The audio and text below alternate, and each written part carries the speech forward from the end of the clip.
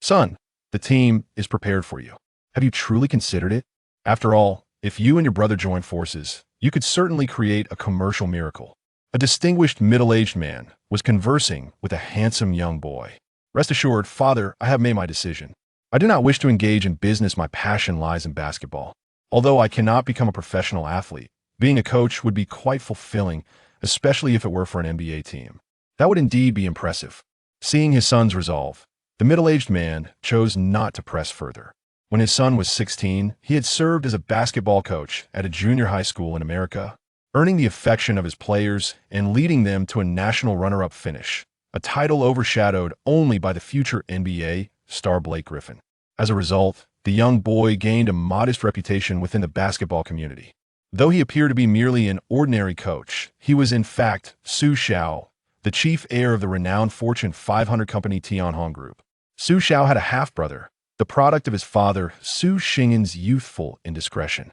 Rather than engaging in a sibling rivalry over inheritance, Xu Xiao had inadvertently chosen a different script, opting to relinquish his claim to the family fortune in exchange for an NBA team. His only condition was to be granted the opportunity to indulge in basketball. This decision left both his father and brother astonished, as well as baffling to those around them. Wasn't it more appealing to enjoy the privileges of a wealthy heir? Despite their confusion, his father complied, believing such an arrangement would foster family harmony and prevent corporate discord. Yet, Xu Xiao harbored his own aspirations. Damn the NBA and damn Mori, he thought. How could they treat us like mere pawns? Their disdain for Chinese fans, masked as a defense of free speech, caused deep hurt. They have been given access to a vast market, only to turn against us. This infuriates me that if you think you are superior, then I shall begin by conquering you. I will rise above and establish my own league, one that truly cherishes the game of basketball. In June 2006, Xu Group officially acquired the Minnesota Timberwolves for a total asset value of $580 million. At last, our protagonist, Xu Xiao, realized his dream of owning an NBA team. Moreover, Xu Xiao was not merely an ordinary individual, he had traversed time from another life, where his passion for basketball and keen analytical skills were stifled by financial constraints. In this new life, having transformed into a wealthy heir, he seized the opportunity to engage with elite teams, eager to make the most of it. Additionally, Xu Xiao was bestowed with a remarkable system that unlocked on the very day he signed the Timberwolves ownership agreement. Congratulations on acquiring an NBA team. You have successfully unlocked the Super Godfather system, earning 100 system coins and access to the Lucky Roulette. Xu Xiao gazed at the prizes displayed on the roulette: player skill cards, personality and intelligence cards, health assurance cards, trust points, tactical ability cards, special ability cards. While he could comprehend the general meaning of these rewards, the cost of 100 coins per item seemed rather steep. Xu Xiao found himself in a quandary. This system is rather stingy, he lamented. However, it seemed the system had heard him, promptly responding, complete tasks to earn system coins. Upon inspection, Xu Xiao discovered a plethora of tasks available, and upon reaching certain milestones, he could even elevate the system's level. Delighted, he immediately selected the task with the highest reward. Construct your own management team. Reward: 1,000 system coins. This was perfect, aligning precisely with his intentions. In the past, the Timberwolves had been a perennial underperformer in the Western Conference since 2005, aside from Butler's exceptional year, largely due to management issues. Without needing the system's guidance, Xu Xiao recognized the necessity of cleaning house in the management team. Individuals like David Kahn and Kevin McHale would have to go, and Xu Xiao had already identified their successors. Having come from a previous life, he had an almost clairvoyant ability to assess talent, meaning the new general manager did not require exceptional trading acumen. What Xu Xiao needed were executors, individuals capable of flawlessly executing his directives, adept at data integration and communication. Soon, he identified two candidates: a seasoned scout, Al Gentry, and a veteran from the Timberwolves management, Burke. With candidates in place, Xu Xiao, known for his decisive and efficient style, wasted no time. He convened a management meeting. Though they had previously met, Xu Xiao, a young Chinese man barely in his 20s, there was little affection for him among the seasoned staff. They viewed him merely as a wealthy heir dabbling in basketball, hoping he would not disrupt their established order, allowing the professionals to manage the team. However, it quickly became evident that Xu Xiao was not one to be dismissed. On his first day, he boldly began to fill key positions with his own people, which provoked ire among some of the veteran staff. Mikhail and others, seasoned professionals, were understandably upset by their demotion at the hands of the new owner. "You are making a mess of things. What do you, an inexperienced Eastern boy, know about managing a team? Your actions could prove disastrous for the Timberwolves. Do you understand what this team represents for Minnesota?" Mikhail publicly chastised Xu Xiao during the meeting before resigning as general manager. His departure also took with him several disgruntled employees, which Xu Xiao considered fortuitous, as it provided him with the perfect opportunity for a complete overhaul of the management team. However, Xu Xiao's actions ignited a firestorm of controversy throughout the NBA. In an era when online discourse was not as prevalent, he quickly became the center of attention. Some believed he was merely a new official trying to assert his authority, but the majority dismissed him as a wealthy playboy indulging in his whims. "Have you ever seen a new owner of a restaurant start by firing the chefs?" One commentator mused. "Perhaps they believe the restaurant should focus on plumbing instead of cooking," another quipped. Smith, a prominent figure, openly criticized Xu Xiao on his program. Among the NBA teams, Xu Xiao was met with scorn and derision. A wealthy heir attempting to commandeer a franchise without understanding the intricacies of the sport, what audacity. Players began to voice their concerns, arguing that professional athletes should not be mere playthings for capitalists. While Xu Xiao might find enjoyment in his pursuits, what would happen when he grew bored? What would become of the players and the team? Even the players' union collectively petitioned the NBA to revoke Xu Xiao's ownership. The true despair, however, lay with the players and fans in Minnesota. Players expressed their unwillingness to continue representing the Timberwolves, and Kevin Garnett, who had endured 11 frigid winters, publicly declared his desire to be traded. Fans, witnessing the departure of their beloved players, reacted with fury, some even surrounding Xu Xiao's company, demanding he leave Minnesota. Yet at that moment, Xu Xiao was unperturbed by their outcry. He had just redeemed his 1,000 points and was uncertain how to utilize them.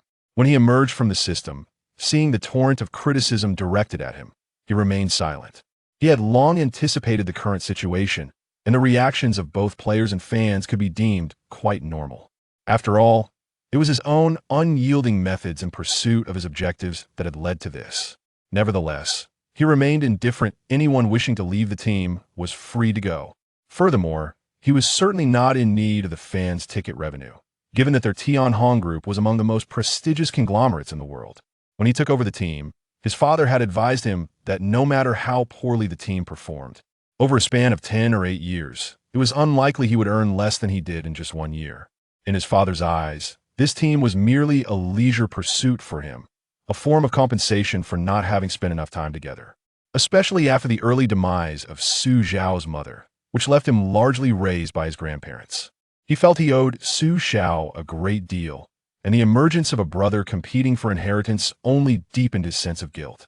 However, being able to choose passion over wealth allowed him to alleviate familial conflicts. Thus, with a decisive gesture, he transferred shares of the enterprise to his son, enabling him to be a carefree scion while simultaneously managing a team. In the context of the NBA, a premier global commercial league, this team also served as a platform for the Tianhong Group's advertising. Yet, Xu Xiao harbored no intentions of idleness. His sole ambition was to diligently manage the team and transform it into a league champion, though that was merely the initial step. As Xu Xiao, a reborn individual endowed with an extraordinary system, he would not be content to merely wield influence within this modest league. His aspirations extended far beyond. He aimed to seize this opportunity to forge his own league and, through his efforts, propel the Chinese men's basketball team to unprecedented heights. My name is Xu Xiao, and this tale begins in Minnesota. Chapter 2. Major transactions, however. Given the turmoil surrounding this issue, he could not remain cooped up in his quarters indefinitely. He had to confront the problem and find a resolution. His first priority was to address the players and Oppos concerns. He convened a players and Oppos meeting, and it was evident that he enjoyed little goodwill among them, or rather, they harbored skepticism towards him. It was no surprise that the system rated his credibility with the players as dismal, essentially zero. Nevertheless, this was to be expected, after all. He was merely 21 years old this year, and they were unaware of his extraordinary origins. At this juncture, it would be imperative to gauge the player's emotional intelligence. If one approached Xu Xiao with reason and civility, he would reciprocate. He was not devoid of compassion, and even in the event of a trade, he would strive to ensure their satisfaction. Conversely, should one choose to act unruly, they would find themselves bidding a final farewell to the NBA. For even a player of Garnett and Amp, Oppos, S caliber could face consequences at Xu Xiao and Amp, Oppos, S hands. In this moment, the disparity in emotional intelligence among the players became apparent. Although the meeting was far from amicable, seasoned veterans like Garnett, who had witnessed grand spectacles, still afforded Xu Xiao a modicum of respect. Yet, others were less accommodating. For instance, Davis, who was to assist LeBron, showed no deference whatsoever, repeatedly referring to Xu Xiao as a child. Despite Xu Xiao accepting this with a smile, it did not imply that he would tolerate such insolence. Rich Davis, your fate is sealed. Additionally, some players may have looked down upon Xu Xiao, but they were now beholden to him as their boss, and thus had no choice but to endure. Nonetheless, they could not escape Xu Xiao and Amp, Oppos, S remarks. Compared to Garnett, who was resolute in his desire to leave, his words were considerably more amiable. He candidly expressed that he felt aged and yearned for a championship, which the Timberwolves could not provide. His previous ties to the organization were now diminished, as many of his old friends had departed, leaving him with little attachment to the place. Despite knowing that Garnett and Amp, Oppos, S comments subtly criticized his management decisions, Xu Xiao found comfort in Garnett and Amp, Oppos, S respectful demeanor, recognizing it as an acknowledgement of his authority. Given this understanding, they could part amicably. Xu Xiao directly engaged him in conversation, requesting that he list his preferred teams, assuring him that he would handle the subsequent matters. As it stood in 2006, Ray Allen had yet to join the Celtics, and Paul Pierce alone could not entice Garnett. After a brief interval, Xu Xiao received Garnett and Oppos' list of desired teams, which included powerhouse franchises like the Lakers, Suns, and Bulls. Now, it was time to test the negotiation skills of the new management team. Xu Xiao promptly convened a management meeting to deliberate on Garnett and Amp, Oppos' asking price. It soon became apparent that viewing the situation from a divine perspective was not feasible. A multitude of trade proposals lacked appeal. Boss, the teams Kevin selected are unlikely to offer satisfactory compensation, and now that they are aware of Garnett and Amp, Oppos' intent to leave, they are beginning to lowball us. The Suns refuse to part with Stoudemire, the Bulls are only willing to give up either Deng or Gordon, and the Lakers want and Amp, Oppos, to even consider including Bynum. This is utterly infuriating. Xu Xiao chuckled softly, realizing that they truly regarded him as a novice, waiting for a free ride. If you think I am a fool, then I shall oblige you. If you wish for a freebie, consider it done. If they are unwilling to give, then we shall not accept. What do you mean, boss? No trade. The others looked bewildered, struggling to grasp the meaning behind this young man and Amp, Oppos' words. Engage with the teams Kevin mentioned. Any undesirable contracts will suffice. Xu Xiao stated decisively. What? Any undesirable contracts? That's madness. You cannot simply operate like this. However, there is a condition that is non-negotiable, Xu Xiao added. I require 10 unprotected first-round picks, 5 first-round picks, and 5 first-round swaps. If these teams are willing to offer this, we shall proceed with the trade. If not, we will solicit offers from the entire league. If no one is interested, then we shall forego the trade entirely. His stance was unequivocal. The demand for 10 first-round picks would undoubtedly drain these teams of their future prospects. But could the Timberwolves genuinely benefit from such a transaction? Relying on the nebulous promise of future draft picks felt rather imprudent. They should at least secure a player in their prime. Yet Xu Xiao remained resolute, stating, "This is my price. The initiative lies with me. The others may observe the trade process, for they do not wish to follow me, and I, in turn, have no desire for them. The price is flexible, but it would be ideal to acquire draft picks. Anyone with a worthwhile proposal can factor it into their commission. By the way, how is the preparation for this year and Amp, Oppos' draft?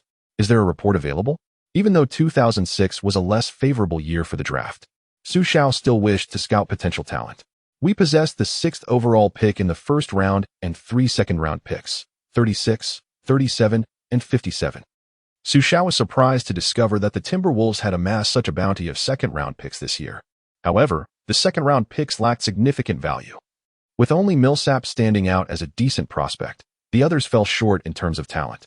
Let us see if we can trade these second-round picks upward to secure a first-round pick. If not, we shall package them with players for a trade. Having assigned the tasks, the remaining negotiations now rested with the general manager. The Timberwolves and Oppos' first contact was with the Lakers. Old Bus was elated at the prospect of acquiring Garnett. But his excitement waned upon hearing the Timberwolves and Oppos' asking price. 10 years and Oppos' worth of first-round picks? That is indeed a staggering demand. The Lakers and Oppos' president, Kupchak, personally called Xu Xiao to see if he could negotiate a lower price. Xu Xiao and Oppos' response was resolute. No, dear President Kupchak, I am uncertain what you are still deliberating. Are you confident that in the next decade, you will encounter another player of Garnett and Oppos' caliber? Even if you do find another Garnett 10 years from now, will you still have Kobe? Both Garnett and Kobe are currently at their peaks, and if you hesitate now, when will you have the chance to gamble? Wait until they age and hand the Lakers over to the elusive future you speak of. This year, Garnett had just turned 30, while Kobe was a mere 28. If they managed to avoid serious injuries, they each had at least another 6 or 7 years of prime performance ahead. Even if a decade passed and both Kobe and Garnett aged, there remained Bynum, whom I have not requested from you. This is my price. If it were not for my desire to facilitate Garnett and Oppos' move, do you think I would willingly send him to the Lakers? The price will not change. Starting tomorrow, we will go public across the league. If someone makes an offer, I will sell. If no one does, I will keep him and sell tickets. Xu Xiao provided no opportunity for Kupchak to counter, delivering a relentless barrage of logic that left him in a quandary. Initially, he had intended to negotiate a price with some form of protection, but Xu Xiao and Oppos' compelling arguments had piqued his interest. As he grappled with his indecision, Xu Xiao reached out to the entire league, and the impact of Garnett being put on the market was undeniable. His asking price was strategically crafted. It would not dismantle any teams and Oppos' rosters, nor did it require young players, which only served to entice countless teams. However, the demand for draft picks was steep, as acquiring 10 first-round picks would preclude any chance of landing a lottery selection in the next decade. Nevertheless, numerous teams expressed interest, with New York and Chicago among them.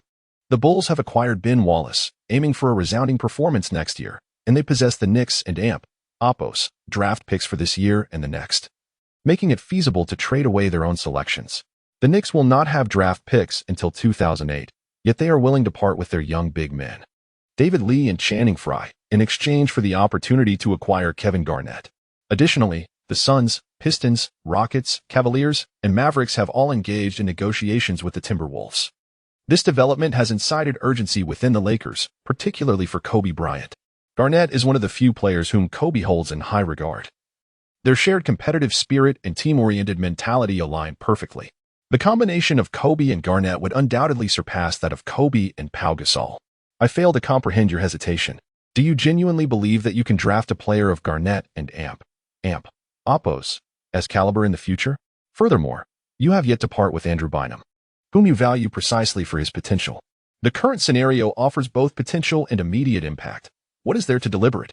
You have resisted a trade that would send Bynum for Jason Kidd. If this deal falls through, I too shall depart from Los Angeles. This is Kobe's declaration to the management. He yearns for a championship, having endured 2 years of disappointment. He refuses to waste any more time and is eager to validate his prowess. To this end, he has even decided to change his jersey number to 24, aiming to demonstrate that he is not inferior to Michael Jordan. Under Kobe and Oppos' pressure, Kupchak ultimately had no choice but to reach out to Xu Xiao, and the two parties reluctantly came to an agreement. Thus, the most explosive trade of the 21st century commenced. The Lakers traded unprotected first-round picks from 2007, 2009, 2011, 2013, and 2015, along with first-round swap rights for 2008, 2010, 2012, 2014, and 2016, as well as the disappointing first overall pick Kwame Brown, White centerman, guard Smush Parker, and the sharpshooter who had collaborated with Kobe to score 83 points, Cook, in exchange for Kevin Garnett and his teammate, the versatile guard Troy Hudson. Along with the Timberwolves and Oppos' 57th pick in the second round of 2006 and second-round picks for 2007, 2009, and 2010. This transaction detonated like a thunderclap over Minnesota. When fans witnessed Garnett being exchanged for such an assortment of unremarkable players, despair swept through the crowd. The mere inclusion of Bynum could have mitigated the sense of hopelessness. In no time, Xu Xiao became a pariah, with calls for his ousting from Minnesota echoing through the streets. Protesters burned his photographs and even surged towards his office, threatening to harm him, though they were thwarted by security. It was not only the fans in Minnesota who reacted with disbelief. Teams across the league were equally astonished. Yao Ming remarked that Xu Xiao had found him a formidable rival. Jason Kidd quipped that with Garnett and Kobe, they might as well award them the championship outright. Gilbert Arenas exclaimed in disbelief, stating he wouldn't dare assemble such a roster in a 2K game. Greg Popovich, fuming, denounced the trade as incredibly foolish, labeling Xu Xiao an idiot for trading Kwame Brown for Garnett. After the prior absurdity of Brown for Gasol, Popovich found himself even more incredulous at this latest, more outrageous exchange of Brown for the peak-aged Garnett. Chapter 3. My persona is a fool. Although Xu Xiao remains indifferent to the opinions of outsiders, it is essential for him to appease the sentiments of the fans, as he must reside in Minnesota and cannot bear the thought of being spat upon daily. Consequently, Xu Xiao convened a press conference in Minnesota. Greetings, Minnesota fans. I am Xu Xiao, the owner of the Minnesota Timberwolves. Upon his introduction, a chorus of boos erupted from the audience, plunging the atmosphere into chaos.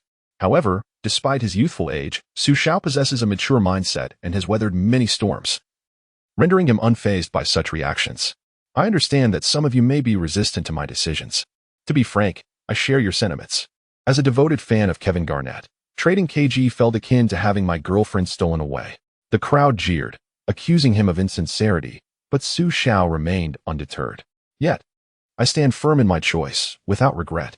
I aspire for the stars I admire to achieve greatness and bask in the glory of championships. After a brief pause, the cacophony began to subside. Xu Xiao continued, I believe we all share a common desire, to witness KG claim a championship. This time, however, he will don the Lakers and Oppos jersey. While I long to guide him in fulfilling his dreams with the Timberwolves, reality dictates that I need time, and he can no longer afford to wait. I require time to transform the Timberwolves into a championship-caliber team, and Garnett and Oppos' prime is fleeting. I refuse to squander the most precious years of his career, thus sending him to the Lakers. Here, I pledge to Minnesota that in 3 years, the Timberwolves will return to the playoffs as a formidable Western contender. Within 5 years, we shall rise to the pinnacle and seize the championship. Finally, Xu Xiao addressed the camera, calling out to KG, Did you hear me, KG? You have less than 5 years. If you cannot claim the championship, Minnesota will always welcome you back. Together, we shall triumph. Meanwhile, Garnett, now in Los Angeles, watched the live broadcast and suddenly broke into a knowing smile, patting his chest in his signature manner, seemingly acknowledging Xu Xiao. In that moment, he found the owner rather endearing, as if he had misjudged him. Subsequently, Xu Xiao remained diligent, contemplating the upcoming draft. Boss, after thorough deliberation, we have identified 2 players as suitable candidates, Randy Foye and Brandon Roy. Both possess their merits, albeit they are older. Both are 4th-year seniors with perhaps limited potential.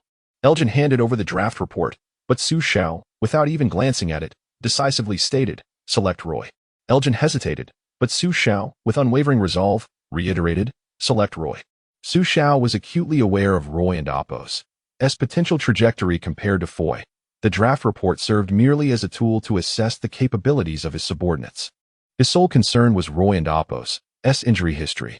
Foye continued to play until 2017 to 2018, while Roy, just a year younger, had retired prematurely. But the system still offers health cards. Xu Xiao suddenly recalled, remembering his own system and the 1,100 system coins at his disposal. He promptly accessed the system, hoping to draw a health card. Xu Xiao executed an 11 consecutive draws. Unfortunately, his initial luck was abysmal, receiving 10 instances of friendly credibility and a star ability card. Given the system and Oppos' low level, the star cards were all rated D, incapable of yielding any remarkable talent. Very well, if the new team can foster a bit of goodwill towards me, it's not entirely unfeasible. I'll just consider this misfortune spent, and hope the rest will be fortuitous. Xu Xiao could only console himself internally. If this pattern of luck persisted, his promises to Minnesota would become a farce. He exited the system, organized his materials, and prepared for the draft the following day. The 2006 draft day arrived as anticipated. Dressed in a suit, Xu Xiao entered the venue. Due to the Timberwolves and Oppos' poor performance in the previous season, they held the 6th pick. Xu Xiao had previously proposed a trade with the Bulls for the 2nd pick but was rebuffed. The other teams and Oppos' positions did not pique his interest either. Nevertheless, this did not imply that Xu Xiao would be ineffectual during the draft. As Stern announced the proceedings, the newcomers began to anticipate their selections. The top picks remained unchanged. The Raptors selected Italian prospect Bargnani with the 1st pick, a center Xu Xiao deemed competent but not worthy of the top spot. The Bulls selected Aldridge, a choice that should have been commendable, yet they undermined their own efforts by trading him to the 4th-ranked Trailblazers for the leaping Terrence Thomas. Subsequently, little changed until it was the Timberwolves and Oppos' turn. Ho Tien decisively selected Brandon Roy, rejecting the Rockets and Oppos' trade proposal. The Rockets had long coveted Roy. Although they acknowledged Xu Xiao and Oppos' accurate instincts, they were disappointed. "Sorry, Yao, but I refuse to see Roy's potential squandered so soon," Xu Xiao mused. Despite Roy and Oppos' lingering reservations about the Timberwolves, given the recent ownership change and the less-than-stellar perception of the new owner, he recognized that few teams would offer a late-blooming rookie the same opportunities. With Garnett and Oppos' departure, Roy perceived ample development space, resigning himself to the Timberwolves and Oppos' fate. Thus, the seasoned rookie joined the Timberwolves. The Rockets, frustrated after being thwarted from acquiring Roy and rebuffed in trade attempts, resorted to selecting Rudy Gay. Though Battier was a commendable player, the Rockets and Oppos' offer appeared lopsided. Exchanging a lottery pick for a 3D player did not seem advantageous. The Grizzlies, intent on tanking the next season, were unlikely to retain Battier, while Swift was a liability. Trading him to the Grizzlies could balance the deal with 2 future draft picks. Provided the Rockets remained injury-free, their draft position was unlikely to suffer. Alternatively, they could package this year and Oppos' 8th pick in Swift, along with an additional asset, to acquire Battier and 2 second-round picks. While landing a first-rounder was uncertain, at least 2 future second-round picks were obtainable. Alas, Dawson and Oppos' limitations as a manager were evident. It was indeed unfortunate for Yao Ming to be under such a director. As the draft progressed normally, Xu Xiao noted Dawson and Oppos' apparent oversight, prompting him to entertain mischievous thoughts. Dawson, perceiving Xu Xiao as foolish, marveled at the prospect of acquiring a team leader so readily. Such Navi trading was unprecedented. Both parties harbored ulterior motives, sensing opportunities to exploit one another. The initial round passed without incident, but it was not until the 2nd round that the announcement came. The Rockets would finalize a trade with the Timberwolves. The Rockets would send their 2nd-round pick, the 32nd overall, along with the 1st-round pick from 2007 and the 2nd-round picks from 2008 and 2009, along with Bob Sura and power forward Paget to the Timberwolves. In return, they would acquire the Timberwolves and Oppos' 2nd-round pick, the 37th overall, the white guard Jeric, the tenacious power forward Madsen, and small forward Justin Reed, as well as the recently acquired power forward Brian Cook from the Lakers, the same player who had partnered with Kobe to score 83 points. They also received the 2nd-round pick from 2008. Subsequently, the Timberwolves swiftly signed guard Kirk Snyder, preempting the Rockets. The reasons behind the Timberwolves and Oppos' penchant for accumulating draft picks remained a mystery. However, many believed the Rockets had garnered a significant advantage. Not only had they shed the burdensome contract of Sura, who had become unplayable, but they also acquired the versatile guard Jeric, capable of effectively alleviating Tracy McGrady and Oppos' burdens from the bench, along with the hardworking Madsen and the upgraded version of Paget and Cook. The cost for this windfall was merely a future 1st-round pick and 2 second-round picks. The Timberwolves selected P.J. Tucker with the Rockets and Oppos' 32 ND pick, a robust yet slow-moving guard, and subsequently chose Paul Millsap at the 36th pick, a slightly undersized big man. The Timberwolves and Oppos' intentions remained unclear, while the Rockets, despite only obtaining the 37th pick, successfully drafted the desired sharpshooter Novak. It seemed that the persona of the fool had firmly taken root. Xu Xiao chuckled at the media and Oppos' assessment of him and self-deprecatingly remarked, "This is for the best. Dealing with a fool means no defenses are up." He glanced at the list of former players up for trade, including Ricky Davis, Mark Blunt, and Trent Hassell, and decided to act decisively, opting to clear them all out in one fell swoop. Xu Xiao then made another bold move, orchestrating a trade between the Timberwolves and the Magic. The Timberwolves sent the Rockets and Oppos' 2008 2nd-round pick, last year and Oppos' rookie McCants, and starting center Mark Blunt to the Magic in exchange for Darko Milicic, Puerto Rican guard Arroyo, Bo Outlaw, and a second-round pick from 2012. This trade also served to help the Magic clear cap space in preparation for re-signing Dwight Howard the following summer.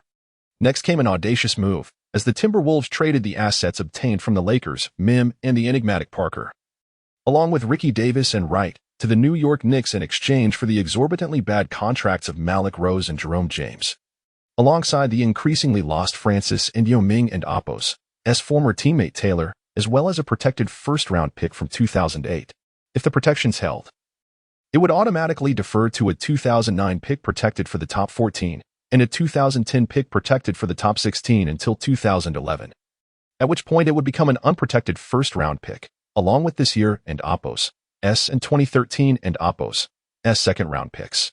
Xu Xiao and Apos' actions earned him the title of benefactor among Knicks fans, as both Ricky Davis and Smush Parker provided immediate contributions. Most importantly, this maneuver liberated substantial cap space for the team. Parker had 1 year remaining on his contract, while Davis had 2. Underperforming players could simply depart, leaving the Knicks with little to lose. As for draft picks, those had never been part of the Knicks and Apos strategy. The Bulls and Apos' second overall pick this year came from the Knicks, so this trade equated to a net gain, bolstering immediate capabilities while clearing out undesirable contracts, suddenly igniting a glimmer of hope for the previously abysmal Knicks. However, Xu Xiao had no time to dwell on such matters. He pressed on, trading Hassel, Paget, and the Rockets and Apos' 2009 second-round pick to the Grizzlies for Swift, a player recently deemed a liability by the Rockets. Swift, a potential lottery pick, was exchanged for Hassel, a player with a year left on his contract, and a second-round pick, an asset the Grizzlies owner might very well be grateful for. Xu Xiao sought Swift for a reason. He had just developed a system for player usage. The system provided star cards, with those rated A and below being universally applicable as regular starters, while those rated A and above had specific requirements. S-level technical cards could only be issued to players under 25, while S-level talent cards were reserved for players under 20, the younger, the better. Furthermore, S-level talent cards were not simply handed out. They could only be granted to players who had played for the team. Thus, Xu Xiao needed to collect athletes with explosive physical abilities, and Swift was one of his targets. Standing at 6 and Apos, 9 with a wingspan of 7 and Apos, 2, his speed rivaled that of guards, and his robust physique allowed him to contend with NBA-caliber players. With exceptional explosiveness and leaping ability, he undoubtedly possessed S-level talent. If such potential could be nurtured in domestic players, it would far surpass E.G. and Lien. With a touch of development, he could easily become a first-round pick. Thus, Xu Xiao remained unfazed by external evaluations, for the Timberwolves had finally taken shape, and he was ready to begin sculpting his team. Chapter 4, Kwame Brown. A bust or a genius amidst a cacophony of criticism, Xu Xiao successfully restructured the roster. After meticulous adjustments, the Minnesota Timberwolves and Apos lineup for the new season took shape, marking one of the most comprehensive rebuilds in history. All 15 players from last season were traded away, culminating in the following confirmed roster: point guards, Francis, Arroyo, Sula shooting guards, Roy, Snyder, both row small forwards, Tucker, Malik Rose power forwards, Kwame Brown, Millsap centers, Milicic, Swift, Jerome James. With this lineup, the team is undoubtedly positioned at the bottom of the league, and winning even 10 games seems questionable. Although the intention for the upcoming season is to embrace a losing strategy, there is still a need to avoid being mired in disgrace. Prolonged losses could hinder the development of a healthy competitive culture within the team, much like the Timberwolves of the past. Overflowing with talent yet perpetually entrapped in a vicious cycle, accumulating talent proved futile. Possessing a star skill card, Xu Xiao, despite the system's low level, decided to take a chance. The stars drawn are often obscure figures, many of whom he has never heard of, yet having some options is better than none. Hence, to ensure the next season does not become a complete embarrassment, he resolved to proceed. Upon activating the system, Xu Xiao utilized the Soul Star card. Congratulations, host. You have acquired the offensive skills of Wang Zhizhi. Please select the recipient. Wang Zhizhi, a name he is familiar with. Xu Xiao let out a sigh of relief. At least he had some understanding of Wang and Apos' skills.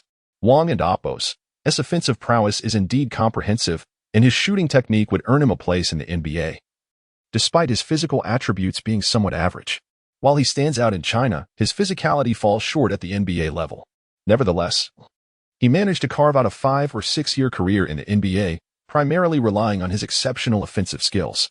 Xu Xiao and Apos, SK's turned to his team, identifying two candidates among his physically gifted big men, the once-bust Kwame Brown and the former second overall pick Malisic. Both possess elite physical attributes, which justified their high draft positions, yet their skills remain rudimentary, particularly for Brown, whose athletic gifts once earned him admiration from Jordan. His unfortunate developmental environment and lack of foundational skills have led to the label of bust for many years. This time, he intended to impart Wang Zhizhi and Apos' offensive skills to Brown. As for Malisic, he is younger and, in Xu Xiao and Apos' opinion, differs from Brown in that he possesses technical skills, albeit under the stringent guidance of Larry Brown, which stifled his growth and instilled a sense of inferiority in him. Last season, Malisic served as a reliable role player beside Howard on the Magic, so Xu Xiao planned to nurture him first. If he still struggled to perform, assistance from the system could come later, especially since Malisic is only 21 years old. Xu Xiao also wished to test his own developmental capabilities. He could not rely solely on the system, which is inherently unpredictable. What if star cards cease to appear? He cannot afford to languish in mediocrity, subject to ridicule, especially since he has already set his intentions. With a plan in place, Xu Xiao, the team owner, promptly convened a meeting to introduce the new recruits, warmly welcoming them and leaving a positive impression. "Kwame, please stay back," he said after the meeting concluded. "I traded Garnett to the Lakers. I think I came out ahead. What do you think?" Xu Xiao inquired. Brown was bewildered, unsure why the owner was asking him this. "Is it because of the draft pick?" "No. It and Apos. It's because this trade brought you here." Brown stared at him incredulously. "Me?" "Yes, you, Kwame Brown, the once promising high school talent, the #1 pick in 2001. Surpassing Pau Gasol and Joe Johnson. A child of destiny." Child of destiny? Brown had not heard that phrase since entering the NBA. As for being the #1 pick, he thought Xu Xiao was ridiculing him. "Kwame, this off-season, I will hire a specialized trainer for you, and I will be there every step of the way to supervise you. Do not squander your talent." Seeing the determination in Xu Xiao and Apos, SK's ignited a spark within Brown. This was the first time since leaving high school that someone was placing such importance on him. However, a twinge of panic crept in. What if he disappointed the owner? Would Xu Xiao reprimand him like Jordan or Kobe? That would be a descent from one hell to another. Yet, Xu Xiao did not allow him time to ponder. His decisiveness is his hallmark. "Come to the gym at 9 a.m. tomorrow. I will introduce you to your new trainer. Just tell the former one to leave." Left alone, Brown stood there, momentarily stunned, as he felt a warm sensation within him. Though his body felt normal, he was astonished, sensing that Xu Xiao had not misjudged him. He suddenly felt an urge to showcase his abilities on the court. "Riven, we may have to say goodbye." At the same time, Xu Xiao activated the star card. The next day, Brown arrived as promised, though he appeared somewhat fatigued after parting ways with his trainer of 3 years. The transition was marked by unpleasant exchanges, with Riven derisively labeling Brown as unmanageable mud, to which Brown retorted with heated remarks. "Excellent punctuality," Xu Xiao remarked as he approached in casual attire. "Let me introduce you to your dedicated trainers for this off-season, Frank Long and Shodik. This is your assistant and planner, my fellow townsman Fu Yanghua. He will oversee your training regimen and diet. I may come by to check on you sporadically, or I might stay here to supervise you full-time." Xu Xiao was committed to ensuring that Brown fully harnessed Wang Zhizhi and Apos' techniques. If yesterday and Apos' actions hinted at a desire to win Brown and Apos' favor, today's efforts were genuinely moving. Brown had never experienced such treatment even during his draft year. Xu Xiao had initially intended to bring Malisic along, but he was preoccupied with the World Championship, leaving Brown to benefit instead. Given the circumstances, it was no wonder Brown was deeply touched. After all, in the outside world, such an off-season could cost one a fortune. Upon hearing this news, the 3 rookies, Roy, Tucker, and Millsap, applied to join after participating in the Summer League, and Xu Xiao gladly accepted. Quickly, the off-season flew by. Xu Xiao focused on managing the team and Apos' affairs, foregoing leisurely travels and even missing the World Championships. He yearned to witness Wang Shipong and Apos' game-winning shot firsthand, but he managed to connect with the Chinese Basketball Association, as he hoped to see Chinese basketball rise on the world stage rather than falter against teams like Lebanon. As October arrived, training camps commenced across various teams. Brown informed Xu Xiao that they had completed their specialized training and were ready to join the team. The first training camp would take place in Miami, followed by a second in Minnesota. The Target Center would host its final season next year, with the new Tiana International Arena set to open thereafter. Xu Xiao entered the training facility, where the team was already engaged in practice as the competition loomed ahead. Due to the excellent rapport established with a perfect 100 points in mutual trust, the players greeted Xu Xiao with friendly nods. Coach Casey observed this young owner, initially feeling a sense of sorrow as he had once harbored dreams of leading the Timberwolves to success, a hope that now seemed dashed. Yet, he found himself inexplicably fond of this young man, who smiled and greeted everyone warmly. Xu Xiao reciprocated the gestures, signaling for them to continue. As he was merely there to observe their training, his gaze swept across the players, pausing for a moment on Kwame Brown, who evidently noticed him as well. At that moment, Xu Xiao offered him an encouraging glance, and Brown confidently responded, having dedicated much effort to practice during the off-season. It was time to showcase his progress. The internal scrimmage commenced after completing basic drills, with both sides taking their positions to engage in a 5-on-5 practice match. From the outset, Kwame Brown faced off against Malisic. Brown moved up to set a screen for Arroyo, and then swiftly positioned himself for a rebound. This task had been a constant since his entry into the NBA. Devoid of any aggressive intent, which was why he had famously told Kobe not to pass him the ball. Brown adhered to this approach, rarely touching the ball on offense or merely receiving it briefly. If this continued, his star card would be rendered meaningless, prompting Xu Xiao to encourage him once more. Kwame, you should consider being more proactive on the offensive end, he said from the sidelines. However, Coach Casey seemed reluctant for Brown to take too much initiative. In his view, allowing Malisic to shoot a few more times was preferable to giving Brown opportunities. Brown, lacking confidence, replied, I'll focus on rebounding. If there's an opportunity under the basket, I might give it a go. Xu Xiao, feeling anxious, shouted, there is no Jordan or Kobe here. This is a new environment, a fresh start. If you don't dare to try, how will you surpass yourself? Do you wish to languish in despair? Do you consider your hard work during the off-season a mere joke? Or were you just pretending? It was that Brown hadn't worked hard during the off-season. He had practiced footwork year after year without seeing progress. Many players appeared formidable during the off-season but faltered in games, revealing underlying technical deficiencies that, once entrenched as habits, could not be rectified by brief, specialized training. Nevertheless, Xu Xiao's words resonated with Kwame. Yes, there are no Jordans or Kobes here. Perhaps I can give it a try. Coach Casey, overhearing Xu Xiao's encouragement, was unsure why the new owner placed such importance on Brown but decided to humor him, signaling for Brown to take a shot by designing a play. Rookie Roy understood the assignment, creating space for Brown with a clever off-the-ball movement. And Arroyo smoothly passed the ball to him. Faced with Malisic's staunch defense, Brown would typically have passed it out, but this time, a warm surge of determination coursed through him. He found himself compelled to back down against Malisic, who, despite lacking offensive prowess, was a competent defensive specialist. It wouldn't be easy to back him down. Brown began to dribble with his back to the basket, pushing toward the hoop, then executed a smooth spin move to bypass Malisic, followed by a dazzling fake that left his opponent off balance. With a swift crossover, he executed a layup with ease, mesmerizing everyone with the fluidity of his movements. My goodness, when did you learn to do that? His teammates erupted in celebration. Even Malisic, who had just been a background figure, approached Brown, exclaiming, I didn't see that coming, brother. Xu Xiao watched from the sidelines, feeling satisfied. The atmosphere within this youthful team was vibrant. Coach Casey, meanwhile, was bewildered. He had thought Brown was just a mediocre role player. Had this been a flash of brilliance or genuine progress? Even Brown was surprised by his own performance, feeling remarkably ordinary yet eager to replicate it. Catching Xu Xiao's encouraging gaze renewed his confidence. On the next play, under Casey's guidance, Brown opted not to set a screen but to actively seek position. Casey was curious to see if Brown's improvement was genuine or merely a momentary spark. Once again, Brown chose to back down Malisic, suddenly pivoting to drive through.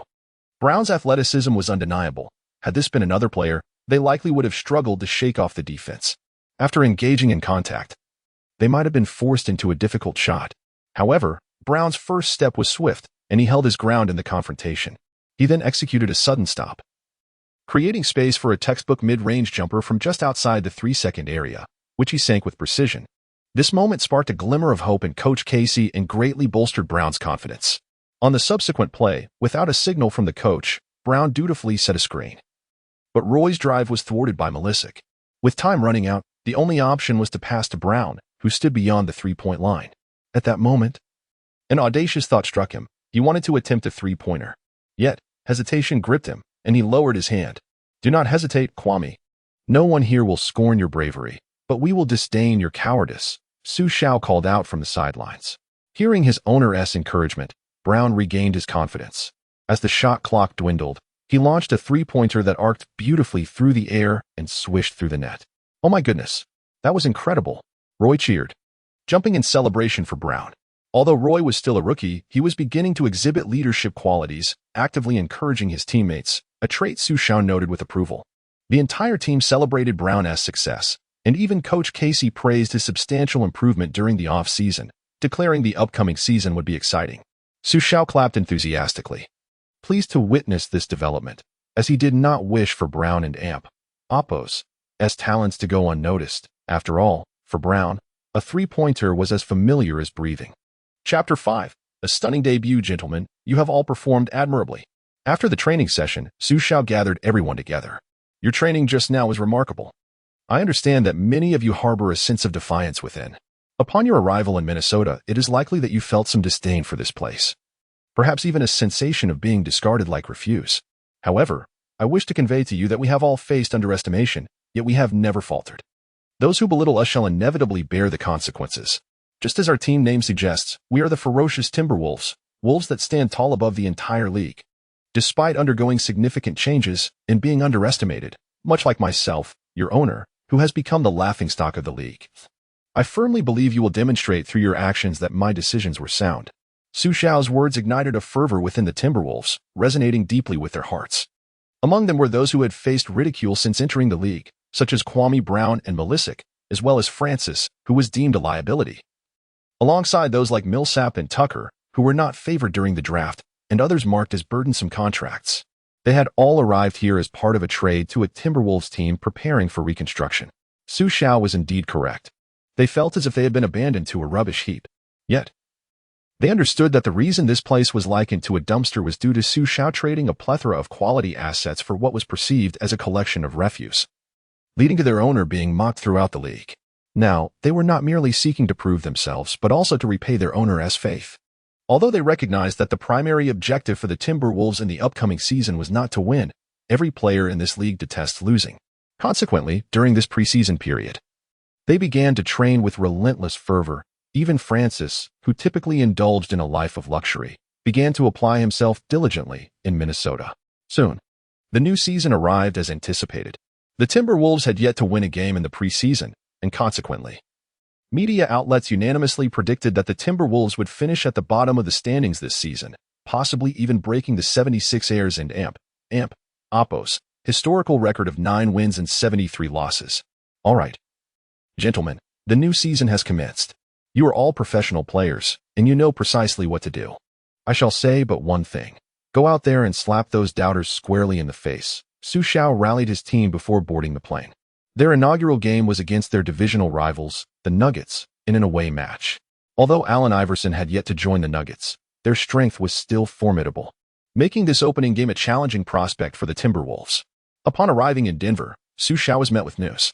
In the Lakers opener, despite Kobe's absence due to injury, they triumphed over the Suns with a score of 114-104.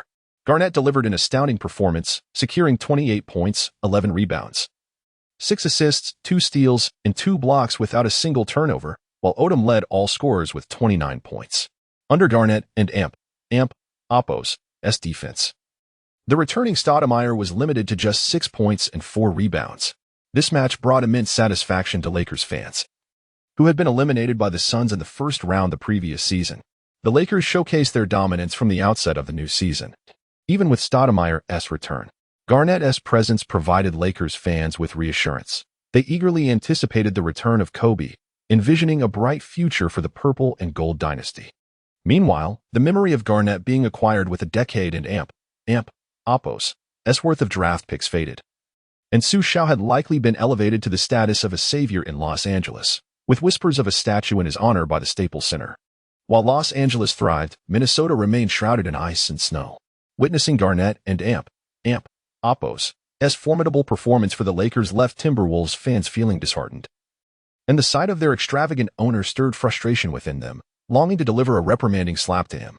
Yet, the game must go on. The Minnesota Timberwolves faced the Denver Nuggets, and pre-game analyses suggested a lopsided contest. Commentator Steve Kerr derided, "The Lakers game is a foregone conclusion. And so is the Timberwolves game. Honestly, this is just a waste of our time. I'd suggest canceling such tedious matchups." The Nuggets shared this sentiment. And despite George Karl and Amp, Oppo's admonitions to his players to remain vigilant, he too regarded the match as lacking suspense. The most notable player on the opposing side was Francis, who had seen better days in New York, surrounded by a bench of underperformers. The starting lineups were prepared. For the Timberwolves, it was Francis, Roy, Tucker, Kwame Brown, and Malisic. For the Nuggets, Miller, J.R. Smith, Anthony, Martin, and Camby. Look at how luxurious the Timberwolves starting lineup is. First and second overall picks. Oh, and the opposing team boasts its own first-round talent. One might mistake this for a clash of titans. Kermock just before the game commenced. Xu Xiao felt a wave of disdain. This old commentator had always looked down on Chinese players, having previously ridiculed Yao Ming. However, Xu Xiao could not allow himself to be distracted. He needed to focus on his performance. As the game began, Camby utilized his long reach to secure the first possession for the Nuggets. Andre Miller brought the ball over half-court, passing it to Anthony, who faced the rookie Tucker. Anthony wasted no time, initiating a one-on-one, eager to score, but rushed his shot, missing. Malisic grabbed the rebound, and Francis pushed the ball forward, finding Kwame Brown, who, against the league and Oppo's best defensive player, Camby, made a deft move, sinking the basket. Camby, momentarily caught off guard, had underestimated Brown's capabilities, allowing the Timberwolves to seize the early advantage. Who would have thought Kwame Brown could pull off such a move?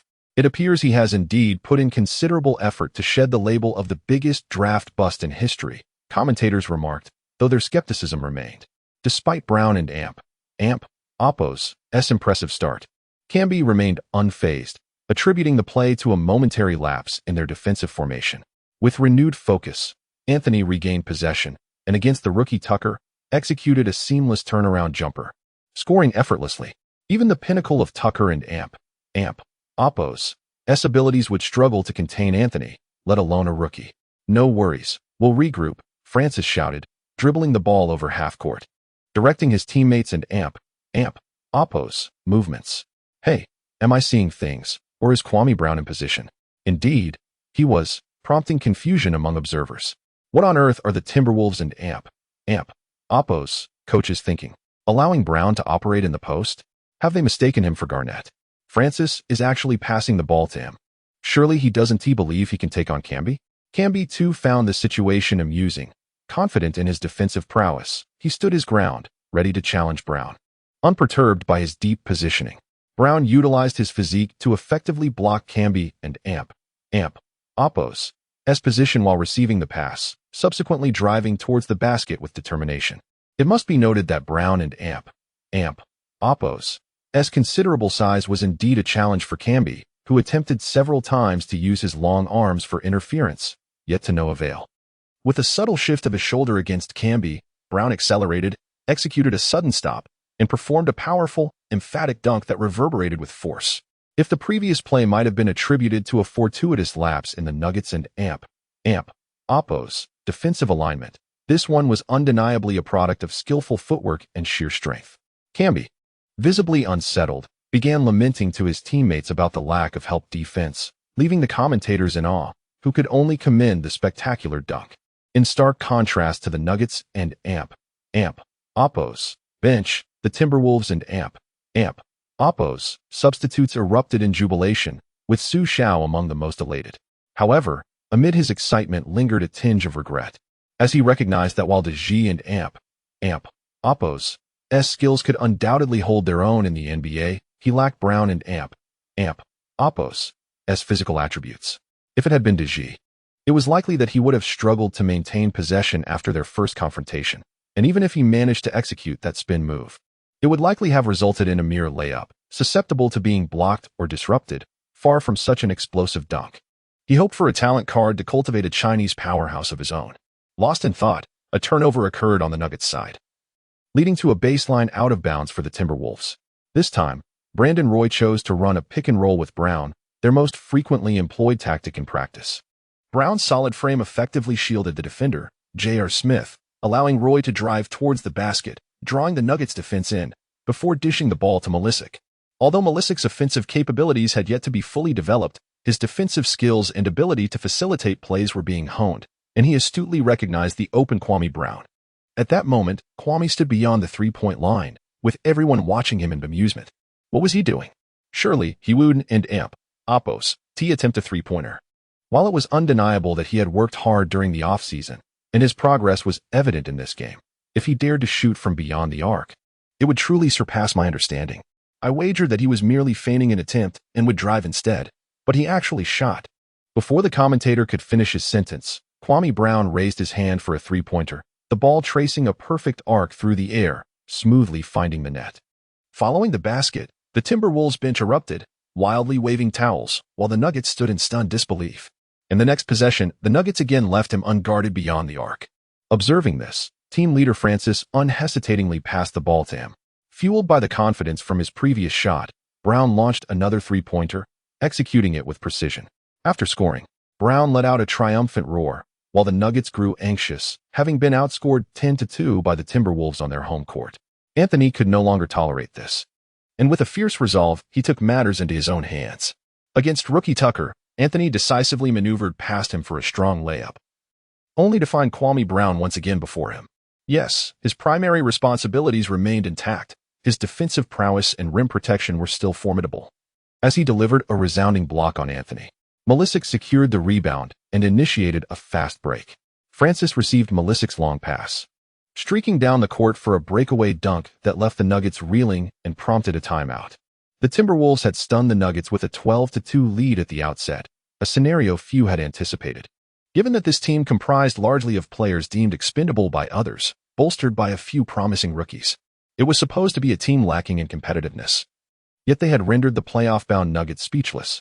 Unsurprisingly, the Nuggets' timeout was bound to be a moment for Coach Carl's stern reprimands, while Coach Casey would likely focus on encouragement. In the stands, Xu Xiao felt a pang of anxiety. He longed to offer some words of advice, but league regulations prohibited even owners from entering the bench area.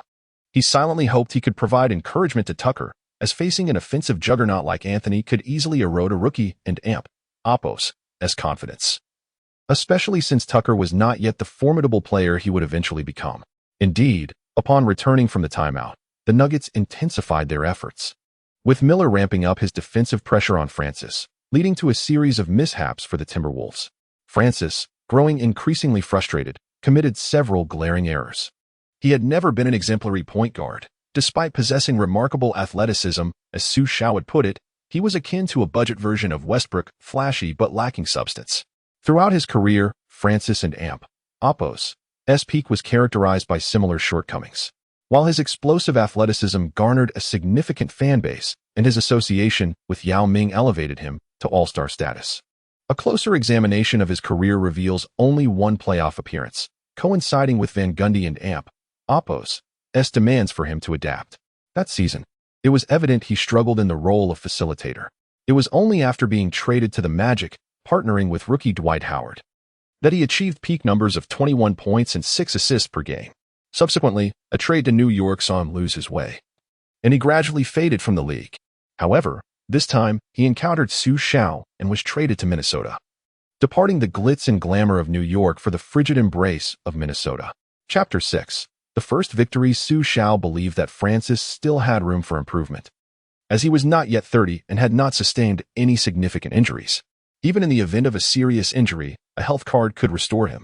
His physical gifts remained intact, and his offensive capabilities were evident. If he could draw a card that facilitated organization, he could prove to be quite formidable. At least not exiting the league hastily at the age of 30.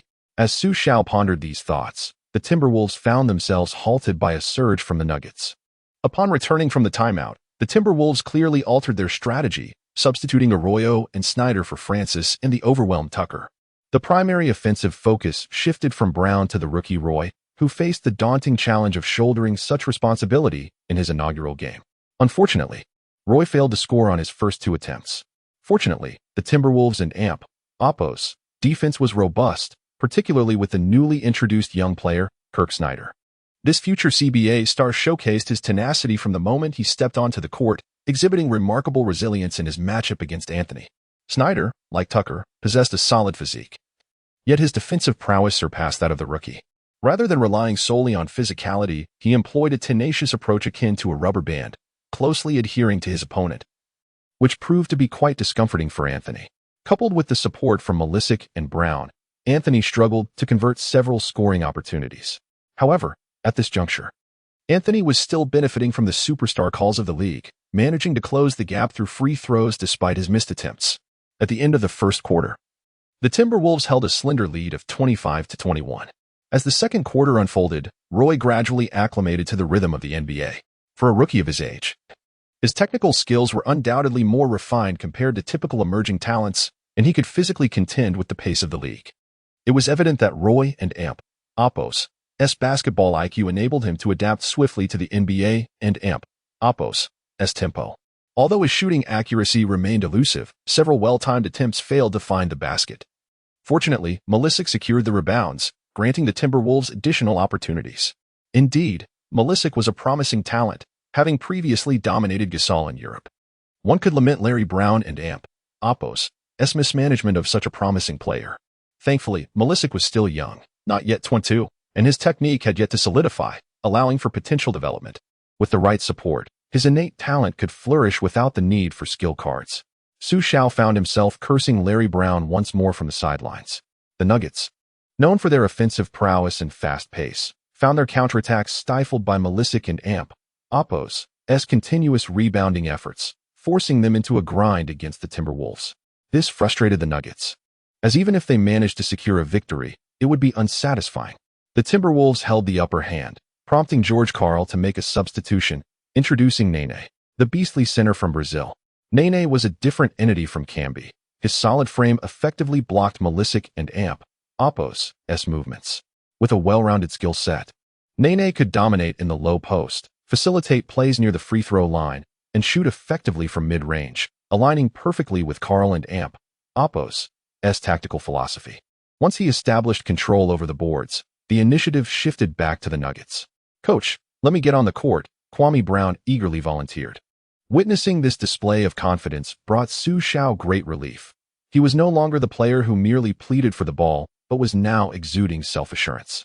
"Kwame, go out there and show Camby that he doesn't deserve to be on the all-defensive team. Let the entire league know you can easily dominate him," Casey instructed, aligning with Xu Xiao and Oppo's perspective that Camby was more renowned than skilled, a so-called defensive player of the year who, in Xu Xiao and Oppo's eyes, was the weakest among them. Upon entering the game, Kwame Brown maintained his fiery momentum, sinking a three-pointer from the corner before successfully defending against Nene and Oppo's post play. An impatient Nene sought to reclaim his pride defensively, but in his haste, he fell into Brown and Oppo's trap. With a deft spin and a feigned shot, Nene was left off balance, leading to an effortless layup and an accompanying foul. As the referee and Oppo's whistle blew, the Timberwolves, who had previously felt suppressed, erupted in exuberance. The team grew increasingly animated, with Francis executing his signature hesitation move to easily score over JR, while CBA veteran Snyder capitalized on a mismatch to overpower the diminutive Boykins. Even the rough-and-tumble Swift managed to hit a couple of mid-range shots amidst the chaos. In stark contrast, the Nuggets and Oppo's morale plummeted as they struggled to comprehend how a seemingly ineffective player had suddenly mastered such techniques. The chaos wrought by Brown had thoroughly disrupted their pre-game strategy. By halftime, the Timberwolves had established an impressive 57-46 lead over the Nuggets, a reality difficult for the home team and its fans to accept. After all, this Timberwolves squad had recently undergone significant changes, lacking both Garnett and Ricky Davis, presenting itself as a team in decline, whereas the Nuggets were a bona fide playoff contender. In the second half, the Nuggets intensified their interior defense, yet the Timberwolves had already found their rhythm. Rookie Roy began to connect from beyond the arc. Although Tucker was repeatedly bested by Anthony, he refused to concede, showcasing the grit of a determined competitor. Meanwhile, another newcomer, Millsap, seized several promising opportunities within the paint, further challenging the Nuggets' interior defense. The Timberwolves continued to dominate the flow of the game, executing their play with effortless precision. Just before the conclusion of the third quarter, Swift delivered a thunderous dunk that left the Pepsi Center in stunned silence. Ultimately, the Timberwolves triumphed over the Nuggets with a score of 112-105, a surprising victory that confounded those anticipating their downfall. After the game, Kwame Brown was overcome with emotion, shedding tears on the court. He had achieved a remarkable performance, tallying 28 points, 13 rebounds, 4 assists, and 4 blocks. For him, this game represented more than just a typical match. It marked the beginning of a rebirth. Following the game, he was invited for an interview. Regardless of whether I remain here in the future, I must express my gratitude to my owner for believing in me and supporting me during my most challenging times. He helped me navigate through adversity and provided me with this opportunity, allowing me to perform as I did today. To him, I can only say he is truly special. Many have misunderstood him. I believe he will keep his promises, and together, we will undoubtedly emerge as strong contenders for the championship. Kwame Brown and Oppo's heartfelt sentiments compelled many to reassess the new owner from the East.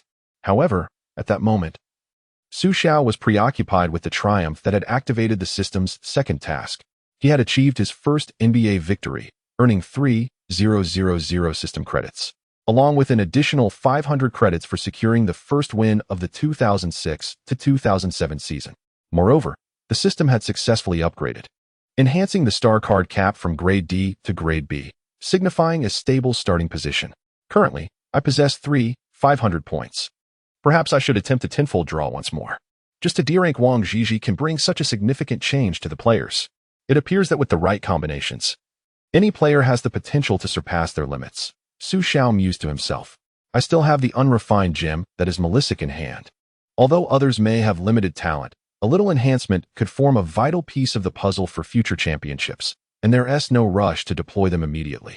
Contemplating this, Xu Xiao resolutely initiated the second round of tenfold draws. Let us invoke some fortune. If conditions allow, I must play a song of good luck. However, reality proved to be less than satisfactory. Upon viewing the final results, Xu Xiao nearly choked on his disappointment. Surely, my luck cannot be this dismal. 8 cards of 10-point friendship and trust, 1 health card, and 1 personality card.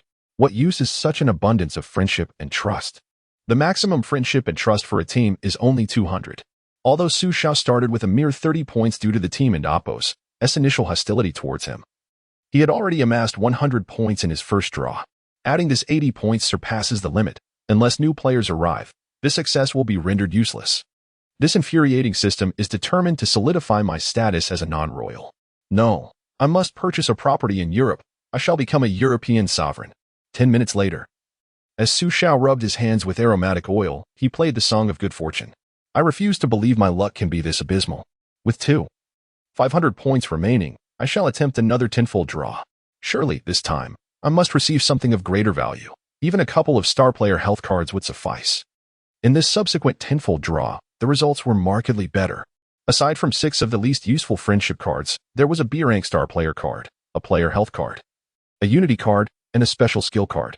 Xu Xiao eagerly activated the star player skill card, and this time, it did not disappoint him.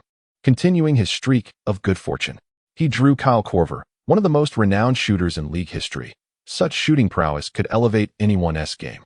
Though Xu Xiao was quite tempted, he refrained from making any hasty decisions. After all, the team does not urgently require immediate results. Allowing the young players to gain experience is beneficial.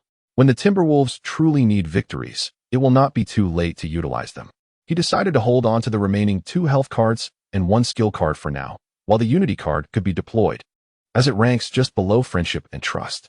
With the Timberwolves having recently secured an opening victory, morale is high, making this an opportune moment for its use. Furthermore, the next game will be back at home. Although immediate results are not essential, Xu Xiao still hopes to secure an opening victory on home turf. As for the special skill card, Xu Xiao plans to hold off on using it for now, based on his years of experience. Such a card either yields divine skills or leads to utter failure. Since he has yet to fully comprehend this system, he will reserve this card for later. With 500 system coins remaining, there is no immediate need to spend them, as the objective for this season remains to endure hardships. Chapter 7. The healthy Yao Ming following their inaugural victory against the Nuggets on the road. The Timberwolves were poised to host their first home game of the new season against the Sacramento Kings. The Kings had recently experienced their last moment of glory, having made their final playoff appearance in the previous season. In the ensuing years, they have failed to return to the playoffs, standing alongside the Timberwolves as two of the league's most beleaguered teams. However, with the arrival of Xu Xiao, a transformation was imminent for the Timberwolves, leaving one to ponder whether his presence might also trigger a butterfly effect that could benefit the Kings. Yet, that was a matter for another day. For now, the focus was on enjoying the match. Given the significance of the home game, Xu Xiao felt compelled to greet the local fans formally. The victory in the previous match, coupled with the impressive performance of newcomer Kwame Brown, had somewhat quelled the fans' discontent towards Xu Xiao. After all, fans gravitate towards winning teams. The failures of the front office are mere background noise. Even if they understand the long-term strategy, a string of losses can ignite their frustration. Back on home turf, Kwame Brown, having regained his confidence, declared his intention to lead the team back to the playoffs. He commenced the game with remarkable aggression, showcasing his footwork in the paint while also launching shots from beyond the arc. The Kings' interior defense paled in comparison to that of the Nuggets.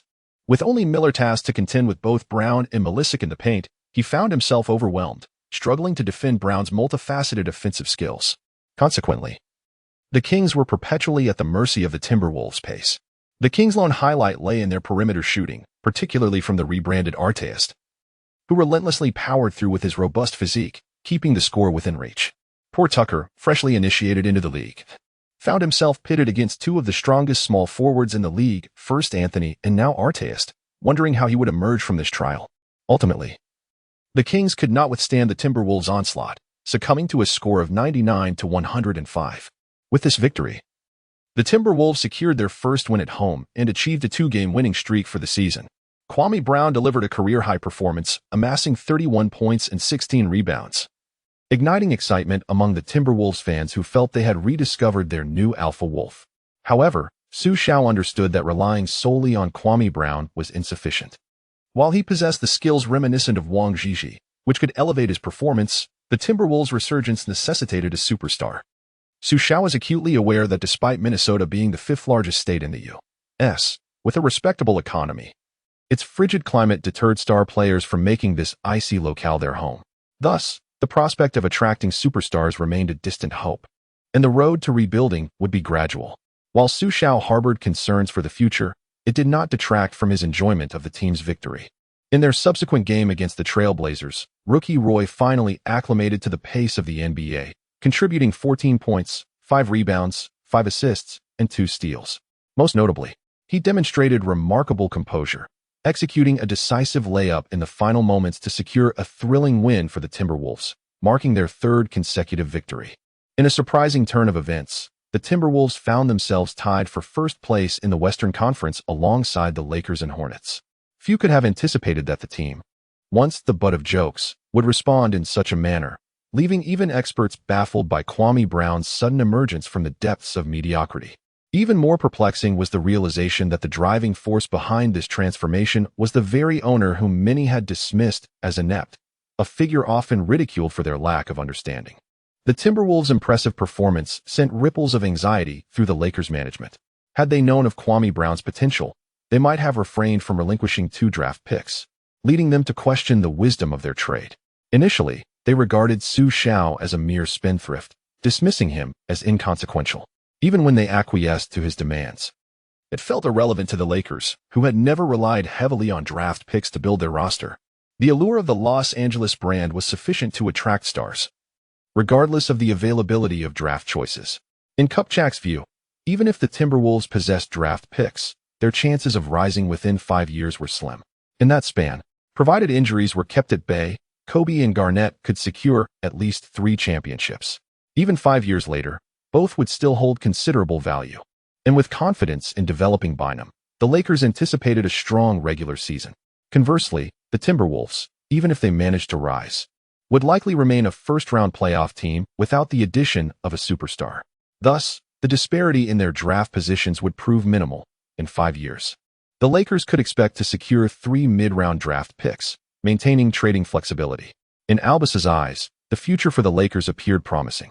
Yet, Xu Xiao's recent success instilled doubt within their ranks. It was evident that Kwame Brown's progress was directly linked to his arrival in Minnesota. Previously, whether with the Lakers or the Wizards, he had received opportunities but had only showcased the skills of a raw, unsteady big man. Now, He was capable of achieving 20-plus points and 10 rebounds in a single game, suggesting that Xu Xiao might indeed possess the extraordinary ability to transform the mundane into the remarkable. If Xu Xiao could secure 2 or 3 high-potential draft picks, the Timberwolves might genuinely rise within a span of 3 to 5 years. As the season progressed, the league began to take note of Kwame Brown, a player once regarded with disdain, intensifying their scrutiny of his performance. While he continued to display his footwork and shooting ability from the perimeter, his efficiency waned under the pressure of rigorous defenses, making it increasingly difficult to maintain an average of 20-plus points and 10 rebounds. In their fourth encounter against the Kings, the Timberwolves faced a setback. The Kings' backup center, Kenny Thomas, recorded 14 points and 7 rebounds, and in the closing moments, he forced Kwame Brown into a foul, thus halting the Timberwolves' winning streak at 3. However, this setback bore little consequence, as Xu Xiao had acquired system currency for his achievements, amassing 500 units. With such a sum at his disposal, Xu Xiao decided to indulge himself with a 10-draw lottery, though this time he received no star cards, only a health card, a personality card, and an intelligence card. For the time being, he opted to withhold these cards, as he needed to observe their potential utility, given that most of the players might not remain in the long run. Nevertheless, Xu Xiao was prepared to utilize his health card, not for others, but for Yao Ming. He recalled that this year marked Yao's most explosive statistical season. However, due to injuries, he managed to play only 48 games, missing the opportunity for an All-NBA selection. This season represented a pivotal moment, as Shaquille O'Neal was aging and Dwight Howard had yet to emerge, presenting Yao with his best chance for such recognition. As the date of his injury loomed closer, Xu Xiao unhesitatingly activated the health card, eager to witness a Chinese player ascend into the ranks of the elite. However, this health card is governed by specific rules. When utilized for a player from the same team, the player will be immune to all injuries for 5 years, after which they will return to their peak health, but will no longer enjoy immunity from injuries. The health card can be employed multiple times, but its efficacy diminishes to 60% upon the second use. Thus, while the first application lasts 5 years, the subsequent use is limited to 3 years. If the card is used on a player from a different team, the duration is reduced to 3 years and can only be utilized once. 3 years is acceptable. Given that it is now 2006, that brings us to 2009, which coincides with Yao Ming's prime. Moreover, Yao's contract expires in 2010, presenting an opportunity to sign him. And at that time, one could consider extending his contract. With this in mind, Xu Xiao decisively applied the health card to Yao Ming. He still possesses 2 additional health cards, which he has reserved for Roy, who is currently in good health and does not demand immediate results, allowing Xu Xiao to bide his time. Subsequently, the Timberwolves embarked on their path of mediocrity. Witnessing the Timberwolves' losses brought a modicum of comfort to Old Base. Meanwhile, the Rockets were progressing positively under Van Gundy's strategy, which centered around Yao Ming, allowing him to amass impressive statistics. With Yao Ming injury-free, the Rockets were not in a rush to force McGrady and Oppos' return, granting him an additional 2 games of rest. This contributed to McGrady regaining optimal form. And although the Rockets achieved a record of 5 wins and 6 losses during McGrady's 11-game absence, Yao averaged an astonishing 29, 8 points, 11, 4 rebounds, and 7 blocks per game. These statistics had not been seen among centers for some time. Upon McGrady's return, the Rockets resumed their regular play. However, the competitive pressure in the Western Conference was immense. The Mavericks achieved their best record in franchise history this year, closely followed by the Lakers and the Suns, all poised to challenge. Surprisingly, the Spurs emerged as the 4th seed in the West. The most disheartening aspect was that the NBA had yet to abolish the divisional system, which allowed only the top team in each division automatic entry into the top 5. This system would not be eliminated until 2016, meaning that despite the Rockets' superior record compared to the Jazz, they were still destined for the 6th seed in the West.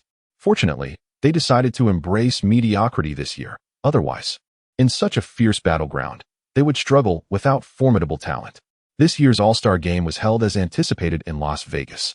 With Iverson traded to the Nuggets, Parker, who was originally set to be selected, was subsequently excluded. However, this All-Star Game provided an opportunity for Xu Xiao and Yao Ming to meet for the first time. For some inexplicable reason, upon seeing you, there was an immediate sense of familiarity, Mr. Xu. Perhaps it stems from the health Xu Xiao provided Yao Ming. Although Yao is unaware, it might be an invisible effect brought by the system, instilling in Yao a sincere respect for Xu Xiao. We are all striving individuals in a foreign land, carrying the heritage of our ancestry, hence the natural kinship upon meeting. Xu Xiao reciprocated politely. I sincerely hope for a day when we can collaborate, joining forces on this American turf to seize that elusive championship.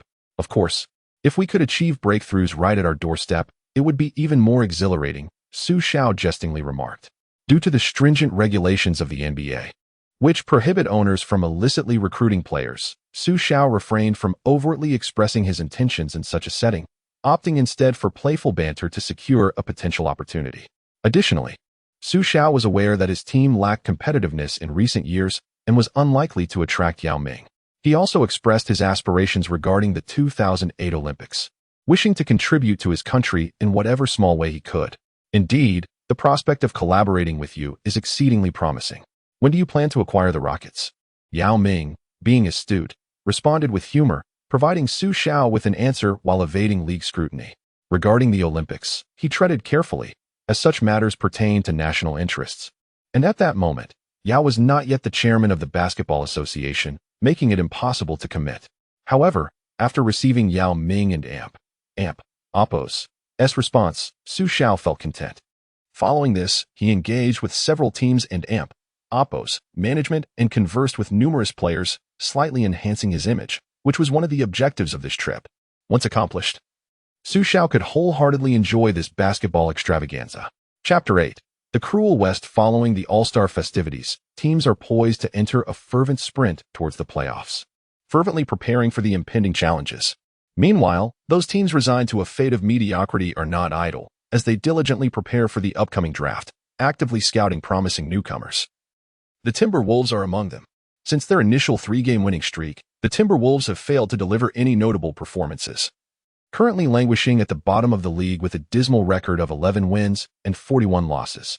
Not even the Celtics, despite enduring an 18-game losing streak, have managed to surpass the Timberwolves. However, there is a silver lining.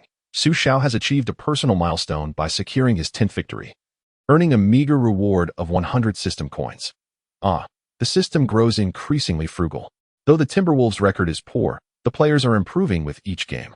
Most of their losses have been by a margin of fewer than 10 points, indicating their efforts are genuine.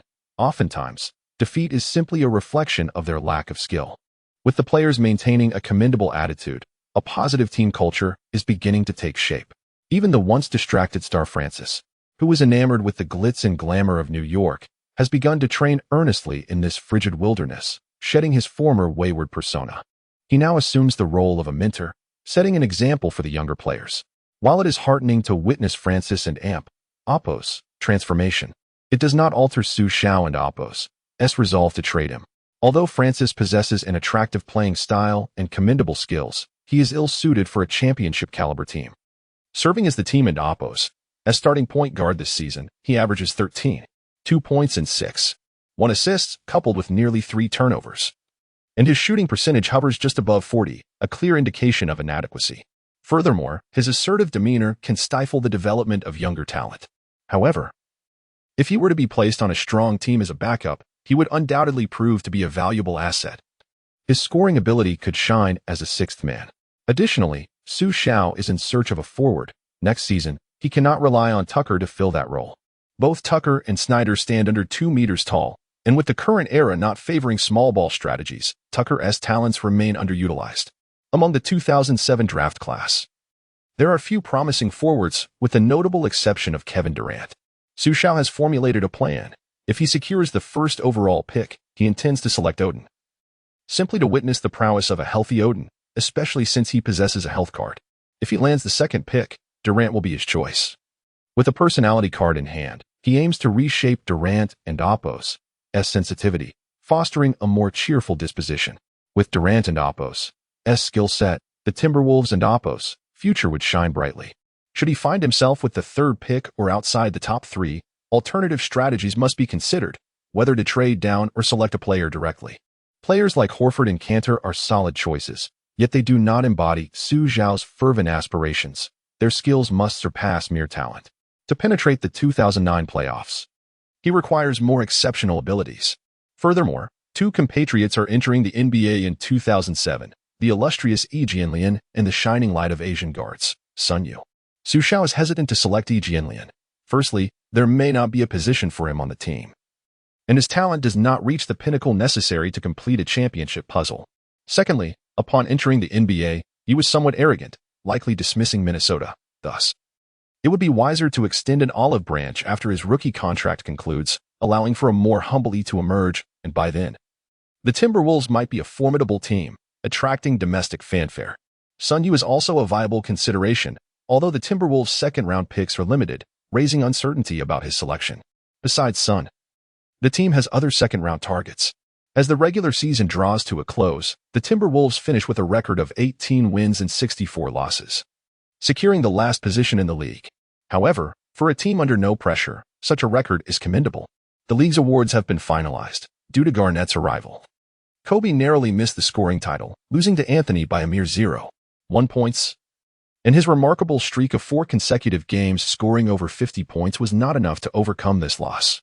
Nevertheless, Kobe's performance in March, averaging 32.6 points, including 6 consecutive games over 40 points and 1 60-point game, secured him a place on the All-NBA first team, accompanied by teammate Kevin Garnett, who averaged 22 points and 11 rebounds. Despite missing out on the rebounding title, Garnett and Oppos's outstanding performance earned him not only a spot on the first team but also the Defensive Player of the Year award, showcasing his compatibility with the triangle offense more than Gasol and his ability to complement Kobe better than O'Neal. The Lakers finished second in the West with 61 wins, while the Mavericks led with 64 wins, with Nowitzki claiming the MVP title. Yet Xu Xiao recognizes that allowing the Warriors to slip into the playoffs during the final game is their greatest misstep. Their nightmare is about to unfold.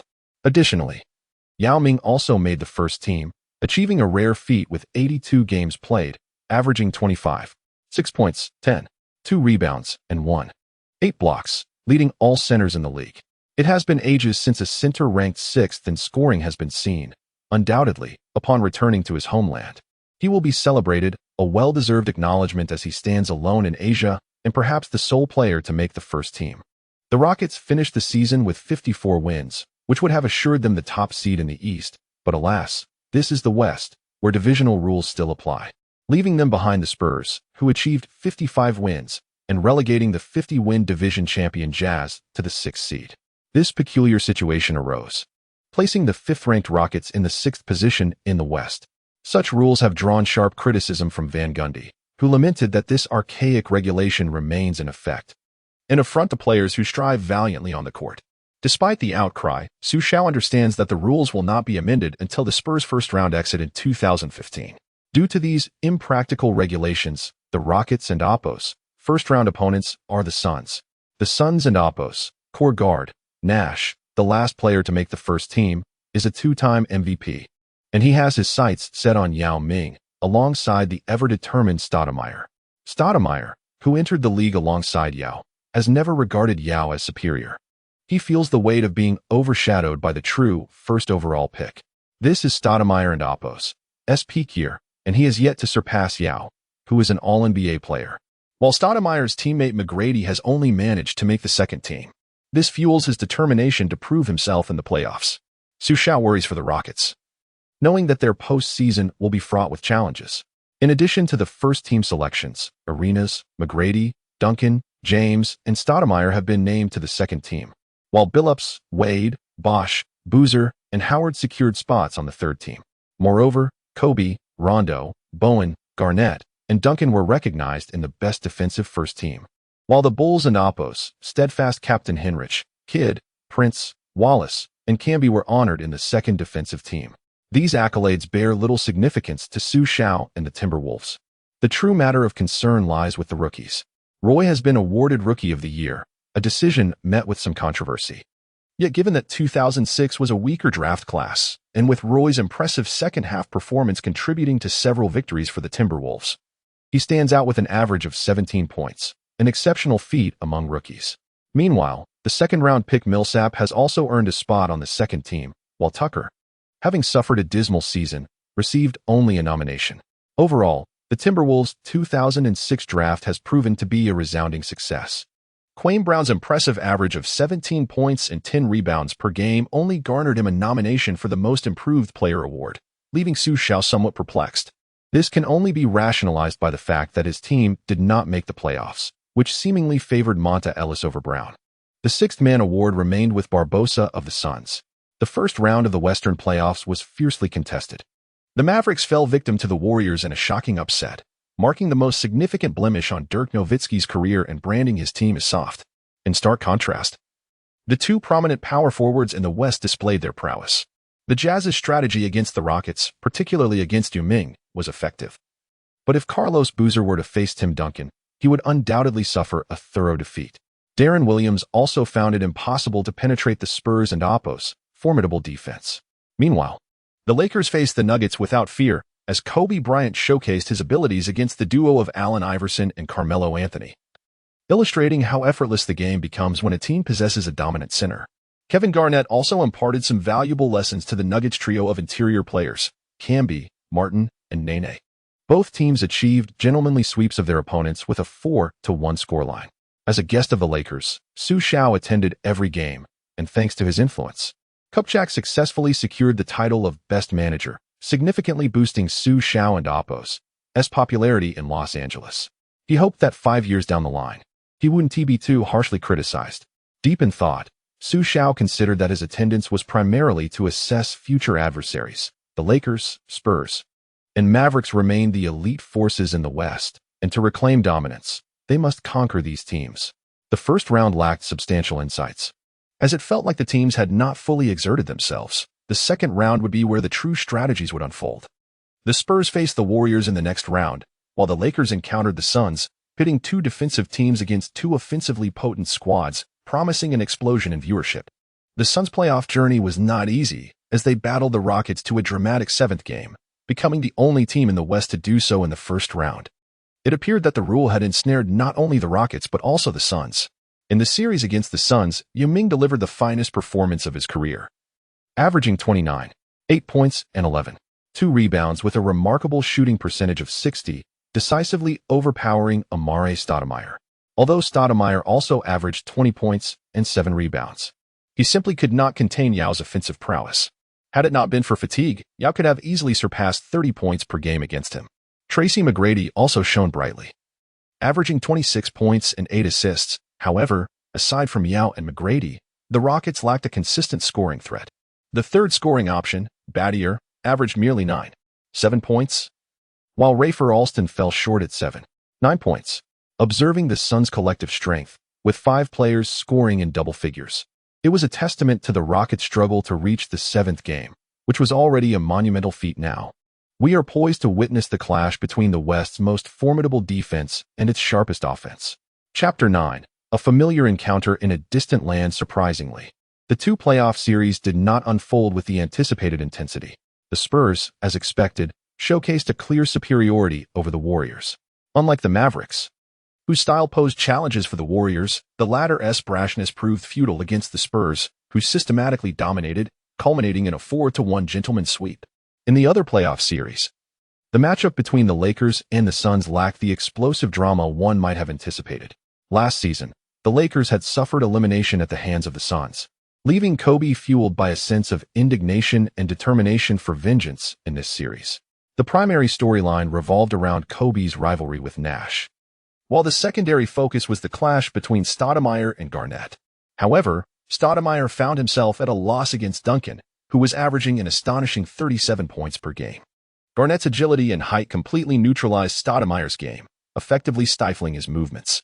Coupled with Kobe's defensive efforts against Nash, several attempts at connection between Nash and Stoudemire were thwarted, showcasing the formidable defensive prowess of the two elite players. The Suns struggled to initiate their favorite offensive strategies, and their defense, while bolstered by the formidable duo of Bell and Marion, fell short against Kobe. Stoudemire, who was not particularly adept defensively, was thoroughly outmatched by Garnett, who capitalized on both ends of the court. Notably, Garnett's 2 highest-scoring games in his career came against Stoudemire. In the third game, after Garnett executed a stunning dunk over Stoudemire, the latter, frustrated, shoved Garnett, leading to a near altercation. Ultimately, Stoudemire was ejected from the game. But this turn of events unexpectedly benefited the Suns. Instead, veteran Kurt Thomas was introduced, a defensive stalwart whose presence revitalized the Suns. Consequently, They seized victory in Game 3, prompting the then general manager Steve Kerr to entertain a rather immature idea. In Game 4, D'Antoni capitalized on the previous victory by starting Kurt Thomas alongside Stoudemire, alleviating some of the pressure on the latter's defense. This strategy yielded remarkable results as Garnett struggled, shooting only 4 of 15 and scoring a mere 11 points. Garnett's slump contributed to the Lakers' collapse, and despite Kobe's 29 points, the Lakers succumbed in that match. Expectations were high for Game 5, anticipated to be a spectacular showdown, yet it fell flat for Xu Xiao. In Los Angeles, Phil Jackson swiftly altered the game plan, opting for pick-and-roll plays between Kobe and Odom, sidelining the triangle offense. This relentless assault on Stoudemire's defensive weaknesses left the Suns in a precarious position. D'Antoni faced a dilemma: either substitute Stoudemire for the defensively competent Diaw, or replace Kurt Thomas and shift Marion to the power forward position, allowing Stoudemire to play center. Ultimately, D and Amp, oppose, Antoni chose to trust Stoudemire, removing Thomas from the lineup.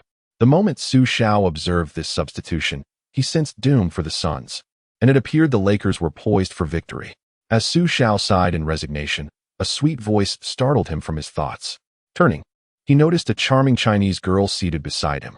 Having purchased his ticket independently, he found himself in the general seating area rather than his usual VIP section, a privilege he had grown accustomed to due to his connections.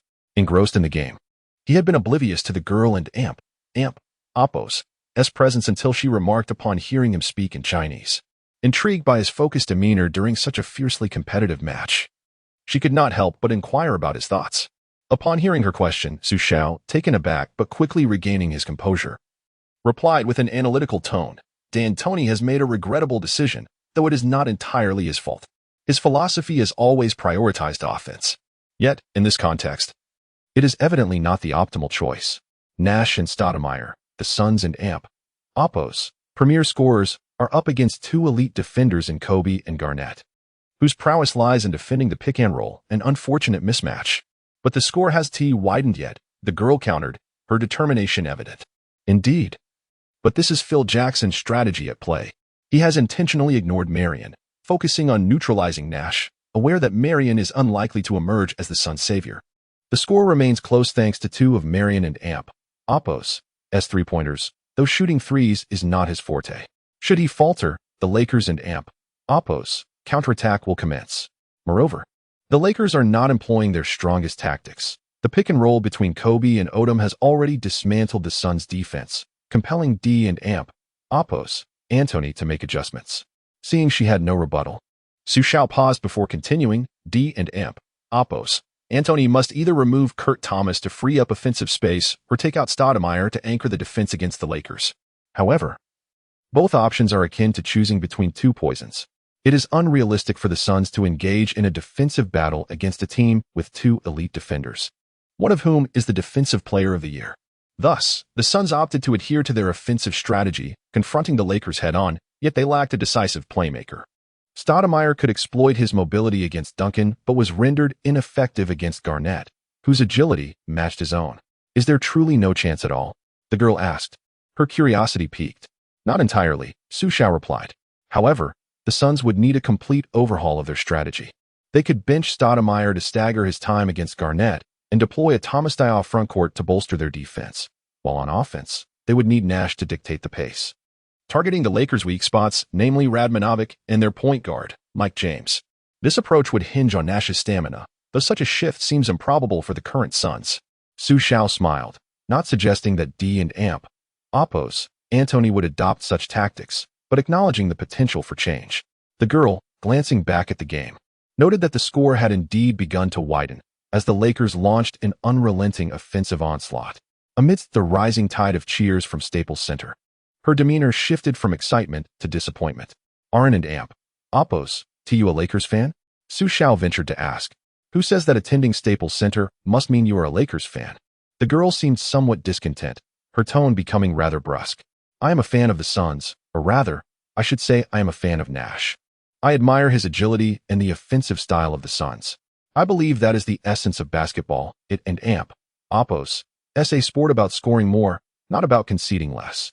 The girl soon realized her tone had been rather harsh and quickly offered an explanation. Xu Xiao nodded in agreement. The game quickly became one-sided, and due to its tediousness. The two began to converse.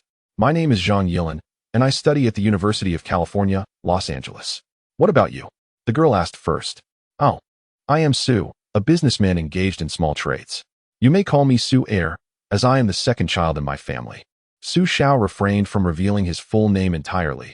Although his reputation was well known in the industry, he was unsure how many outsiders were aware of his complete name.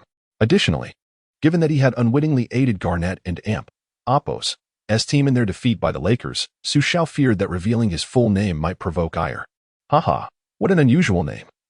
The girl chuckled sweetly. If you and Amp, Oppo's, were not a Lakers fan, why come to Staples to watch the game? ISN and Amp, Oppo's, that just contributing to their revenue? Xu Xiao, feeling more relaxed in their casual conversation, responded. I came with my classmates. I actually didn't and Amp, Oppo's, want to come, primarily because of him. As she spoke, Xu Xiao followed her gaze and locked eyes with a young Caucasian man, who looked back with disdain and even made a mocking gesture.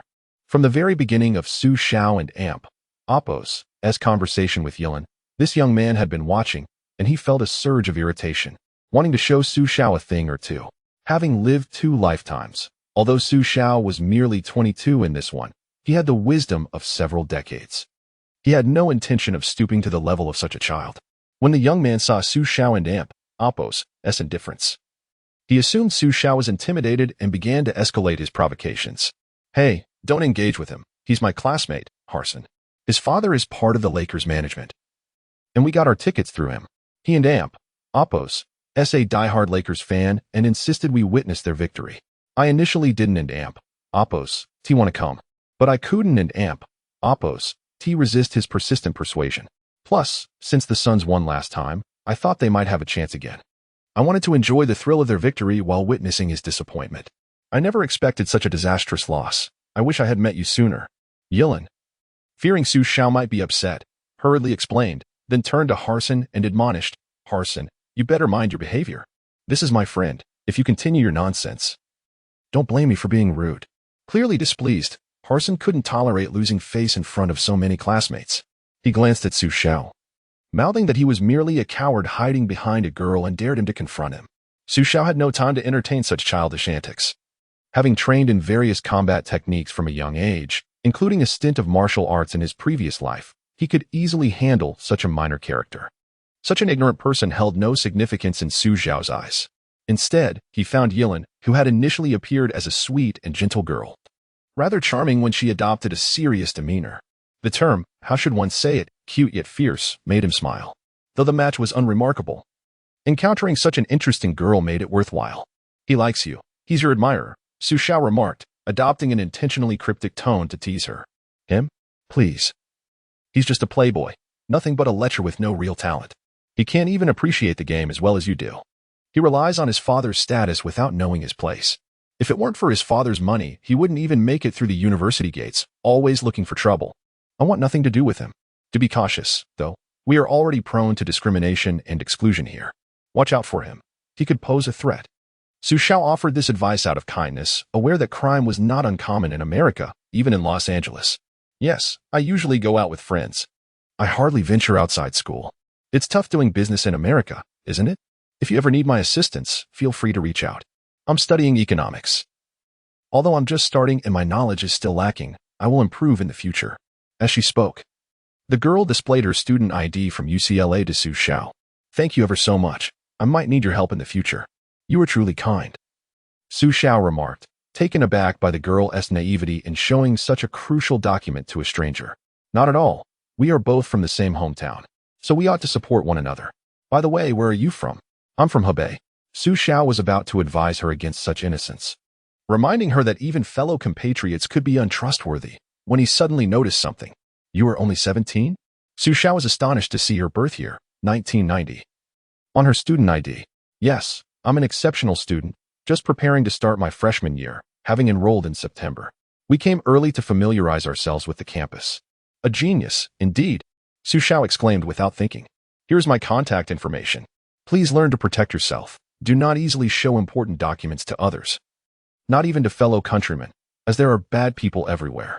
If you encounter any problems in the future, just give me a call. I am engaged in business in Minnesota, but I have some acquaintances in Los Angeles, Xu Xiao said with concern, recognizing that while she might excel academically, she lacked practical social experience. Thus, he entrusted her with his personal phone number. He had no ulterior motives. After all, he had many talented individuals under his wing. As the owner of a competitive team and with the backing of the Tianhong Group, he could recruit the best talent if he desired. In this instance, he simply hoped that such a pure and intelligent young girl could grow up healthily. Chapter 10. The anger of Xu Xiao after bidding farewell to Yilin. Xu Xiao was preparing to leave the arena and return to Minnesota when he was suddenly intercepted. "Hey, you Chinese guy. You and Oppos. Best not ruin my good fortune." Xu Xiao focused his gaze and recognized the young Caucasian, who was flanked by a few ruffians. Xu Xiao had not provoked them, yet they had sought him out first. He was not one to tolerate such behavior. The white youth, noticing Xu Xiao and Oppos' youthfulness, thought little of it and began to taunt. "You and Oppos, better stay away from my woman, or I'll crush you and toss you in the trash, you East Asian invalid." Upon hearing this, Xu Xiao could no longer contain his anger. He was a man of profound national pride, and no one should jest about such matters. Thus, he decided to teach the young man a lesson. The white youth attempted to escalate the situation, but he was unprepared for Xu Xiao and Oppos' swiftness. As he advanced, Xu Xiao deftly seized the young man and Oppos' neck and, with a powerful thrust, sent him crashing to the ground. The surrounding ruffians were caught off guard. Everything transpired in the blink of an eye.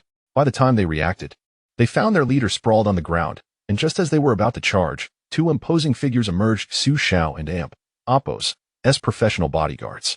A man of Xu Xiao and Oppos' stature, with a fortune in the billions, would naturally have such protection. Upon the arrival of these two formidable men, the ruffians quickly lost their bravado. They recognized their own limitations. The two individuals before them were clearly beyond their capacity to confront. Only the white youth on the ground continued to curse. "You dare to touch me? Do you know who my father is? He is a shareholder of the Los Angeles Lakers." Before he could finish his sentence, Xu Xiao delivered a resounding slap. "Harsin, is it? I care not who your father is. Let me make this clear. Should you dare to disparage Chinese people again, I shall make your life a living hell." Xu Xiao understood that in America, unlike in China, one must resort to more forceful methods to subdue such lowlifes. After receiving the slap, the young man appeared considerably chastened, leading his followers away in disgrace. Following this unpleasant encounter, Xu Xiao felt a surge of irritation and was about to depart when the white youth returned, this time accompanied not by thugs but by security personnel. Due to Xu Xiao and Oppos' reclusive nature and absence from social media, many did not recognize him. It was evident that this Harsin youth was not prepared to relent. His father's position within the Lakers hierarchy ensured that the security personnel were well acquainted with him. "Sir, you cannot assault someone at Staples Center. Please accompany us," one of the security guards stated. Xu Xiao retorted, "You think you can invite me? Forgive me, but you are unworthy." His merciless response left the guards visibly taken aback. They had not anticipated such arrogance from the Chinese man. They contemplated whether to summon additional personnel to enforce compliance. "Mr. Xu, you should have informed us of your arrival," one guard suggested. Just as tensions escalated, Lakers general manager Kupchak hurried over, having noticed Xu Xiao during the game against the Suns. Recognizing his benefactor, who had nearly salvaged his managerial career, Kupchak could not overlook him. "This does not concern you. This is my friend," Kupchak interjected, swiftly dismissing the guards. "But he struck me first," the young Harsin protested. Kupchak cast a disdainful glance at him and replied, "Then you'd best leave and not disturb my conversation with my friend." Although Harsin was oblivious to the weight of his adversary and Oppos' identity, he sensed the significance of the encounter. Realizing his second attempt had failed, he retreated in humiliation. What was that fellow's background? He claimed his father is a Lakers shareholder, yet isn't the team fully controlled by the Bus family? Xu Xiao inquired. "Shareholder? Merely a member of the management. His father is Bill Harsin, and he is Drew Harsin. I have little regard for either. They embody the very essence of petty treachery." The young man's only claim to fame is his uncle Rambus, who previously played for the Lakers and is now in management. Otherwise, I would have ensured their removal. If they are unaware of your identity, they may seek trouble again. Next time you visit, please inform me in advance, and I will arrange for you to have a VIP seat, ensuring they cannot trouble you. Rambus? Xu Xiao recalled. After the passing of the elder Bus, the Lakers management descended into disarray, marred by power struggles that led to prolonged turmoil. Despite securing a championship with the arrival of LeBron and Davis, the team subsequently dismantled itself, trading for an aging Westbrook, thus losing its competitive edge. Rambis was among those who contributed to this chaos, as he and his spouse wielded significant control within the Lakers' management. However, Xu Xiao had no recollection of Bill Harson, possibly a lesser-known figure. He pondered whether his own presence might inadvertently alter the course of fate. After the disconcerting episode, Xu Xiao engaged in cordial conversation with Kupchak, who extended an invitation for him to attend the first game of the Western Conference Finals, a match both parties anticipated the Lakers would reach. As anticipated, the Suns faltered against the Lakers upon returning home. Despite Coach D'Antoni's decision to utilize Kurt Thomas, it was Lamar Odom who shone, scoring 30 points and propelling the Lakers past the Suns to advance to the Western Conference Finals. They would now face the formidable Spurs on their home court. Xu Xiao arrived at Staples to witness the Western Conference Finals, accompanied by David Ans, the team planner, and his current assistant. In contrast to the Suns, Xu Xiao regarded the series as of utmost importance, recognizing that these two teams represented the genuine challenges they must confront in the future. The Suns, once they lost Stoudemire, would regress into mediocrity, while the Spurs and Lakers remained formidable forces that could pose significant obstacles for the rising Timberwolves. Thus, he summoned his assistant and planner to analyze the match and strategize adjustments for the summer. This was their final opportunity. Next year will be our last chance for cohesion. After that, we must fulfill our promise to reach the playoffs, Xu Xiao asserted. With the Spurs and Lakers, our only advantage lies in youth. The Spurs are aging, with only Parker among the younger ranks. This may well be their peak, and by the time we rise, they will likely be past their prime. Conversely, the Lakers have Kobe, who is not yet 30. It seems they have at least 5 more peak years ahead, alongside prime players like Odom and young talents like Bynum. Even KG may have a few more years of excellence left, which could pose considerable challenges for us, Ans analyzed. Indeed, and the Lakers thrive in Los Angeles, a location of unparalleled advantage, Xu Xiao concluded. Xu Xiao echoed in agreement, confessing that he now regretted sending Garnett to the Lakers.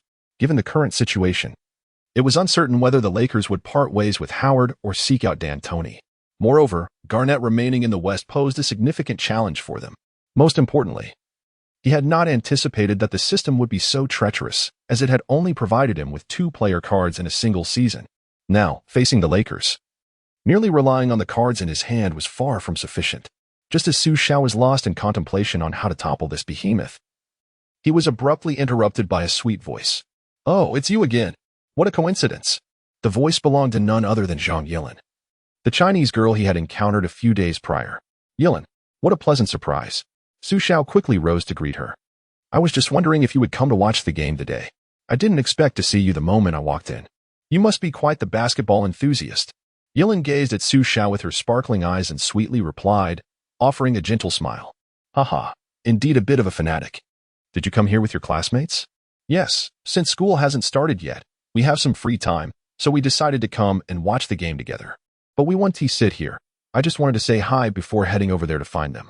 Xu Xiao followed her fair finger and spotted a group of students, including Harson, who had sought him out the other day. However, this time Harson appeared much more subdued, instinctively avoiding eye contact.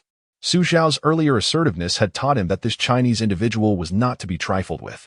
Furthermore, after returning home that day, he had received a stern reprimand from his doting father, who had made him aware of Xu Xiao and Oppo's formidable background, leading Harson to choose a path of non-confrontation this time. Although Xu Xiao had inadvertently assisted the Lakers by sending Garnett, not all members of the Lakers management were grateful, aside from Kupchak, who held him in some esteem. Most were indifferent or even resentful of Xu Xiao. The Lakers and Oppo's management was far from a unified front. Numerous factions existed within, sowing seeds for the eventual disintegration of the Purple and Gold dynasty. Additionally, a significant portion viewed Xu Xiao as a fool, making him the subject of their ridicule, with Harson being one of them. However, Harson's current position was still lowly, and he waited patiently for Rambis to ascend, at which point he could act without restraint. For now, he deemed it wise to avoid provoking someone like Xu Xiao, a significant player. Meanwhile, Xu Xiao was uninterested in the Lakers and Oppo's internal conflicts. He wished to fully enjoy the game. "Wow, that Chinese guy is quite handsome. Yilin, I see there's a seat next to him. Why don't you go sit there?" Upon returning to her seat, Yilin became the target of her classmates' teasing. "What are you saying? Have you seen that VIP section? Yilin shyly responded. Indeed. That indicates he is not just any businessman. He must hold considerable status, for even vast wealth cannot buy access there. Her friends noted Yilin's lack of movement and quickly added, isn't he the type to spark interest? High in looks, high in status, and he appears cultured and refined. More importantly, he's from your hometown. Yilin blushed, murmuring softly, what does that have to do with me? He hasn't invited me. Yilin could be considered a prodigy. Having always been admired for her looks and academic excellence, attracting attention wherever she went. Even in a foreign land, suitors were not in short supply. Yet, Xu Xiao had yet to disclose his full name and had remained rather aloof, despite her having given him her number last time without any follow-up. Xu Xiao, however, was oblivious to the chatter around him as the game commenced. The starters for both teams were on the court. The Lakers maintained their usual lineup with guards Kobe and Mike James, forwards Radmanovic and Garnett, and center Turiev. To counter the Spurs bench led by Ginobili, the Lakers opted to place Odom in reserve, utilizing Turiev as a defensive bulwark against Duncan, alleviating Garnett's pressure in the paint. In such a high-caliber match, Bynum still lacked ample experience and could only serve as a substitute. The Spurs, too, employed their most familiar starting five, Parker and Finley as guards, Bowen and Duncan as forwards, and Argentino Berto at center. As the match began, both teams ramped up the defensive intensity, with the Lakers striking first. Kobe, facing Bowen's defense, dismissively launched a mid-range shot, a scoring method the Spurs dreaded. The Spurs were never intimidated by a system reliant on a single player's offensive prowess, as they consistently executed the most efficient strategies. However, they found Kobe's unpredictable scoring approach particularly troublesome. Each shot he took, though seemingly illogical, often found its mark, making him a perennial thorn in the Spurs' side. Even during the renowned Shaq-Kobe era, in the midst of the conversation, Kobe executed a spin move to evade Bowen, driving towards the basket to confront Duncan. Just as Duncan moved to provide help defense, he sensed an impending change. Kobe deftly flicked the ball behind him to Garnett, who was positioned perfectly. Duncan found himself in an awkward predicament, torn between his desire for victory and his duty to defend the basket, ultimately deciding to pursue Garnett. Fully aware he was likely to be outmatched, receiving the ball was none other than the big ticket himself, the peak version of Garnett. With explosive agility, he leaped, his long arms sweeping through the air in a perfect arc, and delivered a powerful dunk that crashed down onto Duncan and Oppo's face. This moment vividly showcased Garnett's extraordinary talent and ignited the Staples Center crowd. The crowd erupted in cheers for KG, and the broadcast suddenly cut to Xu Xiao, who was applauding, leaving him momentarily embarrassed. Many fans recognized him and began to cheer, some clapping, others whistling, and even shouting their thanks, while only Popovich seethed in frustration. Not a bad move, striking both physically and psychologically. Although Xu Xiao felt a surge of anger, he continued to applaud, while his assistant appeared unable to tolerate the situation any longer. Boss, aren't they being a bit too much? Remain calm. A gentleman waits 10 years for revenge. Let us continue watching the game. Xu Xiao suppressed his fury. As a billionaire, being ridiculed in public would have provoked outrage in anyone else. Yet he understood that this was not the time for confrontation. Los Angeles, just wait for me. If earlier Xu Xiao had harbored some respect and trepidation towards Los Angeles, now his gaze was filled with determination. In his eyes, the Los Angeles Lakers would inevitably become a stepping stone for him.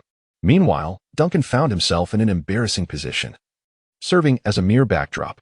However, this was not his first experience with such humiliation. Regaining his composure, he reminded himself that it was merely a game. In the next play, Duncan demonstrated why he was dubbed the Big Fundamental, receiving Parker and Oppo's pass and executing his signature bank shot from the 45-degree angle. Although the aesthetic appeal may differ, the distribution remains the same. Thus, the two parties concluded the first half of the match, exchanging back and forth. During the intermission, Xu Xiao received a text message from Yilin. It turned out that you were indeed the esteemed Xu, the great magnate. Chapter 11, Odin or Durant So. It was you who sent Garnett to the Lakers, Mr. Xu. With a playful expression, Xu Xiao couldn't help but chuckle upon receiving the message. It turned out to be from Yilin. Noticing the empty seat beside him, Xu Xiao sent a message to Yilin, inviting her to join him for the game and engage in some discussion about it. After much hesitation, Yilin decided to join him, largely due to the annoyance of the pesky Halston nearby. Ah, no wonder you didn't mention your full name when we first met. It seems you also find this situation embarrassing. What were you thinking to make such a trade? giving away Garnett for nothing, leading to my sons being eliminated. Humph. Yillin's feigned anger was quite endearing. Xu Xiao, seeing through her act, playfully called her out, prompting Yilin to drop the pretense and chat happily with him. Although the second half of the game remained intense, Xu Xiao barely focused on it, instead engrossed in conversation with Yilin. He had previously overlooked Yilin, considering her too young. As a basketball-focused individual, he had not entertained any other thoughts. Their conversation flowed from their hometown to personal experiences. And only when his assistant reminded him did they realize the game had concluded, with the Lakers having secured a victory. I believe the Lakers will reach the finals. Xu Xiao remarked post-game. That's thanks to you, Yilin shot back, rolling her eyes. Oh no, I meant, the first game of the finals will still be here. How about we plan to meet then? Was he actually asking me out? Yilin's heart raced. For someone like him, a top student, to suggest a date felt unprecedented. Seeing Yilin's silence, Xu Xiao assumed she might have reservations, prompting him to say, Is there a problem? If you're busy, it's fine. Not busy. I have nothing on. I can, Yilin interjected eagerly, surprising even herself with her spontaneous agreement. Then it's settled. See you at the finals. Feel free to visit me in Minnesota during your free time, or call if you need anything. You too, take care. There was a touch of reluctance in their farewell. But Xu Xiao had an important event ahead, the draft lottery, which would determine the future of the Timberwolves. After much contemplation, he ultimately decided to let Roy draw. Given that it was Roy who had previously secured the top pick for the Blazers, fortune smiled upon Roy once more, perhaps due to the Wolves' recent change in ownership. It is well known that when a team undergoes ownership change, the league often compensates with hidden advantages. As Xu Xiao mulled over the prospect of obtaining the first overall pick, he recognized that the most talked about prospect was, of course, the immense talent of Greg Oden. Often heralded as the fusion of Duncan and Russell, a once-in-a-century prodigy. Yet, Xu Xiao was aware that Oden's career had been plagued by injuries stemming from his leg-length discrepancy, ultimately preventing him from realizing his true potential. Conversely, the player who truly emerged from this draft class was the second overall pick, Kevin Durant. Opting for Durant would be prudent, as the team lacked forward players while already possessing depth in the center position. Clearly, Durant represented the optimal choice. Selecting him would allow Xu Xiao to grant him the ball and refine his skills, with Malisic and Kwame Brown anchoring the inside game. Brown, having undergone Xu Xiao's transformation, had become a valuable asset, while Malisic, despite not having star-level skills, had begun to regain his confidence. Supported by a specialized trainer Xu Xiao had hired for him. At just under 22 years old, Malisic had ample room for improvement, with the mature Roy on the roster. If they could find a suitable point guard the following summer, playoff contention would be a certainty. However, Xu Xiao had reservations. He was not particularly fond of Durant. Moreover, his ambitions extended beyond merely making the playoffs.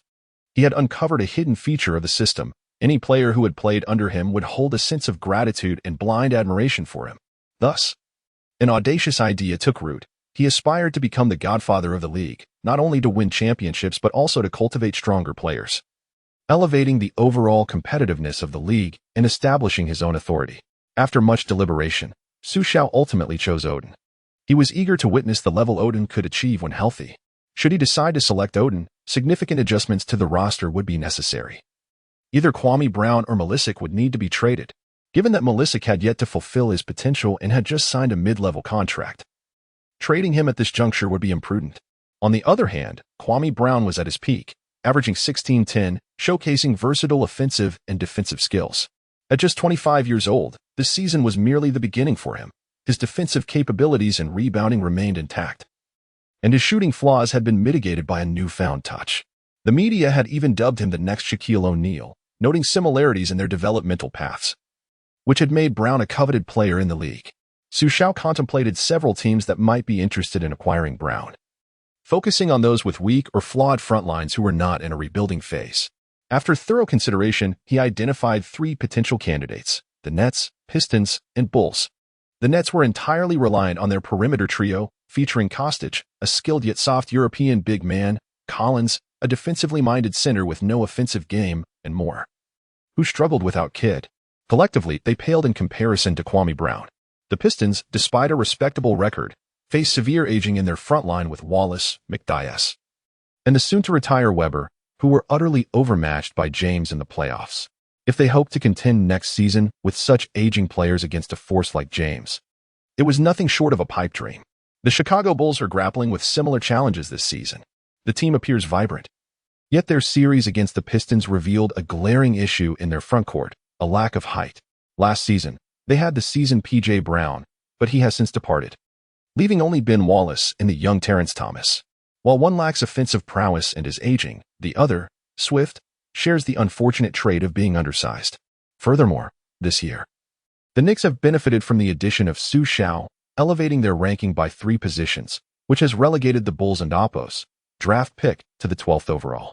This position is unlikely to secure them the coveted Joakim Noah. Consequently, Brown and Oppos' trade prospects appear to align with 3 specific teams, and Xu Xiao may attract interest from 2 or 3 others.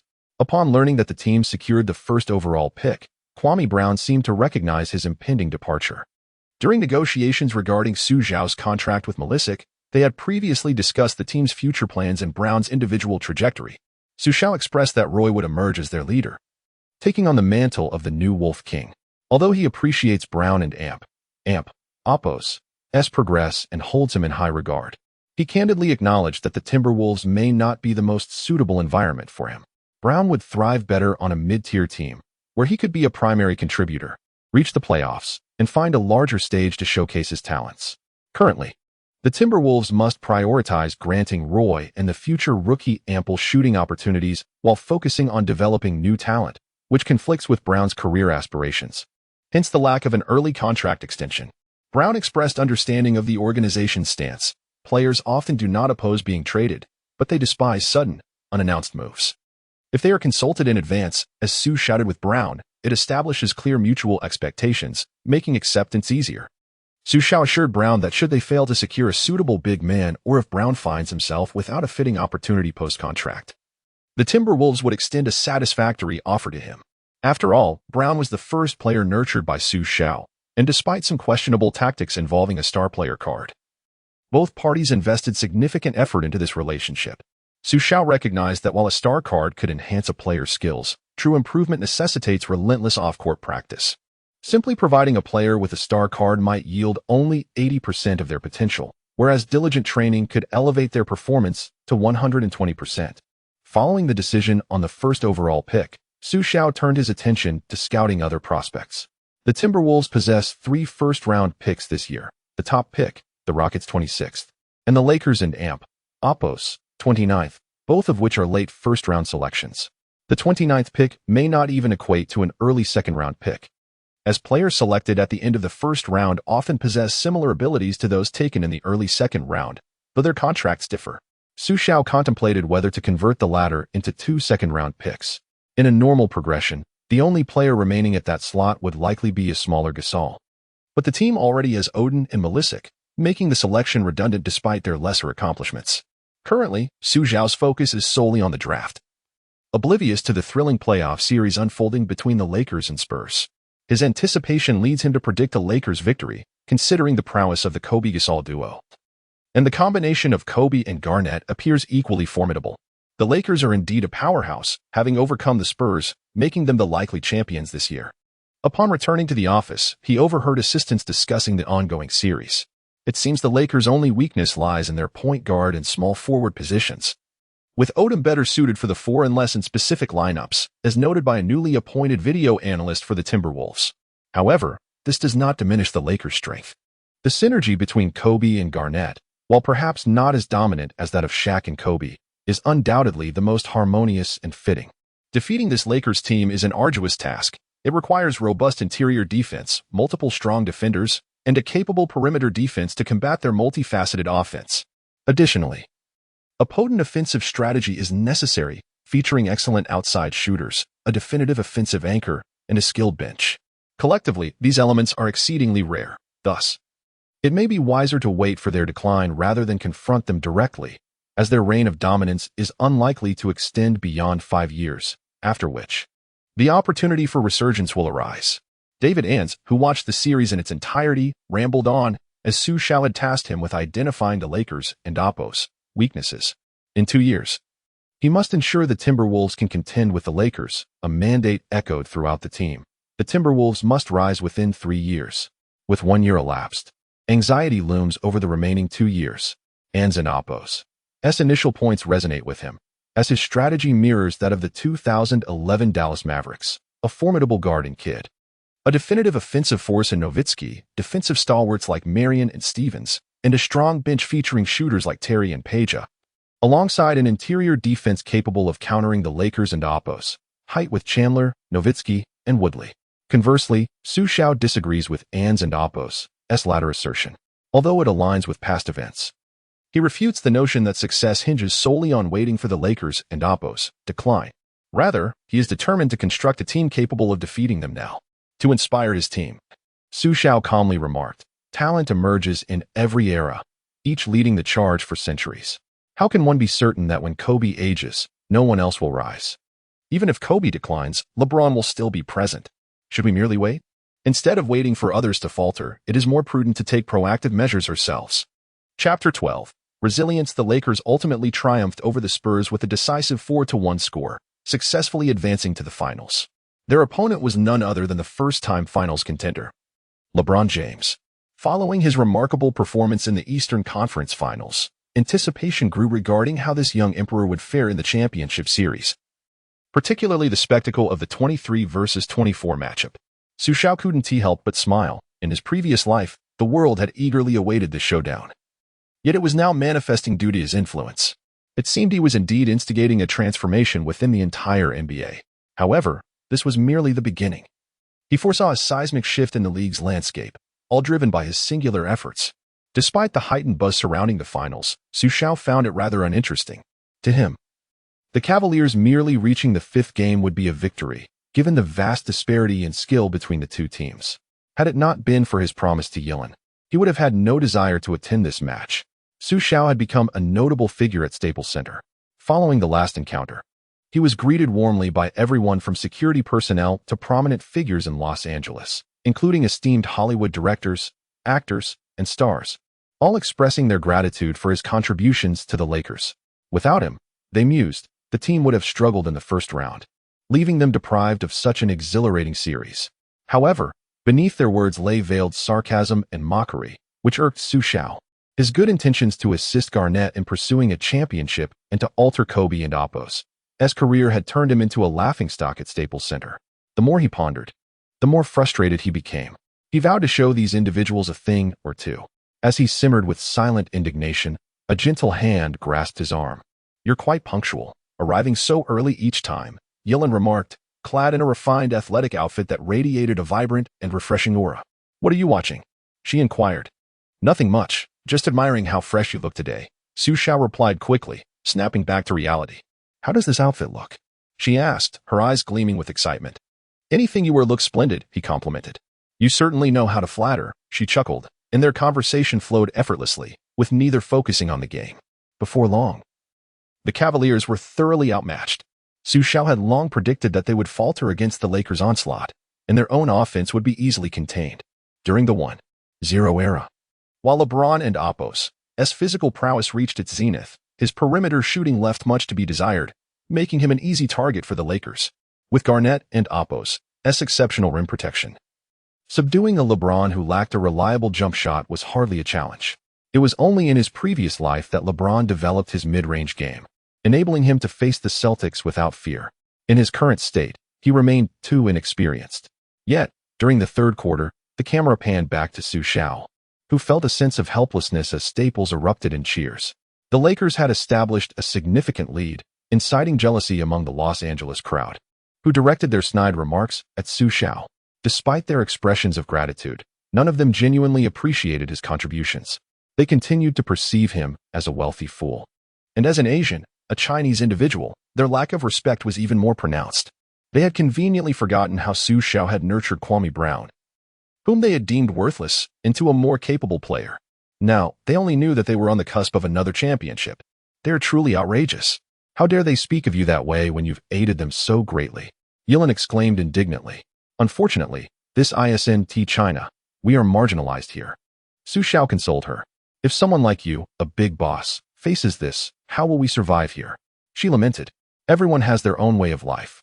You have your struggles, and I, as a big boss, also face my own pressures and challenges. It is normal for life to be fraught with various difficulties. Xu Xiao chuckled.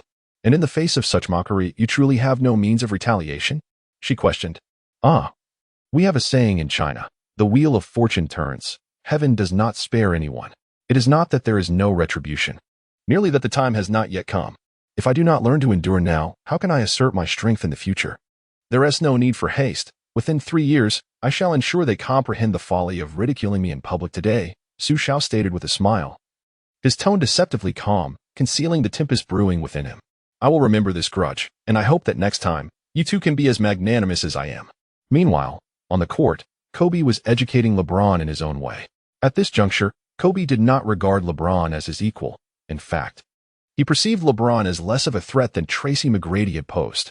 Kobe exchanged banter while offering LeBron a measure of encouragement, inadvertently planting the seeds of determination in LeBron and Oppos, as heart to one day surpass him. As time progresses, I shall show you the essence of brotherhood in basketball, LeBron silently vowed. As the game concluded, the Lakers secured a commanding 109-87 victory, effectively rendering the series devoid of suspense. In the second game, although LeBron recorded an impressive 35 points, 11 rebounds, and 6 assists, he also committed 6 turnovers and shot only 10 for 24, with a subpar shooting percentage. In the fourth quarter, when the outcome was all but determined, he managed to score 13 points, yet the Lakers effortlessly claimed the win. In the third game, the Cavaliers excelled with their shooting, hitting 13 out of 22 three-point attempts, a remarkable feat for that era. Damon Jones and Gibson combined for 8 three-pointers, while Larry Hughes seemed to have overcome his injuries, contributing 15 points and 4 steals. Nonetheless, LeBron struggled, making only 5 of 17 shots for a mere 16 points and 11 assists. Despite the Cavaliers' valiant efforts, they could not secure a victory against the formidable Lakers. With a final score of 107-101, the Lakers took a 3-0 lead in the series, tantalizingly close to their first championship since the post-Shaquille O'Neal era. In his heart, Shaquille must have been praying for a miracle or perhaps considering a surprise visit to Cleveland. However, even if he did arrive in Cleveland, it would not alter the Cavaliers and Oppos' downward trajectory. After a harrowing defeat in the third game, the fourth game unfolded like a deflated balloon, as the Lakers surged to an 18-0 lead right from the start. Ultimately, the Lakers, showing some mercy, defeated the Cavaliers 113-91, clinching their first championship of the Kobe era, marking Garnett's inaugural title as well. When Garnett grasped the championship trophy, he collapsed to his knees, tears streaming down his face, releasing the pent-up frustrations of his 11 years in Minnesota. This championship was earned through his own prowess, and it was deeply deserved. Throughout the playoffs, he averaged 28 points and 11, 1 rebounds, and in the finals, he maintained an average of 21, 5 points and 12, 8 rebounds, standing shoulder to shoulder with Kobe as two of the Lakers and Oppos' most vital players. Unlike O and Oppos, Neal, Garnett was willing to make sacrifices for the sake of victory. Ultimately, the MVP award went to Kobe, who averaged 26 points per game, earning him his first Finals MVP title. In the post-game interview, although Garnett sincerely expressed his heartfelt gratitude towards Xu Xiao, these words were interpreted by others with a hint of sarcasm. Fortunately, Xu Xiao had grown accustomed to this. It seemed that everyone now felt the need to mention him. This was beneficial in a way, as it placed pressure on him if he did not swiftly manage the team. He risked becoming a lifelong joke. Xu Xiao reflected on the reports with a twinge of concern. Thus concluded the 2006-2007 season, with the most critical event ahead being the draft. However, prior to that, he needed to release some trade rumors. When various teams heard that the Timberwolves were looking to trade Kwame Brown, there was an uproar. This Xu Xiao truly is a squanderer. Does he even understand? After all that effort to develop an inside player, he is just going to give him away? The Los Angeles media was the first to voice their outrage. Xu Xiao had anticipated this reaction. They were well aware of Brown and Oppos' current skill level, which was considered above average in the league. Yet, as long as Brown continued to accumulate statistics on a struggling team, fans would perceive it as a lucrative trade. Moreover, the arrival of Odin would undoubtedly diminish Brown and Oppos' playing time and statistics. Once Brown was alongside Odin, his numbers would inevitably drop, and at that point, no one would question why the Lakers failed to develop Kwame Brown. They had calculated their strategy quite soundly. But they were taken aback by Xu Xiao's audacity to make the trade. They pondered for a long time yet could not comprehend why, despite Brown's decent shooting ability, He was being traded in favor of the unreliable Malisic. The recently dismissed Van Gundy addressed the Lakers' confusion while simultaneously condemning the Timberwolves management for their foolishness. He stated in front of the media, preemptively reserving Malisic is the most foolish decision, knowing that this year features exceptional young talents like Odin, Horford, and Noah. To choose a superfluous player who could be easily acquired demonstrates a severe lack of vision. This contract has significantly diminished his value, leading them to a conundrum. They secured the top pick, but must part with their best and most compatible player, one they painstakingly developed. It is utterly laughable. Van Gundy and Amp. Oppo's words awaken many, and indeed, trading Malisic would yield no valuable assets in return. At the time, Suns and Amp. Oppo's general manager Kerr also remarked sarcastically, I would never commit such a foolish act, as I have built my career on professionalism. Xu Xiao had no inclination to engage with either of them. He had already done his utmost to assist Van Gundy's Rockets, despite being burdened with a useless contract for Sura, while also providing an upgraded version of Cook to strengthen their weakest positions. If they failed to advance past the first round, it was certainly not his fault. As for Kerr, he was even less worth discussing. Once he traded for O'Neal, effectively ending the Suns and Oppo's small ball era, he could then boast about his professionalism. Regarding the choice between Brown and Malisic, trade value was one aspect, but there was more to consider. While Brown had developed a shooting level comparable to Wang Zhizhi, he was fundamentally a center, with a playing style and habits that favored that position. Thus, partnering him with Odin may not be harmonious. Furthermore, he had 1 year left on his contract, and given his current level, he would certainly seek a significant deal next year. With the Timberwolves aiming for the playoffs, the outcome could result in the loss of both Malisic and Brown without gaining anything of value in return. Xu Xiao had long understood the principle of selling high. Additionally, was Malisic truly as inadequate as some claimed? Clearly not. In Xu Xiao's eyes, Malisic possessed greater talent than Kwame Brown. Reflecting on his draft report, Malisic stood at 2.14 meters with a wingspan of 2.26 meters, boasting exceptional athleticism that allowed him to keep pace with guards and sprint down the court at a speed that often left the camera struggling to catch up. His ability to leap from the free throw line for dunks and his commendable ball handling skills, coupled with a refined shooting touch, enabled him to maneuver effectively between the center and power forward positions. It is worth recalling the last European giant with such commendations, Pau Gasol. Indeed, Malisic's talent rivaled that of Gasol, yet everything changed upon entering the NBA. His potential was utterly squandered under Larry Brown's regime. Compounded by his youth and the cultural adjustment challenges he faced in America, which included weight gain that hindered his agility. Upon entering the league, he weighed just under 110 kilograms. However, after 4 years with the Pistons and Magic, he was forced to bulk up to 124 kilograms. This, coupled with his inconsistent shooting and unrefined finishing abilities, resulted in a dismal shooting percentage. And a lack of game experience and constant criticism from coaches saw his skills regress significantly. Footwork, passing, and shooting techniques all suffered substantial setbacks. However, his years in the NBA were not devoid of benefits. At least Malisic and Oppo's defense and rim protection remained among the league, and Oppo's elite. Shot blocking had always been his forte. Last season, Xu Xiao provided him with ample confidence and encouragement, and alongside a positive team atmosphere, Malisic not only found a sense of belonging, but also gradually rediscovered some of the skills from his rookie year at 18. His footwork, shooting, and passing had returned to the level of his debut season, and with him still not yet 22, there was undoubtedly room for further growth. Last season, he averaged 9.6 points, 7.2 rebounds, 2.1 assists, 0.7 steals, and 1.8 blocks, meeting the league's standards for a competent center. Although his shooting percentage of only 46 was subpar. Nevertheless, Xu Xiao was not overly concerned about his shooting.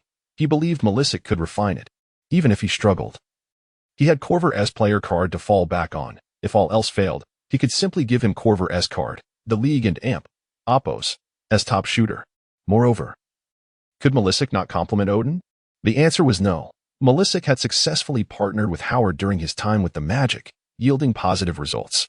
Last season, under Xu Xiao's direction, many of the Timberwolves' strategies positioned Malisic at the power forward spot, while Kwame Brown played center. The perception that Brown was the power forward arose from his superior outside shooting and three-point capability. In the upcoming season, If Malisic could reduce his weight to around 115 to 118 kilograms and develop his shooting, he would secure the team and amp Oppo's power forward position.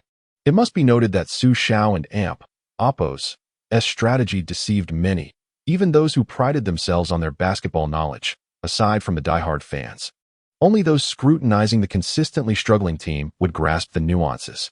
Chapter 13. The butterfly effect begins with the draft. The much-anticipated draft of 2007 has arrived, gathering a multitude of young talents who now await their destinies in the green room. The Minnesota Timberwolves hold the coveted first pick and are the first to make their selection. After careful consideration, despite the fact that Greg Oden is a once-in-a-century prodigy, it seems that Kevin Durant is the most fitting choice given our current roster. David Ans is still in a quandary. To be honest, I also favor Durant. Xu Xiao casually remarked. Well, but to pass on a talent like Oden would indeed be a waste, an affront to reason. Xu Xiao's resolute gaze left Ans at a loss for words. Then it settled, as NBA Commissioner David Stern ascended the stage to announce the Timberwolves' decision. The draft officially commenced. The Minnesota Timberwolves select Greg Oden. The first overall pick of this year's NBA draft has been declared. Oden flashed his signature smile. Seemingly unsurprised by the outcome, yet becoming the top pick was undeniably thrilling. After receiving the Timberwolves cap, he embraced Stern, preparing to meet with the relevant staff members. Ding. Achievement unlocked. First overall pick. Reward of 5,000 points. The system and amp Oppo's sudden notification startled Xu Xiao. Wow, a first overall pick is worth this much. Taken aback by this unexpected delight, he pondered that this might be one of the few first picks he would ever acquire, as the Timberwolves were poised for a surge, likely only enduring one more year of mediocrity before reaping the rewards. Naturally, this warranted an increase in points. With the remaining 600 points, Xu Xiao now possessed 600 system credits. Once the draft concluded, he intended to conduct 2 rounds of 10 consecutive draws. The changes in the roster would inevitably affect the team's affinity, and the fastest way to maintain that goodwill would be through the system. As he contemplated his subsequent actions, the draft continued as scheduled.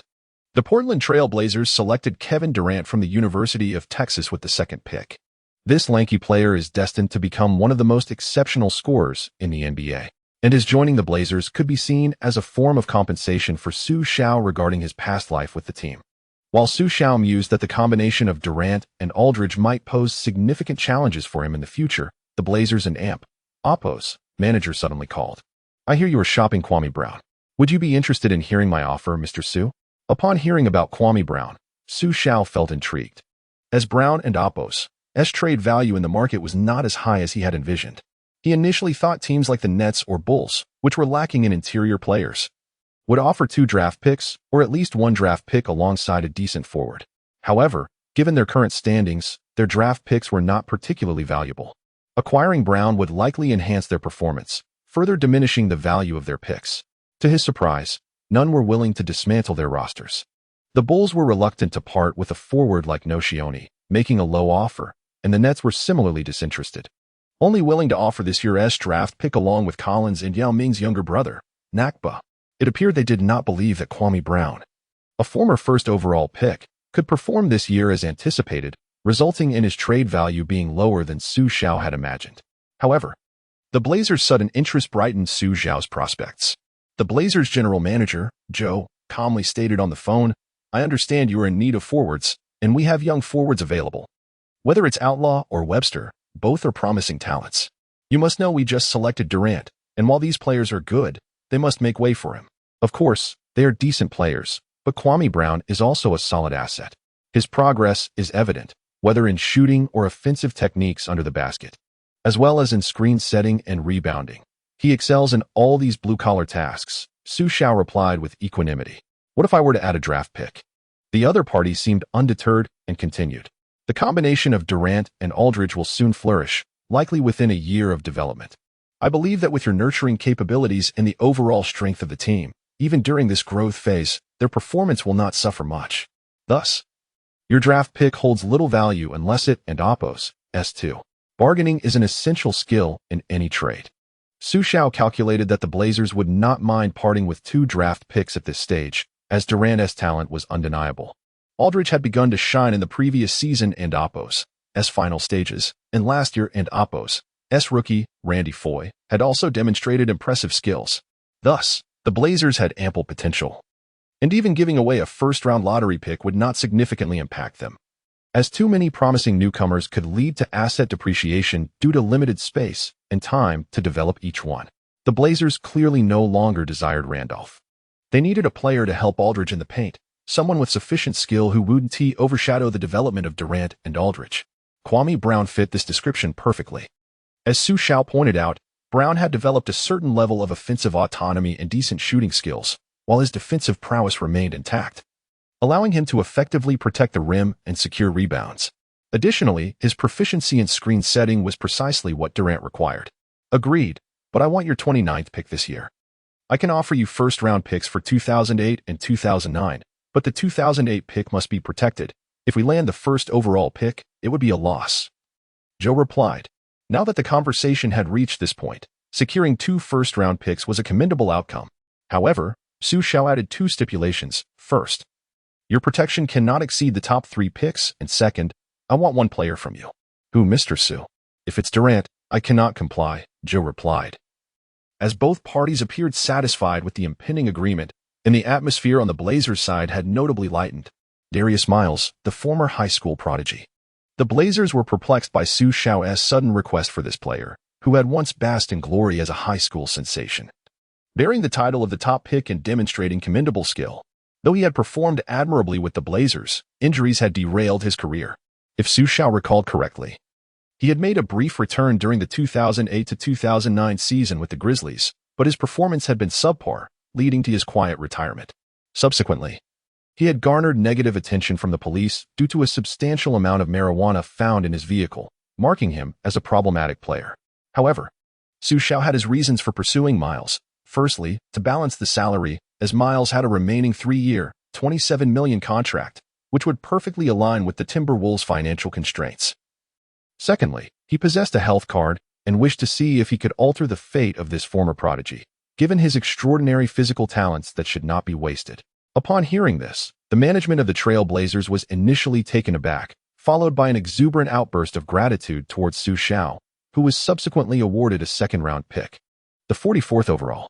Given that the Trail Blazers had an abundance of second-round picks this year, with 3 in total, parting with 1 for the Timberwolves posed no issue. The 2 parties swiftly reached an agreement whereby the Timberwolves would send Kwame Brown, Snyder, and this year's first-round pick, 29th overall, to the Blazers in exchange for Outlaw Darius Miles, a top 3 protected pick in 2008, an unprotected first-round pick in 2009, and the 44th pick of the current year's second round. Xu Xiao then quietly observed the draft proceedings, fully aware that the unveiling of this trade would inevitably subject him to a torrent of scrutiny. To distance himself from such commentary and maintain his composure, Xu Xiao found solace in watching the draft unfold in the private room. Eager to witness the transformations within the league he had influenced. At the 3rd pick, the Supersonics selected Al Horford, a choice made out of necessity as he was the best player remaining. The Grizzlies at the 4th pick opted for Conley, while the Celtics secured Jeff Green, subsequently announcing a trade to the Supersonics that included Delonte West and Wally Szczerbiak in exchange for Ray Allen and the Supersonics and Oppo's 35th pick. Thus far, the draft had seen little significant change. With the 6th pick, the Hawks, who would typically select Jianlian, surprisingly chose center Brandon Wright instead. This decision made sense for the Hawks, who had a strong forward lineup in Josh Smith and Marvin Williams, requiring a point guard and center. However, their choice to overlook Noah for Wright left Xu Xiao perplexed, suggesting a lack of foresight. The 7th pick saw the Bucks unsurprisingly select Jianlian, setting the stage for how he would compel the Bucks into an unfavorable agreement. At the 8th pick, the Bobcats took Corey Brewer, a player originally intended for the Timberwolves, now joining Michael Jordan's team. The 9th pick, originally held by the Bulls, was affected by Xu Xiao's maneuvers, leading to the 76ers selecting Noah, who was among the finest talents of this draft class. The remainder of the selections passed without notable alterations until a name caught Xu Xiao's attention. The Miami Heat drafted Chris Taft at the 19th pick. For those unfamiliar, Taft was the central figure in the Arenas gun incident, which indirectly led to Arenas and Oppo's decline in the league. Originally projected to be picked by the Lakers and subsequently traded to the Grizzlies as part of a deal for Pau Gasol, He unexpectedly found himself with the Heat in this altered league. The potential for further incidents and the longevity of Arenas and Apos' career in the league remained uncertain, adding intrigue to the NBA landscape. As the draft continued, minor adjustments were hardly worth mentioning, such as Wilson Chandler becoming a rookie for the Jazz, or Aflalo beginning his career with the Spurs.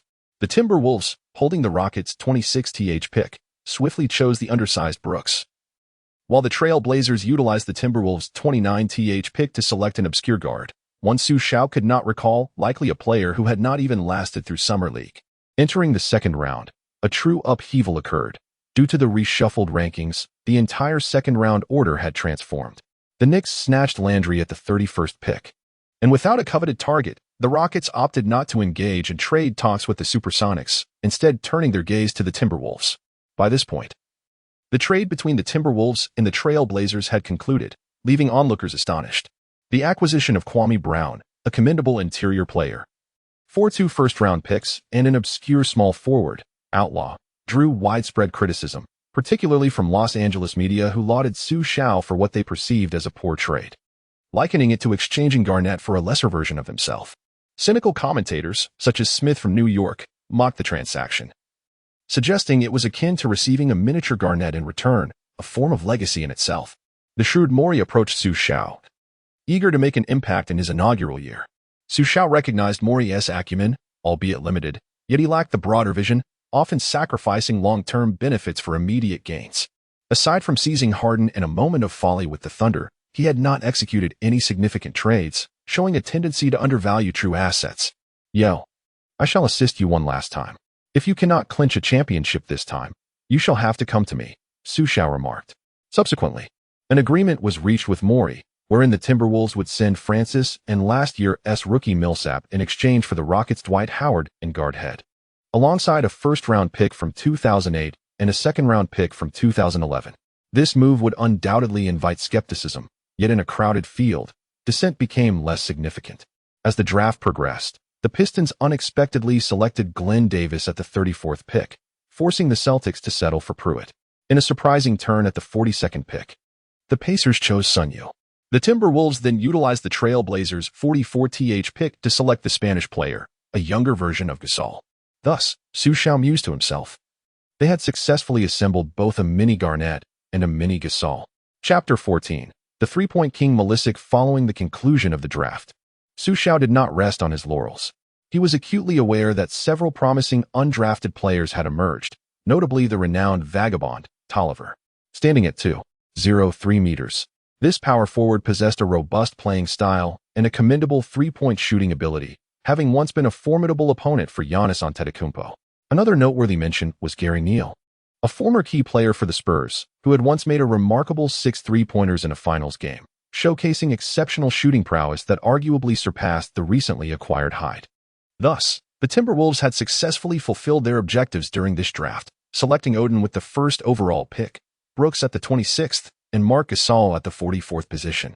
They managed to secure their desired players at each draft spot, while also acquiring the practical talents of Tolliver and Neal from the undrafted pool. The team bid farewell to the commendable performances of starters Kwame Brown and Francis from the previous season, bringing in players like Ottolo, whom Xu Xiao regarded as a promising asset. With remarkable physical attributes, standing nearly 2.06 meters tall with a wingspan of 2.20 meters, Ottolo was known for his explosive athleticism and decent shooting abilities, particularly from beyond the arc. His strength in shooting made him a former clutch player in the NBA, although his defensive skills left much to be desired, often falling prey to fakes. In contrast, the newly acquired Myers, despite sharing similar explosive athleticism, lacked shooting proficiency, especially from three-point range. While he was versatile and had a decent defensive capability, his lackadaisical attitude on the court was a significant concern, reminiscent of issues faced by many high school players. It was anticipated that he would soon face scrutiny regarding his possession of marijuana. Xu Xiao resolved to observe Myers for a while, should he express a genuine desire to return to the court and amend his attitude while distancing himself from drugs. Xu Xiao would consider granting him an opportunity, given the numerous cards at his disposal. However, he could not justify investing in someone disinterested in playing and exhibiting a negative attitude. As for Hyde and Uncle Ho, their futures remained uncertain. It was likely that Uncle Ho would seek a buyout, unwilling to waste time with the Timberwolves. Hyde, on the other hand, had shown enthusiasm.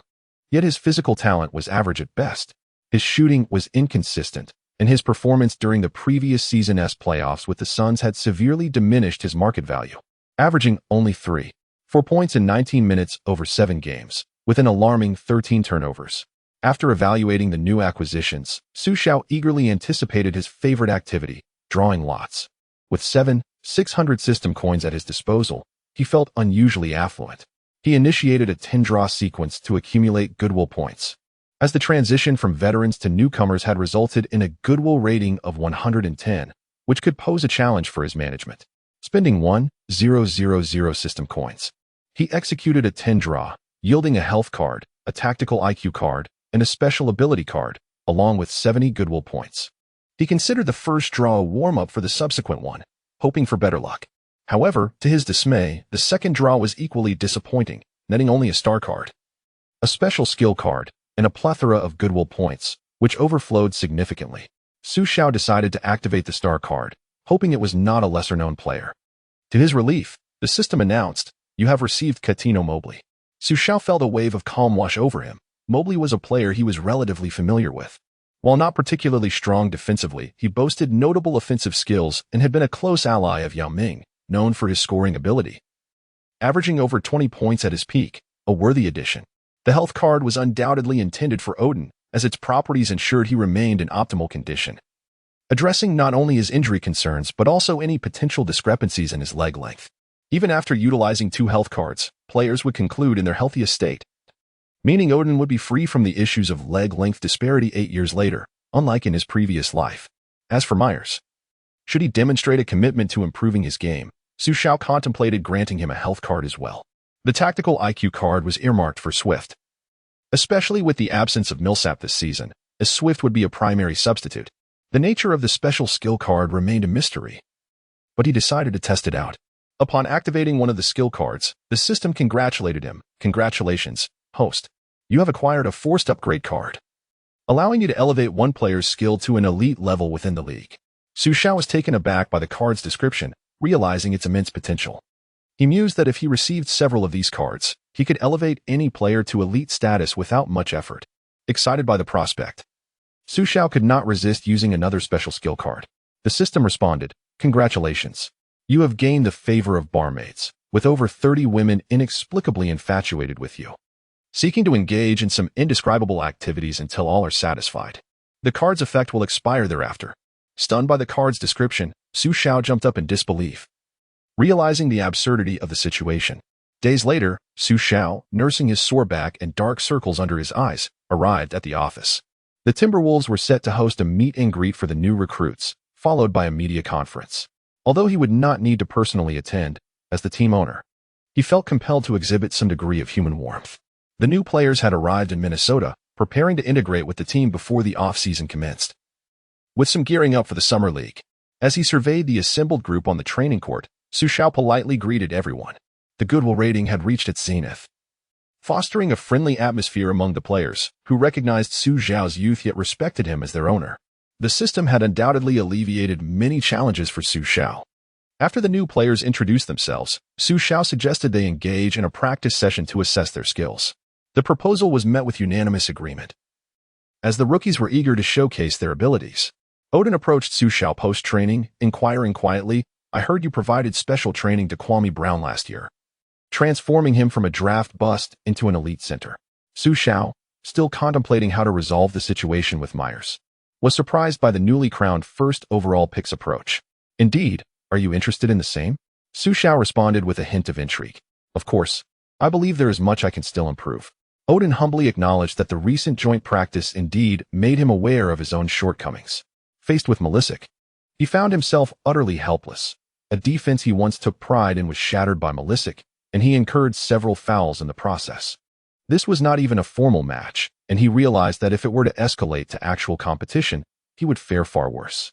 "Of course, you need not be overly concerned," Xu Xiao remarked with a smile. Malisic and Oppo's S-level has long surpassed the negative perceptions held by outsiders. He, like yourself, is a prodigy. It is merely that he has lacked opportunities to hone his skills. During the most crucial years of his development, Rather than improving, he regressed significantly, his confidence shattered. Last season was his true debut. For him, it merely marked a return to the level of a rookie, coupled with diligent training. He now stands on par with other centers in the NBA. You have yet to compete against him, so it is understandable. Xu Xiao offered words of encouragement. He was uncertain how much the specialized training could truly benefit Odin. Previously, the training for Kwame Brown aimed to restore his confidence and alter his playing style, as well as to unlock Wang Ziji's potential. Currently, without suitable players to pair with Odin, the efficacy of specialized training might be limited. If it weren't an amp, Oppos, T for the European Championship, I would have liked to join you in specialized training. We could have kept each other company. Upon hearing Xu Xiao praise him, Malisic maintained a composed exterior, yet internally, he felt a surge of joy. For a young man in a foreign land, receiving affirmation is always a source of happiness. He had begun to feel more comfortable joking with others, and his personality was improving. After their conversation, he engaged Odin in sharing insights. The exchange between them was immensely beneficial. If they could cultivate rapport, it would resolve a significant issue regarding their coexistence.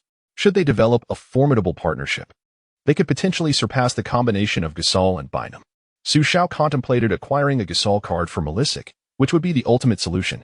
Unfortunately, the current system level was too low, and the card pool did not include someone of Gasol and Oppos' caliber. Just as Xu Xiao pondered how to upgrade the system, an idea struck him. The special skill card is still available. That could directly enhance a player's ability, elevating them to elite status in the league. Boosting Malisic and Oppos' capabilities would be ideal. Xu Xiao was curious about Odin and Oppos' growth potential, and he did not want to rush Malisic. However, given the limited resources of the team, he felt compelled to make a decisive enhancement. The prospect of forcibly elevating a player and Oppos' strength delighted Xu Xiao, drawing the attention of those resting nearby. Surely our boss isn't a fool, laughing to himself? The new recruits wondered, perplexed. Is our training so poor that it amuses him? The rookies speculated anxiously. Perhaps he sees something we cannot? I've heard that Easterners possess mysterious skills, a curious onlooker chimed in. You know nothing. I've noticed the cheerleaders here are particularly close to the boss. Just yesterday, I saw several players dressed quite provocatively entering and exiting his office. A gossip enthusiast prattled on. Coach Casey, I have a few matters to discuss with you. Xu Xiao disregarded the chatter and summoned the coach. For professional matters concerning the team warranted his insight. Next season, we intend to utilize a twin tower strategy. What are your thoughts on the pairing of Malisic and Odin? I hold no particular opinion. I believe it's not suitable. Last season, as per your request, I had Malisic play the power forward position multiple times. But as you witnessed, the results were subpar. His shooting was dismal. Had you not improved Brown and Oppos' shooting, I would have struggled with our lineup. Malisic and Oppos' defense and rim protection are commendable, and he possesses good ball handling and passing skills, yet his shooting is abysmal. I have never seen a center with such a low shooting percentage. If you still wish to develop Odin, then it would be prudent to trade Malisic and create space for Odin. I will focus on nurturing Odin's potential. It was evident that Casey held some disappointment with Malisic. Xu Xiao, perplexed, wondered why Malisic and Oppos' shooting had deteriorated so drastically. Reports before the draft praised his soft shooting touch, and he had exhibited notable shooting skills at last year's World Championship. Why, upon arriving here, had his shooting faltered so? Nonetheless, Xu Xiao persisted with a question. What if I can resolve Malisic and Oppos' shooting issue? Would that not address the concerns regarding the lineup? Casey paused, then replied, certainly. If you can rectify Malisic and Oppos' shooting, I will exhaust every effort to resolve their pairing issue. Casey contemplated. Perhaps Xu Xiao truly possessed the means to remedy a player and Oppos' shooting woes. Last year it was Kwame Brown. This year it could be Malisic. If that were the case, the team might indeed have a glimmer of hope. Without hesitation, Xu Xiao accessed the system and selected the card that forcibly enhances a player and Oppos' abilities. A new interface appeared, detailing the player and Oppos' offensive and defensive capabilities, with offensive abilities further divided into organization and scoring. Without a moment and Oppos' hesitation, Xu Xiao selected scoring. Under scoring, he could choose from ball handling, three-point shooting, mid-range shooting, and post moves. After deliberating, he opted for three-point shooting over mid-range. Initially, he intended to select mid-range, But after some reflection, he decided to trust Malisic once more. After all, he had demonstrated solid mid-range capabilities before joining the league. With a year of development, if he could harness mid-range shooting, coupled with elite three-point ability and his already impressive defensive and passing skills, he could evolve into a nascent Jokic or a second-generation Sabonis. Even if he ultimately fell short, possessing a dominant three-point shot would be noteworthy. Malisic as the three-point king would surely be an intriguing spectacle. Dako, I want to stop you from participating in the European Championship, but I have two stipulations. First, train diligently with the national team. Do not slack off, especially regarding your shooting. When participating in international competitions, I want to see your offensive capabilities on full display, showcasing your scoring methods and shooting skills. Second, once the tournament concludes, return to me immediately. I need you to join specialized training. After making his decision, Xu Xiao promptly sought out Malisic. The latter said little. Understanding that he was an employee and had just signed a significant contract, such requests were entirely reasonable. Now, only Darius Miles remained. Chapter 15.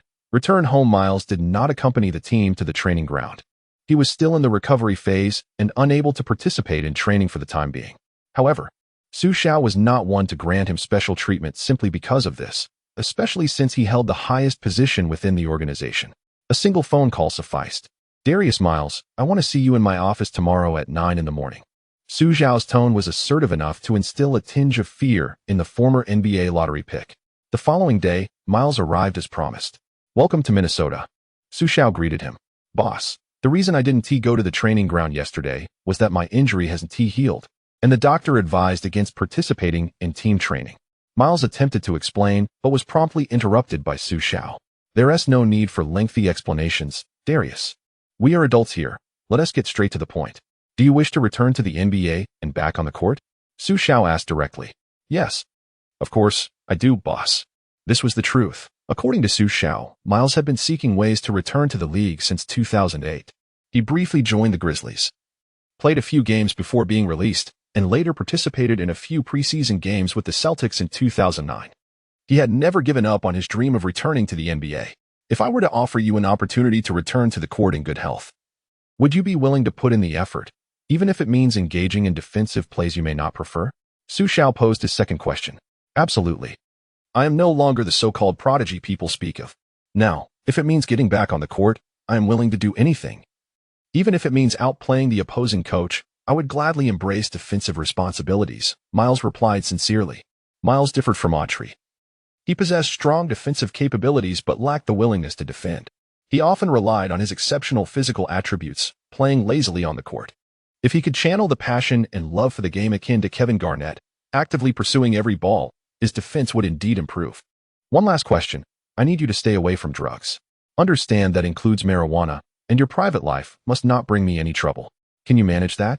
If not, you may leave. Xu Xiao delivered a soul-searching ultimatum, leaving Miles somewhat bewildered. He was unsure how Xu Xiao had discovered his marijuana use, as he believed he had hidden it well. It was astonishing that an ordinary team owner seemed more informed than the FBI. May I ask how you found out? Miles inquired, trembling slightly. You underestimate the capabilities of Tianhong International. If I wish, I can even tell you the color of your underwear. Xu Xiao replied with a cold smirk, feigning mystery. This revelation left Miles apprehensive, fearing Xu Xiao might report him to the authorities, which would effectively end his career. Though reluctant to part ways with his vices, he recognized the necessity of making a decisive choice. Thus, he declared, I assure you, I will never touch these substances again. I will destroy the remaining stash. Seeing Miles's resolute demeanor, Xu Xiao smiled, realizing his performance had intimidated him. He then produced a contract.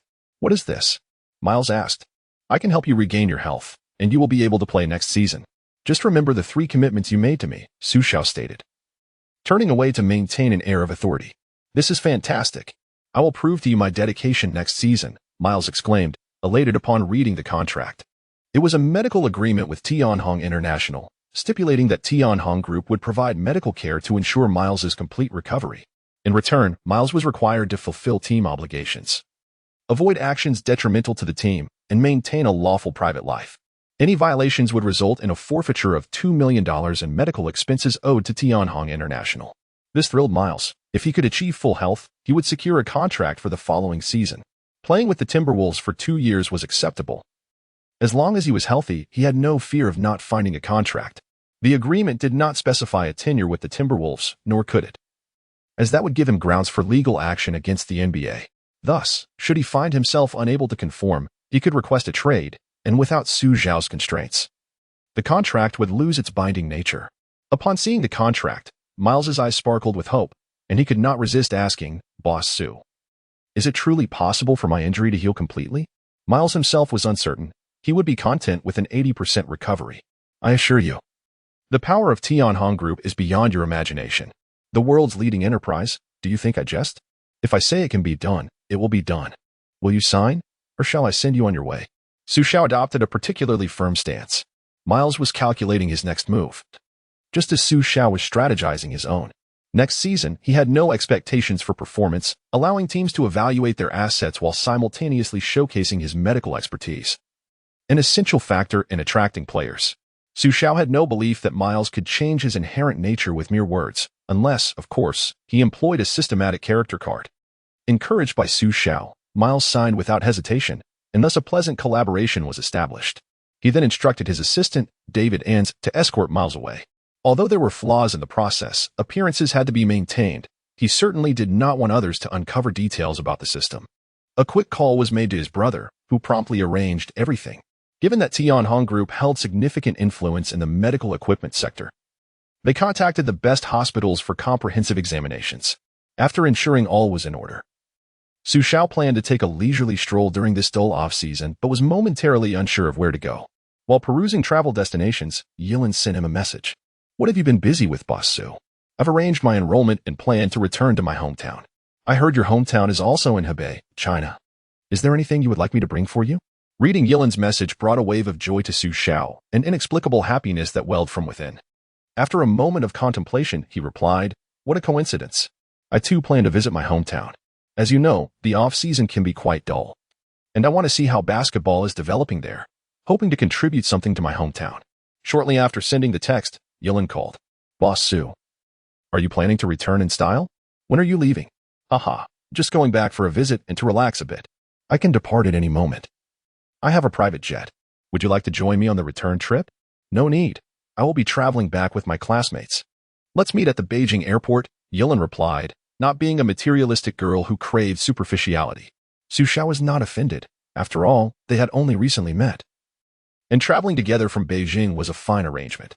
While Xu Xiao could fly directly to Hebei, Yilin had to take a train home from Beijing, as her hometown lacked an airport. Xu Xiao was a native of Hebei province in his previous life, though in this lifetime only his grandfather had spent some years there at birth. His father was born in Paris and rarely returned to their ancestral home, never quite understanding Xu Xiao's profound nostalgia for the place. Yet he considered this sentiment ultimately positive. Nothing compares to the warmth and security of the motherland. Xu Xiao mused as he observed the bustling Beijing airport. In his past life, he'd never visited the capital, merely an ordinary man of no consequence. Now arriving as the second son of a globally renowned enterprise, he couldn't help but marvel at life's unpredictability. "Mr. Xu, over here," a voice called out. Turning, he saw the reception team his father had arranged, befitting the air of Rainbow Corporation. Among them stood a familiar face, Xin, current chairman of the Chinese Basketball Association. "Mr. Xu, we've been expecting you. Allow me to introduce Chairman Xin of the CBA. Having heard of your basketball enthusiasm and NBA team ownership, he's been eager to meet." Xu Xiao politely interrupted, feigning enthusiasm as he extended his hand. "Chairman Xin, an honor. Contributing to Chinese basketball is every descendant of the Yellow Emperor's sacred duty." He knew officials appreciated such platitudes. "The truly remarkable one is you, Mr. Xu," the chairman responded smoothly. "Achieving such success at your age is unprecedented. Seeing our compatriots excel abroad brings me genuine joy." Their diplomatic exchange continued until Xu Xiao spotted Yilin emerging from the terminal, making his excuses. He deftly extracted himself from the conversation, though not before catching Xin and Appos' muttered remarks about arrogant overseas Chinese as they parted. "Who was that?" Yilin asked when Xu Xiao joined her, having observed the formal gathering from a distance. "Just the CBA chairman," Xu Xiao replied casually. Her eyes widened. "The chairman? You and Appos, become that important?"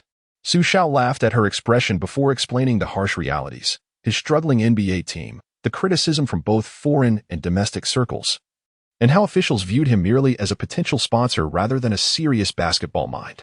As they conversed, Xu Xiao suddenly turned serious, placing hands on Yilin and Apos' shoulders. "Remember this," he said intently. "For those of us abroad, only achievement speaks. Until then, we swallow every insult and slight." Meanwhile, Chairman Xin in his car wiped his hands with a handkerchief, muttering about disgraceful behavior from those who and Apos forgotten their roots. Yilin found herself pitying the young magnate, wealthy yet caught between worlds, lacking true belonging. Her heart ached for this prodigal son of China, adrift between cultures yet embraced by neither. Chapter 16. The bystander king Xu Xiao's sudden formal and serious remarks left Yilin somewhat flustered, causing her to lower her head and murmur in acknowledgement. Subsequently, Xu Xiao relaxed his demeanor and shifted the conversation, asking Yilin to introduce him to the attractions of Hebei. Yilin hailed from Shijiazhuang, the provincial capital of Hebei, and Xu Xiao decided to accompany her there for a visit. Along the journey, the two engage in light-hearted banter, often mistaken by passers-by as a young couple on vacation. Boarding the green train, they embarked on their adventure. Yilin, fatigued from the combination of flights and train rides, struggled to keep her eyes open. Unlike Xu Xiao, who was accustomed to physical exertion, she was merely an ordinary student. Adding to her exhaustion was the need to adjust to the time difference, and it wasn't Apos long before she leaned against Xu Xiao and Apos' shoulder and succumbed to slumber. Observing the peacefully sleeping Yilin, Xu Xiao felt a pang of tenderness for her. It was commendable that she had the courage to travel alone to a foreign land for her studies. Feeling somewhat bored on the train, Xu Xiao gazed out the window at the passing scenery. In those days, smartphones were not equipped with the extensive functionalities they boast today. They were primarily used for browsing the internet and reading news articles. He took out his phone to peruse the latest basketball news. The Rockets had made significant moves, trading Spanulis for European MVP Scola and acquiring Mike James from the Lakers in exchange for Lucas. This championship guard and Apos' addition greatly mitigated the Rockets and Apos' shortcomings at the point guard position. Coupled with the acquisition of Francis from the Timberwolves, the Rockets now boasted 3 starting point guards from different teams last season. With the emerging talent of Millsap and European MVP Scola, the Rockets were poised to address their final weakness, making them formidable contenders for the championship in the upcoming season. The popularity of the Rockets was undeniable. Even the slightest news attracted hundreds of thousands of views. Xu Xiao chuckled to himself, recognizing the exaggerated praise heaped upon players like Strawberry and Nule, neither of whom had made a significant impact in the NBA. Reflecting on the Lakers and Apos' immense popularity in China, he found it unsurprising that players were elevated to such lofty statuses, given that even Horton Tucker had been lauded as a potential first overall pick in his previous life. However, Xu Xiao felt a twinge of irritation. Although the news did not directly mention him, it seemed to cast a shadow over his own aspirations. He understood that patience was his only recourse at present. At some point, Yilin awoke and joined him in reading the news. After they finished the articles, she suddenly spoke up. "You shouldn't put so much pressure on yourself. Your journey to this point isn't solely due to your family. I believe in your talent. You can anticipate the outcome of a game after just half a quarter of play. Not everyone possesses that ability. From now on, I will be your fan, as well as a supporter of the Timberwolves. I will witness their rise." Caught off guard by her earnest gaze, Xu Xiao could only respond with a simple, "Thank you. Are you really not considering helping Chinese basketball? I believe you have the capability. If you were to offer guidance, Chinese basketball could surely flourish." Xu Xiao shook his head. Chinese basketball differs vastly from the NBA. It is not merely a matter of playing the game. The NBA operates as a commercial league. In simpler terms, where there is wealth, solutions abound. If I were to invest heavily, I could swiftly enhance a team's capabilities. However, Chinese basketball resembles a complex institutional framework. The interwoven relationships and deep-seated interests complicate matters significantly. The domestic league, CBA, suffers from systemic inadequacies, and standards vary greatly, from management to players, coaches, and even referees. There is a lack of regulation. The Basketball Association is rife with unprofessional individuals, and the hierarchical mindset stifles capable individuals. Sponsorship issues further complicate the landscape. Thus, I prefer to remain uninvolved for now. Compared to these seasoned veterans, my youth renders me inexperienced. Xu Xiao realized that the future would likely rest in Yao Ming's hands, tasked with mending the disarray. If he struggled to manage the situation, what could be expected of an outsider like Xu Xiao? The systemic issues plaguing Chinese basketball, inefficient league structures, player rights, contracts, refereeing, youth training, and the internal conflicts within the Basketball Association were beyond his capacity to resolve. It cannot be as dire as you suggest. We are still the dominant force in Asia, Yilin countered. That is only because we have experienced a fortunate era.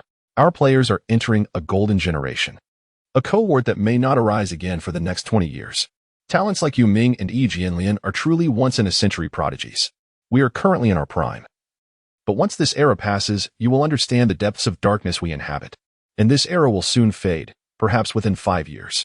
The Beijing Olympics next year should mark our pinnacle, while the London Olympics in 2012 may signify the conclusion for this group. Yilin pouted, expressing her disbelief. But they are all still quite young. By 2012, the oldest among them, Yao Ming, will be just 32.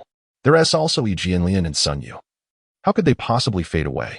Nonetheless, I will contribute to the Chinese men and Oppos' basketball team in my own way. For instance, during this trip with you back to Hebei, I plan to establish a basketball training camp to nurture talent for the nation. That is the only thing I can do at present. That sounds great. I want to join too. You?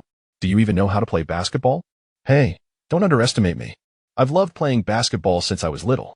If you Don and Oppos, believe me, we can have a one-on-one match. Xu Xiao found it amusing that this seemingly soft and innocent girl had a competitive streak. All right. But in a match, there must be a winner and a loser. We should wager something to make it more exciting. Didn't he expect you to be a gambler? What do you propose we bet on? I haven't decided yet. I'll let you know once I win. Unless you reveal your wish now. You may never get the chance again. I won and Oppos, go easy on you. Yilin playfully asserted, her sweet tone contrasting with her bold words, eliciting a chuckle from Xu Xiao. The journey from Beijing to Shijiazhuang was brief, taking only 2 hours. Xu Xiao first escorted Yilin home before seeking accommodation for himself. Sweetheart, we've missed you so much. How have you been in America? Are you adapting well? Yilin and Oppos, as parents exclaimed, embracing her excitedly.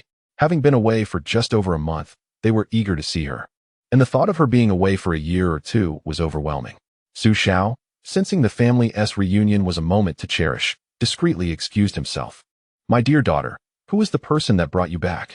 He certainly appears to be quite impressive.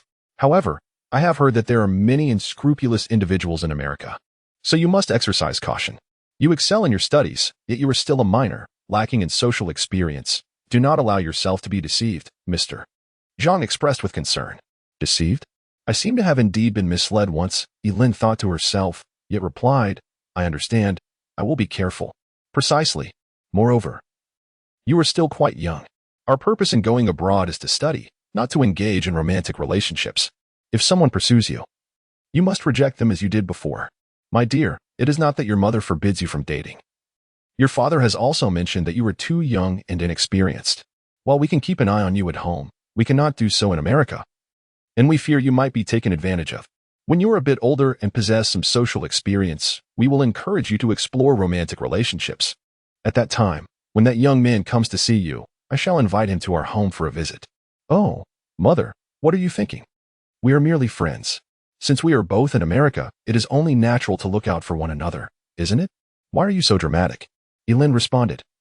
Somewhat speechless, yet she felt an inexplicable sensation akin to being caught in a school romance and having her parents summoned. However, Yilin had never experienced such a feeling before today. Meanwhile, Xu Xiao hurried back to the hotel, his heart racing with trepidation.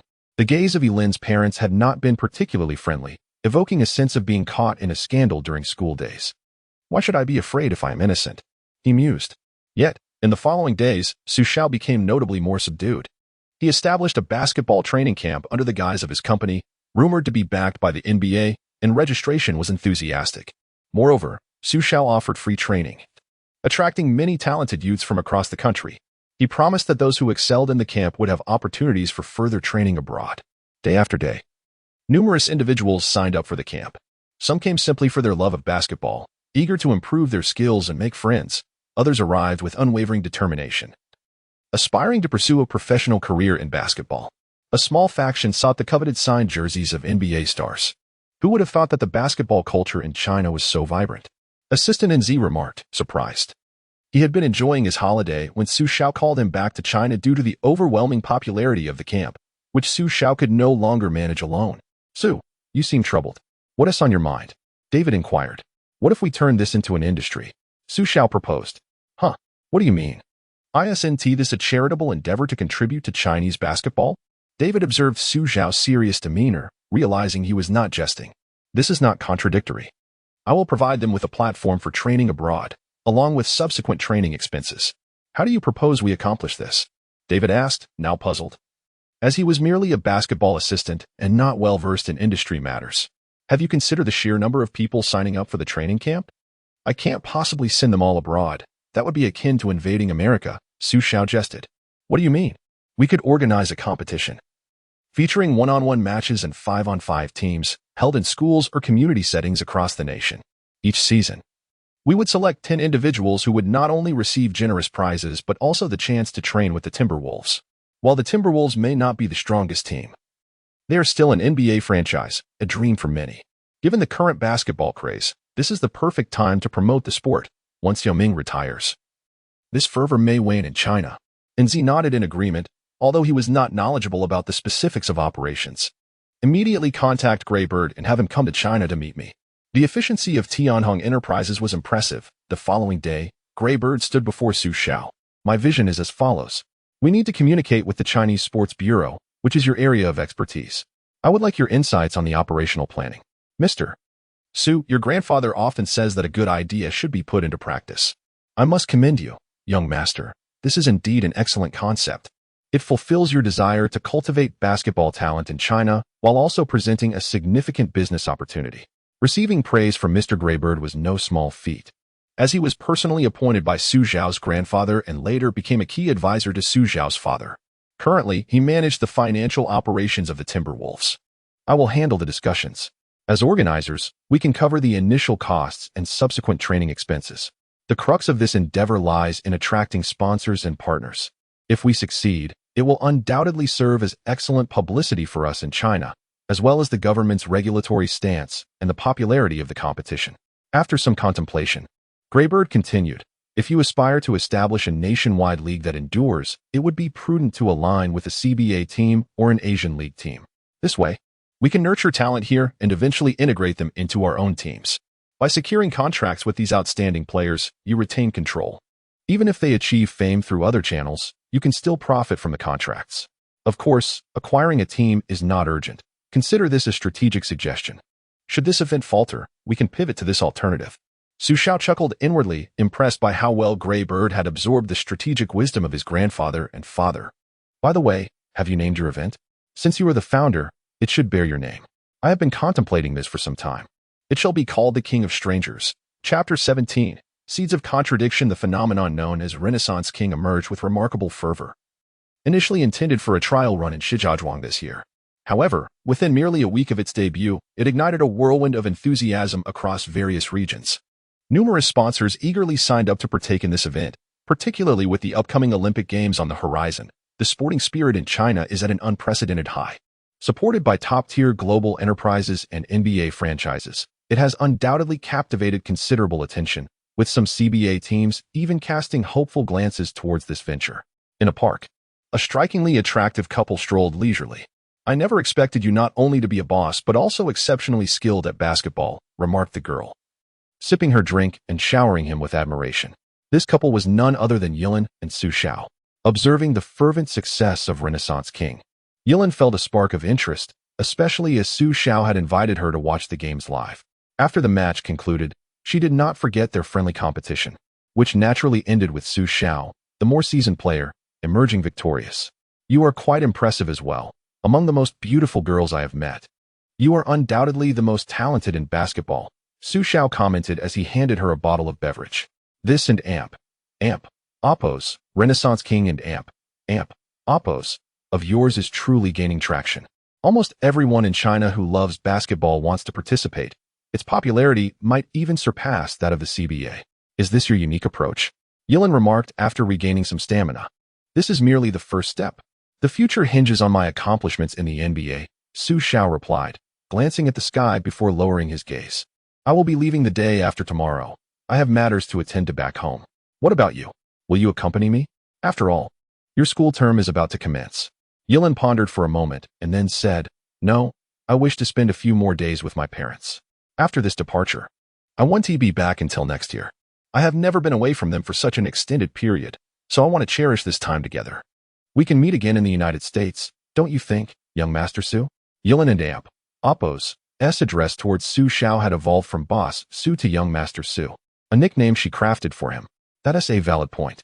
When you arrive in the United States, do let me know. There, we will be like family. You must also focus on your studies. Let us reunite at the pinnacle of our respective journeys. Agreed. Xu Xiao was compelled to depart. Numerous tasks awaited him. Yet, as he surveyed the lively atmosphere, a sense of reluctance washed over him. When I return next year, how about I treat you to a visit to the Great Wall? Yilin suddenly proposed. Sounds wonderful. However, prior to that, may I invite you to watch a game?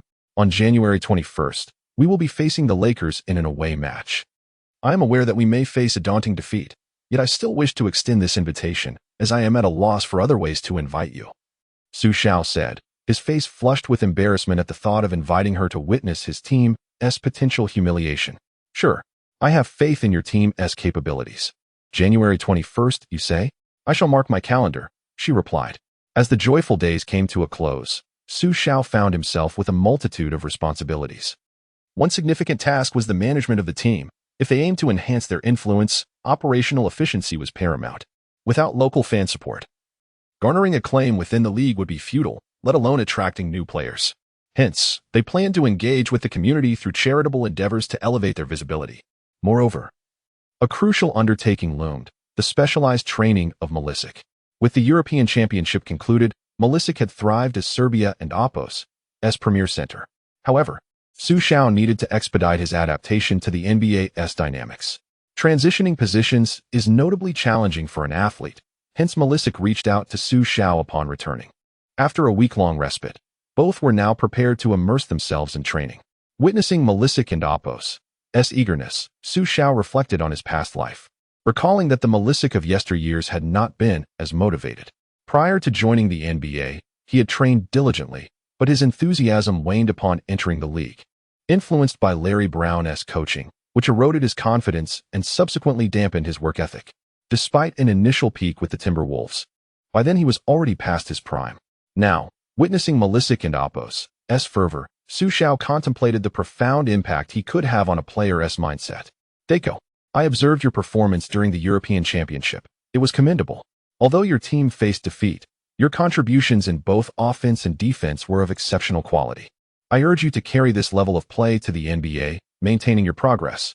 Your first task in the offseason is to manage your weight. 113 kilograms is your limit. You must retain your agility while developing your shooting skills, not just mid-range, but also three-point shooting. In the upcoming season, I expect you to play akin to Gasol and Nowitzki. As Xu Xiao regarded the prepared Malisic, he felt a surge of confidence. A month passed swiftly, and Malisic and Appo's training period was nearing its conclusion. Afterward, Xu Xiao granted him a 10-day break to enjoy with his wife, Monica. However, after those 10 days, it would be time for the Timberwolves to commence their collective training as the new season approached. Once Xu Xiao managed the team and Appo's operational matters, he also kept a keen eye on the developments surrounding Renaissance King. Initially, he had intended to host an NBA event in China this year, but bureaucratic delays hindered the approval process. Moreover, the construction of the Wuxong Arena was at a critical juncture, prompting leadership to prioritize the venue and Appo's readiness post-Olympics for future events. Xu Xiao remained silent on the matter. After all, the Timberwolves and Appo's domestic influence was still minimal, rendering it incapable of attracting significant attention. If the Lakers or Rockets were to hold an event in China, it would surely require extensive lobbying. Hey, buddy, you seem to have toughened up. Malisic jested upon encountering Odin at the gym, indicating his acclimatization to the team's atmosphere, a stark contrast to his former despondency during his time with the Pistons. I heard you're quite the lucky one this year, selected by the boss for special training. Let me see the fruits of your labor, quipped the former prodigy Darius Miles, who had just experienced a life-altering recovery, akin to a rebirth, and was eager to return to the court and prove himself. It's truly a joyous occasion to see you back on your feet. I feared you would entrust your family to me, joked his former teammate, Autry. Get lost, or I'll kick your backside, Miles playfully threatened, waving his fist at Autry. Amidst the laughter and camaraderie, only Coach Casey bore a hint of displeasure. All right, gentlemen. It warms my heart to see you all in such high spirits, Xu Xiao remarked as he entered the court. As the new season approached, It was customary for the owner to address the team, a tradition upheld by every organization. Gentlemen, we have just endured a rather tumultuous season, yet this is the NBA, the pinnacle of global basketball. In this league, everyone engages in rigorous training and faces formidable competition. One misstep may lead to falling behind. I am uncertain how many of you will remain here next year, nor do I know the magnitude of your next contracts upon departure. However, I wish to emphasize the importance of seizing the present and striving diligently. Our collective objective is clear: to win games, secure the championship, amass greater wealth, and emerge victorious in life.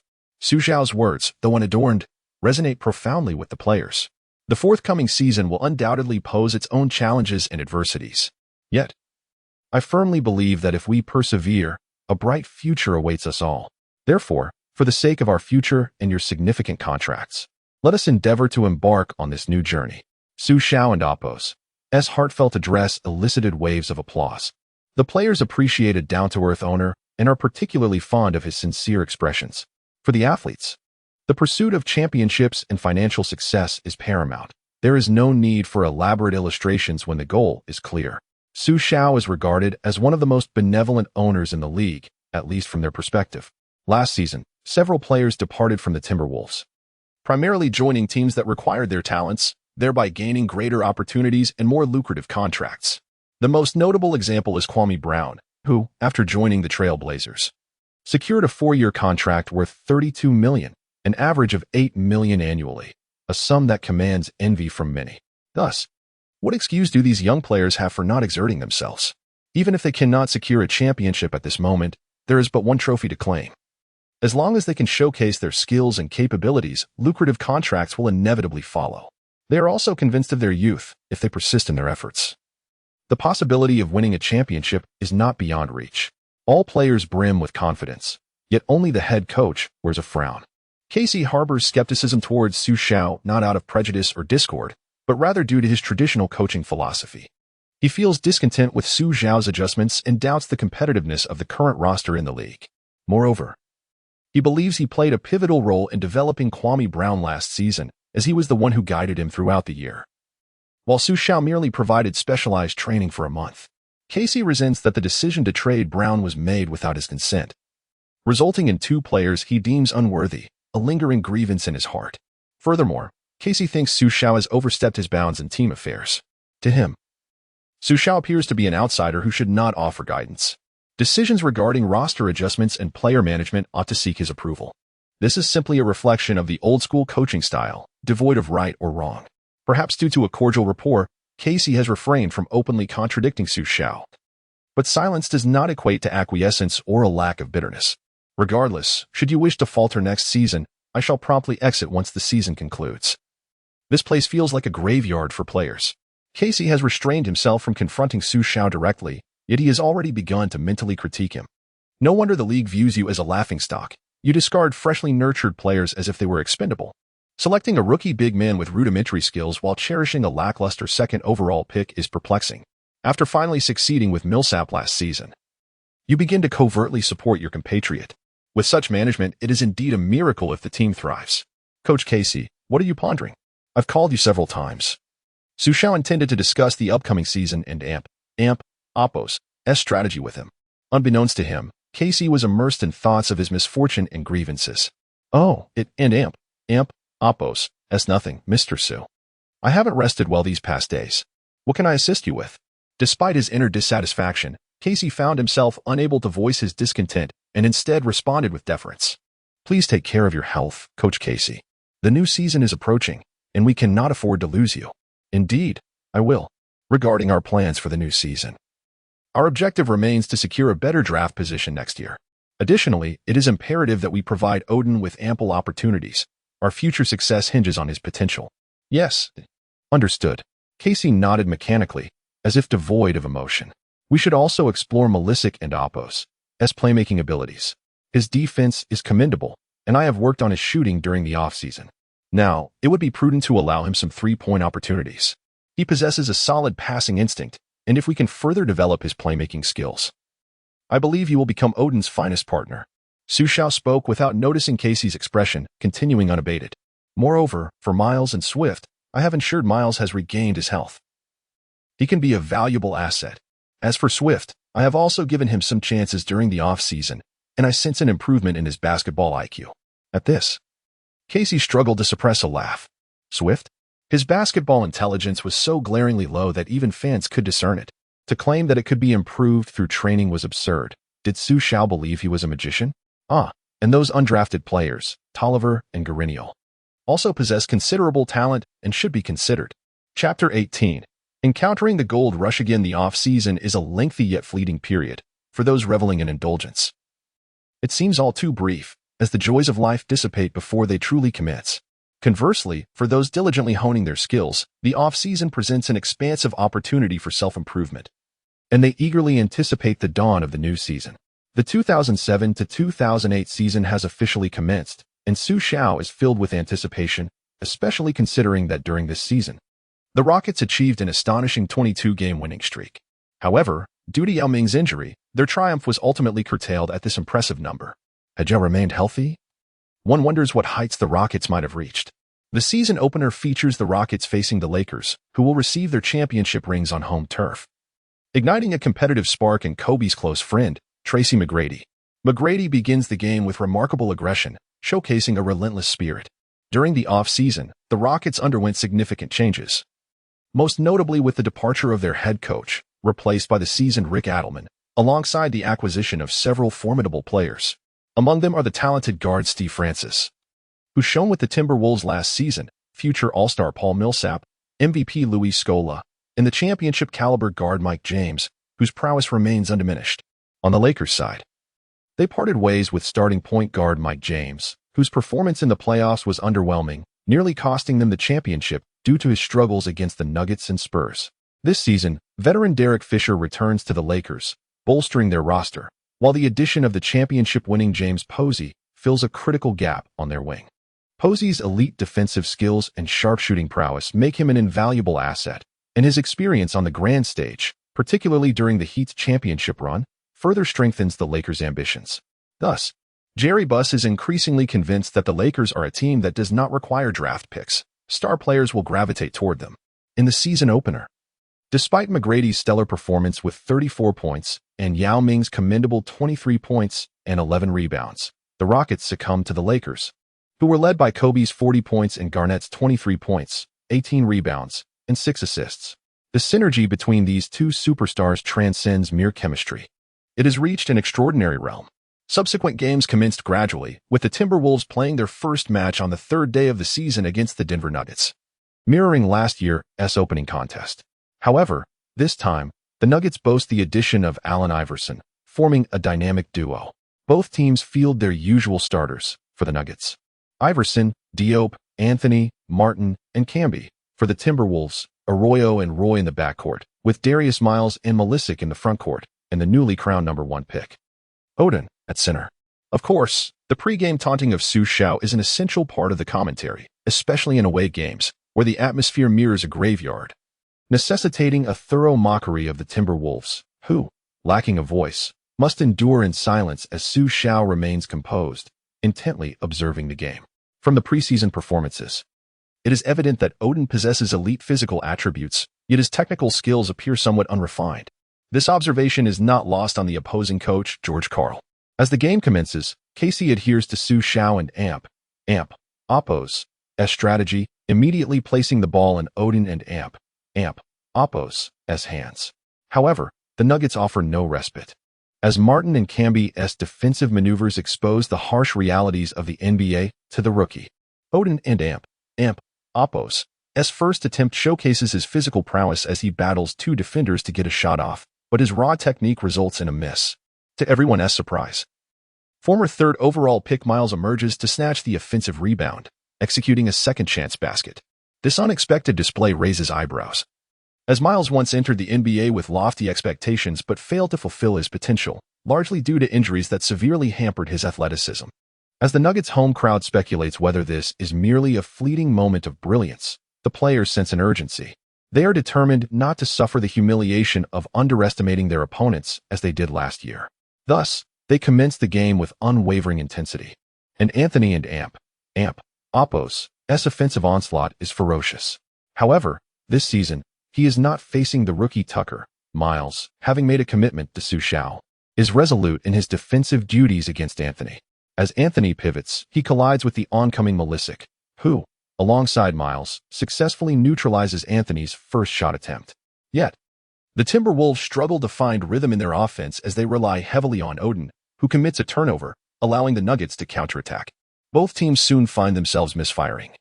The Timberwolves afford Odin ample opportunities, yet he repeatedly falters.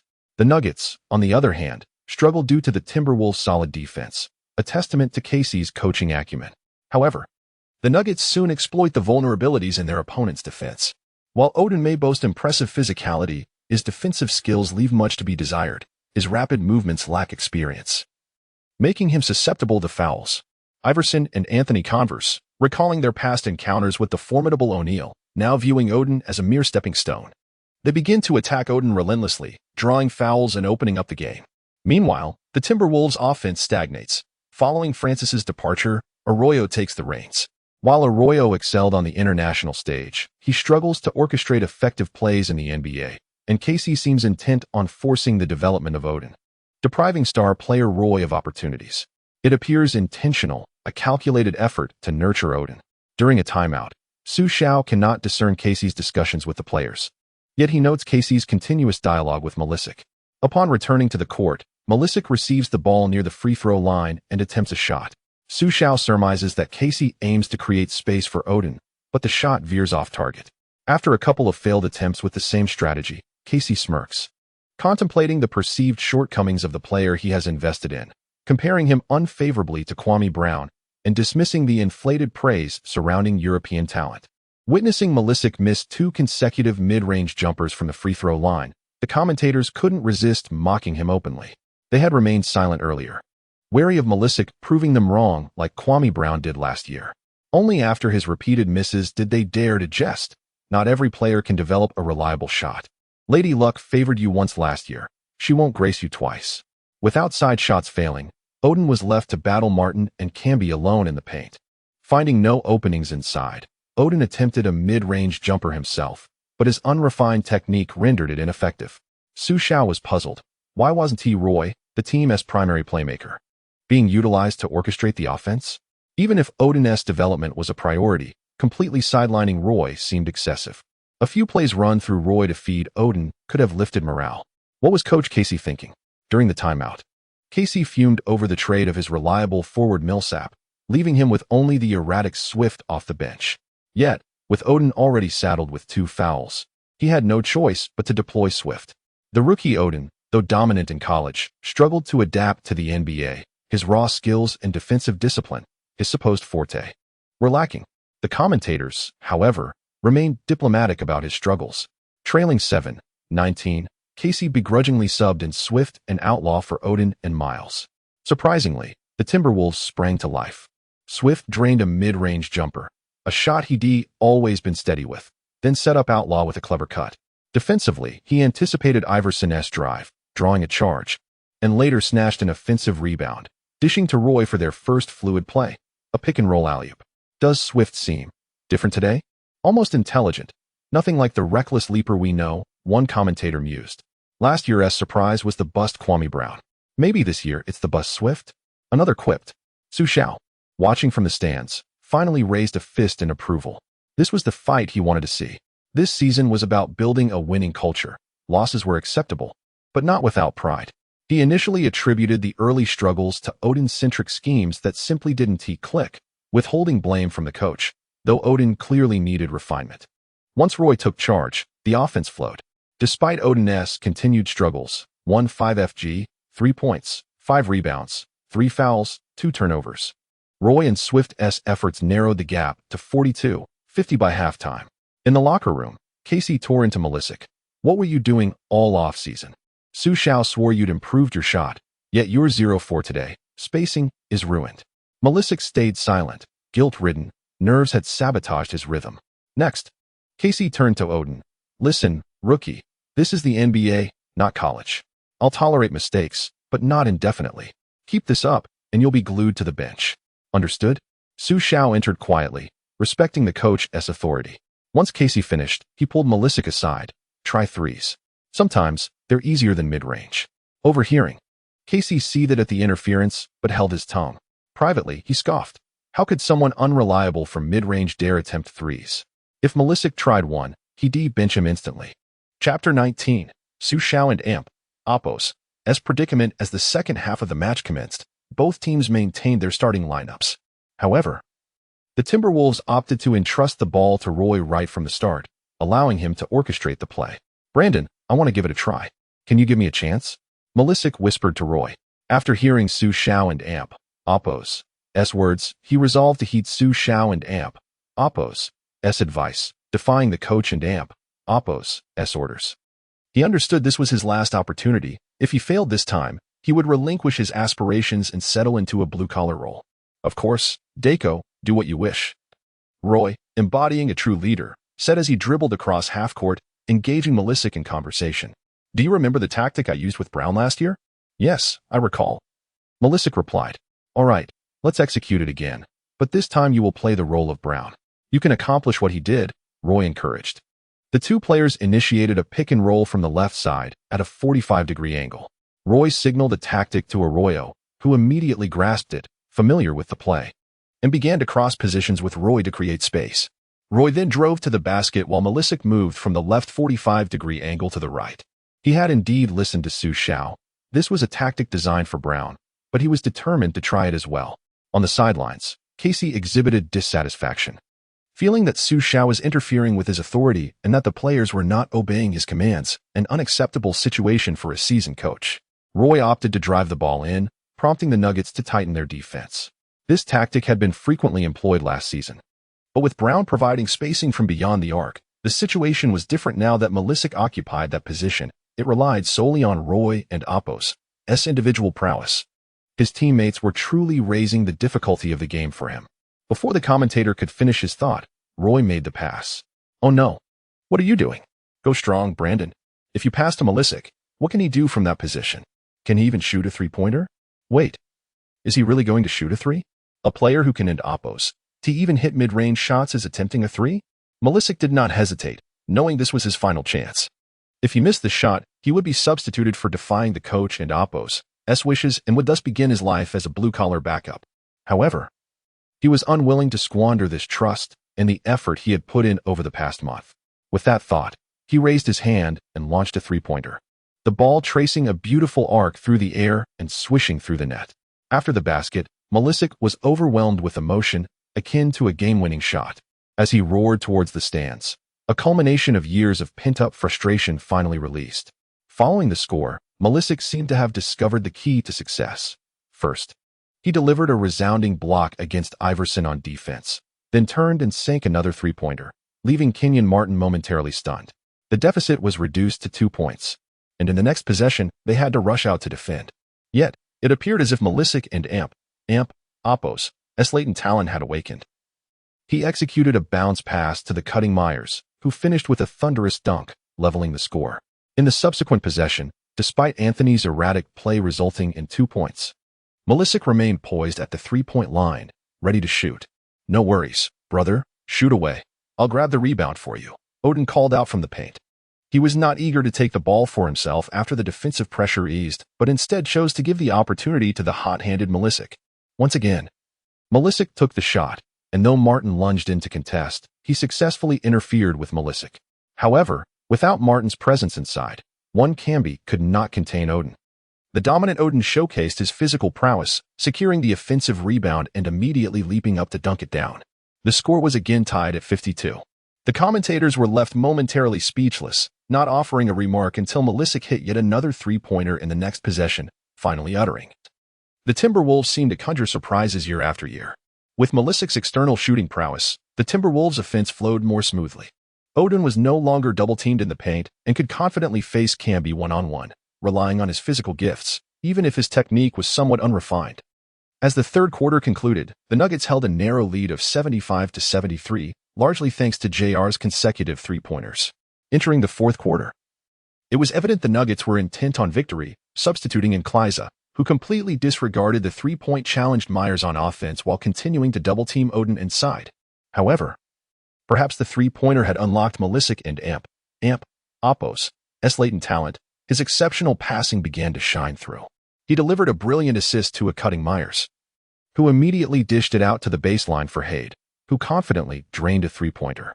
As the Timberwolves gained momentum, the Nuggets' interior duo of Martin and Camby appeared increasingly flustered. Last year's season opener had seen them underestimating their opponents, becoming mere background players for Kwame Brown. If they were to become mere footnotes to Malisic this year, it would be an unbearable embarrassment, a sentiment echoed by their head coach, George Karl. Karl's expression darkened as he called Camby over during a dead ball for a hushed conversation. While the details of their scheme remained unclear, it was evident that this veteran coach was up to something devious. In the next play, Camby, in an obvious show of aggression while battling Odin for a rebound, delivered a dangerously high elbow to Odin's midsection as he soared for the ball. In that instant, Xu Xiao understood the malicious intent behind Camby's actions. After failing to contend with Curry in the playoffs, it seemed Karl had orchestrated a plan to neutralize Odin altogether. Everyone knew Odin's frail physical condition. He was notorious for being injury-prone. Karl's intention appeared to be to shatter this fragile player completely. Fortunately, with Xu Xiao's South health card in place, Odin stood unharmed. However, Xu Xiao was exceedingly angered. Had he not possessed that protective advantage, that blow might well have jeopardized Odin's career. Such actions have no place in the game.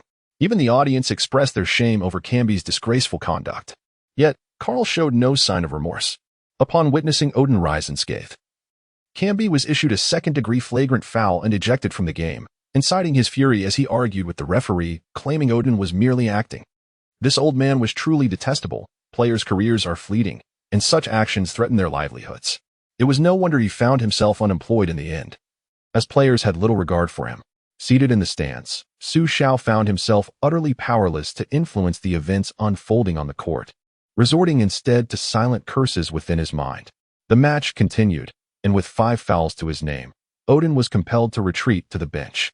Meanwhile, Malisic and Swift, 2 players often dismissed as flops, unexpectedly shone brightly, resembling 2 astute players orchestrating the game and facilitating a smoother flow for their team.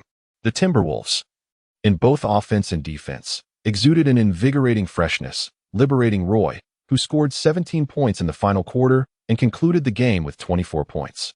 Malisic's sudden prowess in three-point shooting during the second half, coupled with Swift's newfound acumen, laid the groundwork for victory. Malisic finished with an impressive 17 points and 14 rebounds, having made 4 of 5 three-point attempts, while Swift contributed with 7 points, 7 rebounds, 5 assists, 1 steal, and 1 block.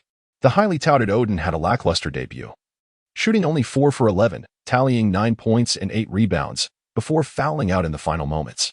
Ultimately, the Timberwolves triumphed over the Nuggets with a score of 109-105, marking a commendable start to their season. This Timberwolves team, once scorned, delivered a resounding rebuttal to its critics. At that moment, Xu Xiao began to contemplate whether he should alter his plans for the season and aim for the playoffs. However, this fleeting hope was soon dashed, as the Timberwolves appeared to encounter significant issues in the subsequent games. Despite having demonstrated fluid offensive play in their initial match by entrusting the ball to Roy, the Timberwolves subsequently failed to capitalize on their strengths. The following games became a rigid showcase of Odin's struggles, with the team excessively relying on him in the paint, thereby exposing his technical deficiencies. Malisic was relegated to a role akin to a stationary shooter, while Roy transformed into merely a scorer, unable to leverage his strong court vision. The ball became concentrated in the hands of Arroyo and Brooks, neither of whom possessed any considerable organizational skills. As a result, the Timberwolves stumbled to a dismal record of 3 wins and 24 losses, placing them at the bottom of the league. Xu Xiao, who had recently begun to see improvement in Malisic's offensive capabilities, found himself once again in the spotlight of criticism. Odin's performance in the opening 27 games was underwhelming, averaging only 9 points and 6 for rebounds, with a shooting percentage of 45. His propensity to foul was alarming, averaging nearly 4 fouls per game, leading to 11 instances of fouling out, which rendered him a laughingstock in the league. Criticism mounted as Odin was derisively labeled a bust, a far cry from the pre-draft expectations that heralded him as a potential successor to legends like Duncan and Russell. The deluge of scorn was relentless, with headlines dubbing him the second coming of Oluwa Candy and the most overrated rookie in history. In this unforgiving realm of professional sports, neither fans nor media exhibited patience for a player's growth. They merely sought to vent their frustrations or revel in the spectacle of failure. Xu Xiao recognized this harsh reality, yet he found it disheartening that he too was caught in the crossfire. Watching the news, he felt an urge to express his anger, pondering why outsiders would concern themselves with the Timberwolves and Amp Oppo's plight. Meanwhile, on the training court, Melisik noticed Odin and Amp Oppo's somber demeanor and approached him to offer comfort. Understanding his struggles all too well, "Greg, look at our team. Aside from the boss and Amp Oppo's handpicked Brandon, most of us were considered underdogs. Remember when Kwame Brown was in your position? He came in with high hopes but fell hard, becoming a punchline. Yet now, who would dare mock Kwame? Teams are lining up to offer him contracts. So, Dako was right. If you train hard under our boss, you too will silence the critics. I feel like I and Amp Oppo's gained clarity in my game. Congratulations, Slow Mayor," Swift began, only to turn and find Xu Xiao grinning mischievously. "Ah, boss, when did you arrive? I've been here since you all stopped training." Swift and Amp Oppo's face flushed as he promptly declared, "We and Amp Oppo's heading to practice now." Xu Xiao shook his head, realizing that while Swift and Amp Oppo's basketball IQ had improved, his laid-back demeanor remained unchanged. If Swift could adopt a more diligent attitude akin to McGee and Amp Oppo's his physical gifts would undoubtedly secure him a place in the league by season and Amp Oppo's end. Xu Xiao had come to the training facility due to the Timberwolves and Amp Oppo's perplexing performance, concerned about potential discord within the team. However, witnessing the camaraderie among the players eased his worries. It seemed prudent to consult with Coach Casey regarding their forthcoming strategy. "Coach Casey, may I have a word?" Despite Casey and Amp Oppo's less than pleased expression, he did not dismiss Xu Xiao. "Coach Casey, I understand I may be an outsider, but I feel we have encountered some problems in our recent games. Our players possess talent, yet it seems we are not fully realizing our potential." "I believe you are correct, Mr. Xu," Casey interjected. "Really?" Xu Xiao pondered, perplexed by the sudden agreement. "You are indeed an outsider and perhaps should refrain from such statements." Casey replied, his tone laced with discontent. "I sense there may be a misunderstanding between us, Coach Casey." Noticing Casey and Amp Oppo's irritation, Xu Xiao hastily clarified, "No, boss. There is no misunderstanding. We are simply stating facts. You are indeed an outsider. While you may excel in business, that does not guarantee success on the basketball court." Casey and Amp Oppo's frustration erupted as he passionately articulated, "You believe our players have not performed to their capabilities because I have stifled them? No, their potential is far from adequate. Do you think my tactics are flawed? Who mandated that I develop a rookie for the new season? Is our roster not already lacking? We barely nurtured Kwame Brown last season, only to lose him in the offseason. Millsap was handed over to your compatriot as well. Have you considered the future of this team? Who will be the next player sacrificed? Roy or Melisik?" In that moment, Casey finally relinquished his restraint, unveiling his innermost discontent to Xu Xiao. Chapter 20. Next game, I shall coach. Apologies, boss. I may have overstepped my bounds. However, for the upcoming match against the Lakers, I am feeling somewhat unwell and would like to visit the hospital for a checkup. May I request that the assistant coach take over in my stead? Upon hearing Casey's words, Xu Xiao realized he might have inadvertently displeased the head coach through excessive interference. Yet, Casey and Oppo's admonishment of his actions seemed to mirror the criticisms levied by outsiders. Xu Xiao held a firm belief in the potential of his players and did not anticipate that retaining Kwame Brown and the others would yield better results than their current performance. To him, the competitive nature of the league outweighed the significance of one or two victories. As for the suggestion of acquiring Millsap for Yao Ming, that was indeed a selfish desire. Still, what could Millsap realistically change in their current situation? Would and Oppo's it be advantageous for Millsap to join Yao in countering the Lakers? Given the gravity of the situation, Xu Xiao felt it necessary to maintain his stance. He had never encountered a head coach bold enough to argue with the owner in such a manner, especially while still under contract for another year, set to expire in the summer of 2009. Casey's audacity to raise his voice at Xu Xiao is likely a reflection of his youth. "Very well, Coach Casey. Please take the time to rest for the next game. I will assume responsibility for the tactics. I cannot sit on the bench, so I will prepare the strategy a day in advance. The players will execute my directives, and we shall see if they are truly as fragile as you claim." Casey scoffed internally, thinking, "You, a coach with only a few middle school basketball games under your belt, truly believe you are an expert? Coaching demands adaptability in real time.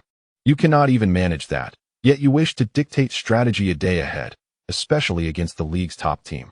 Do reflect on your capabilities. Though he held disdain for Xu Xiao internally, Casey nonetheless cautioned, I suggest you reconsider, Xu. The basketball court is not a chessboard.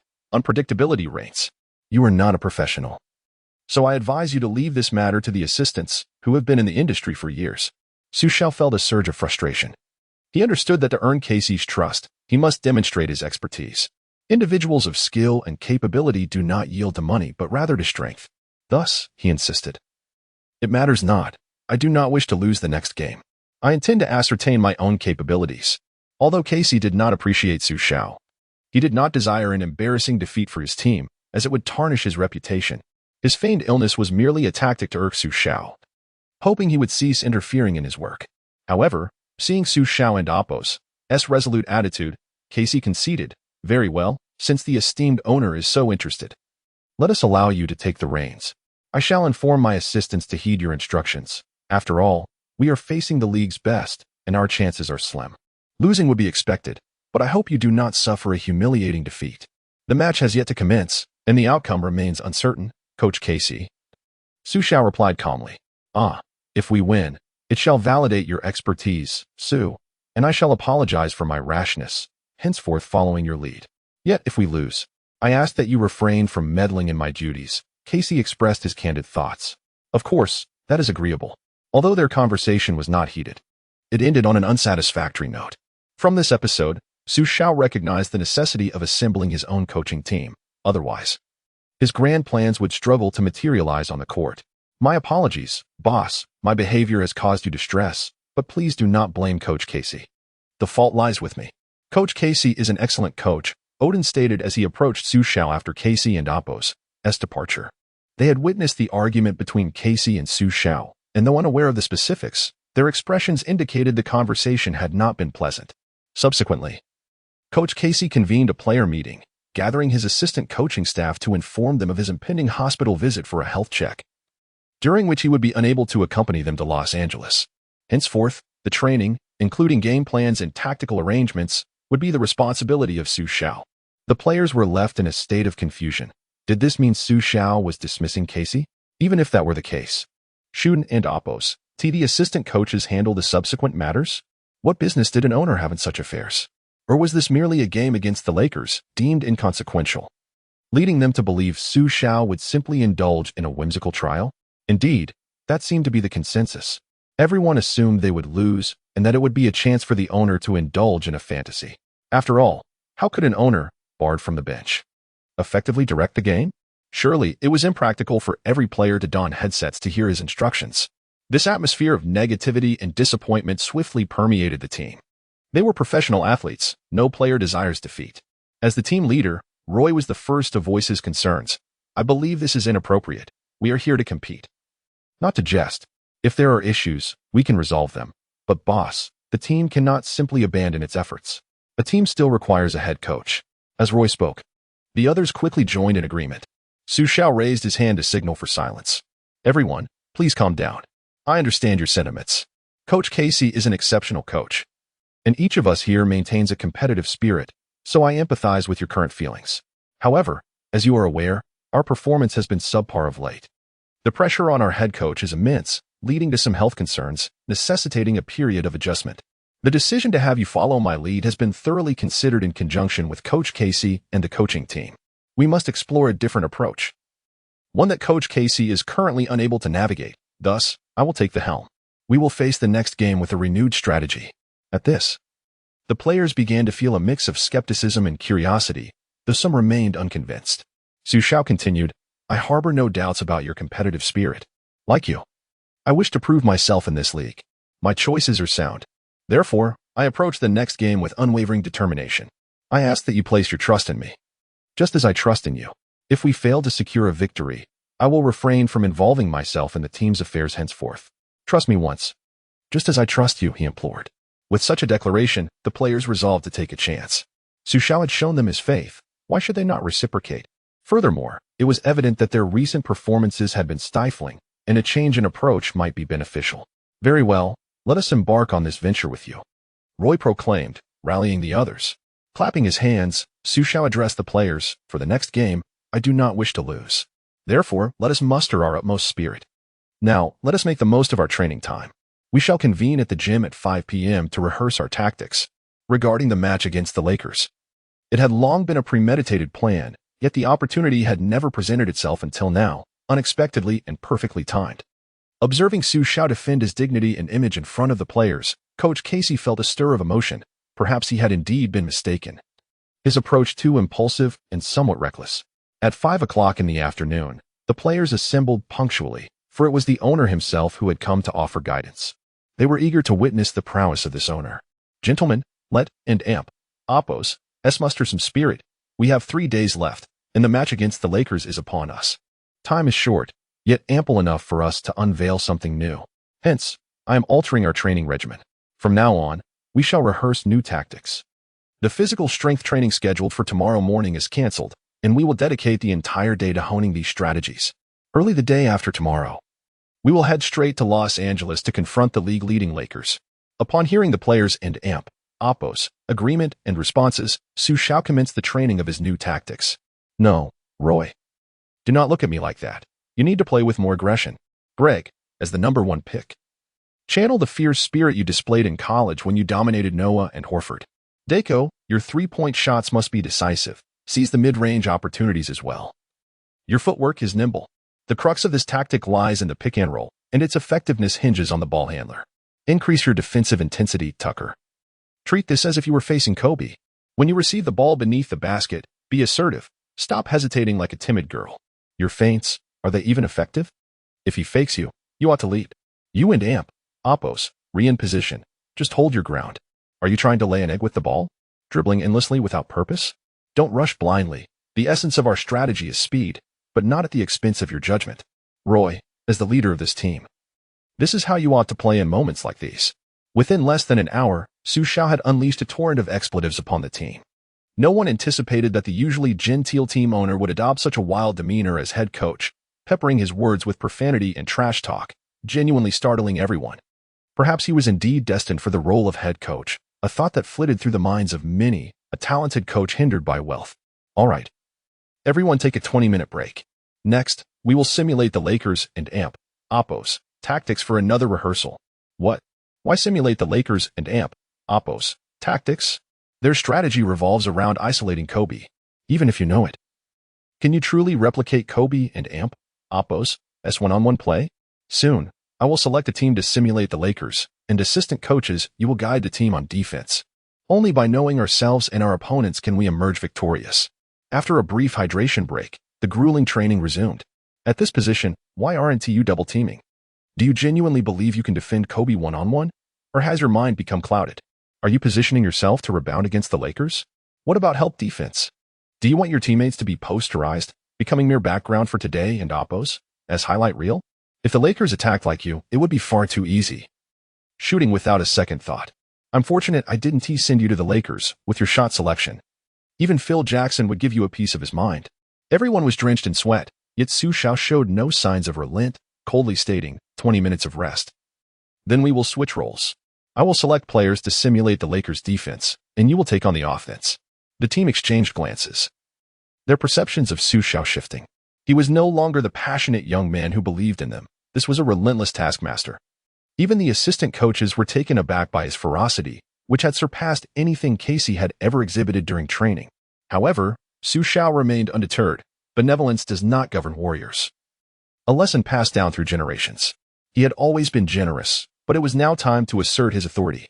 After a long night of training, they were initially eager to return home and unwind, but Xu Xiao's words plunged them back into despair. Tomorrow at 10 in the morning, I expect you all here. Oh my God, when will this end? Boss, you have no nightlife, and you won and amp, Oppos, let us have any either. Xu Xiao paid no heed to their grievances. Why did the Miami Heat maintain their competitiveness year after year, consistently embodying a strong culture and achieving remarkable results despite average talent? It was due to Riley, whose training intensity was unparalleled. The following day, despite their reluctance, no one dared to oppose Xu Xiao. After all, it was the owner's directive. They merely hoped that Casey would return soon, for they were struggling to endure this training. Not only was their physical stamina taxed, But the continual barrage of Xu Xiao and Oppo's roaring commands inflicted a significant psychological toll. Today, I will simulate the Lakers' tactics and our respective countermeasures. After all, I cannot guide you from the bench tomorrow, so each of you must pay close attention. Wait, boss, you intend to predict the Lakers' tactics? That's impossible. This game isn't merely theoretical.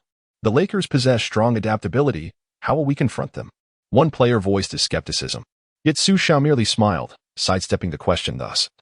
Today you must exert yourselves even more, listen attentively, and train diligently. Rest assured, before the game, you will experience the latest technology in massage therapy, guaranteed to alleviate your fatigue. If we secure a victory, I will reserve the most exclusive bar in Los Angeles for a celebration. How does that sound? Although Xu Xiao and Oppo's offer was enticing, his smile evoked a sense of discomfort. It was only upon commencing training that they realized he was even more relentless than the previous day. No wonder he promised technological massages to ease their fatigue. After this, not compensating them with two ladies would be unforgivable. Chapter 21. Facing the Lakers. January 21st marked the day that Xu Xiao and Yilin had promised to meet. Since their last parting, they had not seen each other again, only exchanging text messages and occasionally making video calls. Therefore, Xu Xiao looked forward to this day with great anticipation. However, he did not rush to Los Angeles for their rendezvous, as he needed to be with the team to discuss strategic details. Upon landing, they would head directly to the training facility to rehearse new tactics, which were entirely different from their previous strategies and required everyone to become familiar with them. Xu Xiao understood that this was not the time to be swayed by romantic feelings. He genuinely wished to win this game. The prospect of facing mockery in Los Angeles was daunting, and had it not been for the chance to see Yilin, he would have preferred to avoid this humiliating place altogether. After all, he was a prominent figure, the heir to one of the world and Oppo's top 5 enterprises, and he did not wish to be ridiculed by this crowd. Since he was there, he intended to prove himself and assert his worth, especially in front of Yilin. He did not want to lose. Sometimes, a man and Oppo's competitive spirit can be overwhelmingly strong. Conversely, Yilin was not particularly eager to attend the game, as she was not a fan of the Lakers and harbored a certain aversion towards them, possibly related to her feelings about Kobe Bryant. She disapproved of his brashness and past indiscretions that had turned some girls off. Yilin preferred the fluidity of basketball as a team sport over the spectacle of individual duels. Thus, her motivation for attending was primarily to see Xu Xiao. The outcome of the game was of little concern to her. If they lost, it was expected, given their youth and relative weakness compared to their opponents.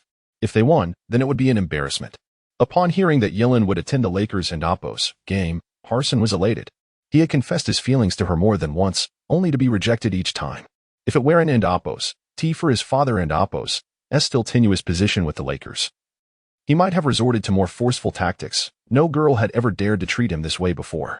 Knowing that Yilin enjoyed basketball, he had repeatedly invited her to watch Lakers games at Staples Center, all of which she had declined, leaving him quite frustrated.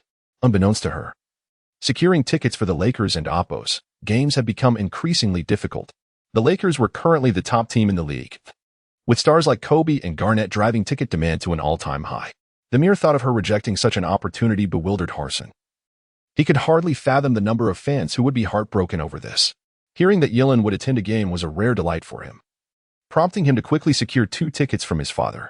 He deliberately requested only 2, hoping to avoid any interference during the game and to arrange a moment for them to share a romantic kiss on camera, a common occurrence in the NBA and Oppo's fan culture. When he approached Yilin with the tickets, she nonchalantly informed him that she had already purchased her own, leaving him feeling rather embarrassed. Nevertheless, Harson did not give up hope. He believed that Yilin, coming from an average background, would opt for less expensive, further back seats. He planned to exchange his prime tickets for hers, even offering a signed Kobe jersey as a sweetener. Assuming that most of the fans sitting further back were not affluent and would be likely to agree to such a deal, in Harson and Oppo's mind, it was clear that Yilin could not have secured front-row seats. Otherwise, why would she have chosen to attend a game between the Lakers and the Timberwolves, the cheapest option available? Typically, such games attracted die-hard fans or those unable to afford premium tickets. He could not comprehend that Yilin's tickets had been obtained through Xu Xiao and Oppo's connection with Kupchak, who had ensured they received the best seats in the house to avoid any embarrassment during the game. Yilin, shall we go together? I can drive you, Harson offered, feigning chivalry, though Yilin found his demeanor rather unrefined. No, thank you. I'll take a cab, she replied, not wanting to owe him a favor or give Xu Xiao a reason to misunderstand their relationship. How ungrateful, Harson muttered under his breath, his gentlemanly facade rapidly fading as he fumed. Since Xu Xiao needed to warm up with the team, he arrived at the arena early and did not pick up Yilin. However, she was not upset. She understood that Xu Xiao had his own commitments. Upon entering the arena, Xu Xiao had been waiting for some time. As the game was about to commence, he knew he couldn't and Oppos linger on the bench, so he opted to take his seat and wait for Yilin. You arrived quite early. I thought you might be late for a Lakers game, Xu Xiao remarked upon seeing her, feeling a wave of calm wash over him. While he had felt confident during training, the thought of watching the game from the stands gave him pause. Basketball can be unpredictable, and if the Lakers found their rhythm with Kobe in peak form and home court advantage, they could very well falter. However, seeing Yilin eased his anxiety, though he couldn't quite place why. After all, this is your team and Oppos' game and your invitation. How could I be late? Yilin replied with a charming smile, melting Xu Xiao and Oppos' heart. Even without makeup, she was a striking presence. Today, she had gone to extra lengths to look her best, making her irresistible. I hope the game won and Oppos' be too one-sided, Yilin inquired quietly, secretly wishing for the game to reach garbage time quickly so she could converse with Xu Xiao. Yet, she worried that a crushing defeat would dampen his spirits. So she added, it and Oppos, fine if you lose, you are still in the rebuilding phase, right? Of course not. I would have come to Staples Center unprepared. Today will be a spectacular game, and I assure you, you won and Oppos, be disappointed, Xu Xiao confidently asserted. Oh, really? I look forward to it, Yilin replied, though a hint of disappointment lingered in her heart. As an avid basketball enthusiast rather than a fervent fan of a specific player or team, Yilin and Oppos' interest in the NBA was limited. Watching a game was less appealing than playing basketball with Xu Xiao. She was not particularly skilled, and her attendance was primarily to spend time with him, as she harbored feelings for him. Xu Xiao is one of the few individuals she felt positively about in a foreign land. This encapsulates the difference between men and women. Women often dress up to impress the men they admire, while men strive to showcase their prowess through the success of their teams. Where is your team and Oppos' head coach? Yilin suddenly asked, upon hearing the announcer and Oppos' pregame roster. Yilin felt a twinge of confusion when she learned that even the head coach of the Timberwolves was absent. Wasn't and Oppos' had said that an exhilarating match was to be expected? How could there be a contest without the head coach? Rest assured, he merely has some physical discomfort. Today and Oppos' tactics are entirely devised by me, Xu Xiao replied nonchalantly. You, sitting here, can still remotely control them? Yilin assumed Xu Xiao was jesting, sharing a light laugh. Of course. Just you wait. I have prepared a grand surprise for the Lakers today. A glint of coldness flickered in Xu Xiao and Oppos' eyes as he spoke. This sudden shift in tone startled Yilin. Yet she found herself captivated by Xu Xiao and Oppos' earlier cool demeanor. The commentators began to introduce the starting lineups for both teams. The Lakers maintained this season and Oppos' most conventional starting five, Kobe Bryant and Derek Fisher as guards, the towering sharpshooter Vladimir Radmanovic alongside Kevin Garnett on the front line, and the rapidly improving young center, Andrew Bynum, known as the Little Shark. The Timberwolves made a slight adjustment on the guard line, opting for the more offensively adept rookie Brooks to pair with Roy, instead of the usual starter, Arroyo.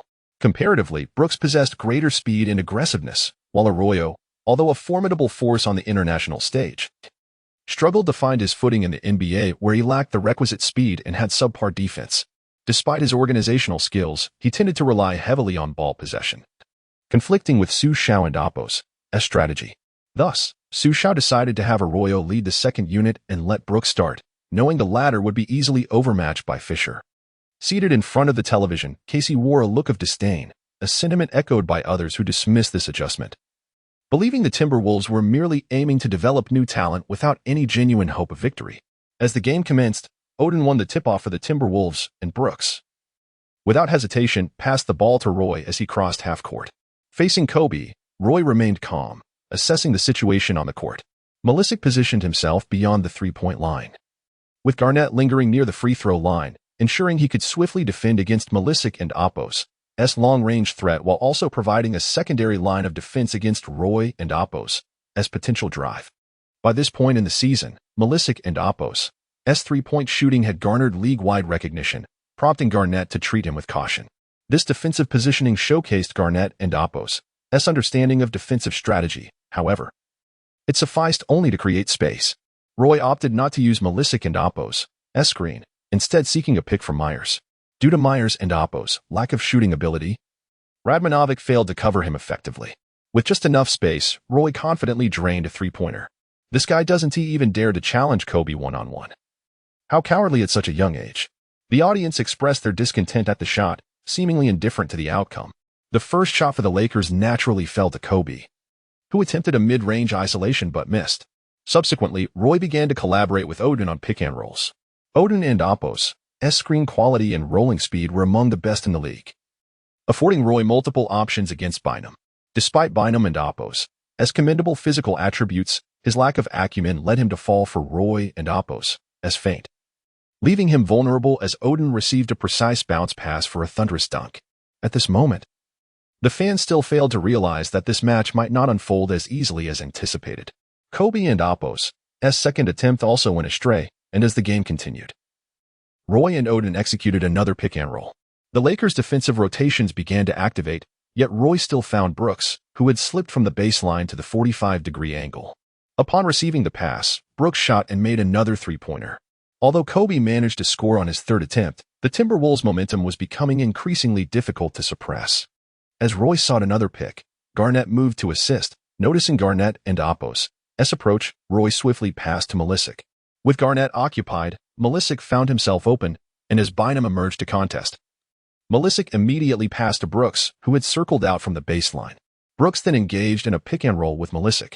Bynum, unable to retreat, was left to defend Brooks, who boasted a distinct speed advantage. Feeling targeted, Bynum, in a fit of frustration, failed to recognize that Garnett had returned to provide adequate help defense against Brooks. With Brooks' stature, he aimed for a block, yet Bynum, caught up in the moment, fouled Brooks, who received 2 free throw attempts as a result. Garnett expressed his dissatisfaction with the foul, believing he had positioned himself perfectly for defense. He felt that allowing Brooks, with his height and jumping ability, to shoot was avoidable. Instead, he had gifted a foul and 2 free throws. Thus, he engaged in an animated discussion with Bynum. Brooks converted both free throws, and the Timberwolves continued to exploit pick-and-rolls, targeting the defensively weaker Bynum and Radmanovic. While the Lakers began to regain their offensive rhythm, the Timberwolves maintained their relentless pace. After Roy successfully executed a one-on-one against Radmanovic, resulting in a 3-point play, Coach Zen Master could no longer refrain from calling a timeout. Brooks tends to charge and headlong. Despite his speed, his penetration poses minimal threat. We simply need to collapse defensively in time. Do you understand? Use height to triumph over speed. Myers poses no scoring threat. Ignore him. Andrew, just keep an eye on him and guard the paint. As for Milicic, he can only shoot threes. Radmanovic, you take him. Just keep an eye on Roy. At this moment, the Zen Master patiently explained his strategy to the players, while Xu Xiao remained relaxed, observing the unfolding situation on the court, which was indeed progressing in the direction he had anticipated. Chapter 22. A stunning first half. After the intermission, the Lakers altered their defensive strategy, no longer allowing Roy the opportunity to exploit mismatches in isolation. They immediately intensified their pressure with double teams following screens. Observing that their initial tactics were ineffective, the Timberwolves swiftly adapted, substituting Myers and Odin for Autry and Tucker, with Milicic taking the center position, thus creating a more spacious lineup on the court. The Lakers responded in kind, bringing in Posey and Odom, forming their strongest lineup, characterized by agility and a balanced offense and defense. The crowd erupted in cheers upon seeing this configuration, yet Xu Xiao maintained an air of calm. As the game progressed, both the Lakers' offense and defense exhibited marked improvement. However, they struggled to close the gap, with the Timberwolves maintaining a lead of 5 to 7 points, which they sustained until the end of the first quarter. The fans remained oblivious to the underlying issues, perceiving the Lakers as simply toying with the Timberwolves, dismissing the point differential as insignificant. Yet, while the casual observer reveled in the spectacle, the astute Phil Jackson recognized an anomaly in the situation. Logically, the Lakers' shooting percentage was commendable, and their defensive cohesiveness was solid. The Timberwolves' offense lacked sophistication and relied heavily on individual efforts or straightforward drives and passes. Why then did they continue to hold the lead? Phil Jackson pondered this perplexity and opted to make substitutions to rectify it. Notably, Brooks had been exploiting his speed to repeatedly challenge Fisher, prompting Xu Xiao to introduce the younger and quicker Farmar. The game had transitioned into a battle of rotations, with Kobe leading the Lakers. This was the terrifying aspect of the Lakers. Even during a period of bench play, they could maintain a competitive edge under the guidance of a superstar. The Timberwolves, in turn, brought in Swift. Though still technically raw, his basketball IQ had improved significantly, enhancing his decision-making and positioning. Kobe, with the ball, deftly maneuvered past Haight. And faced with Odin's help defense, he effortlessly passed to the trailing Bynum. Frustrated by the game's earlier developments, Bynum seized this opportunity to unleash a thunderous dunk.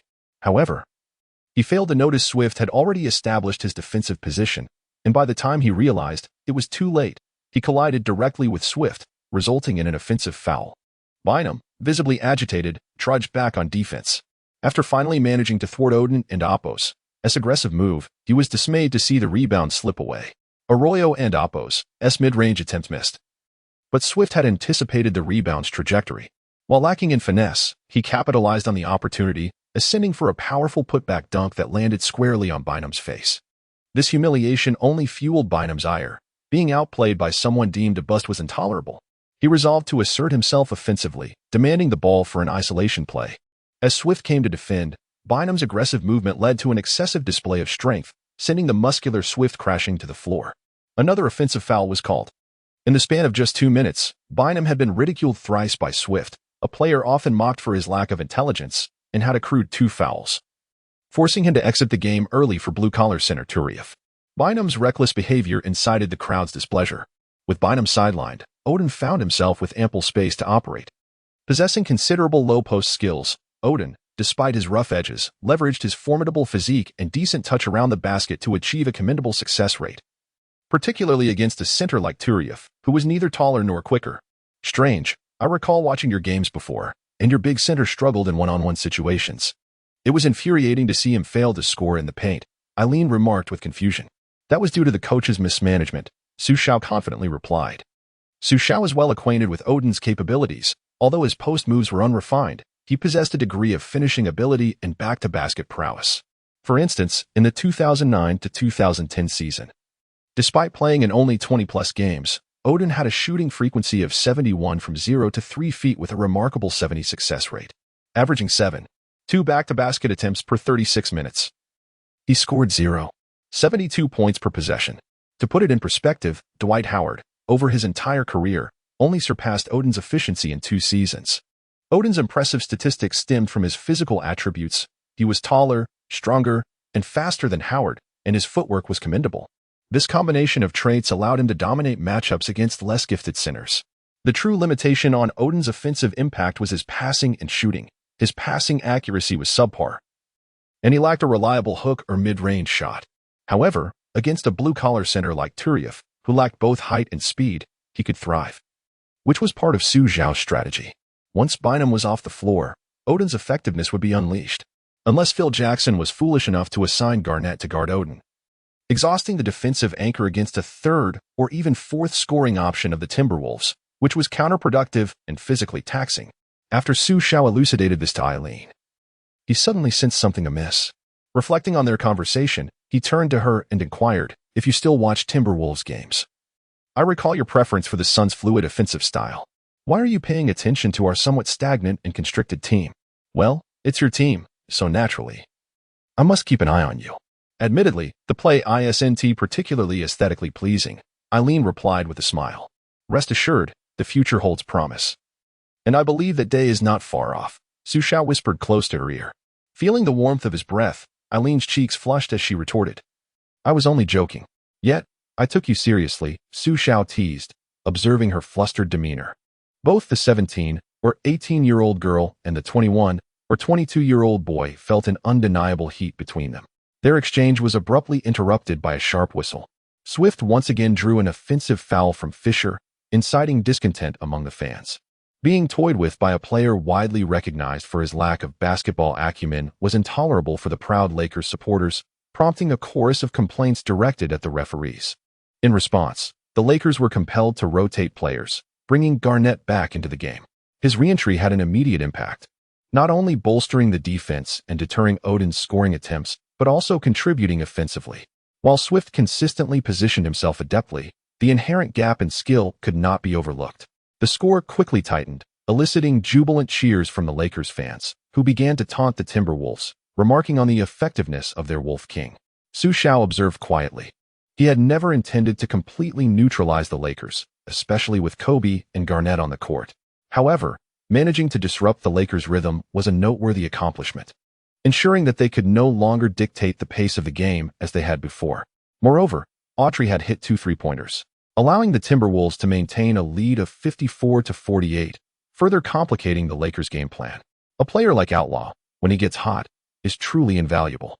Though his defense leaves something to be desired, as a bench player, once he finds his rhythm, with his leaping ability and wingspan, he becomes virtually unstoppable.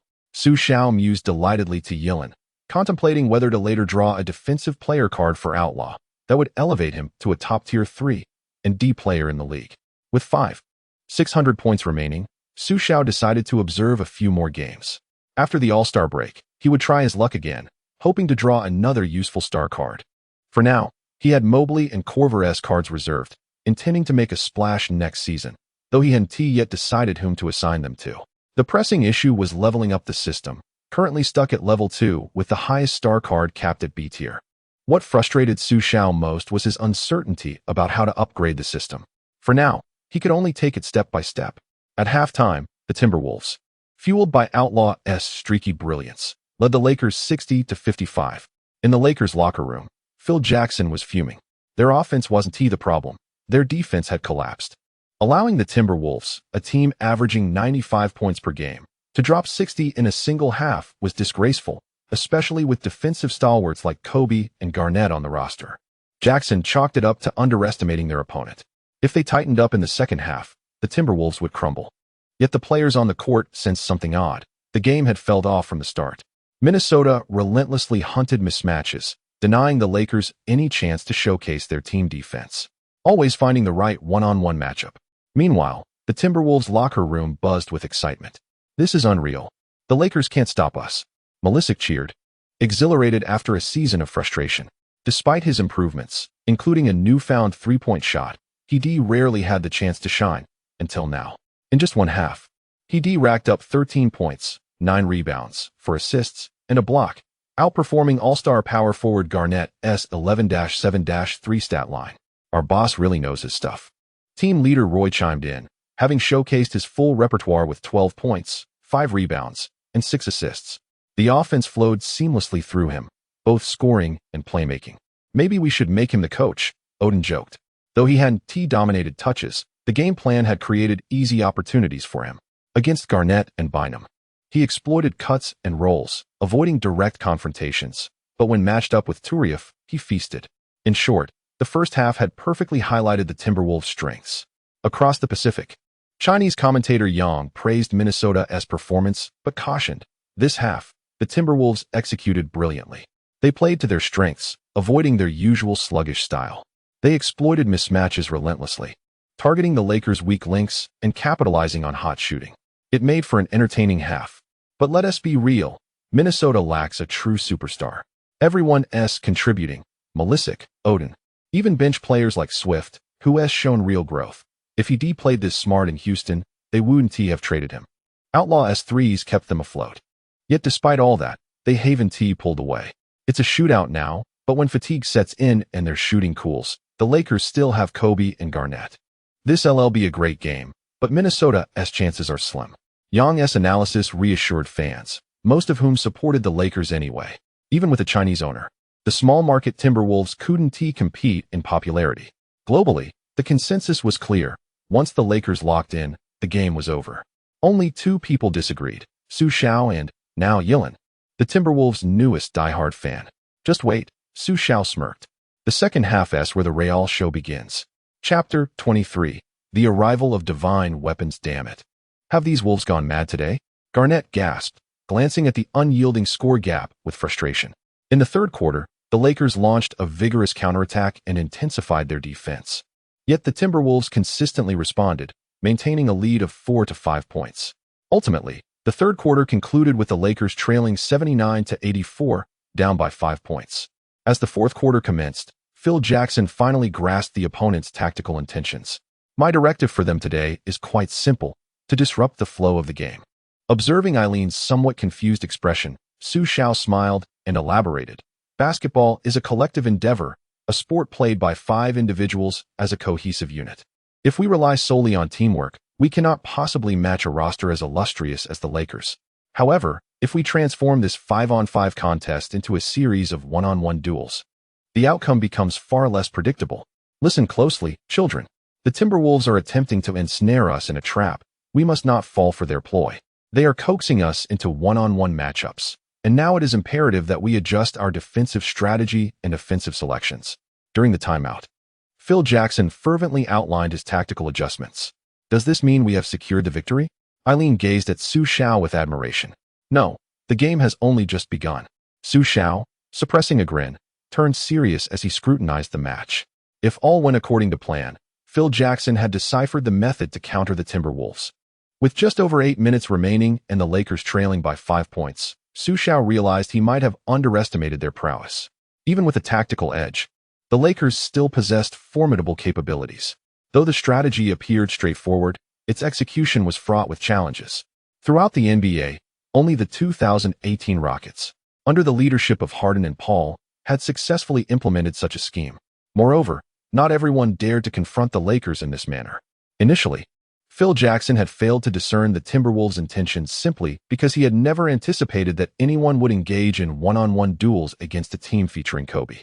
Upon resuming play, the Lakers indeed altered their defensive approach, deploying their most formidable lineup, Fisher and Kobe in the backcourt, with Posey and Odom in the frontcourt, and Garnett as the center. They decisively attacked screens, double-teaming the ball handler while preventing any opportunities for open shots or drives. On offense, every play initiated through Kobe. Phil Jackson, observing from the sidelines, smirked disdainfully, seemingly unimpressed by such rudimentary tactics. You enjoy 1-on-1 matchups, don't you? Come here and face the league's most formidable 1-on-1 player. The Lakers' strategy proved effective, as they quickly narrowed the gap with a 7-2 run within 2 minutes. Indeed, both Garnett and Odom were lethal weapons in the small ball era. However, the Rockets' approach of space and isolation failed to breach the Lakers' defenses. With their spatial advantage and the indomitable Kobe, Xu Xiao could only shake his head. Realizing his options were limited, he found himself an outsider, unable to provide on-the-spot guidance, and could only strategize before the game. While he anticipated the Lakers' counterattack, his available solutions were scant. To contain the pinnacle of Kobe, one needed not only exceptional perimeter defenders, but also a top-tier interior presence like Garnett. Combined with a sophisticated rotation system, reminiscent of the 2008 Celtics, it was evident that the current Timberwolves lacked such qualifications. Nevertheless, Xu Xiao was not prepared to concede. He still possessed one final gambit. Double-team Kobe. The Timberwolves called for a timeout, and assistant coach Whitman refrained from offering further commentary. For the first 3.5 quarters, the game unfolded precisely as Xu Xiao had envisioned, akin to a script. In the final segment, Xu Xiao's philosophy was to fight with all our might, leaving the stage to the stars. The Timberwolves deployed their twin towers to safeguard the paint and control the boards, deliberately slowing the game's tempo. Their positioning was meticulously calculated. While both players possessed decent mobility, Odom, with relatively less experience, was more prone to fouling. Thus, he was tasked with protecting the rim, while Malisic roamed to sweep the boards, echoing the strategies of the 2008 Celtics. On the perimeter, the defensively adept Tucker and the physically gifted yet sharpshooting Odolo converged on Kobe, with Roy positioned at the point guard. On defense, they conceded Odom's three-point attempts, denying any opportunities for cuts, while simultaneously reducing the intensity on Posey, concentrating the defensive pressure on Kobe. This was Xu Xiao's final card, the Timberwolves' all-or-nothing strategy, leveraging the Celtics' defensive framework, for it was the only system capable of containing Kobe. Yet, Malisic was not Garnett, and this bottom-dwelling Timberwolves team certainly did not embody the iron-willed Celtics. Although the system was robust, without the right players, its efficacy faltered. Fortunately, the Timberwolves maintained a commendable offensive rhythm, with Odolo and Tucker hitting threes, alongside Odom securing offensive boards, allowing the Timberwolves to cling to a slight lead of 98-96 with just over 3 minutes remaining. But Kobe was Kobe. It mattered not that this was a sophomore Tucker. Even a peak Tucker would falter against him. Kobe executed a textbook back-to-the-basket turnaround layup to tie the game, followed by a three-pointer over the taller Odolo. The Staples Center erupted. "See, I told you the Lakers were merely toying with you. Once they got serious, you stood no chance at all. They give you a glimmer of hope, only to crush it with their prowess. Such ruthlessness." However, applause was due to the Timberwolves for their commendable performance. The atmosphere in Staples was electric, with 2 minutes and 30 seconds remaining. The Timberwolves had exhausted their final timeout, and it seemed the momentum had shifted away from them. On the sidelines, Xu Xiao felt somewhat powerless, according to his plan. The Timberwolves should have held a 2 to 3 point advantage in the final 3 minutes, allowing them to focus on defense and still retain a glimmer of hope. Yet, he had underestimated Kobe and the Lakers. The pressure now rested squarely on the players' shoulders. Xu Xiao pondered, as the fans began to celebrate prematurely. "We played well today. In the final minutes, as per the owner's directive, the game is entrusted to you." Assistant coach Whitman spoke slowly, noting the disappointment on the players' faces, feeling uneasy himself. They had tactically contained the Lakers throughout the game, but ultimately, the disparity in player capabilities proved insurmountable. "I refuse to give up like this. The owner's strategy is sound, and I wish to prove him wrong. I am determined to win this game." Roy was the first to speak, feeling stifled by the recent scrutiny of his performance. Many had begun to doubt his abilities, questioning whether his accolade as Rookie of the Year was merely a product of a weak draft class. This match, where the ball would be fully entrusted to him, was the opportunity he craved to demonstrate his true potential. "I will do my utmost to set screens for you. Shoot with confidence, and I will secure the boards." Odin also declared, though his role had been diminished, he felt comfortable in this game. Against the Lakers' formidable front, Odin had posted 12 points and 13 rebounds, executing reasonable post plays and powerful dunks, eschewing inefficient low-post isolation plays for more effective scoring opportunities. Though he preferred a different style, this was the most efficient approach for him at present. "All right, brothers, prepare to embrace a long-awaited victory." As the game resumed, the Timberwolves maintained their previous lineup. Roy held the ball at the top of the arc, while Odin sought to set a screen. Just as Odin moved to the free throw line, Roy abruptly gestured for him to refrain from the pick, indicating his desire for a one-on-one confrontation. At that moment, disapproving boos rose from the Los Angeles crowd. Who did he think he was, T-Mac or Wade? How dare he challenge Kobe in a duel? "Hey, buddy, don't get it twisted. You're merely a rookie who won the Rookie of the Year title in a less competitive draft year. Surely you don't believe you possess true strength. If you have the guts to face Kobe one-on-one, let us hope you don't end up in tears." Despite the cacophony of jeers, Xu Xiao remained solemn. He recognized Roy as a player who loathed defeat. Had fate not played its cruel tricks, Roy could have undoubtedly ascended to superstardom. At this moment, Roy was entirely unaffected by the external distractions, his focus solely on Kobe, who reciprocated the gaze towards the young man before him. The gesture Roy had just made was reminiscent of Kobe's past signals to Jordan, signifying his intent to go solo. Roy did not rely on speed or explosiveness. Rather, he thrived on his own rhythm. Observing Odin retreating to create space, Roy took decisive action, attacking the basket. Kobe swiftly matched his pace, but Roy, unfazed, shielded the ball with his body, executing a smooth spin and then a hesitation move. Yet, he still could not shake off Kobe. Roy attempted a second hesitation, and with a deft pivot, he finally created a sliver of space, allowing him to push through. Meanwhile, Odin had moved from beyond the arc to the paint, and Odom failed to keep pace, resulting in an opening. Roy prepared to deliver a pass. As Odom was out of position and Garnett had yet to provide help, Kobe could only strive to intercept the passing lane. Suddenly, Roy pulled back, executing a beautiful feint to create his shooting space. With a swift change from right to left hand, he positioned himself against Kobe and launched a jump shot, which swished through the net, with Kobe's unsteady footing resulting in a foul. A splendid 2-1. Xu Xiao on the sidelines celebrated enthusiastically, as Roy calmly sank the free throw, marking his 25th point and leveling the score for the Timberwolves. However, Kobe, unwilling to yield, sought to reclaim his position as the league's top guard, refusing to allow such provocations. He focused intently on Roy, poised to retaliate. As Tucker approached for defensive support, Kobe executed a beautiful baseline layup, regaining a 2-point lead for the Lakers. Roy, without wasting time, took advantage of the Lakers' momentary unsteadiness to launch a quick three-pointer, putting the Timberwolves ahead again. Kobe responded with a jump shot after using a screen, giving the Lakers a narrow 105-104 lead with just 1 minute and 41 seconds remaining. Roy, utilizing Melisic's screen, executed a modified driving shot that banked in, putting the Timberwolves back in front once more. The matchup had devolved into a fierce duel between Kobe and Roy. Both players understood that the outcome was uncertain, and on the next offensive possession for the Lakers. As Roy faced Kobe one-on-one, Odin discreetly retreated to the back. When Kobe attempted to create space for a layup, he was met by the imposing figure of Odin. In a stunning display, Odin leaped and delivered a powerful block, allowing Roy to push the ball up the court for an easy 2 points. Reclaiming the lead for the Timberwolves, Kobe, incensed by the Timberwolves' audacity, regarded Roy merely as a rookie, igniting a fire within him, fueled by the need to regain his pride. Kobe attacked the interior once more, but predictably, Odin thwarted the attempt, although the referee awarded a foul. Upon review, it was evident that this was a clean defensive play. Yet the Timberwolves protested in vain against the league's darlings. Xu Xiao could only shake his head. Superstar calls were inevitable. Kobe sank both free throws, re-establishing a lead for the Lakers. The Timberwolves regrouped, and this time, the Lakers denied Roy a one-on-one opportunity, opting for a double-team strategy for the first time in the game. Though caught off guard, Roy managed to protect the ball and pass it out to Tucker, who attempted a three-pointer that unfortunately missed, as he was not yet the corner king he would later become. The Lakers secured the rebound, leading 107-106 with 47 seconds remaining. As Fisher leisurely brought the ball across half-court, intent on running down the clock.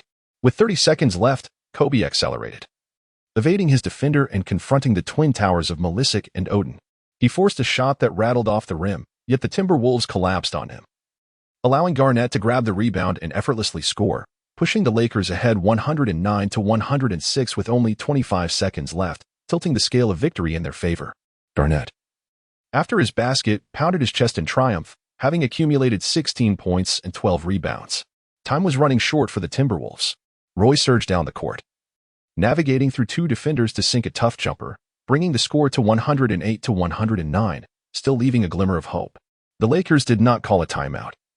As soon as the ball was inbound, Odin clutched Odom, initiating a tactical foul.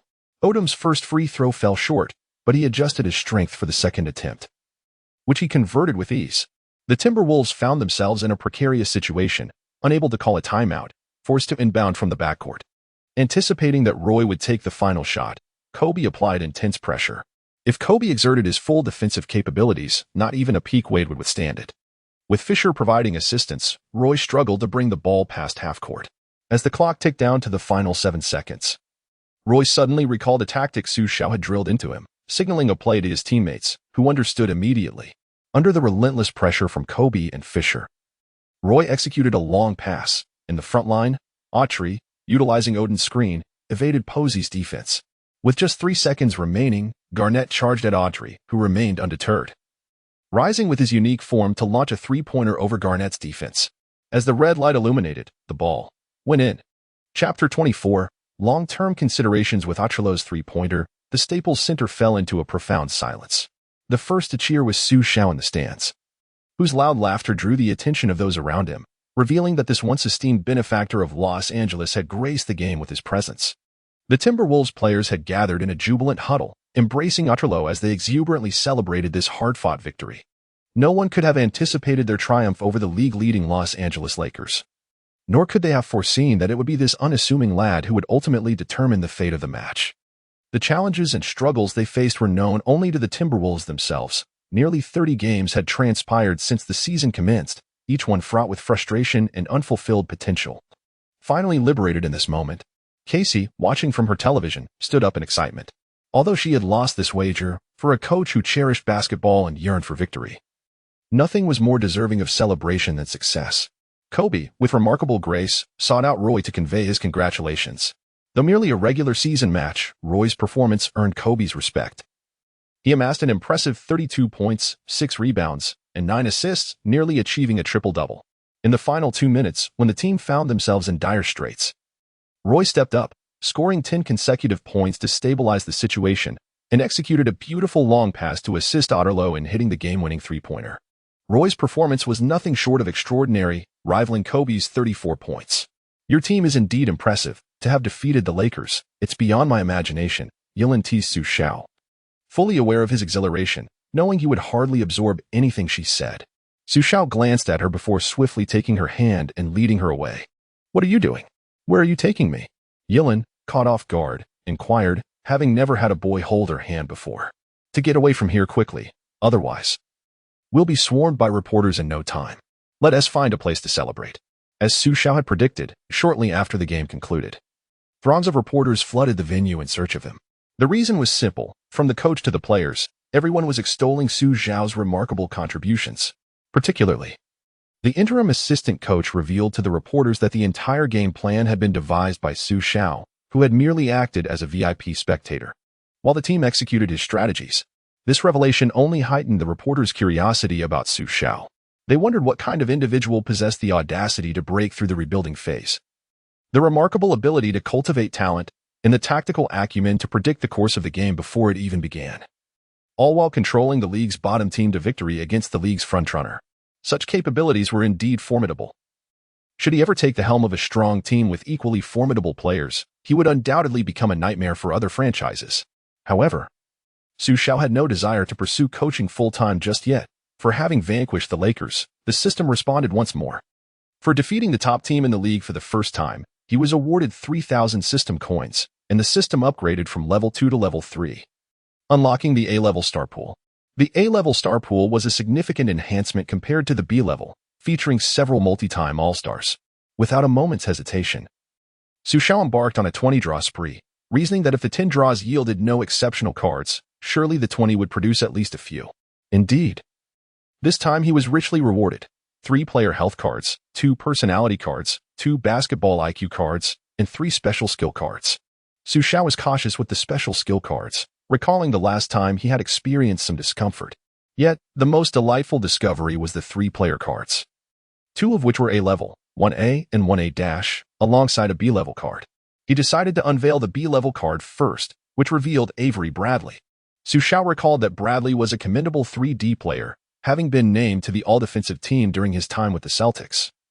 Known for his agility and exceptional defensive awareness, as well as a commendable three-point shot, an admirable card indeed. Next came the 2 A-level cards. If the B-level card was so impressive, the A-level card should surely surpass expectations. The first A card revealed was Brook Lopez. A solid choice given that player cards are rated based on a player's overall career achievements. Lopez's career showcased both a strong post game in his prime and a developed three-point shot as he aged. This card was undoubtedly worth its value. As for the second A card, Xu Xiao eagerly anticipated what star it would unveil. With a swift motion, the name of the star appeared, Manu Ginbili. Wow. Ginbili! Xu Xiao exclaimed, jumping in exhilaration. Ginbili needed no introduction. He was not only a force on the international stage, but also a player who had commanded Coach Popovich's respect. His ability to drive, shoot, and, most importantly, his unparalleled creativity was a true visual delight. Xu Xiao resolved to keep this card safe, already envisioning who would receive it. Though he knew the time was not yet right, this round of draws was a resounding success, and just as Xu Xiao reveled in his good fortune, a voice pulled him back to reality. Mr. Xu, are you all right? Casey had entered his office. Oh, of course, Coach Casey. I was just recalling some joyful moments. What brings you here? Nothing major. I came to apologize for my earlier rudeness. It seems you were indeed correct, and I must admit my own presumption. I owe you an apology for my discourtesy. Regarding the team's future direction, I acknowledge that you hold the reins. Xu Xiao regarded Casey, a sincere middle-aged man, without a trace of resentment. He understood that Casey was a capable coach with his own philosophies. His tactical acumen simply needed further refinement. After a couple of years learning under Carlisle, Casey would surely evolve into an outstanding coach, though his stubbornness might remain unchanged. You needn't apologize, Coach Casey. I recognize your excellence and professionalism. We still require your guidance. We have a long journey ahead, and at least this season, we can strive for even greater achievements. Don't you think? Casey nodded in agreement, and Xu Xiao gestured for him to return to his duties. Without hesitation, Casey departed back to his post.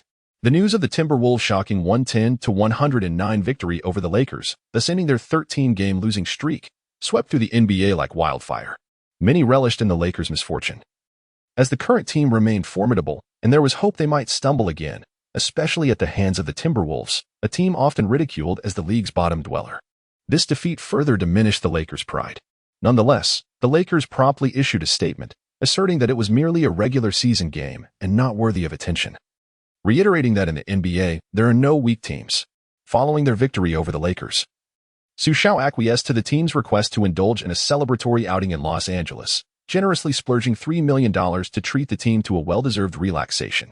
However, after a period of relaxation, the Timberwolves appeared somewhat out of sorts, suffering a defeat against the relatively weak Kings in their next match, which incited great anger in Xu Xiao, leading him to cancel the holiday and convert it into training.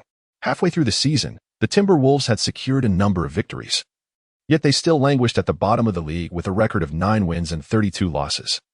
The depth of the hole they had dug for themselves was indeed significant.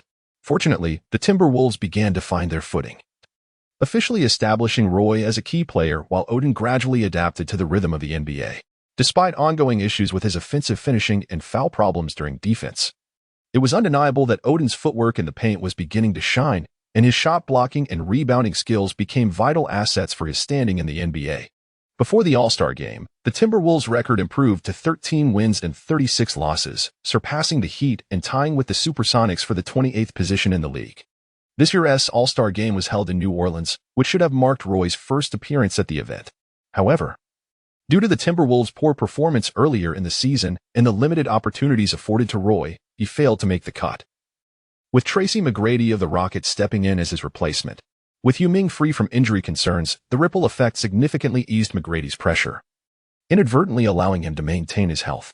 Furthermore, the acquisition of Paul Millsap by the Rockets proved to be exceptionally beneficial, as his partnership with Scola alleviated the burden on Yao. Although they lacked Landry, Millsap's defense and shooting were precisely what the Rockets needed. Presently, the Rockets stood second in the Western Conference, leading the third-placed Hornets by a comfortable margin, thereby solidifying Yao's position in the All-Star roster. During the All-Star festivities, players engaged in their usual antics. However, more noteworthy were the trades occurring as the deadline approached. The most significant move was Shaquille O'Neal's transfer to the Suns, who traded Marion and Banks for him, dismantling their established system. While many viewed this as the Suns addressing their shortcomings, Xu Xiao recognized that this approach was akin to learning to walk in a foreign manner, discarding their strengths without truly mastering the new system. Additionally, the Mavericks acquired Jason Kidd, the future championship point guard, while the Cavaliers, Bulls, and Supersonics also executed trades. The Cavaliers brought in Ben Wallace, Szczerbiak, and West to support their star player, yet the effectiveness of these players was questionable, as they either had passed their prime or lacked sufficient talent.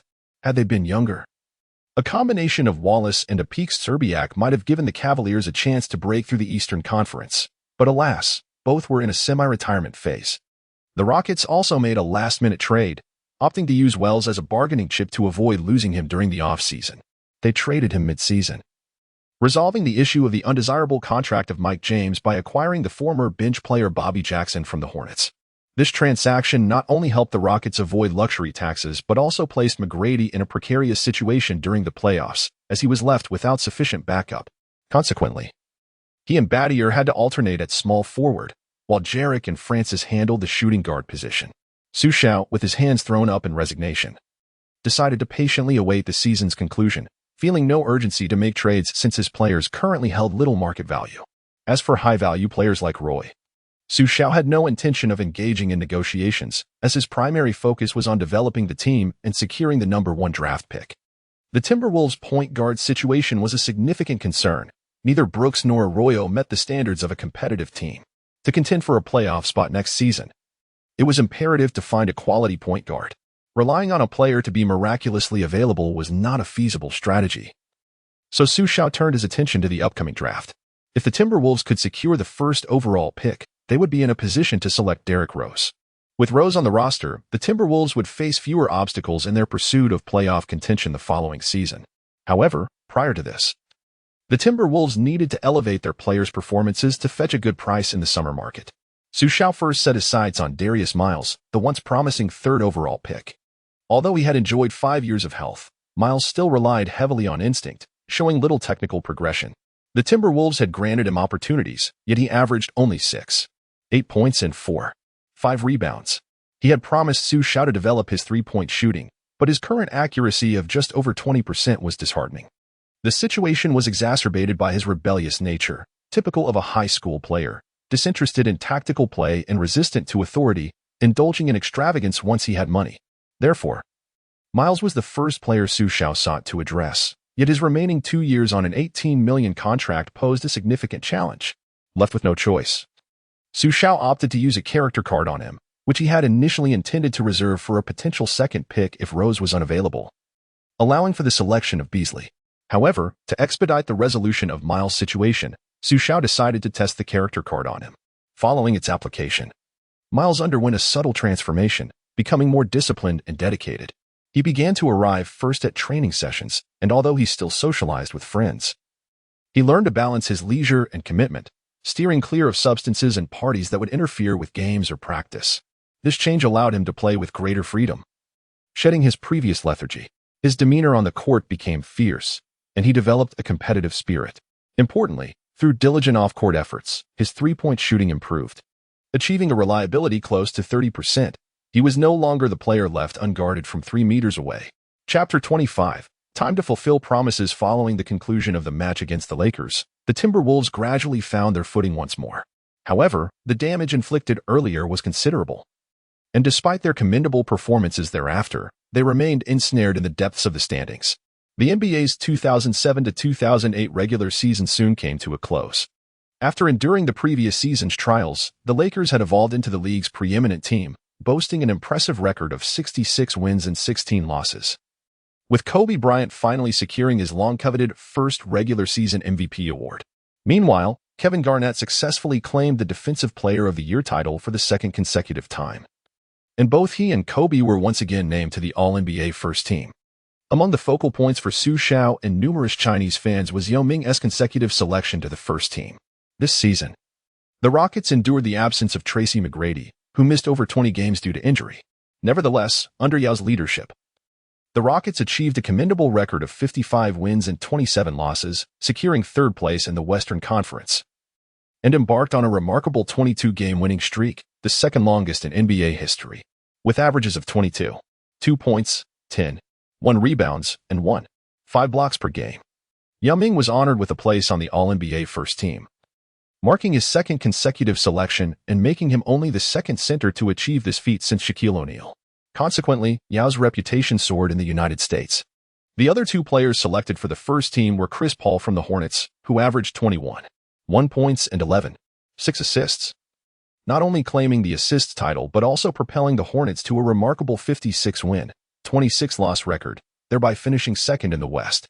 Joining him was his friend, the newly crowned scoring champion, LeBron James, who made his first appearance on the first team and subsequently embarked on a decade-long streak of such honors.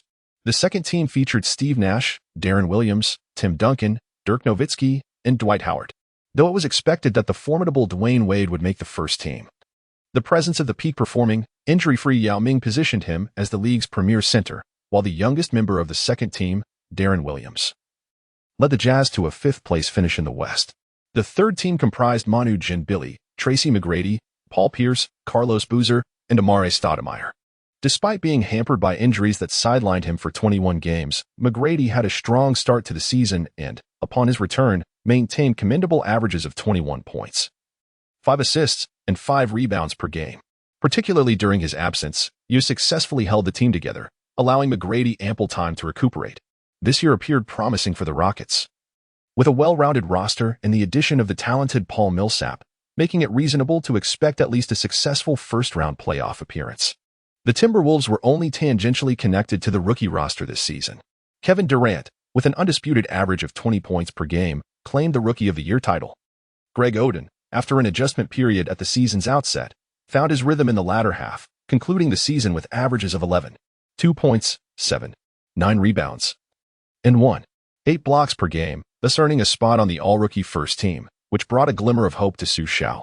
However, Jianlian's absence from the rookie roster was a minor disappointment for him.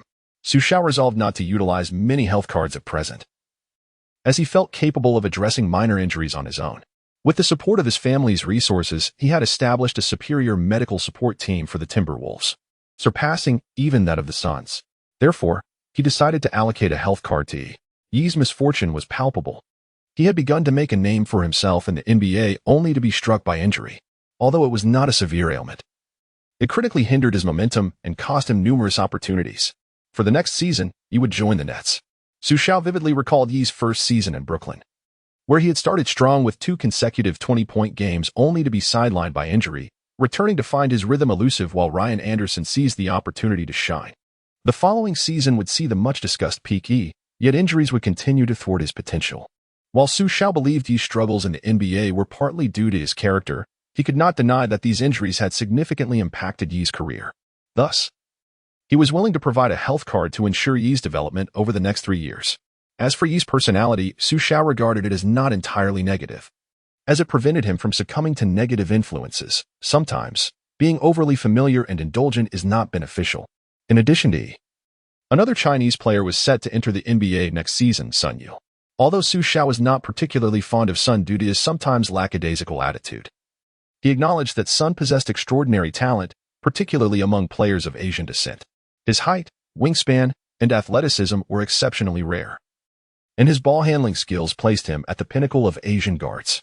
Xu Xiao recognized that 2008 was a critical year for the Chinese men's basketball team. If they did not make significant strides and achieve noteworthy results, future opportunities might be scarce. However, he did not intend to intervene at this moment. It was a time when the national team was at its peak, while he found himself at a career low. The national team would not prioritize him, and his aspirations extended beyond a single Olympic event. Although this Olympics held great significance, Xu Xiao envisioned a broader mission to elevate Chinese basketball into a global powerhouse. He devised a plan, envisioning his involvement with the Chinese men's basketball team during its tumultuous years around 2013 to 14, a period rife with chaos. By then, he hoped to have secured a championship, thereby enhancing his prominence. Therefore, he chose not to participate in the upcoming Olympics, believing that his most substantial contribution to China would be ensuring the healthiest possible version of Yao Ming, allowing him to maintain peak performance and avoid the physical issues that had plagued him in the past. Xu Xiao keenly remembered that, despite Yao's efforts in the past, his performance had not matched that of 2006.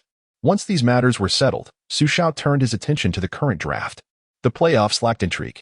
As with over a year of synergy and the addition of the formidable Pau Gasol, the Lakers had become even stronger than the previous year, virtually steamrolling through the competition. The finals once again showcased the storied rivalry between the Lakers and the Celtics. However, the matchup lacked the previous excitement, given that Garnett and Gasol had exchanged teams. Yet Gasol's fate remained unchanged. The Lakers completed a gentleman's sweep of the Celtics, winning 4-1, and Kobe was undisputedly awarded the finals MVP, leading the Lakers to back-to-back championships, with aspirations of pursuing a 3rd consecutive title in the upcoming season.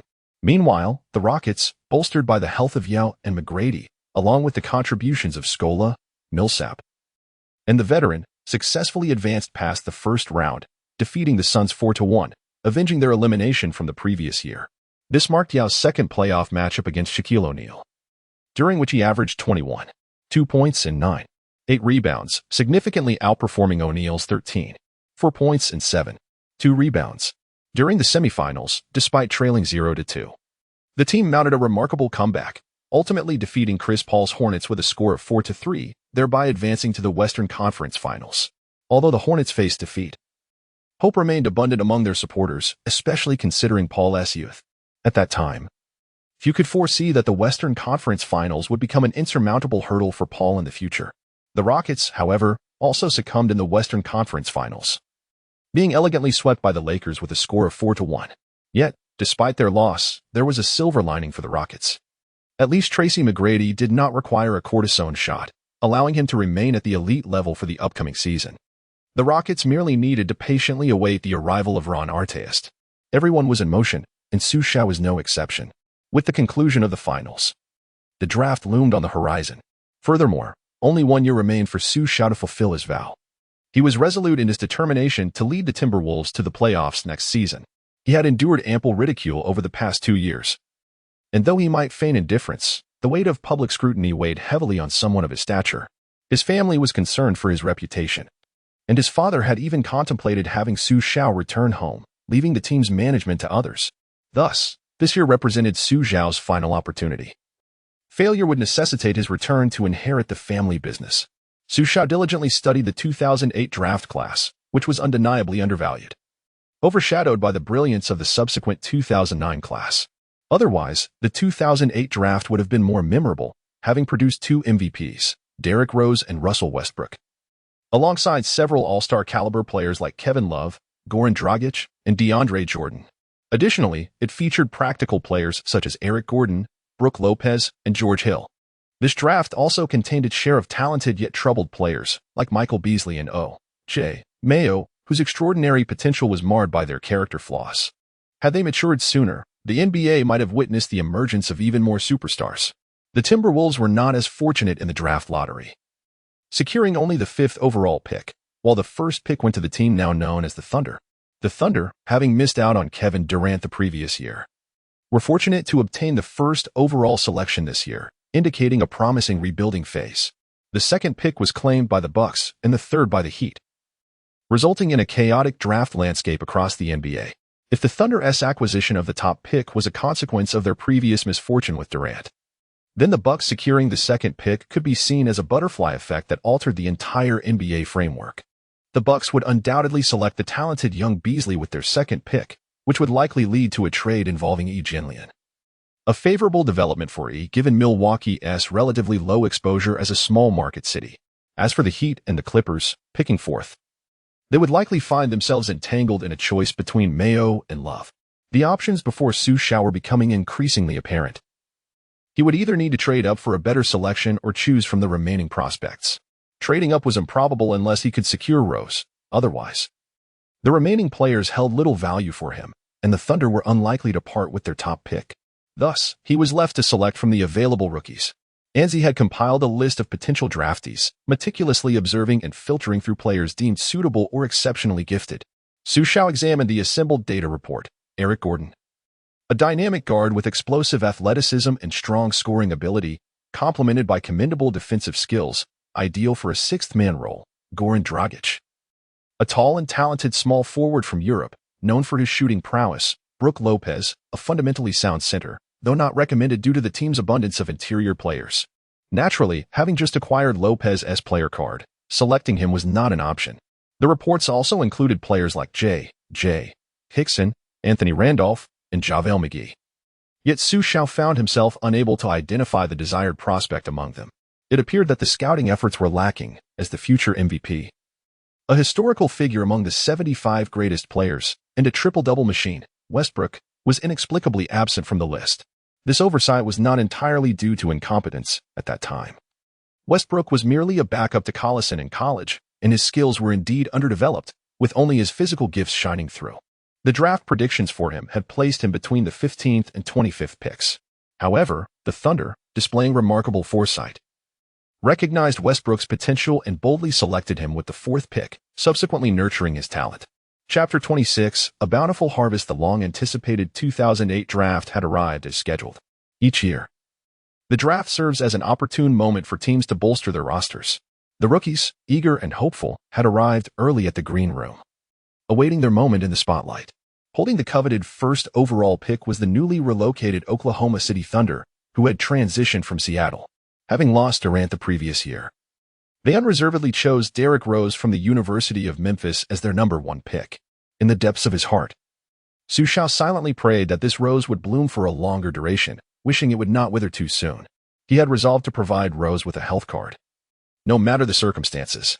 If there existed a ranking of favored basketball stars from his past life, Rose would undoubtedly occupy the top position. Once a prodigious talent, Rose had demonstrated resilience, rising from the ashes of injury to adapt his playing style and thrive in the league. Xu Xiao had been fortunate to witness Rose's poignant visit to China, where he had seen the player moved to tears. The transformation from a sky-high, explosive guard to a more grounded player, from MVP to a benchwarmer, had been a stark contrast not easily comprehended by all. As Xu Xiao reminisced about Rose, Stern took to the stage to announce the 2nd pick. To everyone's surprise, the Milwaukee Bucks had secured the 2nd overall pick, while the Miami Heat, despite their record, had settled for the 3rd. The Bucks chose Michael Beasley without hesitation. If Rose represented a genius felt by injury, Beasley exemplified one undone by his own character flaws. Standing at 2.08 meters with a wingspan of 2.14 meters, Beasley possessed extraordinary athleticism and an elite offensive skill set, gifts coveted by any basketball player. Regrettably, his early hubris had led to his downfall. Instead of heading to a bustling metropolis like Miami, he found himself in a smaller city, Milwaukee. Devoid of the stern guidance of Pat Riley and the steadfast presence of Dwayne Wade, now part of a team that was entirely his own. It remained uncertain whether this change would yield improvement. Truth be told, Xu Xiao harbored a degree of admiration for Beasley. His offensive prowess was undeniable. With a more favorable attitude, achieving all-star status seemed well within reach. After a stint in the CBA, where he underwent a transformative experience, Beasley had begun to mature. Following this, Miami selected O.J. Mayo with their third pick, the superstar guard from the University of Southern California. However, they swiftly announced a trade with the fourth-picking Los Angeles Clippers, sending Mayo to Los Angeles in exchange for the latter's fourth pick, as well as second-round selections for this year and the next, alongside veteran guard Brevin Knight. Miami also offloaded the undesirable contract of LaFrance. Subsequently, the Clippers used their fourth pick to select Kevin Love from UCLA, confirming the trade. In Xu Xiao's view, this was a mutually beneficial transaction. The Heat, with weight on their roster, had no shortage of guards but required a point guard.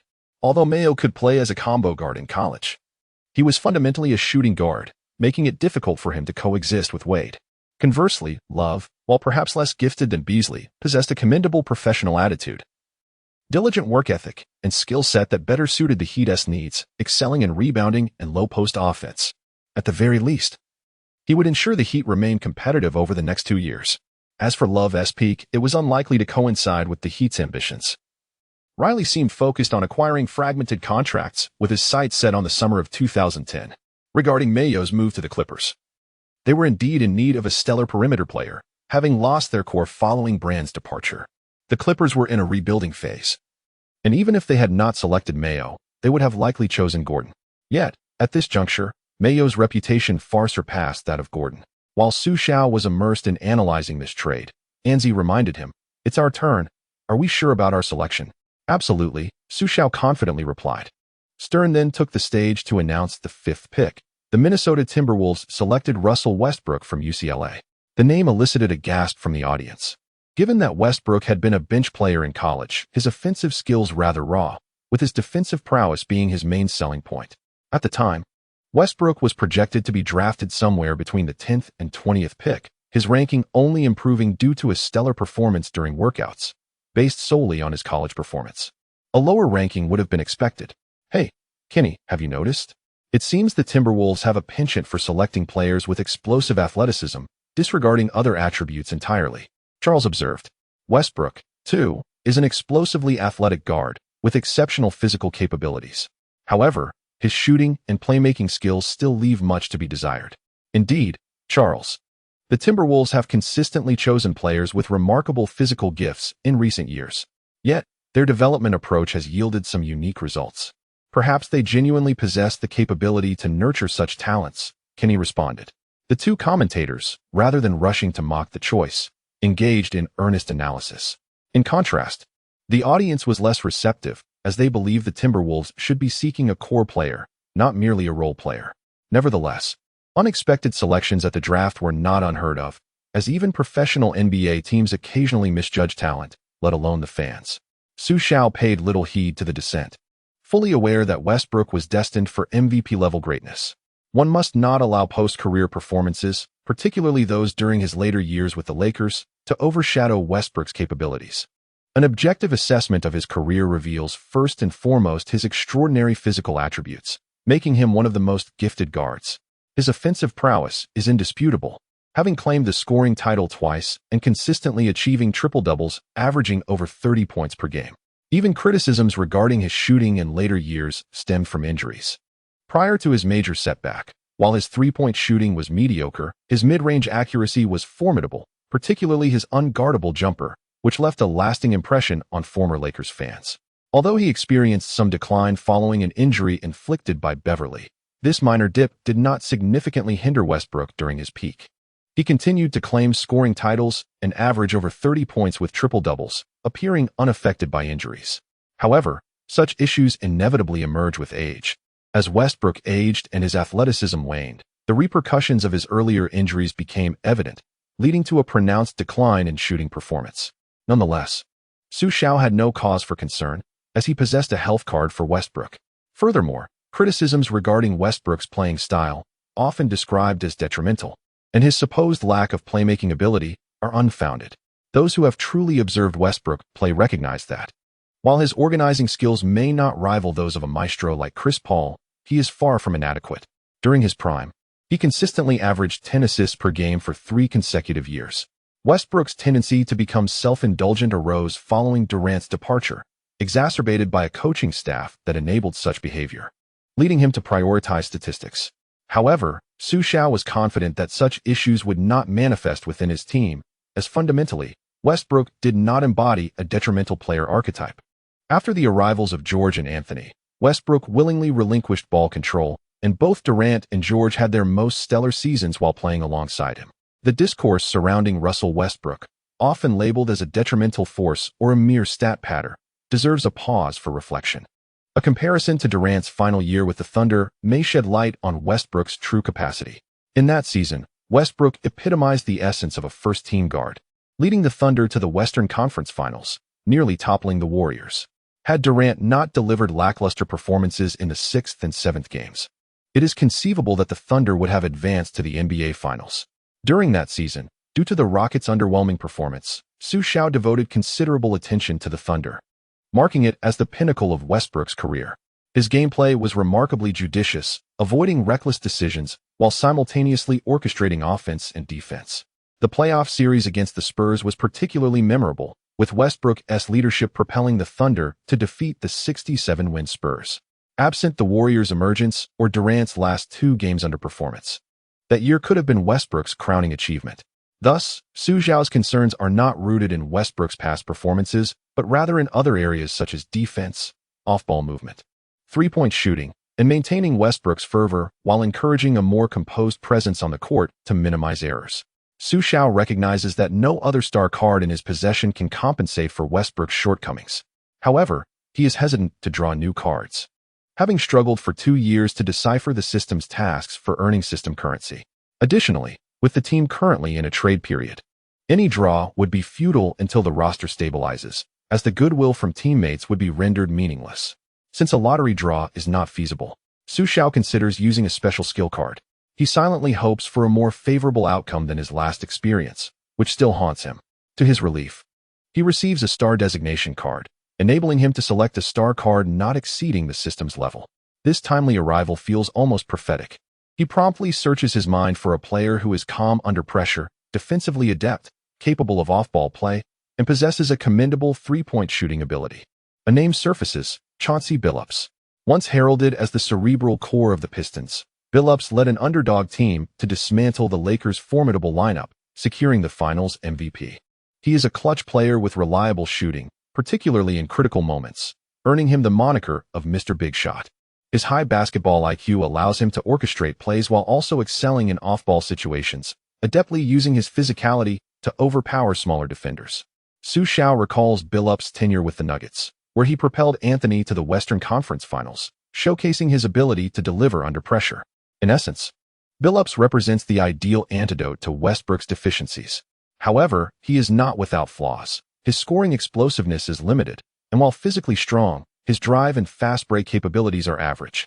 Billups often resorts to trailing three-pointers and fast breaks, lacking the ability to create scoring opportunities for teammates independently.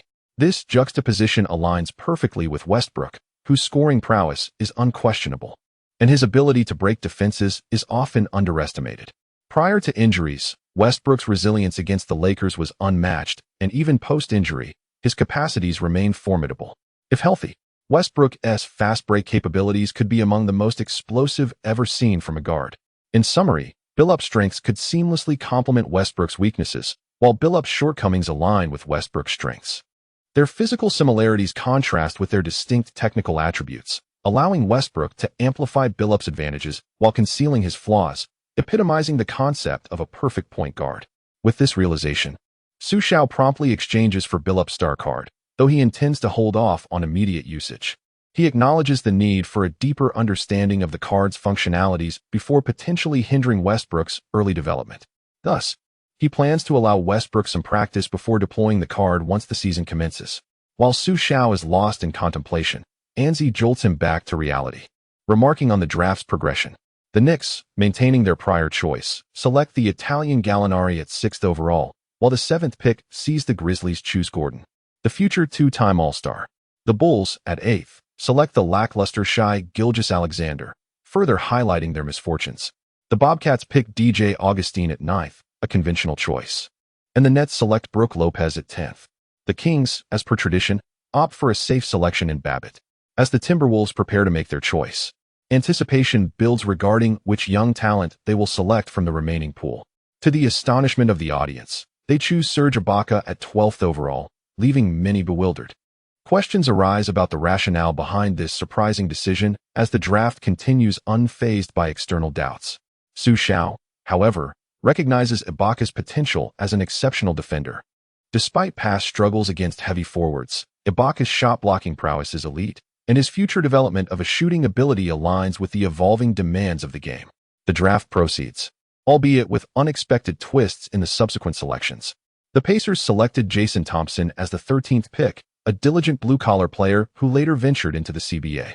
The Warriors chose Brandon Rush at the 14th position, while the Suns, with fervent anticipation, picked Anthony Randolph at 15th. The 76ers secured the slam dunk champion of the finals, Spates, and the Raptors opted for Little Lopez, only to later trade him as leverage to acquire Little O'Neal. This transaction, as it turned out, was a misguided endeavor. Subsequently, the Wizards humorously selected the much-discussed Gua Yuan, while the Cavaliers, at the behest of the Emperor, chose J.J. Hickson. The Nuggets selected McGee, signaling the early formation of the Denver Athletic Squad. The Suns found a commendable reinforcement in Courtney Lee at the 23rd pick. Another unexpected decision came from the Spurs, who at the 25th pick did not select George Hill, a future protege of Coach Popovich, but instead opted for Nicolas Batum from France. This choice effectively positioned Batum as a potential successor to Bowen.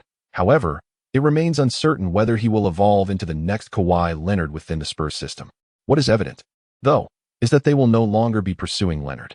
The 27th pick belonged to the Rockets, but it was traded to the Timberwolves. The Timberwolves, having already secured 2 first-round picks, decided against utilizing this selection, especially since they lacked a second-round pick this year. Shortly thereafter, the Space City announced the culmination of the most significant trade of the draft. Chapter 27. The Olympics. The Minnesota Timberwolves traded their 27th overall first-round pick and power forward Swift to the Kings in exchange for the Kings' 42 ND pick in the 2008 second round, as well as the 2009 second-round pick, guard Tyronn Lue, and Rockets power forward Chuck Hayes. The Houston Rockets, in turn, sent Bobby Jackson, a 2009 first-round pick, and the volatile Mad Dog Madrid to the Kings, while sending Chuck Hayes and an 11th-year second-round pick to the Timberwolves, acquiring the Kings' Ron Artest. By trading Artest, the 2008 to 2009 second-round pick, and guard Tyronn Lue, the Kings received Swift, Bobby Jackson, Madrid, along with the 27th overall pick from 2008 and the Rockets' first-round pick from 2009. Officially signaling a rebuilding phase. The Kings selected an obscure guard, Giddens, with the 27th pick, leading to a fervor among Chinese fans, who saw this as the Rockets' prime opportunity to contend for a championship, bolstered by a formidable roster. Moreover, with McGrady remaining healthy and not requiring any medical interventions, countless Chinese fans began to eagerly anticipate the new season, yearning for its commencement. On the Timberwolves' end, Xu Xiao felt he had acquired what he desired. Although Swift's basketball IQ had improved, certain technical skills remained elusive. At his age, it was unlikely he could develop significantly. Seizing the moment to trade him while his value was high was prudent, especially with the impending challenge of re-signing Roy next year, which also posed a financial concern. Furthermore, having met their first-round objectives, the Timberwolves deemed the remaining players sufficient for the second round, as wasting a first-round pick on a second-round talent was notably disadvantageous. Despite the seemingly minor disparity in draft positions, financial implications were starkly evident. While Xu Xiao was not lacking in funds, he was not one to squander them. In the second round, the Timberwolves successfully selected European guard Dragic, a future powerhouse in European basketball. Several other notable players faced different fates, such as Little Jordan, who was chosen by the Bucks instead of the Clippers, NCAA Mop Chalmers selected by the Nets, Montenegrin Pekovic picked by the Suns, Asic chosen by the Spurs, and the African Prince Biyombo selected by the 76ers. Thus, the NBA draft concluded, with few undrafted players of notable merit, leading Xu Xiao to convene a press conference for the new recruits and refine the team's roster, all while keeping in mind the forthcoming Olympics. Although Xu Xiao would not be participating, as a basketball enthusiast, he could not resist attending this grand sporting event. He entrusted the team's affairs to the capable management of Anzi, which gave him considerable peace of mind. Following the new recruits press conference, Xu Xiao arranged to return to his homeland with Yilin. On August 8, 2008, a moment of immense pride for countless Chinese citizens arrived as Li Ning ignited the Olympic torch in the air, officially inaugurating the Olympics in Beijing. Xu Xiao had witnessed this opening numerous times in his previous life, yet he could not suppress his excitement. Throughout the Olympics, what captured Xu Xiao's attention most was the men's basketball competition, which boasted an array of star players. The United States fielded its strongest athletes, while Spain was in its golden generation. Argentina and Lithuania were formidable opponents not to be underestimated, and China was poised to present its strongest team in 2 decades. In the opening match against the United States, the team was in peak form, yet after a valiant resistance for 2.5 quarters against the formidable Dream Team, they ultimately succumbed. Nevertheless, the loss was not shameful, with a score of 76-101 deemed acceptable. A 25-point margin was not excessive, marking the narrowest gap in history between China and the U.S. at the Olympics. Yao Ming contributed 19 points. His performance significantly improved due to the absence of injuries. The second match against Spain was what Xu Xiao anticipated most. Given Yao Ming's current form and stamina, there was a genuine chance for an upset. Prior to the match, Xu Xiao, shedding his previously low profile, actively sought out the media for an interview, choosing the authoritative CCTV. During the interview, he shared his insights regarding China's prospects against Spain, emphasizing that China had opportunities, contingent upon their perimeter shooting and identifying a key player for the game. To the surprise of the media and the national audience, Xu Xiao named Wang Zhizhi as the pivotal figure. This revelation astonished many, given Wang's advanced age and his lack of a starting role in the national team. China's roster included 2 players in the NBA, Yao Ming and Yi Jianlian, along with the soon-to-be NBA player Sun Yu. Yet, in Xu Xiao's view, the crucial player was Wang Zhizhi, leaving many perplexed. Critics dismissed him, pointing out his evident lack of understanding of basketball, as evidenced by the Timberwolves' struggles, while the Lakers were on a quest for a 3rd consecutive championship. Such outcomes illustrated the folly of entrusting a professional sport to the unqualified. A seasoned media personality expressed similar sentiments, aligning with the majority's perception that Xu Xiao's media appearance was merely an attempt to garner attention. During the interview, Xu Xiao was questioned about his expectations for the match between China and Spain. His response was resolute: to defeat them. Despite Spain being the reigning world champions, Xu Xiao remained optimistic about their chances. His assertive reply resonated with many, showcasing his ambition and pride. Yet a substantial portion of the audience cautioned against placing undue pressure on the Chinese players, advising them simply to play with spirit. In the aftermath of such comments, Xu Xiao felt disheartened. His intention in speaking out was to serve as a reminder to the Chinese team, recalling the painful moments when Wang Zhizhi was benched or faltered due to exhaustion in critical moments during previous competitions. On the day of the match, Xu Xiao arrived as planned, accompanied by Yilin, to witness China's face-off against Spain at the Wuxang Arena. Prior to the game, Yilin, perplexed, asked him why he had made such statements to the media. Though she refrained from attacking Xu Xiao verbally, she struggled to understand. Believing he had a deeper understanding of basketball than most, consistently predicting outcomes with uncanny accuracy. Do you truly believe that Lu Wei and Wang Zhizhi are more critical than Yao Ming and Yi Jianlian? Yilin pressed, recalling Xu Xiao's emphasis on Lu Wei during the interview, which incited outrage, as he was widely regarded as a liability at the time. Xu Xiao's appreciation for Lu Wei was perplexing, given the prevailing sentiment. Little did they know, a decade later, the absence of a player with Lu Wei's capabilities would evoke a profound sense of loss. Future stars like Guo Ailuan had yet to make a mark on the international stage akin to Lu Wei's legacy. Indeed, this match was among Lu Wei's defining performances, as he dismantled Spain's backcourt. However, the lack of a reliable substitute led to Lu Wei's fatigue in the 4th quarter, resulting in critical mistakes. Xu Xiao could only reflect on these matters as the game progressed, with the unfolding drama revealing the truth in due time. However, Xu Xiao patiently explained to Yilin, indeed, the roles of these 2 individuals are paramount, and Yao Ming's contribution is equally significant. He forms the foundational core. With his presence, China possesses the confidence and strength to challenge any formidable team. Nevertheless, victory also hinges on the performance of others. Yi Jianlian is exceptional, Yet this year he remains somewhat inexperienced. His skills have yet to be finely honed. The next Olympic Games will truly be his moment to shine. In this Olympiad, Yi Jianlian bears a greater defensive responsibility, especially considering he is surrounded by seasoned players. Even after a year in the NBA, his techniques are not entirely solid. Wang Zhizhi boasts remarkable skills and extensive experience, and he is still in his prime. Furthermore, Spain has a plethora of players. If we were to compete for starting positions, we might hold our own against them. The critical factor lies in the transitional phase, which is of utmost importance. Whether we can withstand this period depends on the overall performance, as he is the linchpin during this crucial segment. As for Liu Wei, his role is tremendously vital. Is there another point guard in the Chinese team who matches his caliber? Neither Chen Jianghua nor Zhang Qingping could effectively contend with Spain's backcourt.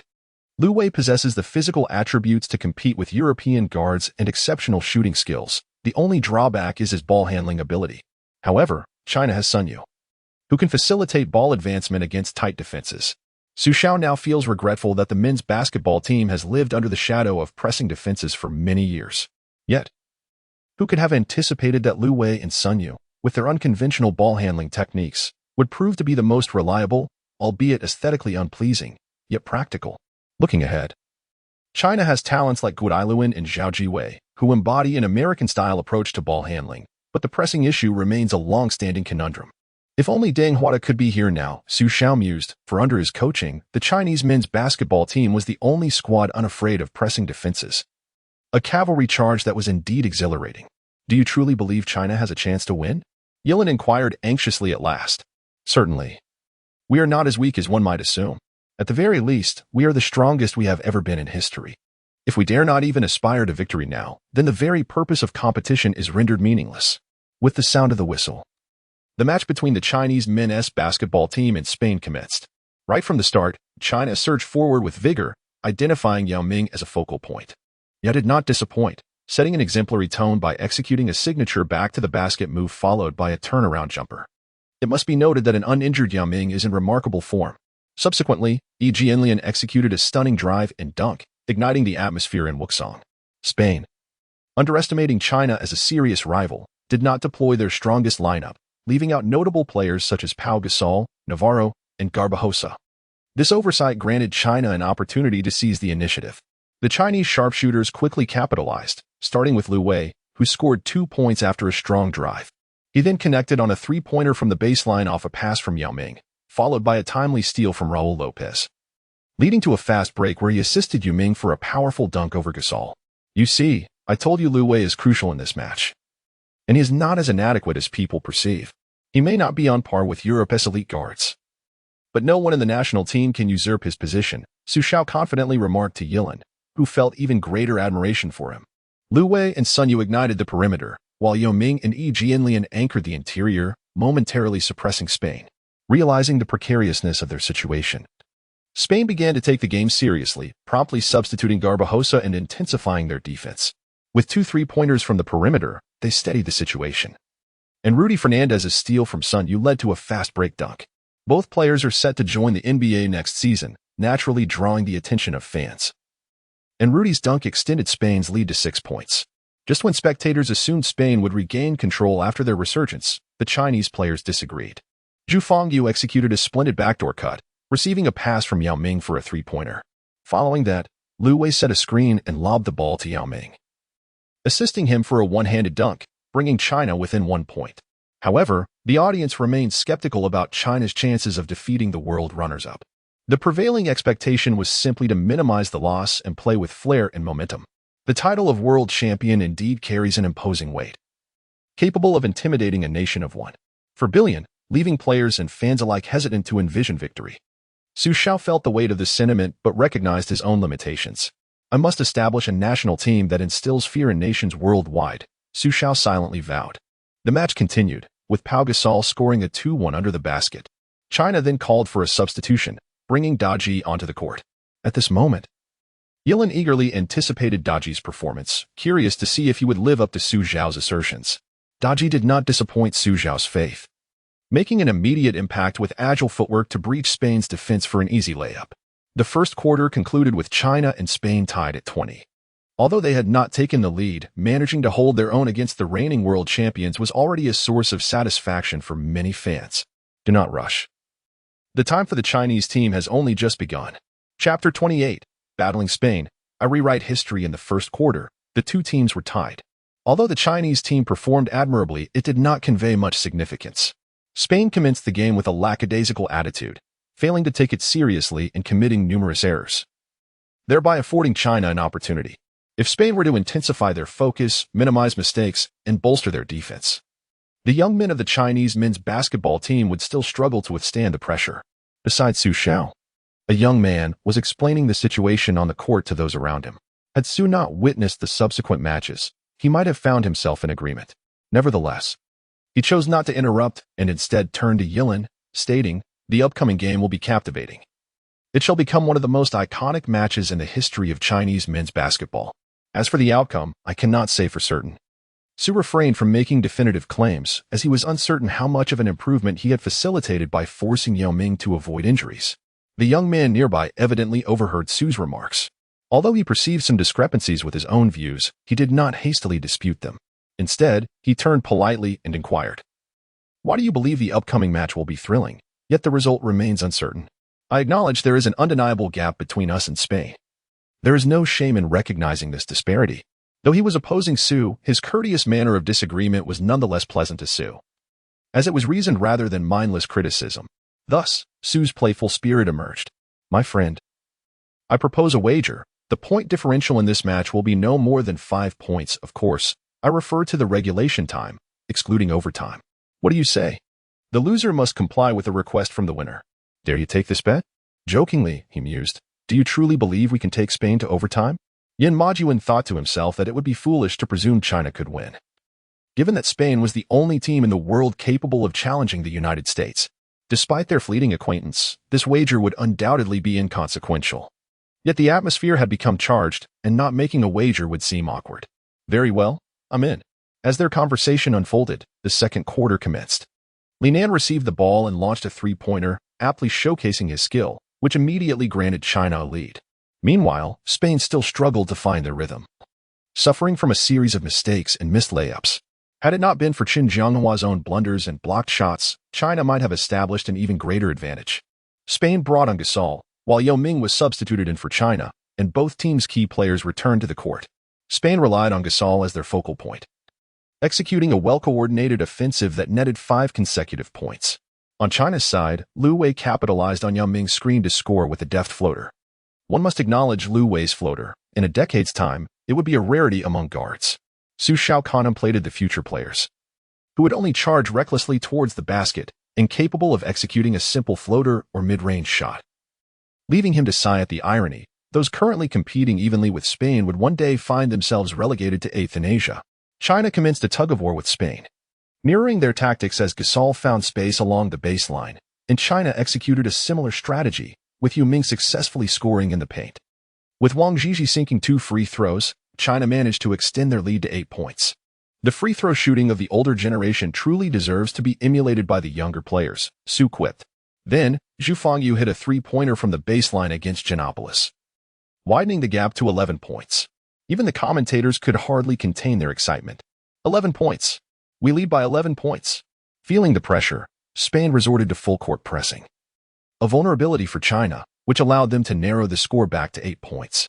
Yin Majuan observed Spain's pressing and began to explain to his companions. "This is precisely why I am skeptical about China's chances in this match. Although I dislike admitting it, the gap is indeed significant. We are ill-equipped to handle their pressure. This is merely the first instance. Further opportunities will arise." Hearing his analysis, Xu Xiao turned to Yilin to elucidate that last play was poorly executed by the Chinese team. They should not have allowed such a large player to bring the ball up the court. Lu Wei and Sun Yue to have pushed forward, utilizing Wang Zhizhi as an outlet. This is the most effective method to counter full-court pressure. This strategy was tailor-made by Du Huada for China, revealing that there exist ways to break pressure with the right tactics. They were the only national team unafraid of such pressing. Yet, while the two were discussing, Zhu Fangyu sank another three-pointer, restoring the 11-point lead. Following that, Yi Jianlian executed a buzzer-beater dunk. And with Yao Ming grabbing a rebound and assisting Lu Wei for a coast-to-coast layup, Giannopolis became an unintended backdrop to one of Chinese basketball's iconic moments. As the first half concluded, China led Spain 48-37 by 11 points. Despite Spain's deficit, Yin Majuan remained unperturbed, patiently explaining their forthcoming strategy and how China might be overturned. Observing his composed demeanor, Yang Yi mistakenly assumed he was Spanish. However, his understanding was indeed profound. His grasp of basketball and the national team's dynamics was impressive. Ultimately, he was rational in his assessments, albeit somewhat grating to hear. In the second half, Spain appeared markedly more focused than in the first. Calder-In, Rodriguez, and Pau Gasol all started, yet they could not thwart the rampant Chinese team. Zhu Fangyu executed a three-pointer off the ball, and Liu Wei, leveraging a screen, netted a direct three-pointer, pushing the differential to 17 points. Even the commentators were astonished, exclaiming, "This is incredible!" as the bench erupted in enthusiasm. Subsequently, both teams became embroiled in a physical contest, rife with turnovers and missed shots. Spain, relying on Gasol's strength, began to chip away at the lead, and during this time, Xu Xiao's enhancement of Yao Ming became evident.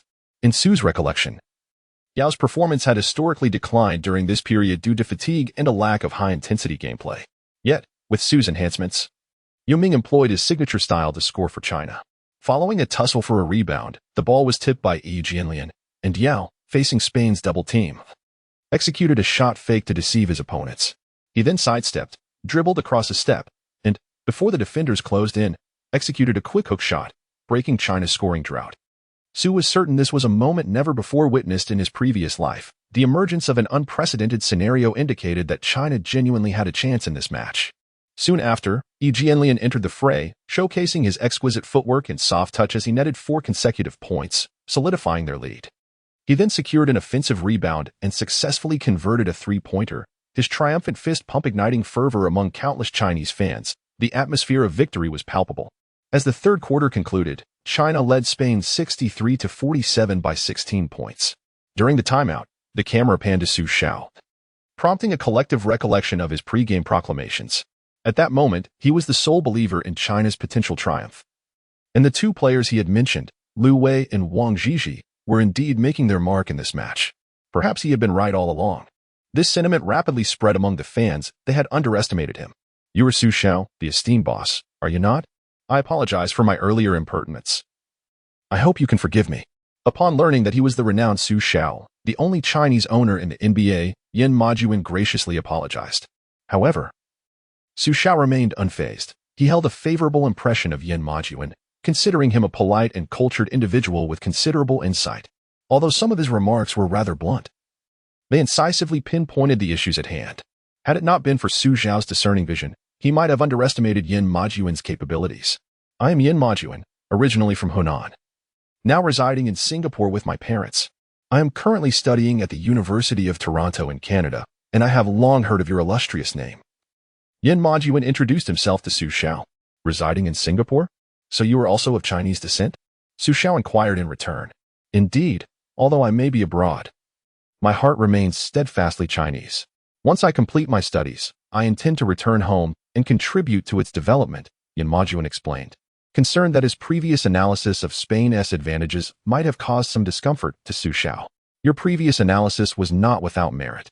As you know, I am a fervent basketball enthusiast, and I would like to seek your insights. In your opinion, what areas must the Chinese men's basketball team improve upon to surpass its current achievements?" Xu Xiao posed this question to Yin Majuan, eager to gauge his knowledge and expertise.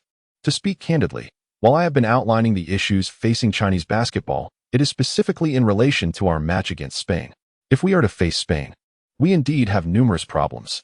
Yet, we must acknowledge that this current iteration of the Chinese men's basketball team may be the strongest we have ever seen, unprecedented, and perhaps unmatched in the future. If we aspire to be even stronger, it will be a formidable challenge unless we can find another player of Yao Ming's caliber." "On what basis do you assert this?" "Currently, we have Yao Ming in his prime, along with 2 young NBA caliber players, Xu Xiao and Sun Yu. Players like Yao Ming are rare talents, appearing once in a century. This is largely a matter of chance, and I do not believe we are close to finding the next Yao Ming.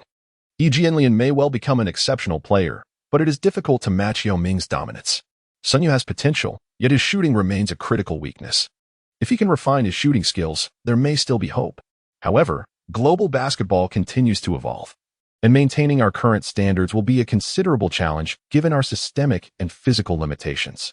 His perspective intrigued Xu Xiao, as many believe this is merely the beginning of Chinese basketball's zenith, with few recognizing it as the pinnacle. Yet, here was this composed young man, displaying foresight amidst stability, a commendable feat as their conversation unfolded. Spain had swiftly closed the gap, erasing a 16-point lead to just 6. Moreover, China's players were visibly fatigued, having gone without scoring for a significant stretch. At this critical juncture, Liu Wei sank a pivotal three-pointer, stabilizing the situation for the Chinese team once more. The camera shifted back to Xu Xiao, as the two key players he had mentioned before proved their worth. However, before anyone could celebrate, Spain executed a quick baseline play, catching China off guard. Fernandez scored while drawing a foul. Although the free throw was missed, Spain secured the rebound, instantly adding 4 points to their tally. Liu Wei's next three-point attempt failed, leading to another counterattack from Spain, highlighting the players' exhaustion, a concern Xu Xiao had previously raised about their stamina. Fortunately, Wang Zhizhi hit a crucial mid-range shot, alleviating the immediate pressure on the Chinese team. It seemed Xu Xiao had been right all along. Wang Zhizhi was indeed a key player in this match. Let us apologize, who claimed he knew nothing of the game. He's on the 5th floor now. The forum erupted in praise for Xu Xiao. Don't rush. Play steadily. If we maintain our rhythm, we have every chance. Xu Xiao felt a surge of excitement. Despite having witnessed it before, this time, there was a genuine opportunity for an upset, stirring his emotions. With just 1 minute and 50 seconds left, Spain executed a strategic play to score a three-pointer, bringing the score to 70-72, narrowing the gap to just 2 points. No worries. There should still be a two-pointer from Daji, and Spain has only Pau Gasol's single basket. Xu Xiao fervently recalled his past memories, anxious not to misremember anything. Indeed, it was the moment when Yao Ming made a pivotal shot, which should have been disrupted. However, unlike in the past, Yao Ming was not hindered by physical issues. He had maintained peak performance throughout the NBA season, which granted him this crucial two-point advantage. Navarro's attempted shot failed, and Wang Zhizhi secured the rebound. Navarro's performance was disappointing. Yet who could blame him? Previously a starter for Spain, he now found himself benched, and the coldness of the bench had evidently affected his shooting prowess. If you cannot score, then the stage is ours. Wang Zhizhi hit a crucial two-pointer with 1 minute and 8 seconds remaining, mirroring the script from Xu Xiao's past. With this key shot, China held a 4-point lead, exhilarating countless Chinese fans. Despite Pau Gasol's subsequent basket, Spain still trailed by 2 points. Liu Wei's error in the last 5 seconds startled the fans, yet Spain opted to allow Rubio to attempt a layup, as his shot veered off course. Yao Ming secured the rebound, concluding the match. The final score was 74-72. The Chinese team had triumphed, besting the world champions, Spain. This was no dream, this was reality. The commentators' fervent shouts echoed as the players embraced, relishing their victory.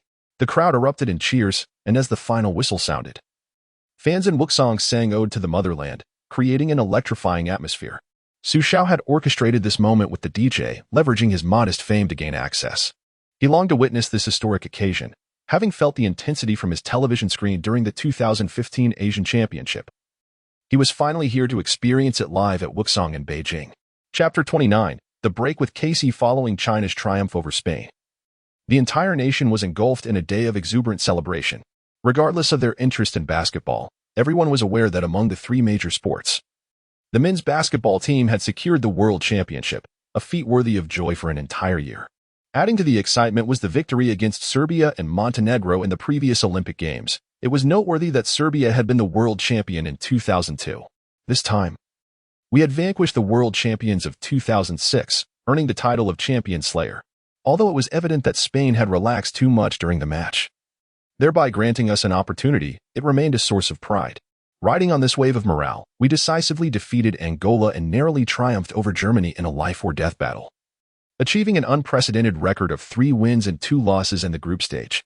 Unfortunately, we were placed in a death group, aside from the United States. Both Spain and Greece, the silver and gold medalists of the previous World Championship, also finished with 3 wins and 2 losses. Spain and Greece advanced based on point differentials, while we, despite our historic performance, ended up 4th in the group. In the knockout stage, facing the tall and formidable Lithuanian team, we could not escape elimination. But this was an outcome we could accept. Our final record of 3 wins and 3 losses secured us the 7th position in the Olympics, while Australia, with a record of 2 wins and 4 losses, came in 8th. This time, we proudly claimed the title of the world's 7th best. Having concluded the Olympic endeavors, Xu Xiao needed to prepare for the upcoming season. The expectation for the Timberwolves was to reach the playoffs, as it was time to fulfill his 3-year commitment. The next season would undoubtedly involve providing Russell Westbrook with ample time to develop. During this period, the rest of the team would need to step up. If the storyline from the previous life were to unfold, Westbrook would be fully acclimated to the NBA rhythm by mid-season and would be ready to assume the role of the starting guard. However, for the Timberwolves, this timeline was somewhat prolonged. Xu Xiao aimed to shorten Westbrook's development period, directing all resources toward him in the first 10 games, followed by 5 games to refine the team's lineup. By the 20th game, Xu Xiao planned to enhance Westbrook's capabilities. Examining the current roster, Roy remained the most stable element. Given the high camaraderie within the team, Xu Xiao was untroubled by potential discontent from others, particularly from the current team leader, Roy. Aside from Roy, another focus was last year's number 1 pick, Greg Oden. After dedicating a year to Oden's development, it was clear that while he possessed exceptional physical gifts, strength, agility, and impressive flexibility, his offensive repertoire was limited primarily to the restricted area. Oden's back-to-the-basket efficiency was commendable, even surpassing that of Dwight Howard. Yet his reliance on brute force to score or his decent footwork to enter the paint accounted for this. Consequently, a higher shooting percentage than Howard's was to be expected, as Howard lacked Oden's lower body strength and height. Nevertheless, Oden's hook shots, floaters, and mid-range attempts were notably poor, and his shooting skills left much to be desired. Defensively, he exhibited solid rim protection, rebounding, and shot-blocking abilities, yet he was prone to fouling, a persistent issue throughout both his past and present. Last season, his foul rate had been the highest in the league. After a year of assessment, Xu Xiao concluded that Oden might barely meet the threshold for a number 1 pick. While there existed a chance for him to become an all-star, he would never reach the level of a historical great, falling short even of Kevin Durant and certainly not surpassing Al Horford. However, this was inconsequential, as it aligned perfectly with Xu Xiao's intentions. Recognizing Oden's limitations, he resolved to assist him. A vision of a star player card for LaMarcus Aldridge materialized in his mind, knowing that such cards encapsulate a player's entire career. Thus, he would endow Oden with Aldridge's peak skills and his developed 3-point shooting ability from the latter part of his career. Aldridge's touch was undeniably among the finest for interior players in the league. He was not only technically proficient but also possessed a wealth of defensive experience. Aldridge's shortcomings lay in his lack of speed and leaping ability, attributes that Oden possessed. The finesse of Aldridge's skills and defensive acumen could effectively compensate for Oden's deficiencies. Yet, Xu Xiao's primary concern was the forward position. Although Malisic had developed elite 3-point shooting skills with Xu Xiao's guidance, he still preferred playing as a center defensively. His proficiency in protecting the rim was commendable, but his ability to provide help defense was mediocre at best. Despite possessing good mobility and wingspan, his positional judgment was lacking. The trio of Autry, Othello, and Miles represented the team's most significant weaknesses. While Autry was not without his flaws, particularly his erratic shooting, he performed adequately on the offensive end. The issue lay in his defense. Despite possessing outstanding physical attributes, his defensive technique was abysmal, and his persistent jumping at fakes was a recurring problem. However, Xu Xiao believed he could salvage Autry's potential, particularly with a star player card for Avery Bradley in his possession. Bradley's defensive skills were undeniably valuable. The challenge lay with Darius Miles. Although Miles had demonstrated flashes of brilliance upon his return to health, his old high school habits of laziness and lack of discipline had resurfaced.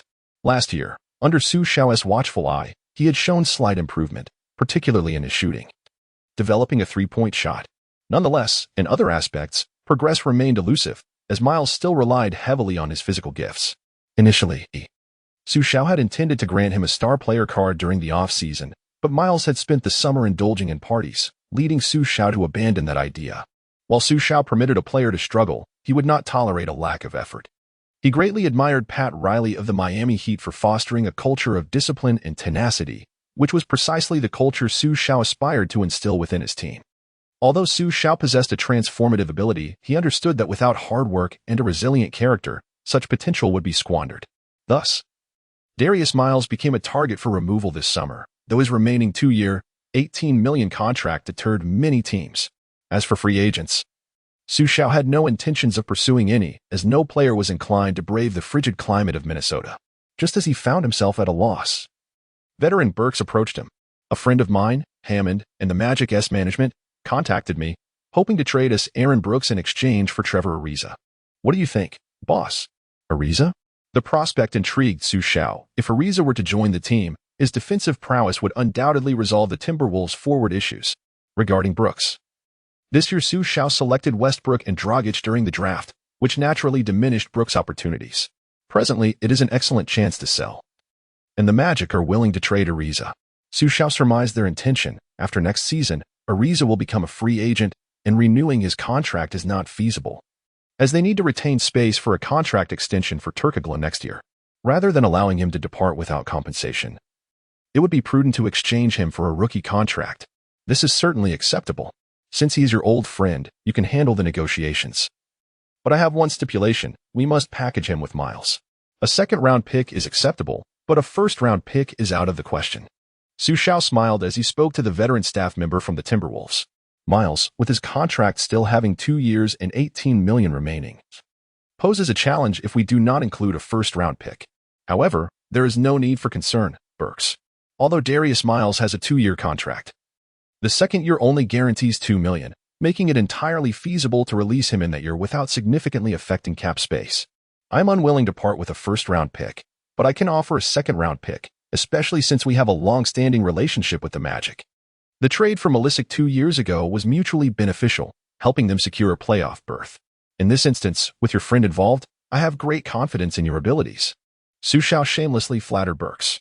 Burks acted with remarkable efficiency, and soon the Magic reached a trade agreement with the Timberwolves, sending Ariza in exchange for Aaron Brooks, Darius Miles, and 2 second-round picks from 2009 and 2010.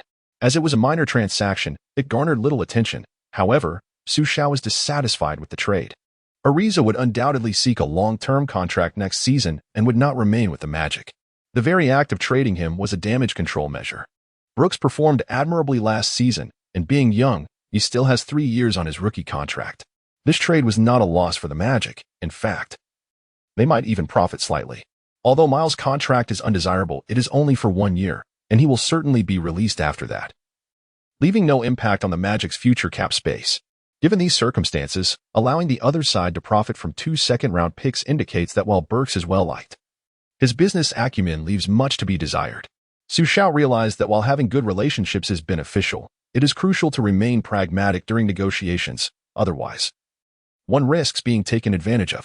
Following the completion of this trade, the preseason for the new season approached, and the Timberwolves roster stabilized. The lineup for the upcoming season would be point guards: Russell Westbrook, Goran Dragic; shooting guards: Brandon Roy, Gary Neal, Tyronn Lue; small forwards: Trevor Ariza, Othello Hunter; PJ Tucker; power forwards: Darko Milicic, Tolliver, Chuck Hayes; centers: Greg Oden, and the outstanding Marc Gasol from the Olympics.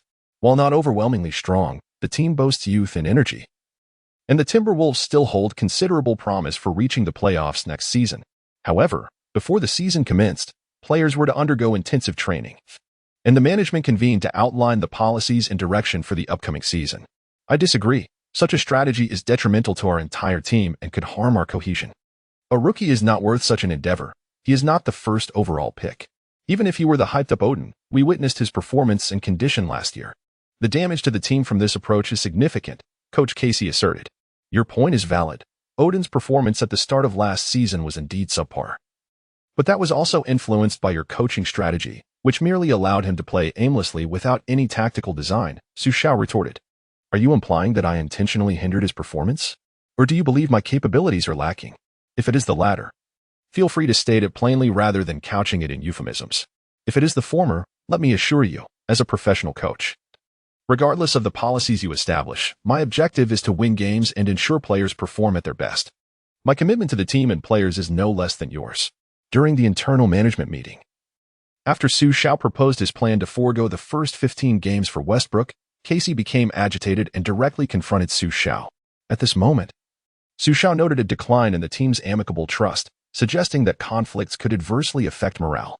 However, due to the fundamental differences in team-building philosophies between Casey and Xu Xiao, reconciling this conflict proved challenging. Even a lottery draw to smooth things over would not alter Casey's perspective. Xu Xiao was resolute in not conceding, as this was his blueprint for the team. And no one had the authority to alter it lightly, leading to some heated exchanges. Burks, the amiable peacemaker within the management, suggested, "How about we observe a few preseason games? If Westbrook truly demonstrates that exceptional talent, we can revisit the discussion. No negotiations, this matter is non-negotiable." Unexpectedly, Xu Xiao and Casey found common ground, both believing that there was no room for discussion on this issue. Consequently, the first management meeting concluded on an unsatisfactory note, resulting in a decline in the team's amicable trust. Yet, this was not the end. The preseason would serve as a catalyst for the eruption of tensions between the two parties. Chapter 30, I Signed Myself. The conflict between Xu Xiao and Coach Casey erupted following the preseason, reaching an irreconcilable stage. The root of the issue was none other than Westbrook's abysmal performance. His frequent missed shots, poor decision-making, and inexplicable turnovers, combined with his rigid approach to layups, were alarming. While his one-on-one defense was adequate, he consistently lost track of his assignments when defending off the ball. This only reinforced Coach Casey's convictions, yet it did nothing to sway the team's owner, Xu Xiao. In comparison to Westbrook's future struggles with the Lakers, these issues seemed trivial.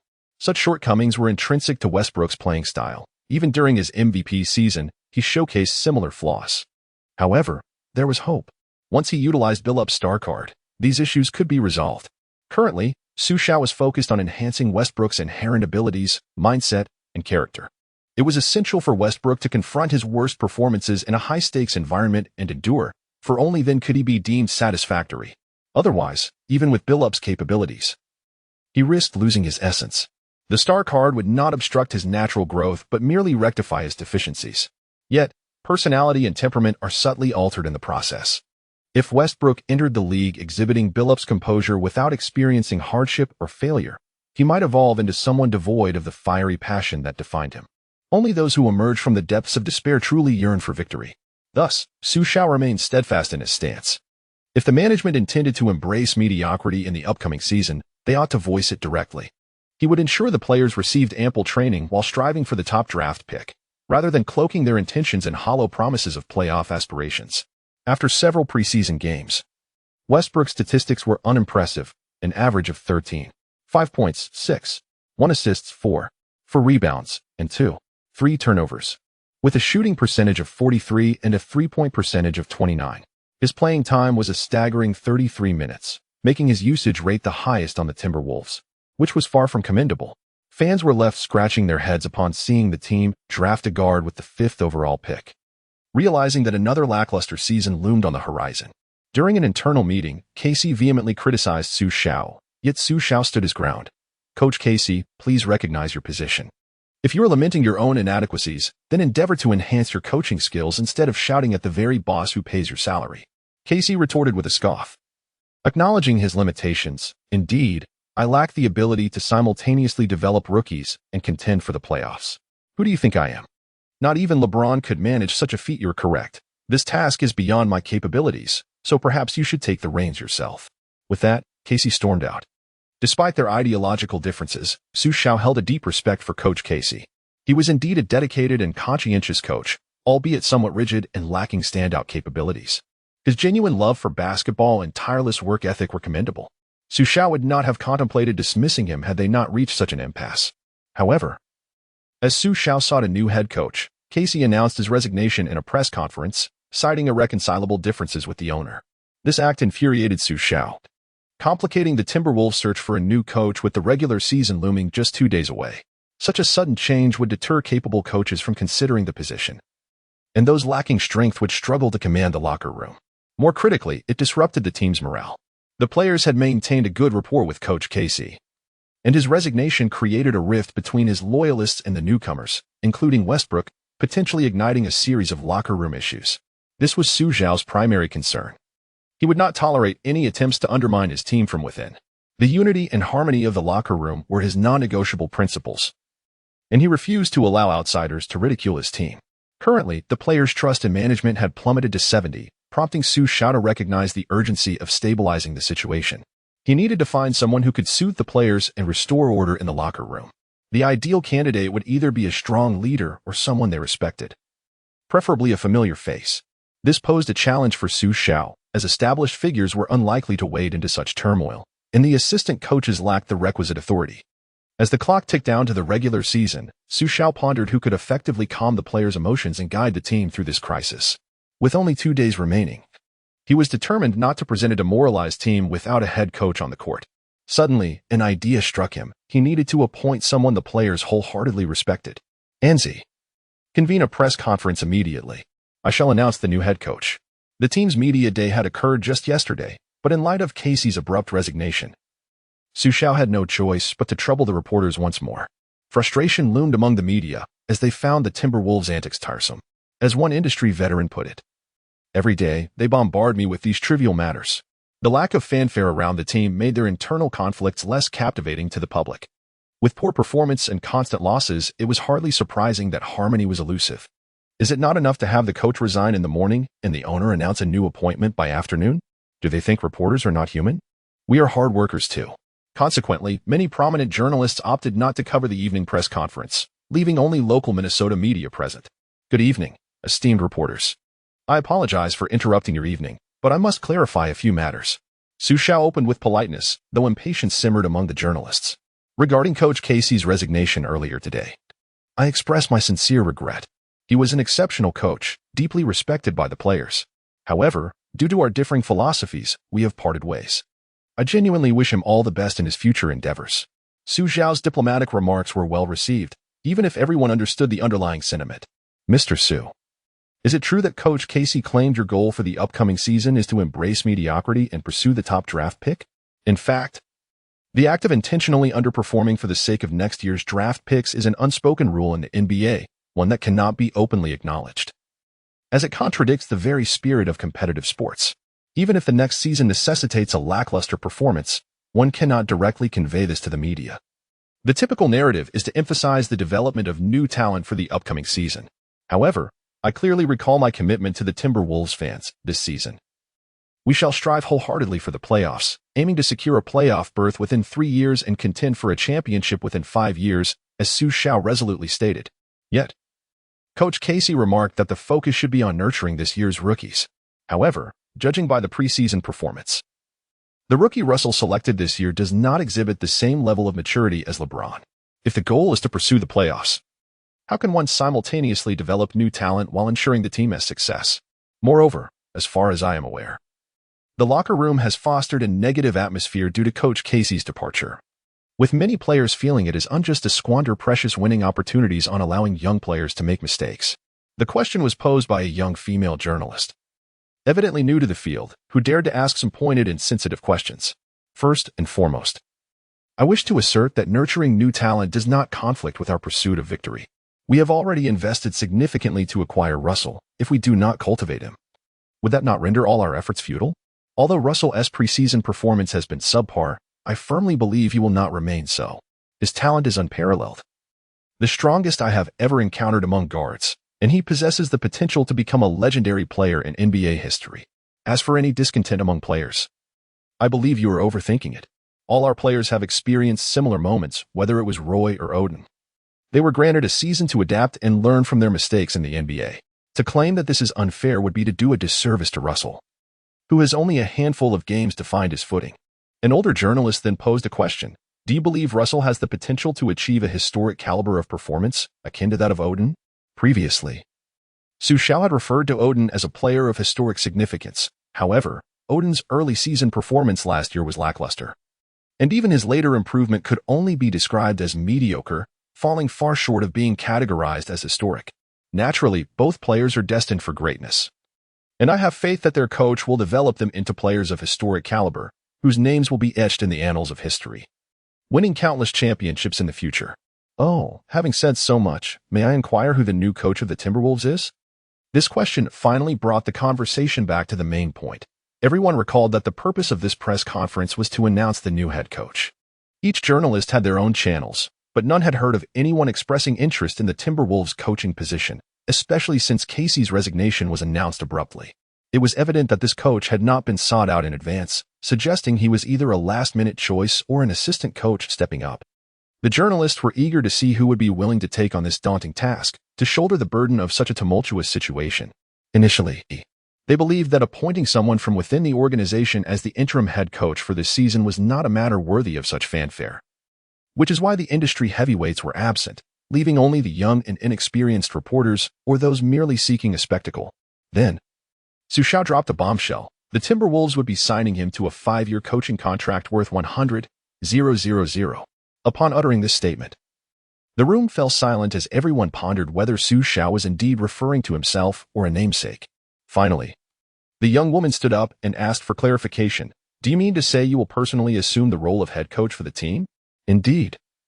I shall take on the mantle of head coach and lead this team out of its current predicament. Upon receiving Xu Xiao's confirmation, the journalists could no longer contain their excitement, erupting into laughter as if they had heard the most absurd joke. One young reporter, struggling to suppress his mirth, asked, "Dare I inquire, Mr. Xu, are you truly signing yourself? Or is this merely a symbolic gesture to demonstrate your worth at a coaching minimum salary?" Certainly not. I do not need to prove anything to anyone. The minimum salary is a consequence of the NBA's explicit salary cap regulations, which also apply to coaching salaries. By opting for the minimum, my intention is simply to minimize costs, a fact you are undoubtedly aware of. Xu Xiao was not one to shy away from confrontation. Sensing the mocking tone, he responded with a hint of irritation. "Oh, may I ask, Mr. Xu, are you genuinely proficient in team management and well-versed in NBA strategies? Can you share with us the core tactics you intend to employ for the Timberwolves? Are you an undercover agent?" This is rather lacking in sophistication. While you could inquire about the team's core strategies, I can tell you that it was my tactics that ended the Lakers' winning streak last season. Xu Xiao did not offer any kindness. Yet the journalist recognized the significance of this news, a historical moment where a flamboyant heir not only became an owner but also assumed the role of head coach. This story was bound to be explosive. Though the exchange ended on a discordant note, each party had their own agenda. Xu Xiao was eager to return to the team and restore order, while the journalists were jubilantly preparing for the headlines of the following day. Chapter 31. Coach Xu Soul Food. The NBA's most eccentric team, renowned for its unique antics, is none other than the Timberwolves. Owner Xu has truly exerted every effort for the sake of publicity, consistently employing a precise brand of absurdity that leaves others speechless, ultimately securing top headlines. Despite the Timberwolves being perceived as an unremarkable underdog, they manage to generate significant news each year, standing alone in their capacity for humor. In the blink of an eye, Xu Xiao and his Timberwolves found themselves embroiled in yet another media controversy. Although merely around 22 years of age, Xu had become a seasoned veteran in the realm of public opinion since acquiring the team, showing little concern for external chatter. Presently, his priority lay in stabilizing the team, especially with the season set to commence the following day, leaving little time for extensive preparations. The next day, Xu Xiao arrived at the training facility early, where the players had already gathered. However, an unusual tension permeated the atmosphere, evident even during their warm-ups. Coach Casey's loyalists, led by Roy, were warming up together, while another faction, represented by Odin and Westbrook, displayed indifference towards Casey and engaged in conversation. Upon noticing Xu Xiao's arrival, they hurriedly approached him. "Boss, has Coach Casey really resigned?"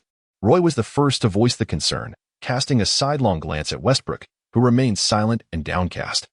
Xu Xiao sensed the gravity of this detail. It could very well serve as a powder keg for underlying tensions. Should further complications arise, the situation could easily escalate. "Fellows, I understand your deep sentiments towards Coach Casey, for he is indeed a commendable and devoted leader. However, I must convey that he has resigned. That chapter is now closed. We have no justification to impede someone's pursuit of a brighter future, yet we cannot forsake our own progress for someone who is increasingly distant from us.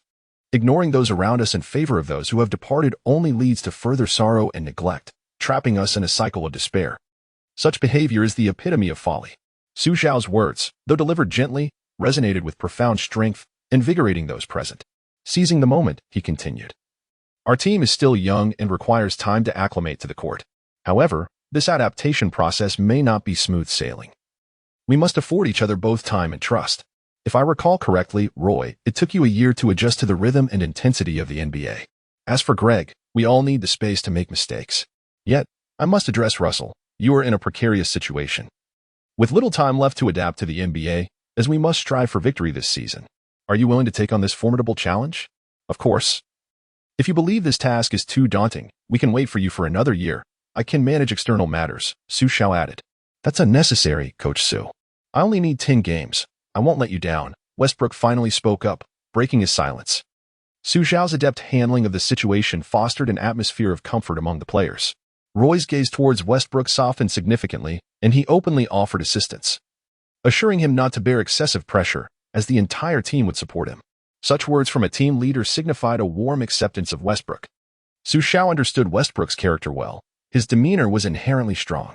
While one might debate Westbrook's skill, there was no question regarding his toughness. He epitomized masculinity. Witnessing this exchange brought Xu Xiao immense relief, further amplified as the previously dwindling camaraderie rating rose from 60 to 70. This increase was crucial, as only when internal conflicts were resolved and morale stabilized could the benefits of camaraderie be utilized. Though Xu Xiao often expressed frustration verbally, he comprehended the underlying issues. The essence of trust within a team could not be forcibly instilled. It could only be cultivated through mutual respect and understanding. Seizing the moment while emotions stabilized, Xu Xiao summoned the system for a round of rewards, aiming to reinforce his philosophy. With 600 system coins at his disposal, he executed a 10-draw sequence, garnering an additional 50 points of camaraderie. All right, team, let and oppos. Let's commence our warm-up training and prepare for the inaugural game of the new season, he declared. As the players engaged in their routine drills, Xu Xiao eagerly reviewed the rewards he had just acquired. In addition to the camaraderie points, he had received 3 health cards, 1 star card, and 1 special skill card. With 8 health cards now in his possession, he felt confident that his team would remain injury-free for the foreseeable future. Unable to contain his excitement, he opened the star card. Congratulations, host. You have acquired B-level star Al Harrington. Xu Xiao quickly recalled Harrington's profile. A player born in the wrong era. Standing at 6 feet 10 inches, he possessed exceptional shooting and athletic abilities, coupled with notable interior scoring techniques. His signature move, a ball-handling spin followed by a thunderous dunk, would have made him a formidable force in the small ball era. Most fans remembered him as a bench contributor for the Warriors during their infamous We Believe playoff run. In summary, Harrington was a prolific scorer with undeniable talent. Having once outscored Dwight Howard 38 to a mere handful of points in a memorable matchup, his scoring prowess against Yao Ming further solidified his reputation, though his defensive skills left something to be desired. Xu Xiao decided to hold on to this asset for now, with 3 star cards already in the roster. There was no immediate need to deploy him unless performance faltered later in the season. All right, team, let's take a brief pause, Xu Xiao called, halting the training session. Having completed the fundamental drills, the players were now engaged in one-on-one or two-on-two practice, focusing on their shooting or addressing weaknesses. Next, they needed to discuss strategies for the upcoming game and rehearse their tactical framework. The assistant coaches felt a twinge of concern at the thought of Xu Xiao, a young man in his 20s, assuming the role of head coach, especially as he was also the team's owner. They hoped he would demonstrate some leadership and not shift the responsibilities entirely onto them, as they were still newcomers to this profession. After all, who would willingly serve this privileged heir if it weren't for the pursuit of a livelihood? It was worth noting that following Casey's resignation, some members of the coaching staff, who had maintained a cordial relationship with him, also chose to leave, including Hui Man, who had previously been directed remotely by Xu Xiao. They could not tolerate the prospect of Xu Xiao as head coach. This morning, I tendered my resignation. And now it appears that the coaching management team has undergone a restructuring, primarily orchestrated by Xu Xiao. Although these individuals are relatively youthful compared to other coaching staffs, their vigor presents a promising potential for development. With this, Xu Xiao need not fear the perpetuation of his philosophy. Next came Xu Xiao's tactical discourse, during which he discerned the apprehensions of his new team. Initially, these individuals regarded Xu Xiao with a mix of trepidation and disdain, as few believed that a mere 22-year-old, who had never graced the professional court, could manage the responsibilities of an NBA head coach. Thus, they prepared themselves for the inevitable. Xu Xiao would delegate all tactical arrangements to his assistants while he would merely provide motivation and encouragement, shouldering any blame for losses. These assistants viewed the Timberwolves as a mere stepping stone to hone their craft. However, upon hearing Xu Xiao's intricate tactical explanations, they were left astounded. They had never encountered such meticulous strategic insights. A single tactic could yield numerous scenarios, and under identical positions, each player had their own specific strategy. Observing such a young proprietor, who had achieved considerable success and possessed profound understanding of basketball, was indeed a revelation. Xu Xiao smiled inwardly, thinking, "You little ones, did you really believe I was merely a novice? After all, with my former life experiences, I am nearly a centenarian and certainly not someone you can easily manipulate." In terms of tactical comprehension, Xu Xiao had much to offer. Soon, the 2008 to 2009 season commenced, with the opening game featuring the Trailblazers versus the Lakers. The new Trailblazers, boasting a formidable combination of Durant and Aldridge, were not to be underestimated. Yet, against the reigning champion Lakers, they proved powerless. Notably, Kwame Brown, who was once humorously referred to as a mere swap for Garnett, excelled in this match, utilizing Wang Jiji's footwork and skills to outmaneuver Bynum, finishing with 18 points and 11 rebounds. Though the Lakers' momentum was unyielding, at least the defeat held no shame. In stark contrast, the second game between the Cavaliers and the Celtics was rife with intrigue. These two teams were poised for a fierce rivalry in the Eastern Conference this season. Although the Celtics lacked the defensive framework brought by Garnett, a younger Gasol effectively curtailed the Cavaliers' interior play, leading his team to a narrow 93-88 victory. The Timberwolves were scheduled to play the following day, allowing Xu Xiao to assess the performances of other teams, given that the Lakers and Trailblazers were formidable adversaries. Their inaugural match against the Kings, the bottom dwellers of the West, was anticipated to be a straightforward affair. However, the Timberwolves faced considerable challenges as they endeavored to embody Xu Xiao's philosophy, inadvertently granting excessive opportunities to Westbrook. Westbrook logged 37 minutes, shooting 4 for 14, culminating in 11 points, 5 rebounds, 6 assists, and 2 steals. Yet, he also recorded 4 turnovers and 3 fouls, a performance that would undoubtedly invite media scrutiny. Ultimately, the Timberwolves triumphed over the Kings with a score of 101-95, but for them, victory was merely a prelude to the media and fan scrutiny that would follow. Most media attention on the Timberwolves was not for the sake of appreciating their game, but rather to unearth their missteps for sensationalism. Yet, the victory made it difficult for them to find a narrative. They quickly discovered a new angle: Xu Xiao's utilization of Westbrook. Despite the win, Westbrook became the subject of ridicule, overshadowing the noteworthy performances of Odin and Autry. Odin, despite limited opportunities, dominated the Kings' interior and showcased a shooting technique previously unseen. Similarly, Autry demonstrated remarkable defensive skills, effectively neutralizing the Kings' top scorer, Martin, who managed only 12 points. Odin's frustration grew as the media fixated on Westbrook, expressing his discontent. "We won. Yet you choose to ignore our efforts, focusing solely on a rookie and a new coach, nitpicking at their performances. This is both unfair to them and disrespectful to us." After the match, Odin confronted the media with indignation. "In the previous match, we performed admirably, and we must continue to strive." "Russell, how did it feel to play in your first NBA game?" Xu Xiao inquired jovially on the team bus. "Not bad, coach. I think I'm doing well. What about you?" "This was your first game as a head coach," Westbrook replied with a relaxed demeanor, jesting with Xu Xiao. "I find the court less exhausting than dealing with the myriad of media and fans awaiting us next." "So, how is everyone prepared?" "Those with fragile mental fortitude should quickly disembark," Xu Xiao quipped, playfully mimicking a bus conductor, eliciting laughter from the team. "Don't sell yourself short, coach. You certainly have a commanding presence." "It feels quite fitting," one player remarked, as laughter filled the air, completely disregarding Xu Xiao's earlier concerns. Thus, they prepared to face their next opponent, the Dallas Mavericks, soon to be renamed the Mavericks. However, Xu Xiao still felt that Mavericks lacked the charm of Mavericks. So as an old fan, he would continue to use the latter. Westbrook was soon to face a series of daunting challenges. Up against the seasoned kid, Westbrook appeared somewhat inexperienced, struggling against the savvy veteran and finishing with a paltry 6 points on 2 of 11 shooting, accompanied by 5 turnovers. Consequently, the Timberwolves fell to the Mavericks, providing the media with ample fodder for criticism. The focus swiftly turned to Xu Xiao, as media outlets questioned the wisdom of granting such extensive playing time to a rookie while entrusting him with the ball. This approach, they argued, was tantamount to stunting his growth. Yet, Xu Xiao remained unfazed, fully aware that what lay ahead would be a true tempest. Chapter 32. The calm turtle is about to emerge. Following this, the Timberwolves embarked on a streak of consecutive defeats. Against the Thunder, Westbrook nearly allowed this year's top draft pick, Rose, to dominate him one-on-one. In the game against the Spurs, he fell victim to Tony Parker, who scored a career-high 52 points and subsequently suffered a revenge loss to the Kings, followed by a defeat to the Warriors, who played without a point guard.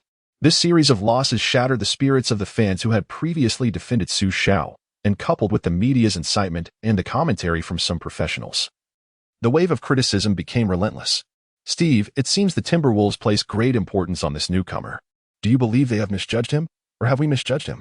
Mark Smith observed with a smug look towards commentator Steve Kerr, as the future coaches of the Warriors unabashedly mocked Minnesota. Buddy, can't you see the record? Just look at this year's top draft pick in the same position. The Thunder have a record of 4 wins and 6 losses, and they were last year's bottom team. Although they haven't made it to the top 8 yet, they have at least shed the label of a weak team. Now look at Minnesota. 1 win and 10 losses, 10 consecutive defeats. Haha, there is no sign of Rose's potential in Russell, Kerr remarked, unabashedly. Indeed. But I believe the core issue with the Timberwolves does not lie with Russell. What do you think? Of course, the principal problem rests with that foolish coach. If he truly loved basketball, he should let some professionals run the team and simply act as an owner. Why insist on being the coach when their team is clearly filled with potential? Last year's top pick, Odin, has made significant strides this year, both in shooting efficiency and defensive positioning, far surpassing his performance from last year. Otto's defensive capabilities have also improved tremendously this year, making him a contender for the all-defensive team. I'm sure not just I, but fans can see this. Yet only the coach seems oblivious. Haha. I wonder what kind of magic Russell has cast to enthrall this head coach. Perhaps he gifted him a fruit basket, came the laughter. The media has just only intensified the frustration and despair among the fans. In such circumstances, the mounting pressure from both the fans and the media often compels a team to change coaches. Yet, the team belongs to him, and they can do as they please. Can you be a decent person and just leave? Stop ruining our team. Are you a spy sent from China? You promised to lead us to the playoffs. And this is how you repay us? You're nothing but a colossal fraud. Get out of Minnesota. You're not welcome here. Fans created massive banners expressing their discontent and hung them outside the Timberwolves arena, yet they felt utterly helpless. Even the league had no recourse, as Xu Xiao remained cautious and reserved, denying the league any opportunity to expel him. Several times, individuals attempted to provoke Xu Xiao into making racially insensitive remarks, but he cleverly sidestepped their traps. Though he evaded their schemes, he nonetheless witnessed the unscrupulous tactics of those around him, who surrounded him in an attempt to force him into making damaging statements. However, witnessing the harsh criticism directed at their beloved coach-owner ignited a fire within the players. Odin boldly retorted, "Just watch, we trust our coach. He possesses abilities beyond the ordinary, and I believe we will undoubtedly become a strong team this season." Yet, persisting in this manner was not sustainable. With 10 games already played, it was time to assess the results. Coincidentally, they encountered Russell Westbrook, who was diligently practicing. Russell, you should be acclimated to the intensity of the NBA by now. We have limited time left, at most 5 games, before we alter our strategy. Rest assured, coach. I have no issues now. I just hope we can change our tactics soon. Xu Xiao was surprised by Westbrook's statement and curiously asked, "Are you unable to endure this style of play any longer? Or have your teammates voiced their concerns?" Xu Xiao worried about potential issues within Westbrook's psyche or the locker room, as either could prove fatal to their grand plans. "Neither, coach. I just don't want you to bear the brunt of the criticism. I am unfazed by external opinions. I will always remain myself. However, I don't want my presence to bring you harm. My teammates have been incredibly accommodating, and I am grateful for their support. Recently, they have consistently stood by me, and I truly appreciate this place. While I wish for a change in our style of play, I believe that with my abilities, I can be a pivotal figure in any system." Hearing such a response from Westbrook, Xu Xiao felt satisfied. This was the essence of the resolute young man, unwavering amidst adversity. As long as Westbrook could reclaim that fierce spirit, combined with his and Billup's capabilities, the Timberwolves indeed had a promising future ahead. In the next 5 games, Westbrook's performance improved. Facing the Thunder, he scored a season high of 24 points and 9 assists, exacting revenge. Against the Pistons, he recorded a double-double with 16 points and 10 assists, leading the Timberwolves to 2 victories. Although the Timberwolves ended November with a dismal record of 3 wins and 12 losses, Xu Xiao deemed it entirely acceptable. This record was not insurmountable. Xu Xiao recalled that this year's Western Conference was not as formidable as last year's. If they could secure 48 wins, a playoff berth would be virtually assured, meaning they only needed to achieve a record of 45 wins and 22 losses moving forward. Thus, without delay, Xu Xiao utilized a star card to empower Westbrook, as players with star abilities would unconditionally respect him. Next came the moment to vindicate themselves before the entire league. The first game of December would be against the surging Eastern Conference team, the Magic, a formidable opponent. The recently traded Brooks was flourishing with the Magic, providing consistent scoring off the bench, while former Timberwolf Darius Miles continued to thrive under Van Gundy's stringent coaching, displaying diligence in training and heightened defensive effort. Before this game, Xu Xiao addressed the team in the locker room. Listen up, everyone. From today onward, we shall embark on a new rhythm. Our era begins now. Upon hearing Xu Xiao's declaration, the players immediately felt invigorated. A new strategy was on the horizon. Previously, Xu Xiao had had them practice numerous new tactical systems, but had refrained from implementing them to help Westbrook acclimate to the NBA's tempo. Therefore, when external voices criticized Xu Xiao's capabilities, the players were eager to defend him. Now, it was time to prove themselves. Russell, you have no objections, I trust? Your privileges end here, Xu Xiao stated while looking at Russell. Of course not. I have long since acclimated to this environment. I am prepared, regardless of the system. I am still me, Russell Westbrook. For some reason, Westbrook's gaze towards Xu Xiao appeared clearer today. He felt a warm current within him, and his usual shooting struggles dissipated, as he effortlessly sank three-pointers that had previously eluded him. He grasped the strategies that had once confounded him and could now easily assess the game's dynamics, including off-ball movement, defense, and defensive organization. Elements he had never been able to comprehend suddenly clicked for him. Haha, we certainly know who you are. It's time for those outside to recognize you as well, Roy joked. Xu Xiao expressed his concern, saying, Russell, always have faith in your own abilities. You may not realize it, but as an outsider, I can see clearly that you are destined to shine in this match, and this marks the beginning of your journey. He continued passionately, not just you, but each and every one of us. I am a witness to your growth. I am fully aware of your potential. Perhaps we might drift apart in the future, but for now, we stand united here as the Timberwolves, as brothers and partners, a team ready to fight for one another. From this very moment, we shall show our fangs. It's time to feast, my friends, and let them know who the true jesters of the league are. The tale of a comeback is always the most exhilarating, especially with a squad of young Timberwolves. A spark is all it takes to ignite their spirits. All right, gentlemen. Let South take the court. The Magic's home announcer began calling the starters, eager to wrap up his shift, questioning the merit of playing against such a laughable team. Meanwhile, the fans were already anticipating a dominant victory over their opponents, merely curious about the margin of the win. The Timberwolves fielded their regular starters, Westbrook, Roy, Ariza, Malisic, and Odin. The Magic countered with guards Nelson and McCants, the latter acquired from the Timberwolves in a trade, a notable player since Xu Xiao's tenure began.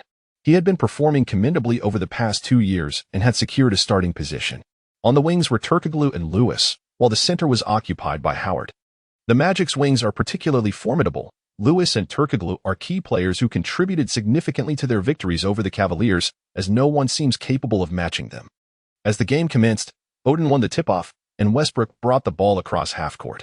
Unlike previous games, there was no immediate screen for Westbrook. Instead, Malisic and Roy executed off-ball screens. Roy maneuvered to the 45-degree mark, and Westbrook delivered the ball, entrusting the Timberwolves' first shot to Roy.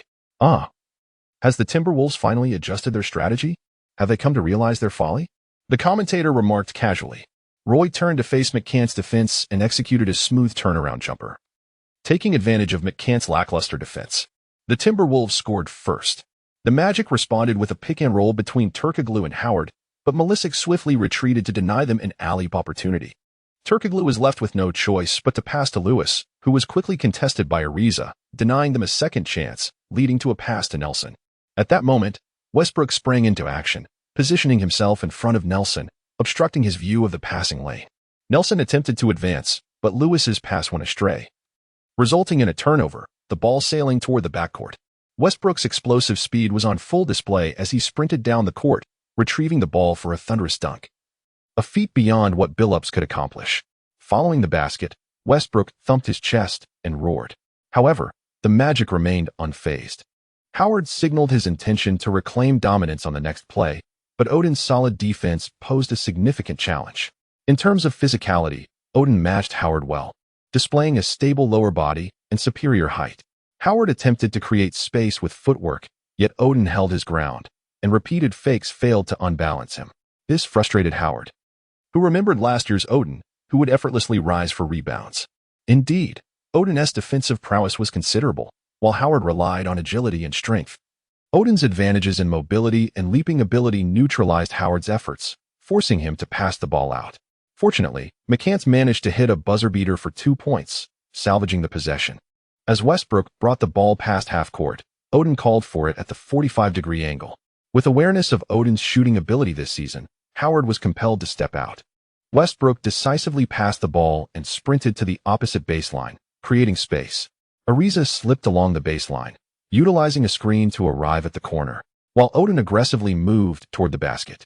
The matchup against Odin proved challenging for Howard, and likewise, Odin found it difficult to score against Howard, despite his physical advantages.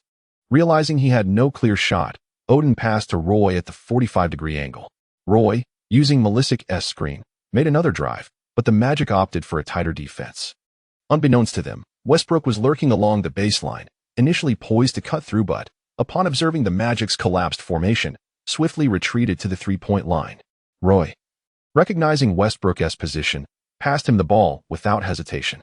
Given Westbrook's previously poor three-point shooting percentage, no one anticipated he would be open. Or perhaps the Magic's strategy was to concede Westbrook's shot. What they did not realize was that Westbrook, having honed his shooting skills under Billup's guidance, was no longer a player to be underestimated. He drained the shot effortlessly. "Damn, that guy is a bit off today," Van Gundy, the coach, muttered in disbelief. As the game progressed, while Westbrook was not monopolizing the ball as before, his influence was felt in every possession. His ability to cut and dunk showcased the synergy developed with Billups. The cutting was a reflection of Chancey's awareness, while the dunking exemplified Westbrook's prowess.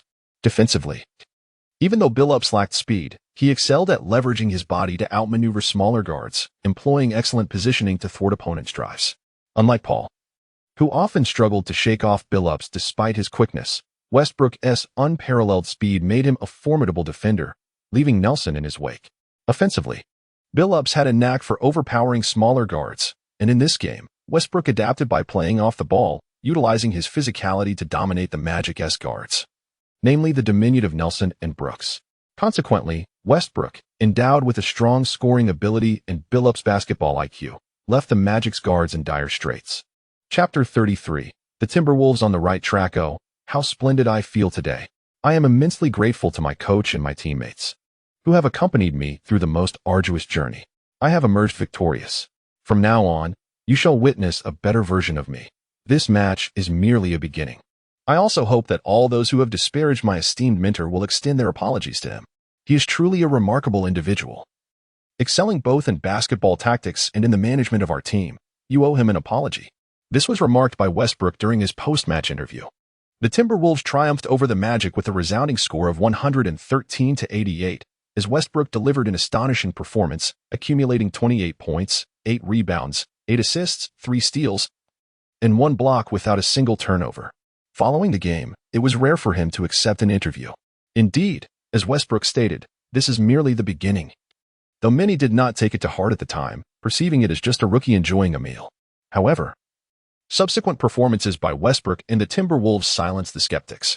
Against the Bobcats, Westbrook scored 30 points, 6 rebounds, and 6 assists.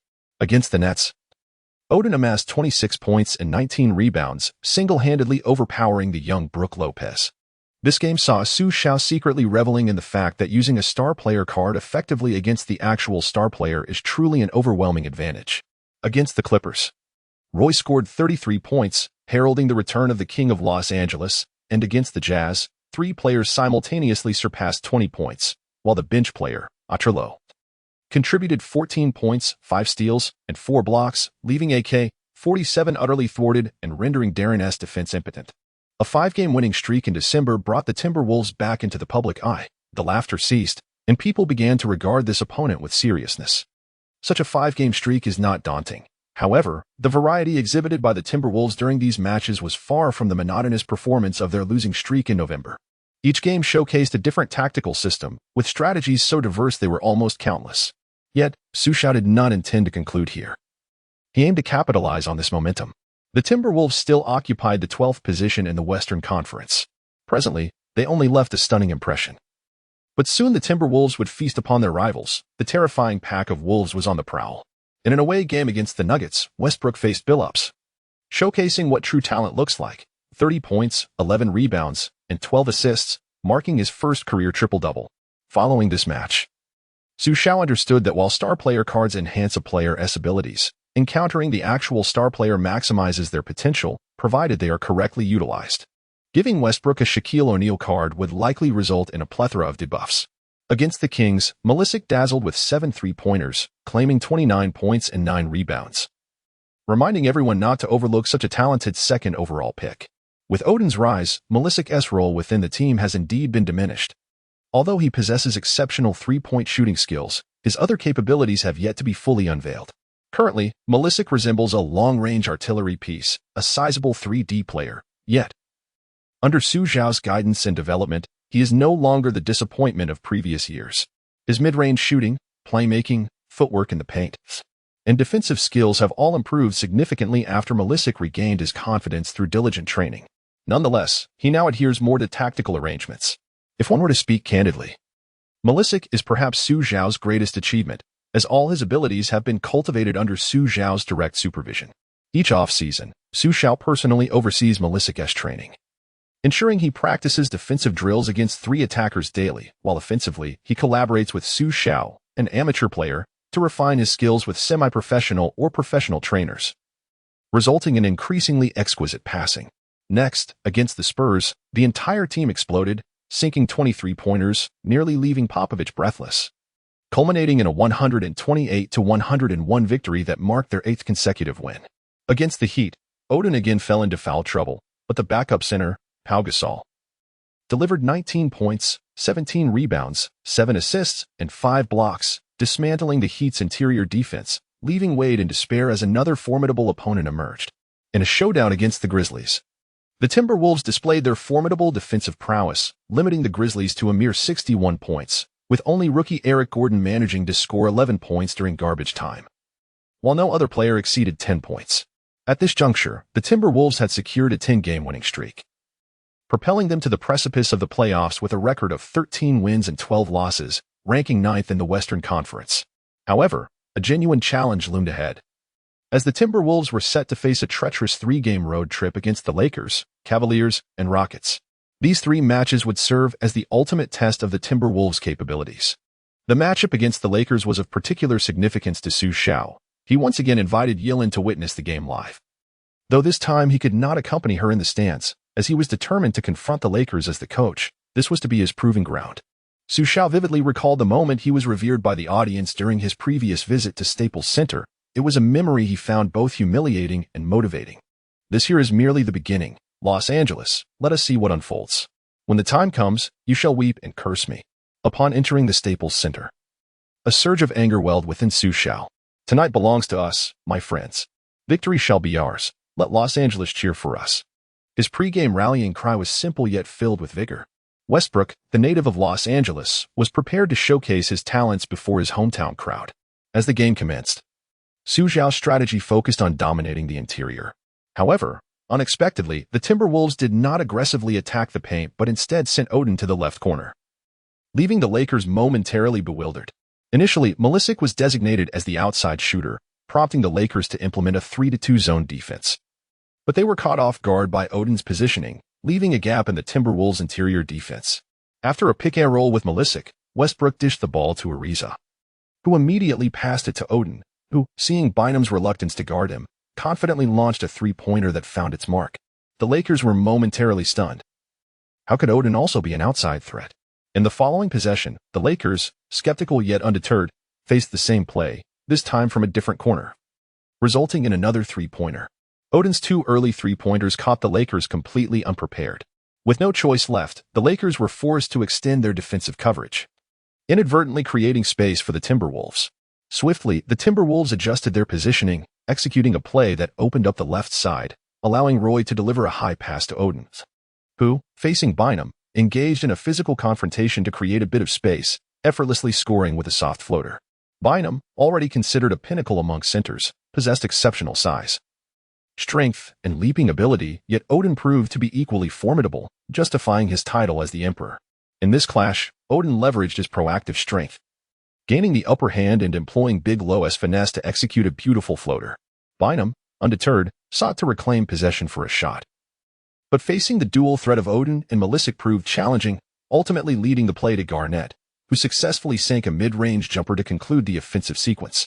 However, upon returning, the Timberwolves swiftly positioned themselves, with Malisic feigning a cut to receive the ball, while Odin seized the opportunity to drive down, and Westbrook immediately passed the ball to him. Although Garnett reacted quickly and managed to cover, he was ultimately powerless against the accelerating Odin, who executed a thunderous dunk. Odin's leaping ability was truly historic, as he soared higher than Howard. Garnett, having been posterized, felt a surge of anger and, in the next play, delivered a fierce elbow to the defending Malisic. Naturally, this did not escape the referee's notice, resulting in an offensive foul. Malisic, being European, carried a certain toughness about him. Having been raised amidst turmoil, though he had previously been somewhat self-effacing. Now, however, with Malisic finally stepping up, he would not tolerate such behavior, shoving Garnett aside with such force that Garnett was taken aback. The Wolf King could hardly endure the insolence of this European youth and retaliated by tossing the ball back. Despite Garnett's notorious temper, he was wise enough to recognize that a full-blown confrontation could leave him at a disadvantage. Thus, the familiar tactic of retreating while feigning aggression unfolded once more. As Garnett tossed the ball back, he naturally moved towards his teammates, muttering under his breath. Malisic, incensed, charged at Garnett. Ultimately, the two were restrained by their teammates, leading to both players receiving technical fouls. However, Garnett's antics had unsettled Malisic's composure. Originally, he was meant to facilitate play from the free throw line, allowing Odin to exploit mismatches in the paint against Bynum, thereby disrupting Bynum's rhythm. Instead, it was Malisic who erupted first. Initially, their high-low plays had shown promise, but now, when Malisic received the ball at the free throw line, he did not seek out Odin. Instead, he glared at Garnett, who took advantage of the situation by launching a barrage of trash talk. Softy, have you never encountered the rigors of the NBA? You stand on the perimeter and shoot a few shots, softer than the women in nightclubs. You think you can go toe-to-toe with me? You crumble at the slightest contact. No wonder you couldn't last in Detroit, reduced to a plaything by the Wallaces. With the tension escalating, Malisic could no longer restrain himself and charged, knocking Garnett over an offensive foul. As he rose, Malisic shouted vehemently at Garnett, "Hey Softy." The referee overheard this outburst, issuing a technical foul.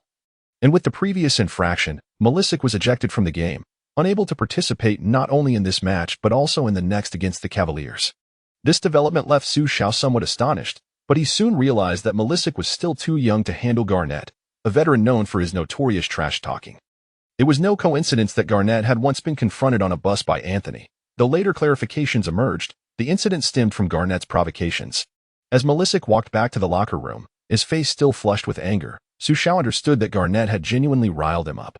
However, he also recognized that the strategy he had devised was now rendered ineffective, necessitating an immediate adjustment. With this in mind, Xu Xiao promptly called a timeout. Listen up, team. We are facing some difficulties in this game, but we are not without opportunities. Our next steps are straightforward. Set screens and seek out old Fisher beyond the arc. We must be vigilant about positioning in the paint. As Xu Xiao spoke, he illustrated the strategy on the whiteboard. Chuck, you're up. Get in there and stick to Garnett. Xu Xiao substituted in the former Rocket, Hayes. Although Hayes was not particularly tall and possessed a somewhat rudimentary skill set, he was well remembered by Chinese fans, especially for his defensive prowess, having once nullified Bynum in the playoffs, rendering the 7'1" center utterly ineffective, and famously forcing Garnett from the paint to the three-point line. However, his offensive capabilities were a significant concern. Aside from opportunistic scoring and cuts, he lacked any real offensive repertoire. At this stage, Xu Xiao had little choice. Both Pau Gasol and Odin leaned more towards center roles, and he had never experimented with deploying both simultaneously due to his previous experiences valuing spacing and mobility. Having both on the court could slow the team's tempo, especially since Gasol lacked the agility and speed of Malisic. Just as Xu Xiao pondered this, the Timberwolves initiated their next offensive attack. Westbrook faced Fisher and, with a burst of speed, blew past him. Fisher's defense was adequate, but age had dulled his reflexes, and he was not as quick as he once was. The infamous clip of him being thoroughly outmaneuvered by Rose was legendary. Just as Rose could, so too could Westbrook. After bypassing Fisher, Westbrook encountered Garnett's help defense, who abandoned Hayes to close in on Westbrook. Despite Garnett's interference, the shot failed to find its mark, and the rebound was seized by the Lakers forward, Posey. Damn it, Xu Xiao thought, realizing Garnett's strategy had effectively neutralized the biggest threat to the Lakers' defense. This allowed Garnett to focus on providing help and protecting the rim. Xu Xiao sat on the bench, his expression dark as he watched the game unfold. Malisic had been a cornerstone of Xu Xiao's strategy. While not the core, he was indispensable to many plays capable of shooting threes, facilitating, and defending without monopolizing ball possession. He was, in essence, the quintessential utility player. If he were to substitute in Tolliver, while it would boost their offensive presence at the 4 spot, Tolliver's offensive options were far too limited, and the Lakers' rotations would easily counter him. This would not only diminish the offensive effectiveness but also compromise their defense. Although Hayes was not an offensive threat, he could at least engage Garnett defensively. By the end of the first quarter, Xu Xiao had already used 2 timeouts. Counting the official timeout, he had employed 3 timeouts to implement new strategies, yet each one was systematically dismantled by the Lakers. The duo of Kobe and Garnett was simply too formidable, and Xu Xiao repeatedly attempted to exploit Westbrook and Oppo's speed against Fisher, only to be thwarted by the Lakers and Oppo's rotations. Finding Roy was futile as well. After being humiliated by him last season, the Lakers resorted to double-teaming, swiftly erasing the Timberwolves' once comfortable 10-point lead. With their only advantage, Odin, now embroiled in a tussle in the paint, lacked Malisic's disruptive presence, allowing Garnett to exert significant defensive influence throughout the court. By the end of the first quarter, the Lakers trailed the Timberwolves by a mere point, 26-27, a stark contrast to the Timberwolves' 12-2 opening run, which had been shattered by Garnett. I refuse to lose this match, Xu Xiao thought, realizing he had no choice but to deploy a certain strategy. Watching Garnett celebrate after Vujacic's buzzer beater, Xu Xiao steeled himself. If Garnett wished to play ruthlessly, he would reciprocate. Initially intended for the latter half of the season, it was now necessary to act without delay. System. Activate the Ill-Hartington Superstar card for Chuck Hayes. Wishing everyone a joyous new year. May all readers and friends experience a prosperous year ahead, with their aspirations fulfilled and good health accompanying them. May the year of the rabbit bring great fortune. And may the new year be as splendid as a tapestry woven with hope. Regular updates will resume tomorrow. Thank you all for your affection and support. Chapter 34, The Battle of the New and Old Wolf Kings. Suddenly, Chuck Hayes felt a warm current flowing through his body. In response, Xu Xiao said to Hayes, "Chuck, you are the most hard-working person I have ever encountered. Tonight, I want you to prove yourself in Los Angeles. I believe you can do it. And you must believe me, the special training I provided you is not in vain." As Xu Xiao spoke, the warm current within Hayes became even more pronounced. "I understand, Coach. I will tightly guard Garnett and defend the paint," Hayes declared. "No, Chuck, your task extends far beyond that.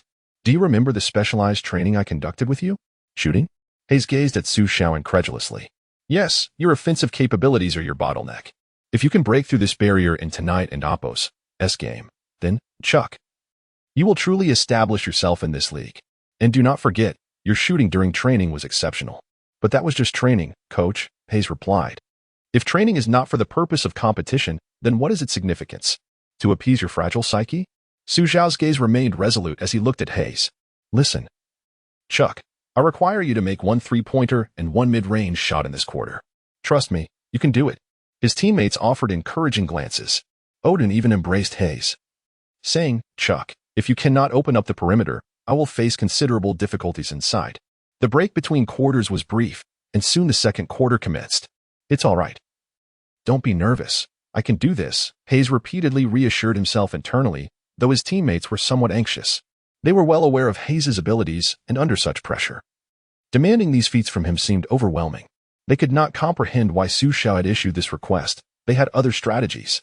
However, without some offensive aggression from the power forward position, the defensive pressure Garnett exerted was formidable. "Yao, I finally understand how difficult it was for you back then. A power forward lacking offensive prowess is a nightmare for a center," Xu Xiao mused as he observed Hayes. Back on the court, the Lakers were led by Garnett and Odom, with Odom assigned to guard Pau Gasol while Garnett provided help defense, clearly dismissing Hayes. Seeing Hayes standing beyond the 3-point line, Garnett merely scoffed and turned his attention to Westbrook, who was dribbling the ball. Westbrook, utilizing his physical advantage, drove hard against Farmar. As he prepared to shoot, Garnett had already begun to move toward him, and just as Westbrook pushed past Farmar for his shot, Garnett lunged forward, swatting the ball away. However, the Turtle's reflexes were swift. He soared into the air, securing the ball and passing it to Hayes, who stood beyond the 3-point line. The coach said, "I can do this. I can do this," Hayes thought, his mind racing as he received the ball. Observing Hayes at the 3-point line, none of the Lakers' defenders approached him, their focus elsewhere to prevent any potential passes. "Shoot, there is no time left," Westbrook shouted. Because the previous shot did not touch the rim, the shot clock had not reset, and time was slipping away. Hayes realized he had no choice. He shot a three-pointer without hesitation. Yet, as soon as he released the ball, he sensed failure. Years of understanding the dynamics of rebounding told him the shot was short. But there was no time for regret, as teammate Pau Gasol, with his long reach, managed to tip the ball back to Hayes. To shoot or not to shoot? In that fleeting moment, Hayes hesitated. Still, the Lakers showed no intent to defend him, having assumed Hayes merely rushed a shot due to time constraints. They doubted he would shoot again. Hesitating like a coward. What is the point of wasting time with the ball if you lack shooting ability? Garnett taunted as he approached, reigniting his trash talk. Fine, if that's how you feel, I want to hold back, Hayes retorted, no longer wavering. Every man has his pride. And with the coach's expectations and the warm current surging through him, his desire to shoot intensified. He raised his hands and launched a three-pointer. The ball arced beautifully through the air. Beautiful. Xu Xiao's joy was uncontainable. Woo-woo. Unbelievably, Chuck Hayes had made the three-pointer. This must be his first career three-pointer. The Timberwolves bench erupted in frenzied celebration, while the Lakers appeared utterly dumbfounded. It's fine. That was just a lucky shot. We'll continue next possession. Don't worry about it, Phil Jackson reassured Garnett, who felt a bit more at ease as they continued to engage Hayes offensively. However, the height difference was stark. With Garnett towering over Hayes by several inches, a gap that skill alone could not bridge. Despite Hayes' determined efforts, Garnett scored with a signature straight-arm jump shot, demonstrating his unyielding explosiveness and coordination. Russell, give me the next possession. I want to try again, Hayes requested as Westbrook brought the ball across half-court. No problem, Westbrook replied, always eager to share the ball. Observing his teammates' outstanding performances brought genuine joy to Westbrook.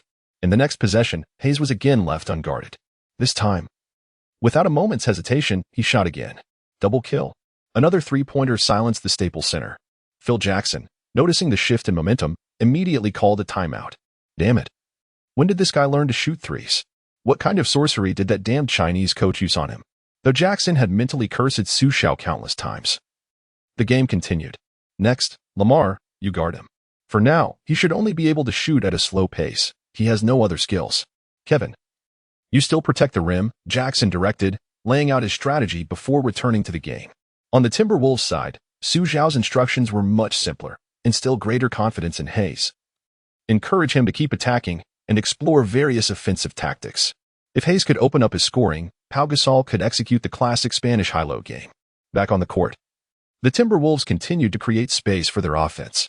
Odom had no choice but to follow, leaving Gasol and Garnett to battle inside. After Dragic advanced the ball past half-court, Odolo made a timely cut to create space for Gasol. Dragic, employing his signature style, lobbed the ball to Gasol. Receiving the ball, Gasol remained composed, driving fiercely inside, causing Garnett to stumble slightly. Gasol was no comparison to his brother. He was a true center, and his weight and strength were beyond what Garnett could withstand. With a sudden pivot, Gasol created space, and Odolo, having made his cut, slipped back under the basket. Gasol delivered a deft pass, allowing Odolo to soar for a resounding dunk. Splendid, Xu Xiao thought, elated. The strategy was indeed effective. Garnett was now entangled in the battle inside, limiting his ability to exert energy on help defense, thus granting Odolo a prime opportunity. In the ensuing offensive plays, although Garnett displayed nimble footwork, his shot was evidently affected by previous events, resulting in a notably weaker attempt. It appeared that the exertion on the defensive end had manifested itself in their offense, making the situation more manageable. Phil Jackson, sensing the unfavorable momentum, promptly substituted Garnett during a dead ball, bringing in Bynum and Kobe. Nevertheless, the Timberwolves' offense did not relent. Pau Gasol continued to exhibit his playmaking prowess from the free throw line, deftly passing to Roy, who skillfully utilized Gasol's screen to drive towards the basket. The Lakers' defense reacted swiftly, but Roy calmly dished the ball outside to Hayes, who received it just as the Lakers' defense collapsed.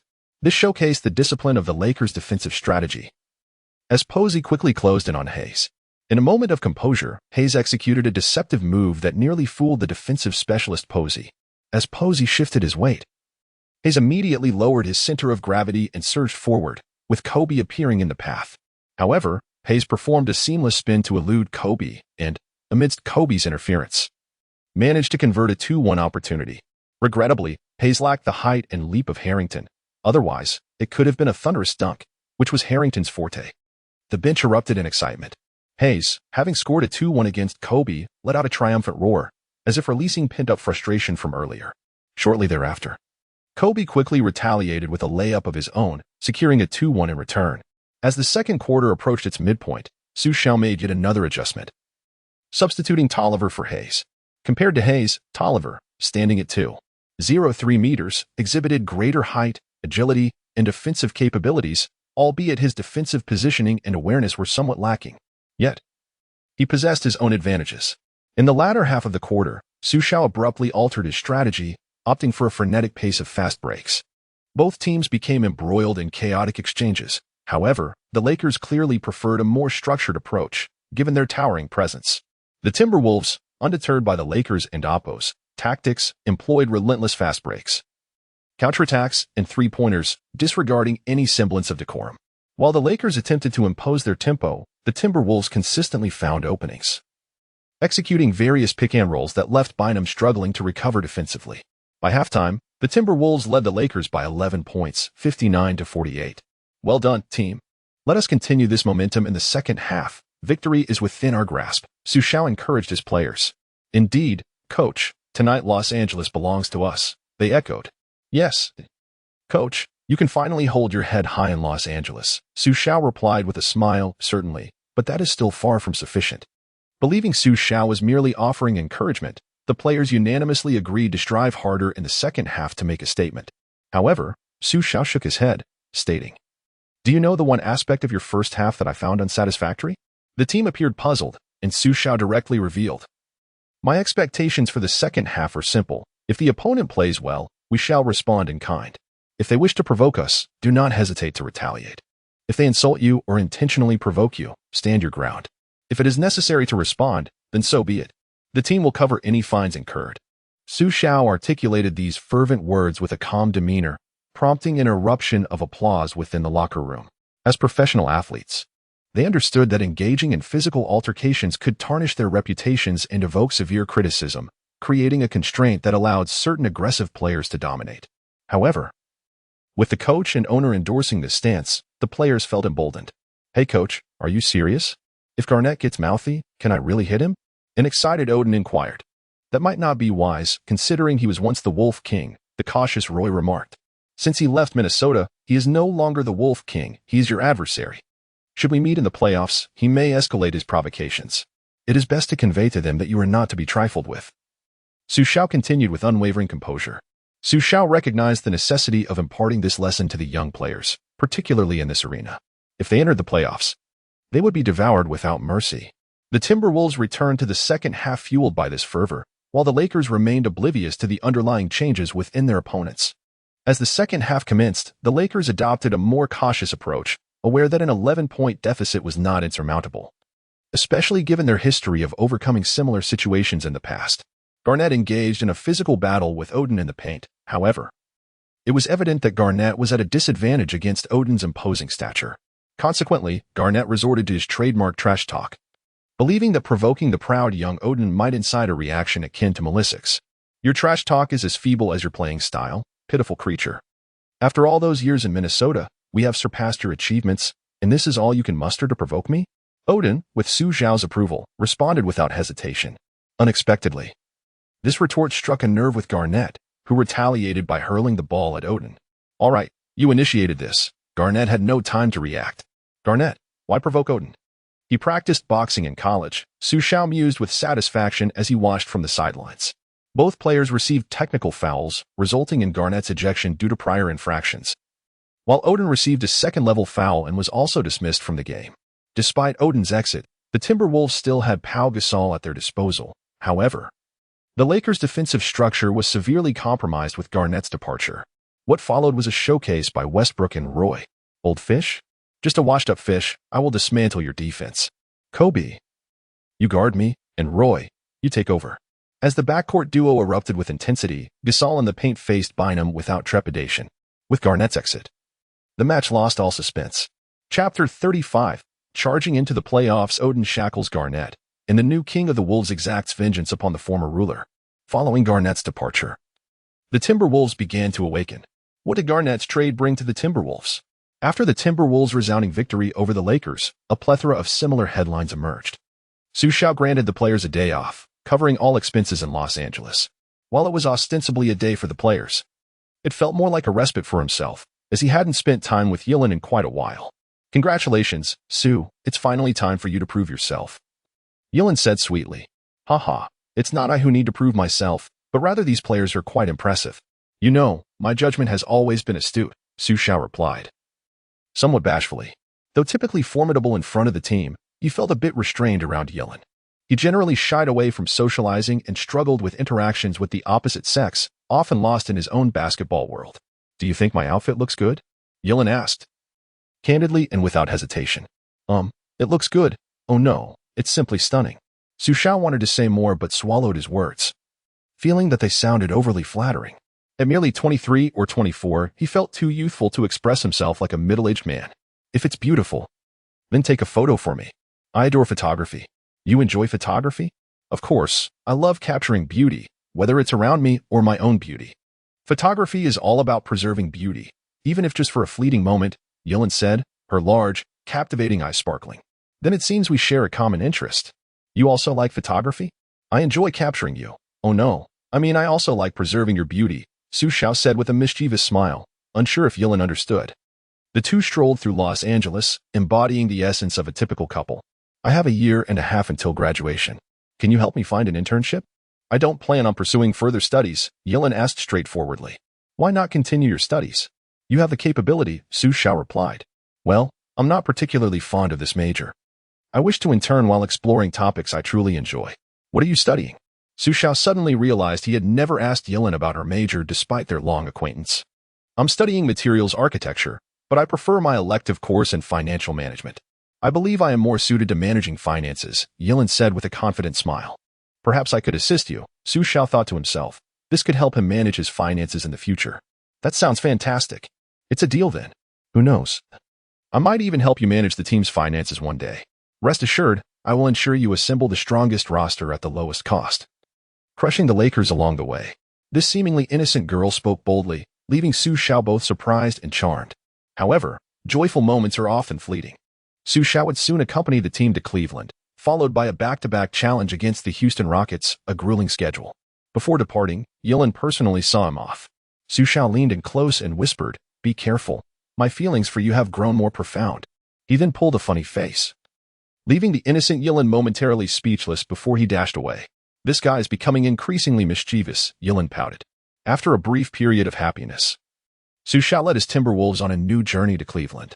Having achieved 10 consecutive victories prior, the system rewarded him with 1,500 system coins, allowing him to level up to level 4 and unlock S rank.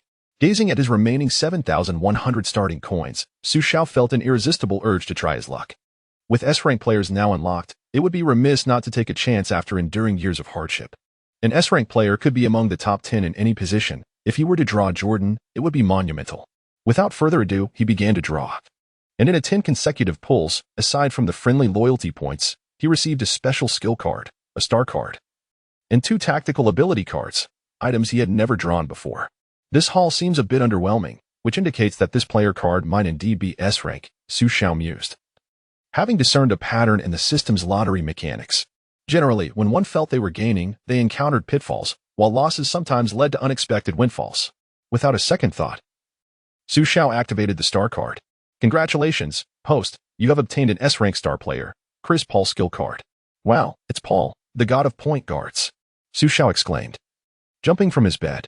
With exceptional basketball IQ, perfect organization, a balanced offense, and the ability to play both offense and defense, Paul boasted a relentless spirit.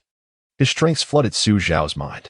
However, Paul was not without flaws. His physical attributes hampered some of his abilities, leading to a lack of explosive scoring like Westbrook.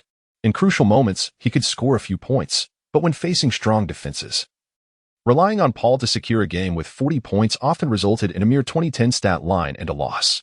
This was likely the reason for Paul's inability to reach the Western Conference Finals for many years. Only alongside scorers like Harden and Booker did he have a chance. Additionally, he sometimes harbored ulterior motives on the court, so Xu Xiao knew he must be prudent when utilizing this card. He needed to find someone who could effectively mask Paul's shortcomings to maximize the card's potential. If only this card had come sooner, Westbrook would have been a perfect match. But now, with Billup's enhancement, Paul's card isn't applicable. I'll have to hold on to it and see if I can acquire someone with explosive physical attributes and a sunny disposition. Perhaps they could become the next LeBron. Xu Xiao decided to open the remaining 2 cards as well. He had accumulated enough special skill cards and didn't intend to hoard too many. As for the tactical cards, he had never obtained one and was eager to try. With resolve, he activated the tactical card, and suddenly, hundreds of strategies appeared in the system. Considering tomorrow's matchup against the Cavaliers, it is advisable to utilize these 2 strategies. You will also have one more opportunity for tactical consultation tomorrow. Goodness, Xu Xiao exclaimed, marveling at the situation. What is the point of working hard? I should just rely on the lottery. I can simply cheat my way through and see who my opponents are. While astonished by the system's might, he also berated himself for squandering such a valuable resource. How splendid it would have been to reserve this for the playoffs. Who knows when he would draw something like this again? It seemed that the rarity of this tactical card was akin to that of an S-rank star card. Although he had wasted 1 card, he received a system notification indicating that tactical cards fell into 2 categories. One that reveals the strategies employed by the next opponent and provides corresponding countermeasures, and another that allows immediate mastery of a particular strategy. If he wasn't mistaken, there was still one unopened tactical card, which should allow him to instantly learn someone else's strategy. Xu Xiao has decided not to activate this card for the time being. One reason is that he believes he possesses a fair understanding of tactics, and another is that he feels the strategies employed by others may not necessarily be applicable to the current Timberwolves, even if he were to learn them. Forcefully imposing another's tactical philosophy upon the team might not yield beneficial results. Thus, he has chosen to set this card aside for now. As for the remaining special skill cards, he figures it is reasonable to activate another one, given that he has already begun the process. Xu Xiao begins to comprehend the popularity of blind boxes. The thrill of opening them is indeed exhilarating. Congratulations, host, you have acquired a high-quality Japanese maid. In an instant, a sweet-looking Japanese maid materializes in the room. Xu Xiao, momentarily taken aback, sputters, "What is this? Can I choose not to have her? This is too much." Coincidentally, Westbrook arrives to summon Xu Xiao for a tactical analysis meeting, only to walk in on the bewildering scene. "Boss, what on earth is happening here?" Westbrook exclaims, his expression mirroring that of Nick Young. Xu Xiao hastily ushers him out, and outside, Westbrook appears bemused. "Boss, you're really something. This is quite extravagant." Upon entering the hotel conference room, Ariza begins to joke. "Trevor, since you will be defending LeBron tomorrow, I've arranged extra practice for you after the meeting." Xu Xiao states nonchalantly. Presently, Xu Xiao finds himself in a predicament. The system seems to care only for the output, disregarding the repercussions. Now, he is unable to send the girl back and must find a way to explain this to Yilin later. He decides to put aside his concerns and focus on the upcoming matches. Aside from Ariza, who is immersed in his own sorrow, the rest of the team listens attentively. With the absence of both inside towers due to suspension, particularly Odin, banned for 3 games due to an altercation, the Timberwolves field a starting lineup of Pau Gasol and Hayes. However, fate takes a turn.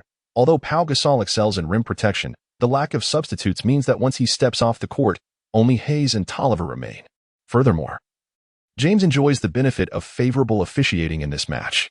Ultimately, the Timberwolves succumb to defeat, losing 103-111, thus ending their 11-game winning streak. Nevertheless, this marks the official commencement of the Timberwolves' ascent.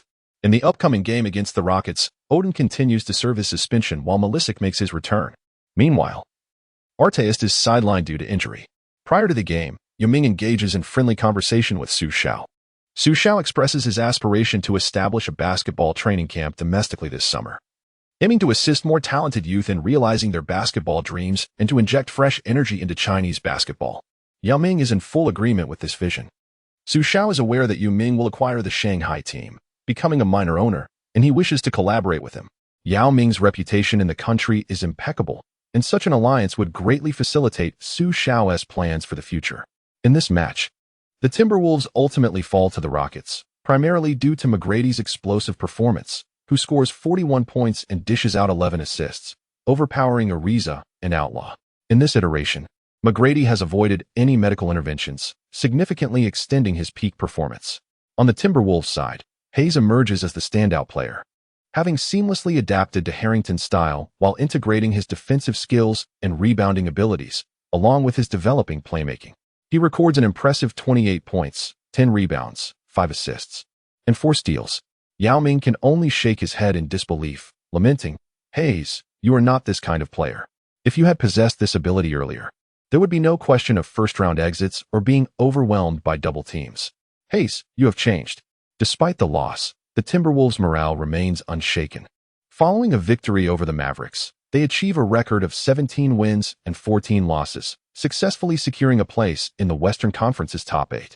Westbrook, with the Timberwolves' outstanding December record of 14 wins and 2 losses, earns the title of Western Conference Rookie of the Month. Xu Xiao is also named Coach of the Month, a development that surprises everyone. Within a month, he has transformed from the worst to the best, drawing attention to the young coach and prompting questions about Casey's previous leadership. However, the absence of the Rookie of the Month award for Roy leaves Xu Xiao somewhat dissatisfied, as their team boasts the best record in the league. Nevertheless, Roy's All-Star selection seems assured.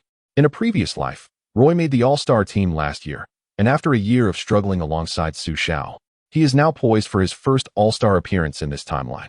Entering 2009 as the 8th seed in the Western Conference signifies a promising beginning. Timberwolves fans finally glimpse a ray of hope, yet as hope flourishes, they become increasingly cautious, scrutinizing each game intently.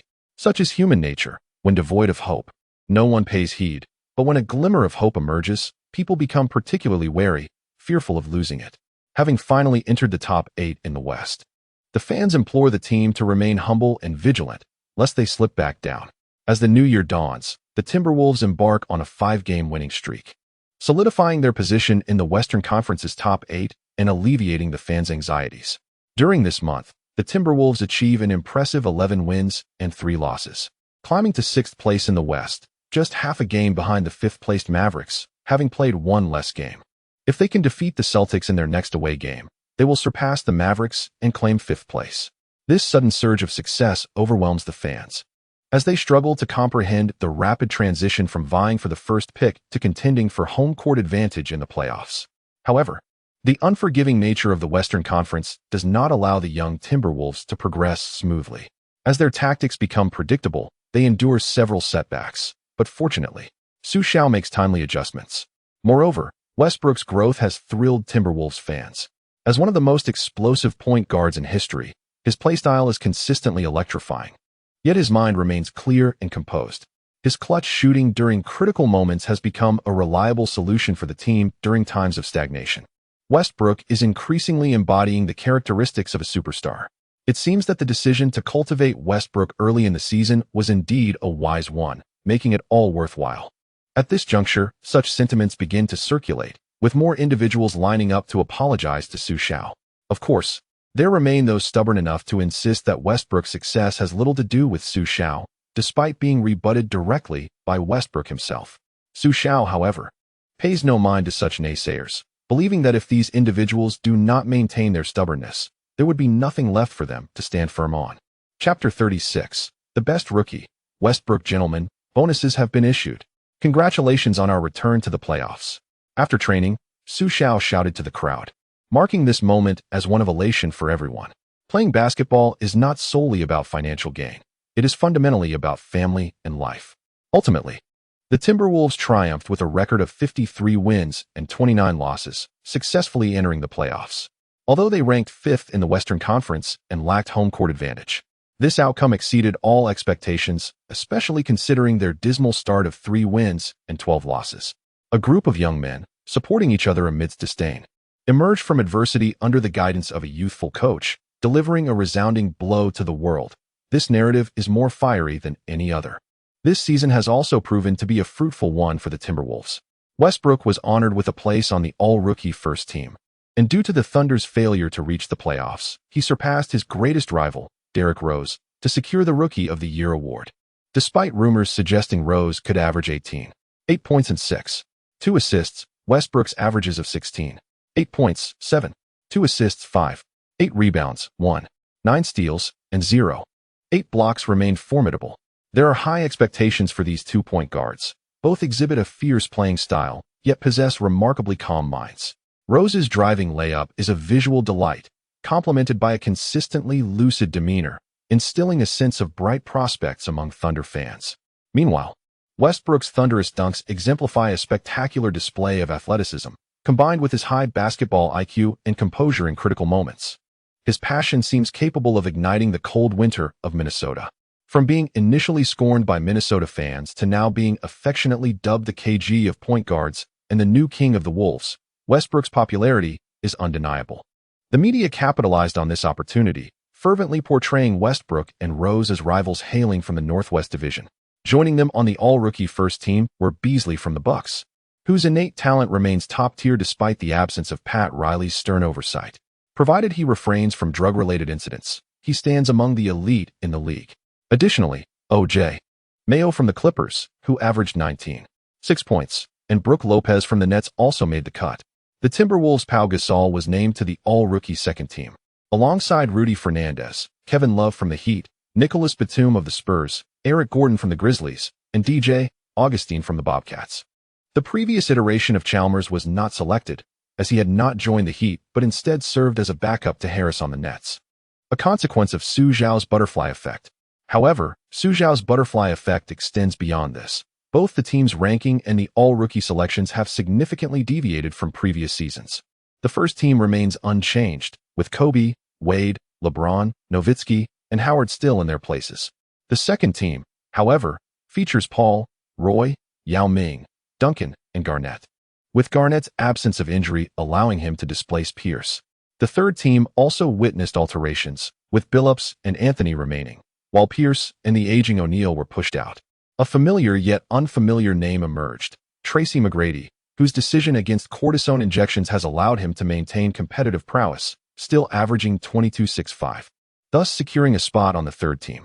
Though the extent to which McGrady can prolong his peak remains uncertain, Xu Xiao recognizes that this season presents the Rockets with their most promising opportunity for a championship. With Yao, McGrady, Artest, Battier, and last season and Oppo's acquisitions Millsap and Scola, this iteration of the Rockets stands as the only team capable of challenging the Lakers in the league. With a record of 56 wins and 26 losses, the Rockets firmly occupy the second seed in the Western Conference, facing the Hornets, their adversaries from last year's semifinals, in the first round of the playoffs. However, the current iteration of the Hornets is significantly less formidable than the previous year, while the Rockets have bolstered their strength with Artest's addition. No, now is not the time to be concerned about the opponents. Xu Xiao forcefully patted his face. This series is crucial for the team's future and serves as a stepping stone to public recognition. He cannot afford to falter this time. Despite the season's Spurs presenting a formidable challenge, he remains unwilling to relinquish even the slightest hope of victory. Gentlemen, what lies ahead is a perennial powerhouse of the NBA, a team that any opponent would relish facing, the San Antonio Spurs. This series may prove arduous for us. Yet I must assert that it is time for a generational shift in the NBA, and we are poised to unseat these old guards. Xu Xiao's voice resonated in the meeting room, igniting the players' fervor. Onward, San Antonio. In contrast to Minnesota, San Antonio resembles a serene and understated village. Much like their star player Duncan, humble yet unpretentious. No one anticipated that the Timberwolves, who had a dismal start to the season, would ultimately reach the finals, with their opponents being the seasoned Spurs. Will the Timberwolves witness a miracle? What other surprises might this young Chinese coach unveil? What do you think, Reggie? The pregame commentary featured Reggie Miller alongside Kenneth. After Kenneth delivered his analysis, Reggie began, "To be honest, I find this series to be quite intriguing. While many believe the young Timberwolves will be schooled by the experienced Spurs, I disagree." "Oh, what insight do you possess?" "I believe this series will not be straightforward for the Spurs. I've observed the Timberwolves games, and their coach possesses notable acumen. Despite his youth, he employs a variety of tactics, and this youthful brigade is full of vigor and aggressive drive. The aging Spurs may find it challenging to keep pace with these young Wolves. Moreover, the matchup between Odin and Duncan is particularly compelling. Last year's Odin did not live up to the prodigy title, but this year, he is undoubtedly one of the most dominant forces in the paint. Meanwhile, Xu Xiao was finalizing strategies with Westbrook and Roy. "Listen up, gentlemen, this is your playoff debut. Do not feel pressured, play freely and without reservations. Let us showcase our style of play and impose our tempo on the Spurs. This will grant us the opportunity to conquer them. Come on, gentlemen, let me hear our goal. We are champions." In the opening game, Xu Xiao retained the usual starting lineup: Westbrook, Roy, Ariza, and Malisic, with Odin in the paint. The Spurs countered with a backcourt duo of Parker and Ginobili, flanked by Batum and Duncan, with veteran Kurt Thomas at center. The Spurs' intention to deploy their dual guards was clear. It aimed to establish their offensive rhythm from the outset and prevent the Timberwolves from dictating the pace. Reminiscent of their approach in the 2005 Western Conference Finals against the Suns, Xu Xiao observed the cunning veteran on the opposing bench. His impression of him was far from favorable, perhaps due to his past support for the controversial figure known as Mo. Thus, Xu Xiao held a decidedly negative view of him. At the onset of the match, Roy deftly maneuvered without the ball, positioning himself at the waist to receive a pass. He then aggressively attacked Batum, executing a spin jump shot to score the first point of the game. Batum appeared inexperienced, yet one could speculate whether he might be molded by the Spurs into the next Leonard. Xu Xiao smiled. Regardless of Batum's potential to become Kawhi, it was evident that the Spurs would not secure another Kawhi under these circumstances. The Spurs adhered to their tactical framework, allowing Duncan to handle the ball. However, Xu Xiao opted not to assign Odin to defend, but instead tasked Malisic with the primary defense, thus mitigating Odin's exertion while maximizing his rim protection capabilities. Yet, Malisic faced a daunting challenge, accruing a foul in the initial encounter with the historically acclaimed power forward. Subsequently, Malisic was subjected to an array of Duncan's offensive maneuvers. Whether from mid-range, back to the basket plays, or cuts, Malisic found himself utterly overwhelmed. Within the first 5 minutes, Duncan had amassed 11 points, while Malisic's statistics stood at 0 points, 3 rebounds, and 2 fouls. Nevertheless, Xu Xiao refrained from calling a timeout, as the Timberwolves were leading in the overall flow of the game. Although the Timberwolves struggled to contain Duncan, the Spurs equally faltered against the Timberwolves' formidable backcourt duo. Roy faced Ginobili's mid-range jumpers, Westbrook's awkward shots, and utilized his robust physique to outmaneuver Parker. Remarkably, he executed a move reminiscent of Billups. On the sidelines, Popovich observed intently. During the previous finals between the Pistons and Spurs, Billups had frequently exploited this tactic against Parker, but back then, the Spurs had Bowen to provide support, whereas the current Batum was merely a rookie. Popovich, recalling this, swiftly called a timeout, substituting the underperforming Batum. Meanwhile, Xu Xiao was also proactive, bringing in Garinial and Outlaw. With Bradley's defense bolstering Outlaw, combined with his height, wingspan, and leaping ability, he posed a nightmare for any opposing guard. The reasoning behind his bench role was to enhance the scoring options for the second unit. His defensive prowess made it effortless to torment the opposing bench, a role initially designated for Ginobili, but Popovich had opted to start Ginobili this game. No matter if Ginobili was elusive, Parker would suffice. Previously, Marion had thoroughly contained Parker, and now with a player of Outlaw's caliber, it would be intriguing to witness the Spurs' discomfort. The pace of the game shifted rapidly, transitioning from an offensive shootout to a defensive struggle. However, Westbrook emerged, executing a series of well-timed mid-range shots, which severely tested the Spurs' defense. His awkward shooting was notably accurate, complemented by Billups' shooting touch. The Spurs guard struggled to keep pace with Westbrook, while the opportunistic Kato Thomas served as a solid shield. Albeit his mobility was limited, Xu Xiao grinned, recognizing that he had prepared the Spurs a dish targeting their poor interior mobility. Consequently, Duncan was compelled to frequently assist in defense, which somewhat curtailed Westbrook's offensive barrage. Patience was key. A second course awaited. The same strategy unfolded, with Westbrook utilizing a screen, this time feigning an attack, passing to Malisic. Bowen swiftly rotated, but Malisic did not halt the ball, instead passing to Outlaw in the corner. Facing Kato Thomas defense, Outlaw delivered the ball to Odin, who had established positioning behind Duncan, resulting in a thunderous dunk. In the following possession, Malisic remained outside, while Neal's cut created a mismatch opportunity for Odin, who executed a skyhook to score once more. This second maneuver effectively exploited the Spurs' lack of agility in the paint. With less than 3 minutes remaining in the first quarter, the Timberwolves had extended their lead to 21-13. Wow, this Timberwolves team hardly resembles a squad making their playoff debut. Reggie Miller marveled. Indeed, it was uncertain what adjustments Popovich would implement. Gentlemen, we are in for a challenge. The Spurs will undoubtedly intensify their pressure on the ball handler. We must avoid ball stagnation. Once an opportunity arises, we must shoot swiftly and secure offensive rebounds diligently. Xu Xiao was acutely aware that Ginobili would likely take a breather soon, as fatigue was a significant constraint for him. Thus, he remained unconcerned about any potential fast breaks from the Spurs. Parker was not a source of worry. As the timeout concluded, the Spurs introduced Oberto, retaining Duncan and Parker while substituting Ginobili for last year's rookie, Aflalo. Xu Xiao was somewhat surprised by the absence of the veteran Finley, as his inclusion would have significantly eased the Timberwolves' challenges. Xu Xiao also replaced his players with Pau Gasol and Hayes. True to form, the Spurs began to aggressively double the ball handler. As Hayes initiated his dribble, Bowen suddenly lunged forward, intercepting the ball from Hayes. Parker, quick to react, initiated a fast break, assisting Aflalo for an easy layup. No more hesitation. Do not stop the ball. Xu Xiao expressed his dissatisfaction, having emphasized the impending Spurs' pressure and the necessity to avoid mistakes. Hayes, feeling remorseful, signaled his acknowledgement of the error. In the ensuing plays, the Timberwolves handled the ball with increased alacrity, denying the Spurs any chance to double-team.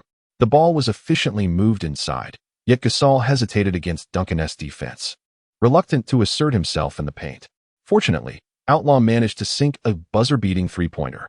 Something felt amiss. The Spurs' intentions were more complex than a mere double-team. Xu Xiao pondered the Spurs' strategy. The second quarter swiftly saw the Spurs catch up and even surpass the Timberwolves in score. Meanwhile, Popovich observed from the sidelines, a smug smile on his face, seemingly conveying experienced triumphs over youth.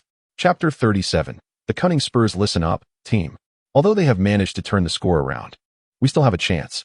Their first half was not a genuine double team. It was a trap designed to force us into one-on-one situations with Duncan.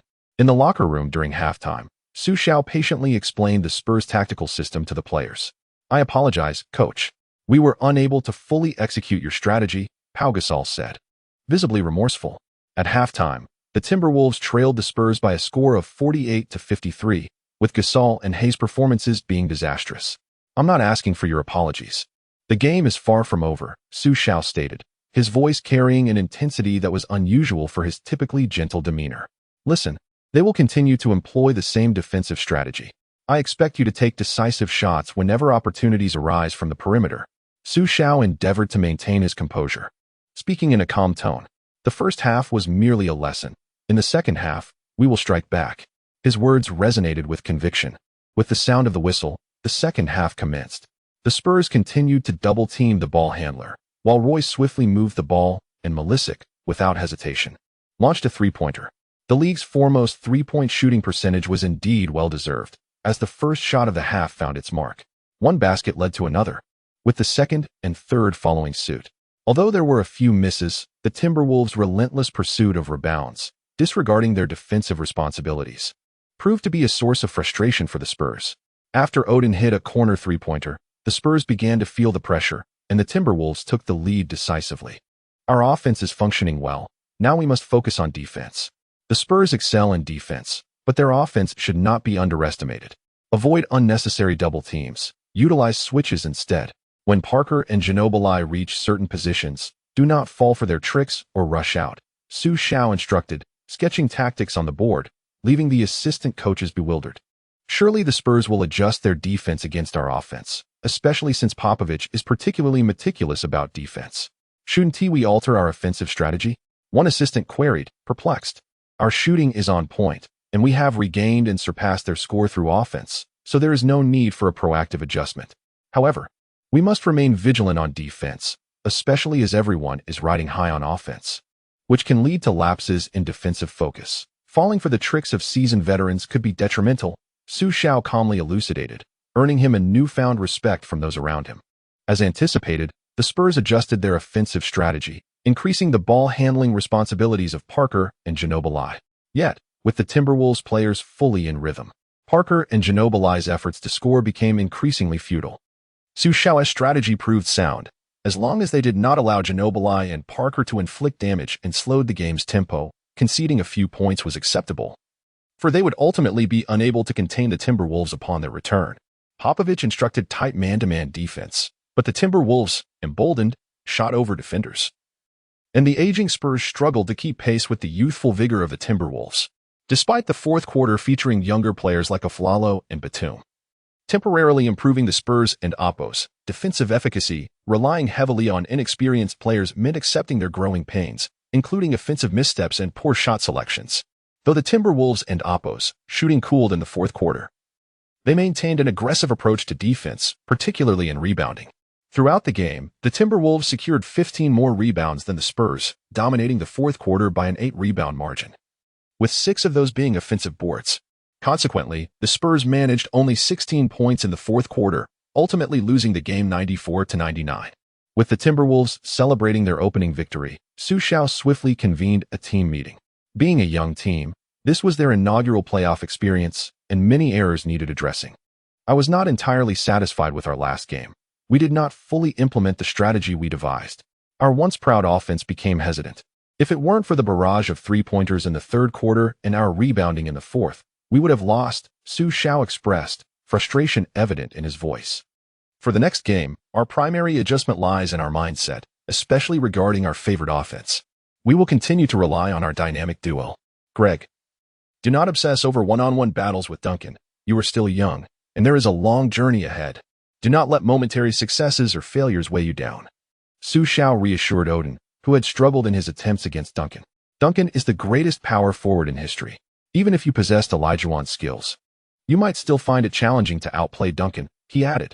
In the next game, we must capitalize on our athletic advantages in mid-range shots and improve our defense against Parker.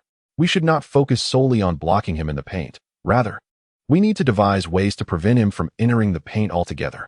The second game would once again take place in the Spurs' home arena, where they altered their starting lineup, relegating veteran Kurt Thomas to the bench and opting for the previously dubbed mascot, Bonner, as a starter.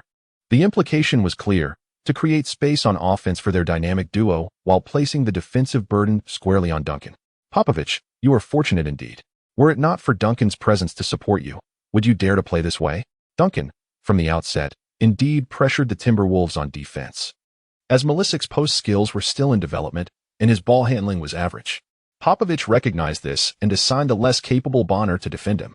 However, Odin's three-point shooting posed a dilemma. Duncan had to simultaneously guard Odin's perimeter threat while also attending to the Timberwolves' guards' drives and the forwards' cuts. Additionally, he was responsible for providing quality screens to create ample offensive space for Parker and Ginobili. As Xu Xiao's strategy against Parker took effect, Duncan assumed the role of the Spurs' offensive anchor. Indeed, the greatest power forward in history from that moment on. Eclipsed the likes of Nowitzki and Garnett, no one could match Duncan's impact. Xu Xiao calmly stated from the coach's seat, if it were anyone else, they would have faltered, as no one could achieve this level of effectiveness. After one quarter, Popovich altered the strategy, as the Timberwolves' defense denied Parker and Ginobili easy paths to the basket. Xu Xiao's approach was straightforward: to use height to counter speed. Merely surpassing the defender by a half-step was insufficient. The height and reach of the defending players still posed a challenge. Xu Xiao recalled how, in the following year's playoffs, the Spurs faced the Suns, who employed similar tactics against the Spurs' backcourt duo. At that time, the Suns' interior players, Stoudemire and Fry, along with the second-year Robin Lopez, presented no rim protection. Yet, the Suns had two strategies: employing the height of their forwards to limit the duo's penetration and maintaining an aggressive offensive pace while relying on bench contributions. The scores in those games were consistently high, but the Spurs struggled to score, failing to execute their preferred scoring methods. Although Parker and Ginobili could score, they were unable to create significant damage, allowing Stoudemire to exploit the offensive end freely, which hampered team cohesion. Currently, on our side, Westbrook, Ariza, and Othello do not compare favorably to the Suns' Richardson, Hill, and Dudley. While they may lack experience, Westbrook possesses skills akin to those of Billups, and Othello showcases defensive prowess reminiscent of Avery Bradley.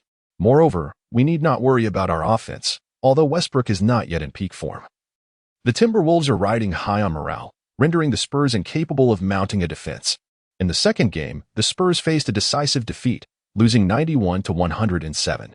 Upon returning to our home court for the third game, the Spurs were utterly overpowered, succumbing to a score of 113-99. Leading the series 3-0 has allowed these young Timberwolves to relax somewhat. In the fourth game, Popovich finally made adjustments, pairing Bowen with Batum as starters and including Afflalo in the lineup.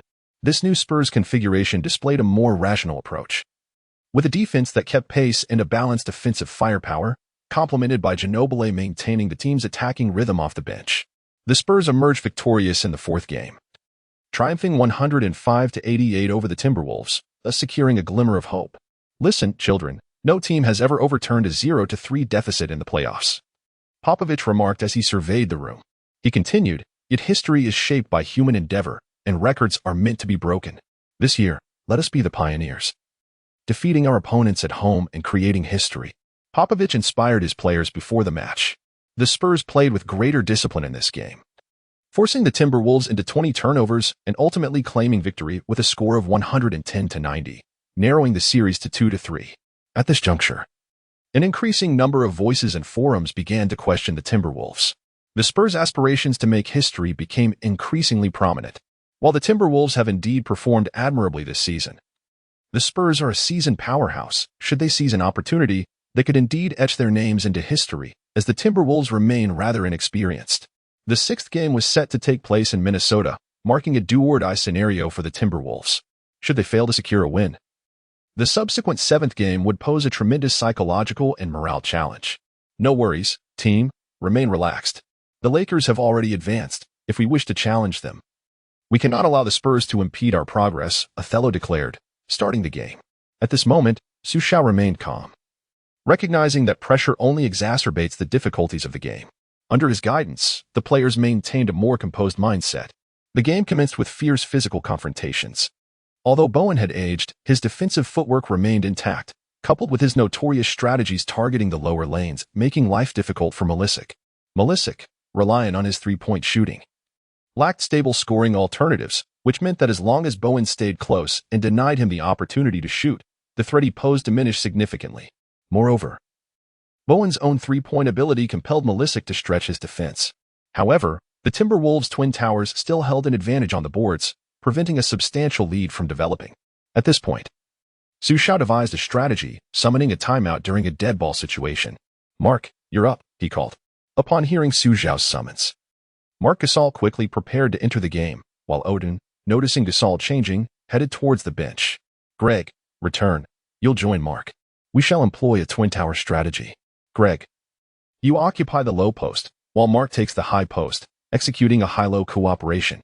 Othello, you must remain vigilant, positioning yourself on the same side as Greg before moving to the opposite side. Keep your movements active. Russell, you shall lead this strategy." If the Spurs of 3 years hence were to witness this tactic, they would undoubtedly be troubled. This was reminiscent of the strategy that saw them fall to the Grizzlies in the playoffs, where Gasol occupied the high post and Randolph the low, leaving Duncan and McDyess in a precarious position. The series concluded with McDyess retiring shortly thereafter. Presently, the Spurs' interior defense featured Duncan as the rim protector, supported by Bowen and Batum, one with experience, the other with athleticism, creating a seemingly splendid combination. But Popovich, have you ever encountered such a lineup?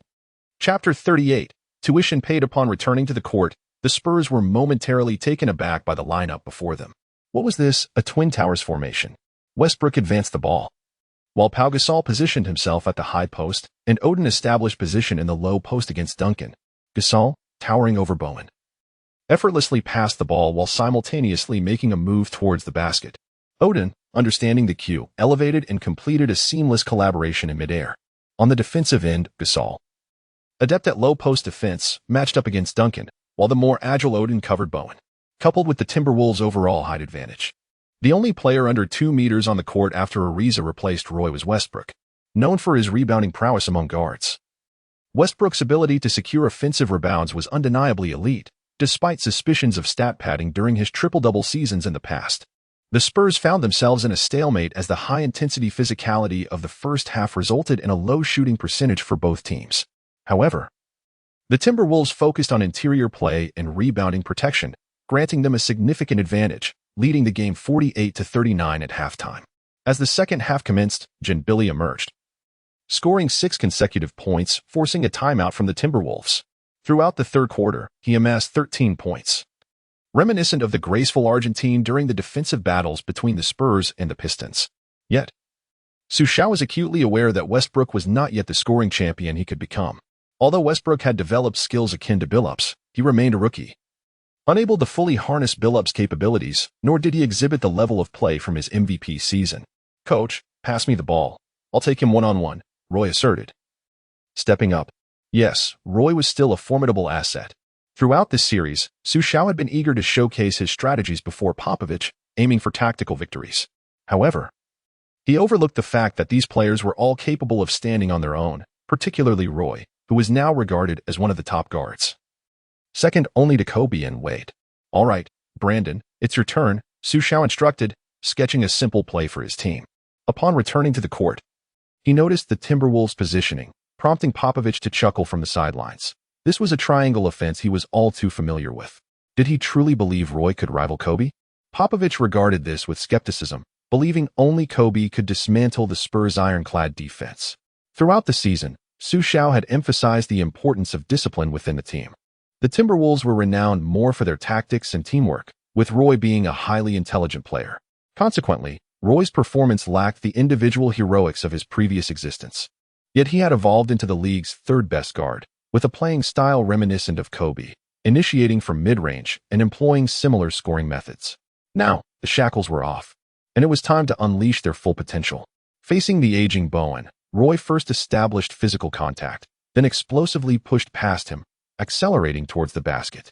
Observing this, Duncan attempted to provide help defense, but Roy suddenly halted, switching the ball from his left hand to his right, which opened up space on the right. He executed a strong layup, easily scoring. Following that, Roy performed a floater, hitting the backboard while drawing a foul from Bowen. "You're getting old. Those moves don't work anymore," Roy remarked nonchalantly after scoring. Bowen, hunched over and clutching his knee, looked at the young player with a hint of resignation. Time waits for no one. Bowen was substituted out, and though Jin Billy replaced him, it did not affect Roy's momentum. Jin Billy struggled to maintain his form from the third quarter, perhaps exhausted from defensive efforts, managing only one basket in 7 attempts throughout the fourth. Coupled with the Timberwolves' dominant rebounding, the Spurs could only rely on experience to draw fouls and earn free throws to stay competitive. Yet, ultimately, youth triumphed over age. After Westbrook's fast break dunk, the score settled at 92-84. Post-game, Finley was in tears on the court. A poignant representation of the helplessness and disappointment that resonates deeply among athletes. Due to Xu Xiao and Oppo's influence, the Spurs could not claim the championship in 2007, leaving Finley as the only player within the organization without a ring. Such is the nature of competitive sports, crushing defeat is the norm, while success is the rarity. It is precisely because of the infrequency of success that one must revel in those fleeting moments of victory. After the game, Roy embraced Xu Xiao, repeatedly expressing gratitude. "Thank you, coach, for believing in me and leading us to victory. It was just me, it was your collective effort that secured this win. We triumphed. Let us fully enjoy this celebration that belongs to us." After 5 years, Minnesota returned to the playoffs and triumphed over the Spurs, advancing to the second round, where they would face the defending champions, the Los Angeles Lakers. It was worth noting that this marked the Timberwolves' second time breaking through the first round in their 20-year history. However, in the second round, under the Lakers' formidable pressure, the Timberwolves lacked the confidence they had in the first round. Despite defeating the Lakers during the regular season, the intensity of the playoffs was altogether different. In the first 2 games, the Lakers exerted immense pressure, forcing the young Timberwolves to average nearly 14 turnovers per game. The Lakers launched relentless counterattacks, winning both games with relative ease. As the third game commenced back in Minnesota, Xu Xiao endeavored to rally his team. Yet he recognized the difficulty of overcoming the Lakers with the current roster. "Don't worry, boss. We'll show them what we're made of," Westbrook reassured him confidently. "Indeed, we fight for Minnesota," Roy echoed. "In this game, we must minimize turnovers. If we cannot prevent the Lakers' counterattacks, we must at least exhibit the proper attitude in our defensive efforts," Xu Xiao concluded. Both teams continued with their regular lineups, and Garnett, returning to Minnesota, was met with a chorus of boos, yet it did not deter him from executing an alley-oop dunk to start the game. "Stay composed. Let us play at our own pace," Westbrook directed his teammates into position. Suddenly, he burst into action, shaking off the aging fish and charging towards the basket. Garnett, however, reacted swiftly, positioning himself in Westbrook's path. Not feeling rushed, Westbrook dribbled backward to successfully draw Garnett away. He then launched a pass to Ariza, who cut through, receiving the ball and executing a beautiful layup to level the score. Westbrook continued his relentless attacks, distributing the ball to Roy, Milicic, and Ariza, all of whom displayed exceptional shooting touch. In just under 4 minutes, the Timberwolves had hit 4 three-pointers, establishing an 18-6 lead, finishing the first quarter with a score of 36-23. In the second quarter, Hayes and Autry maintained the Timberwolves' scorching performance, leading to a halftime score of 69-54 in favor of Minnesota. Yet, the turning point of the game emerged in the third quarter. In a moment of controversy, Westbrook was fouled during a drive, yet the referee's whistle remained silent. Meanwhile, an ambiguous offensive maneuver by Old Fish resulted in a foul against Westbrook, causing him to become visibly agitated. Fortunately, Roy intervened just in time to restrain Westbrook, who was eager to voice his grievances to the referee. Fueled by frustration, Westbrook attempted to charge at Old Fish once more, but was immediately called for traveling. This ignited Westbrook's temper, leading him to receive a technical foul. Consequently, the officials began to scrutinize his actions, and before the third quarter concluded, he had already accumulated 5 fouls. Without Westbrook's penetrating drives, the inexperienced Dragic was utterly incapable of withstanding Old Fish's tactics. The Timberwolves' shooting touch also waned, allowing the Lakers to seize the opportunity and unleash a fourth-quarter surge, outscoring their opponents 35-17 and ultimately reversing the score. The Lakers triumphed over the Timberwolves with a final score of 117-109. After suffering defeat in the third game, the Timberwolves noticeably lacked their previous vigor in the fourth, succumbing to a disheartening 93-112 loss at home against the Lakers. Having experienced the referee's leniency in the last match, Westbrook's performance this time was dismal, shooting just 2 for 13, with a total of 11 points, 4 assists, and 6 turnovers. Following the game, Westbrook's expression was vacant, reminiscent of a wayward child desperately seeking to escape the weight of defeat and retreat to the sanctuary of the locker room, only to be halted by Xu Xiao. "Child, it is merely a game. With losses come victories. The opponent played better today, and there is no need for self-reproach," Xu Xiao advised earnestly. Listening to Russell, Xu Xiao emphasized that a strong individual should not be defeated by failure nor shy away from it. "We must possess the confidence to win, but also the courage to accept defeat. Like a man, embrace it all and cherish this feeling. Let it serve as a reminder in times of exhaustion," he imparted. At that moment, Kobe and Garnett approached, exuding the air of victors. Kobe embraced Westbrook and Roy warmly, regarding them as worthy adversaries.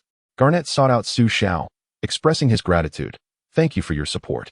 Witnessing your journey thus far fills me with joy. And given your youth, the future appears bright. I truly hope not to face you again next year."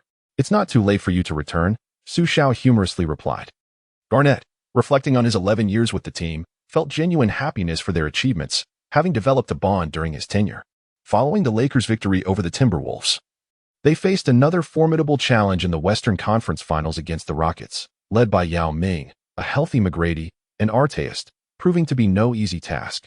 Moreover, with Xu Xiao's strategic acquisition of Millsap to bolster the power forward position and a refreshed Francis, alongside Artest, the Rockets had transformed into a top-tier team, their roster matching the Lakers' intensity.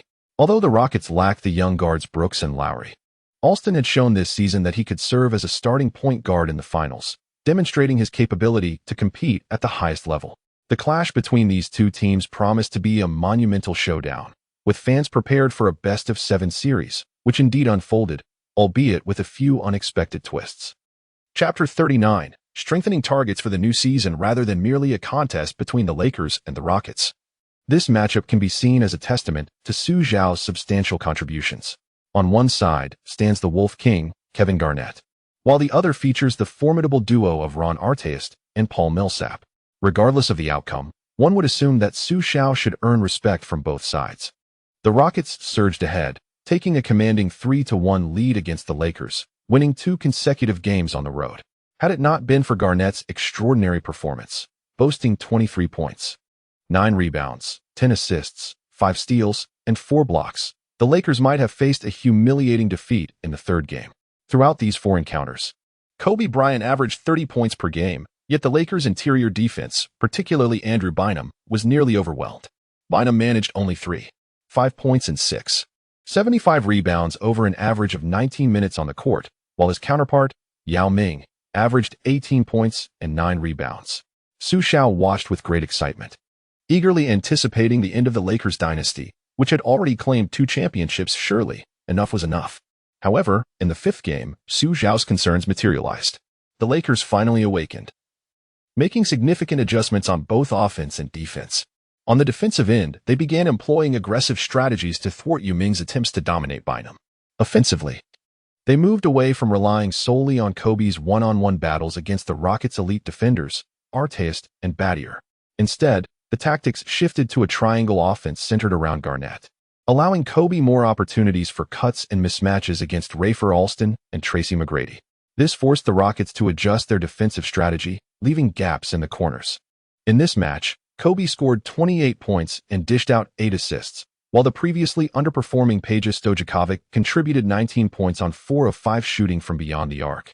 Garnett also delivered an impressive 22 points and 18 rebounds, while Yao was limited to just 12 points.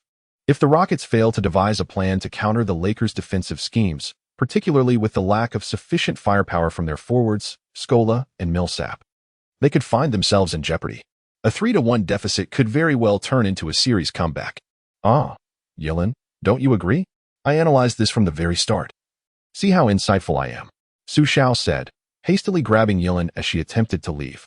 Xu, please compose yourself, she replied sharply. Listen, Yilin, that maid. Xu Xiao began, only to quickly redirect his words upon sensing Yilin's murderous glare. That girl, I truly had no idea. I am wrongly accused. He lamented, feigning distress. Oh, still the charming Xu, even unknown girls seem to gravitate towards you. Perhaps you should attend to your business, Yilin said with a forced smile. Yilin, you've completely misunderstood. I genuinely do not know who brought her here. However, she insists she is your maid, Yilin retorted, her voice laced with indignation.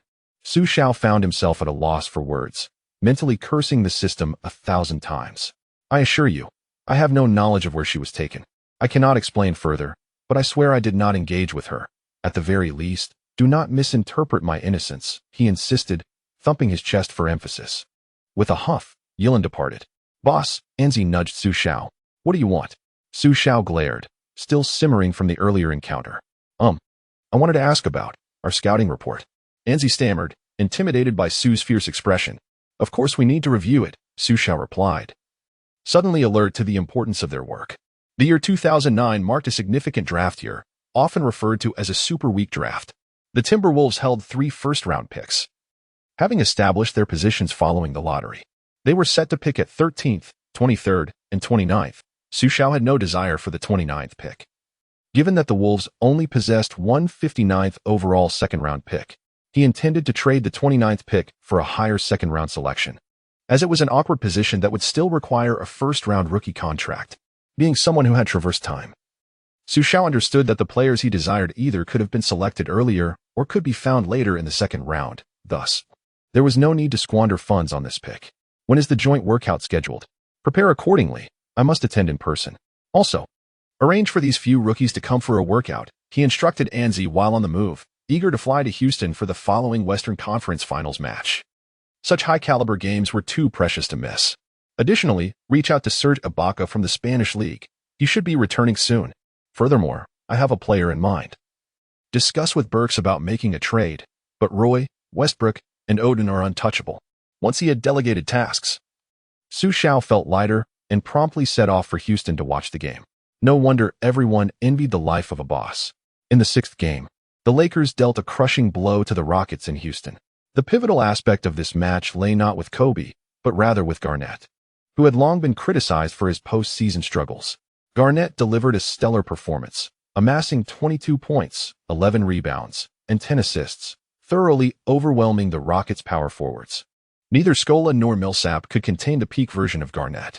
Garnett maintained this momentum into Game 7, where he scored 32 points, secured 11 rebounds, and recorded 6 blocks, including a critical rejection against McGrady in the closing moments, extinguishing the Rockets' hopes.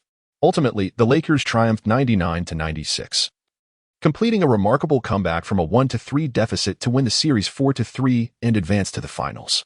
In the aftermath of the game, Anzi remarked to Xu Xiao, Artest played exceptionally poorly, squandering the efforts of Yao and McGrady throughout. It was evident that he harbored discontent towards the Lakers and hoped for their defeat in this series. Notify the coaching staff and management. We will convene in 3 days to discuss our off-season plans and set objectives for the upcoming season. Upon receiving Xu Xiao's directive, the team members understood his intentions. Clearly, an analysis of the Lakers and Rockets matchup was forthcoming. I will be direct. Let us discuss the game between the Rockets and Lakers.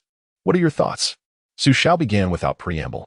Having reviewed the game and analyzed the footage, I believe the Lakers' comeback from a 1-3 deficit stems from discovering the key to victory, which lies in exploiting the Rockets' power forward position. While Scola and Millsap are competent players, they struggle against Garnett, stated Harriman, a video analyst. He continued, the Lakers employed Garnett as the focal point on offense, and his height advantage rendered Scola and Millsap ineffective in contesting his shots.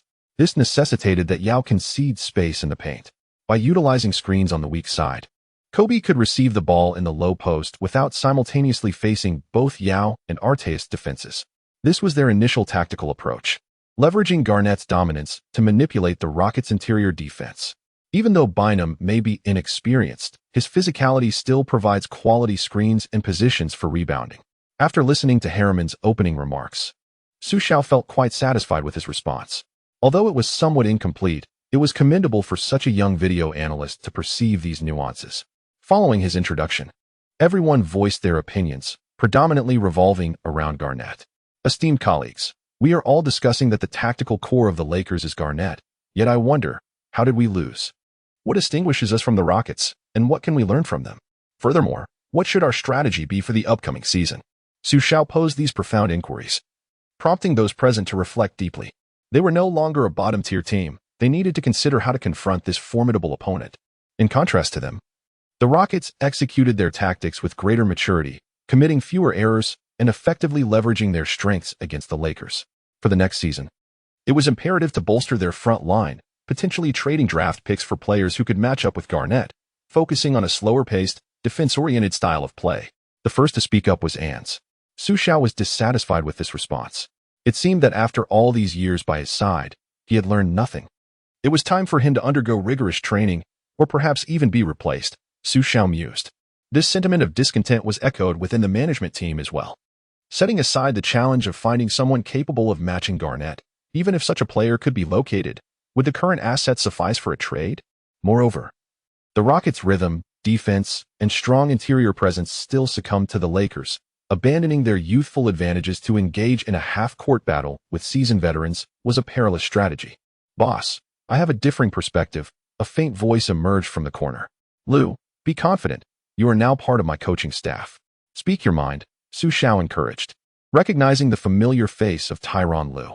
Lue had been traded to the Timberwolves in the previous season during the Arteis deal, but Xu Xiao valued his influence in the locker room and chose not to release him. Upon Lue's announcement of retirement, Xu Xiao promptly extended an invitation for him to join his coaching team, knowing that coaching was where his talents could truly flourish. I believe another significant factor in the Rockets' loss to the Lakers was their sluggish pace. Throughout that series, there was a notable lack of fast break opportunities, and their forwards lacked athleticism. Whether it was Arteis, Millsap, Scola, or Battier, none excelled in transition, nor did they exploit the Lakers' vulnerabilities offensively. Utilizing pick and rolls against the Lakers' twin towers, they could have effectively double-teamed Garnett on defense, expanding their rotations without requiring Yao Ming to chase Garnett around the court. Ultimately, the Rockets' athleticism fell short. After a brief pause, Lue continued, I believe we must find athletic, tall, and ball-handling forwards during the offseason. We cannot fall into the Lakers' tempo. We have a natural advantage at the point guard position, and with Odin in the front court, we are not lacking there. The only missing piece is an exceptional forward. Ariza is a decent addition, yet his contributions are too limited. We do not possess the firepower of a big three, and while Outlaw's defense is commendable, his offensive game is erratic. To overcome the Lakers, we absolutely need a standout forward to penetrate their perimeter defense. You mean to suggest you desire James? Xu Xiao thought, surprised that Lue had already set his sights on LeBron. This aligned perfectly with Xu Xiao's own thoughts, and remarkably, Lue's assertions were vindicated during the finals, where the Lakers ultimately fell 3-4 to the Celtics.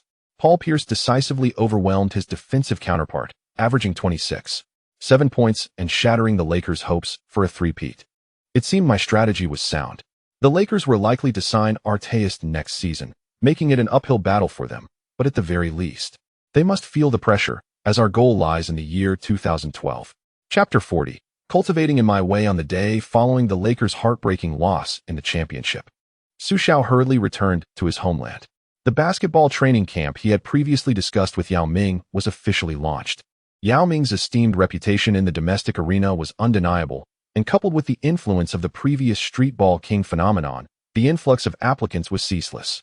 Despite the disappointing outcome against the Lakers, Xu Xiao garnered more recognition and admiration for his abilities, prompting an increasing number of individuals to embrace him.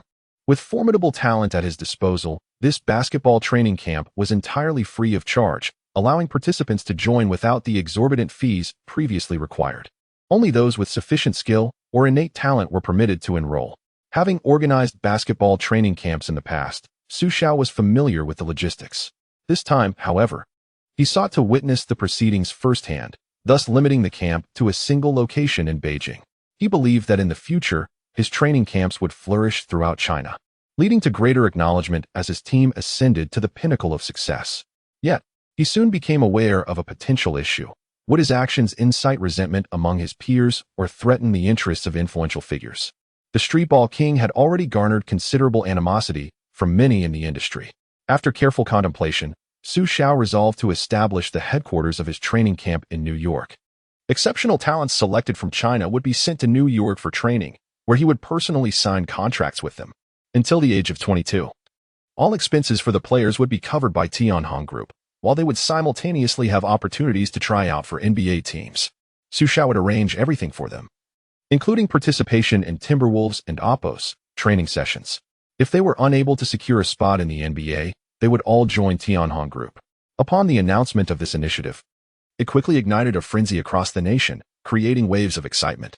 Tianhong Group, a prominent entity ranked among the world's top 500 companies, raised skepticism regarding the necessity of pursuing the NBA when such a reputable organization was available for employment. This uncertainty subsided only when the chairman of Tianhong Group publicly confirmed the endeavor. Consequently, parents fervently encouraged their children to pursue basketball training and enroll in the program. Undeniably, this approach proved far superior to the future-promised Eagle Plan or the vague policies that merely spoke of integrating education with sports. Thus, on the inaugural day of the basketball training camp, skilled players from across the country gathered in unison. Xu Xiao had no choice but to raise the eligibility criteria, restricting participation to those under 16 years of age. Furthermore, only 5 individuals annually would be granted the chance to accompany Xu Xiao to the United States. This stipulation came with a caveat. If a player signed a contract with Tianhong Group, they would not be permitted to return for various competitions without Xu Xiao's consent. Otherwise, Tianhong Group reserved the right to terminate the contract and impose exorbitant penalties for breach. This condition unsettled several prominent figures, as it implied that without Xu Xiao's approval, even entry into the national team would be unattainable. Moreover, the poaching of talents from various provinces posed a significant loss to their localities. By the 3rd day of the training camp, various defamatory reports targeting Xu Xiao began to surface, branding him a charlatan or labeling his contracts as dubious. Accusations likening his initiative to a form of exploitation emerged amidst a torrent of derogatory remarks. Frustrated, Xu Xiao cast aside his phone and sank heavily into the sofa, lighting a cigarette. These individuals were solely focused on safeguarding their narrow interests, utterly disregarding the bigger picture and failing to reflect on why such a vast nation struggled to produce proficient basketball talent, neglecting the countless lives wasted in their hands. Before Xu Xiao could fully articulate his grievances, representatives from the Basketball Association approached him. "Mr. Xu, we appreciate your goodwill. Your willingness to invest significantly in establishing a basketball training camp in China and sharing your successful NBA experience is deeply appreciated." Xu Xiao rubbed his temples in exasperation, clearly uninterested in their insincere flattery. "Let us be straightforward. My conditions remain unchanged. I aim to benefit Chinese basketball. While you may possess greater age and knowledge, the training of young talents should be entrusted to professionals." Interrupting the sycophantic praise, he continued, "I will only take 5 individuals each year. Trust me, if I can take them, others will as well. At least they will retain their Chinese citizenship under my guidance, whereas others may not." The representatives hesitated, acknowledging the validity of Xu Xiao's reasoning. "Please believe me, although I was born abroad, my essence remains Chinese. What purpose would it serve me to establish this training camp if I were to steal your talents?" Seeing their indecision, Xu Xiao earnestly reiterated, "Mr. Xu, given your perspective, we will trust you this once. However, there are 2 stipulations that you must agree to. Otherwise, your basketball training camp cannot operate in China. Please proceed. First, if the nation requires it, players under contract with you must return, You cannot obstruct this. Second, if a player has not secured a position in the NBA or another higher-level league by the age of 22 and is unwilling to join Tianhong Group, their contract will be automatically terminated, allowing them to return to CBA. Of course, that is entirely acceptable, but I also have two requests. First, I will only consent to national team competitions. I will not agree to exhibition matches or events like the national games. Second, these players are the product of substantial investment and effort, thus they must return to compete. However, if they are injured and have not fully recovered, I reserve the right to refuse your request, as I do not wish to see my cultivated players suffer from injuries. Xu Xiao did not allow the representatives time to respond, asserting his requirements directly. The first condition is manageable, but regarding the second, what constitutes an unhealed injury? Every athlete has some form of ailment. Would it not be unreasonable to deny national team obligations over minor injuries? That is easily resolved. We can conduct mutual medical evaluations. I have access to the world's most authoritative medical institutions for assessment, and you may arrange evaluations domestically. We can compare the results to determine the player's capacity to compete. Xu Xiao's proposition left no room for counterargument. Mr. Xu, I believe we can explore numerous collaborative opportunities in the future. We are all Chinese. And in matters such as this, unity is paramount. It is indeed a pleasure to collaborate for a brighter future for Chinese basketball. Xu Xiao sighed, expressing his irritation with the older generation. These individuals are the bane of my existence, he complained to Anzi while rubbing his face. However, the initiative is in your hands. As long as the training camp succeeds, these players will have to heed your guidance. If you truly do not wish to let them participate, they will not dare to make a mark on the international stage. As Anzi poured water, he remarked, this time your words resonated with me. It is not that I oppose their participation. Rather, I despise the thought of these players toiling for a leader devoid of understanding. In a few years, they will realize that China is not lacking in talent, but rather it is the leadership style that presents issues, compounded further by persistent problems within the league. Moreover, we have the streetball king. The training camp caters solely to young players, yet the streetball king is different. It is an industry that welcomes all, providing opportunities for those with skill but no connections. Accompanying this phenomenon is a thriving business, and in just 1 year, 60,000 participants have joined the streetball king. I am confident that in the future, even more individuals will enter my basketball empire. Xu Xiao confidently grasped his wine glass and downed its contents. Old Xian, is that rascal truly siphoning off talent? These athletes hail from various sports bureaus. If this escalates, it could spell trouble. A portly companion interjected, is there no alternative? He speaks so lightly, yet if he truly desires it, he could easily manipulate the situation, perhaps by offering money, facilitating overseas opportunities, and promising a position at Tianhong Group, leading to a potential change of nationality. If that occurs, we would indeed find ourselves empty-handed. Does he dare to do that? Wouldn't that make him an enemy of the entire nation? And what could he possibly gain? I cannot fathom his motives, but he always appears to be calculating. One can only hope that his actions align with our aspirations. Old Xin wiped his brow. Initially, at the airport, I dismissed him, yet now it seems he has taken the reins. Truly, the tides have turned. A week passed swiftly, and Xu Xiao scrutinized the list of names, having narrowed it down to 22 exceptionally talented young individuals, though he could only select 5. To his surprise, several familiar names appeared: Ding Yanyahang, Wang Zhilin, and Zhai Xiaochuan, all future national representatives. Guo had originally been on the list but withdrew voluntarily, likely due to pressure from his club, as he is set to embark on his professional career next year.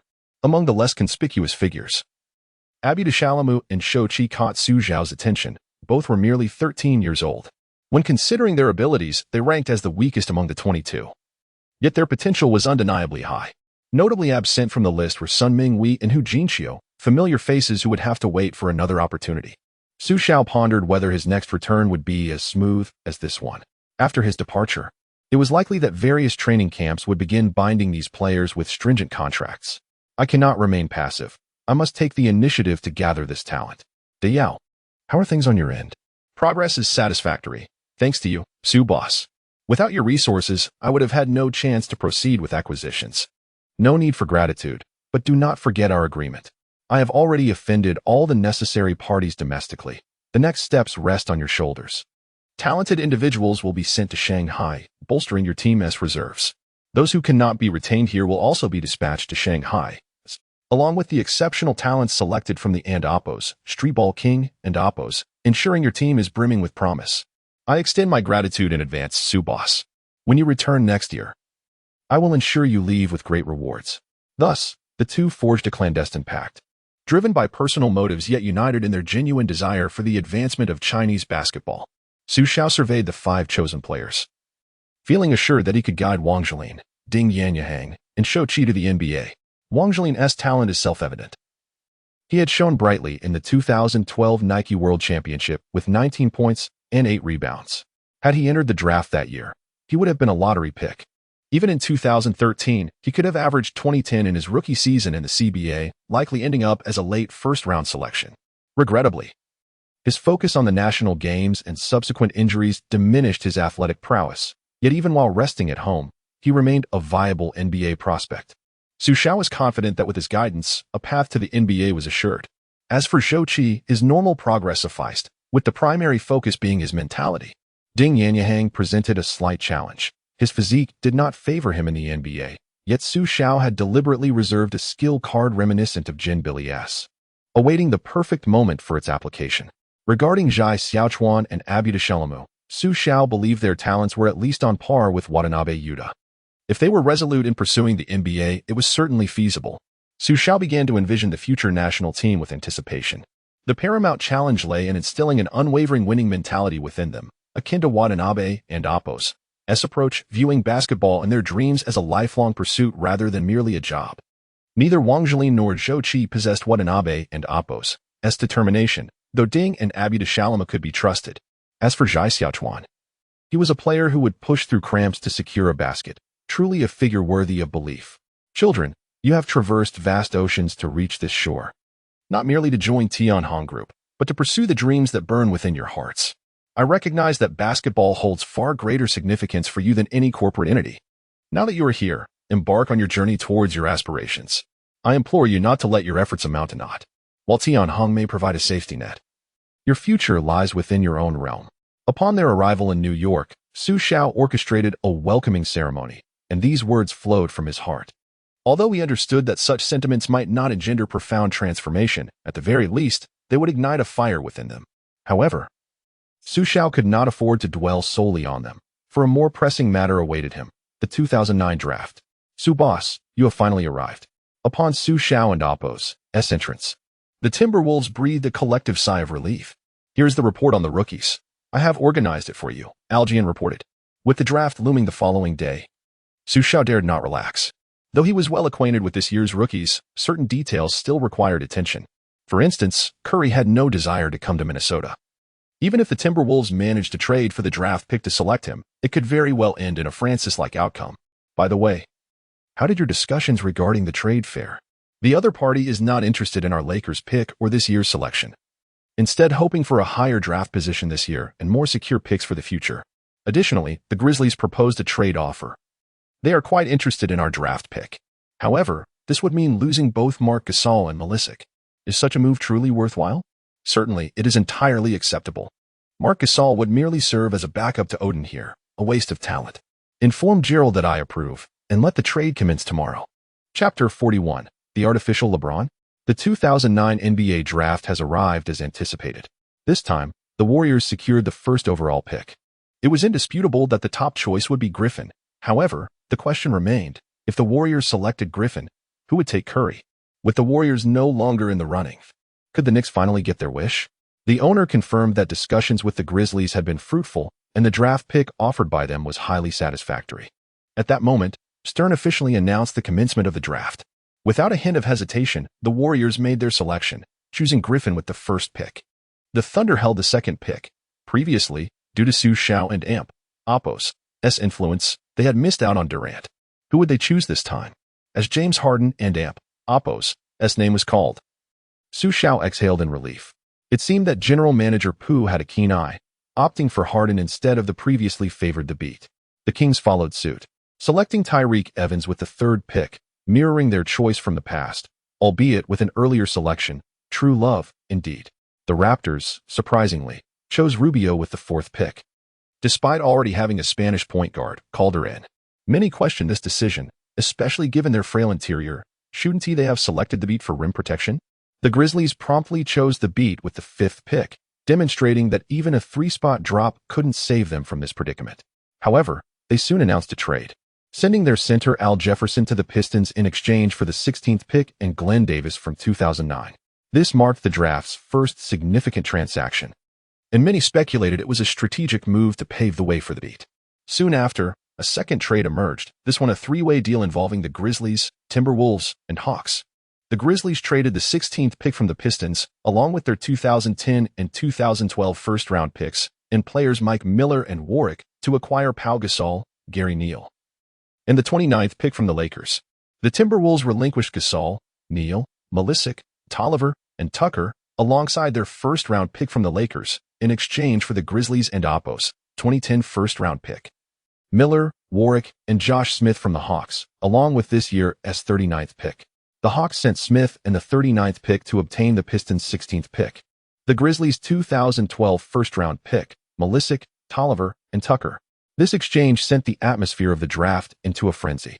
Were the Timberwolves truly willing to sacrifice their formidable interior for Smith? Had they not suffered enough at the hands of Garnett last season? Could Smith even guard Garnett? Initially, Xu Xiao believed the Timberwolves' trio of big men held the potential to challenge the Lakers, but it appeared management was unwilling to grant them the time to develop.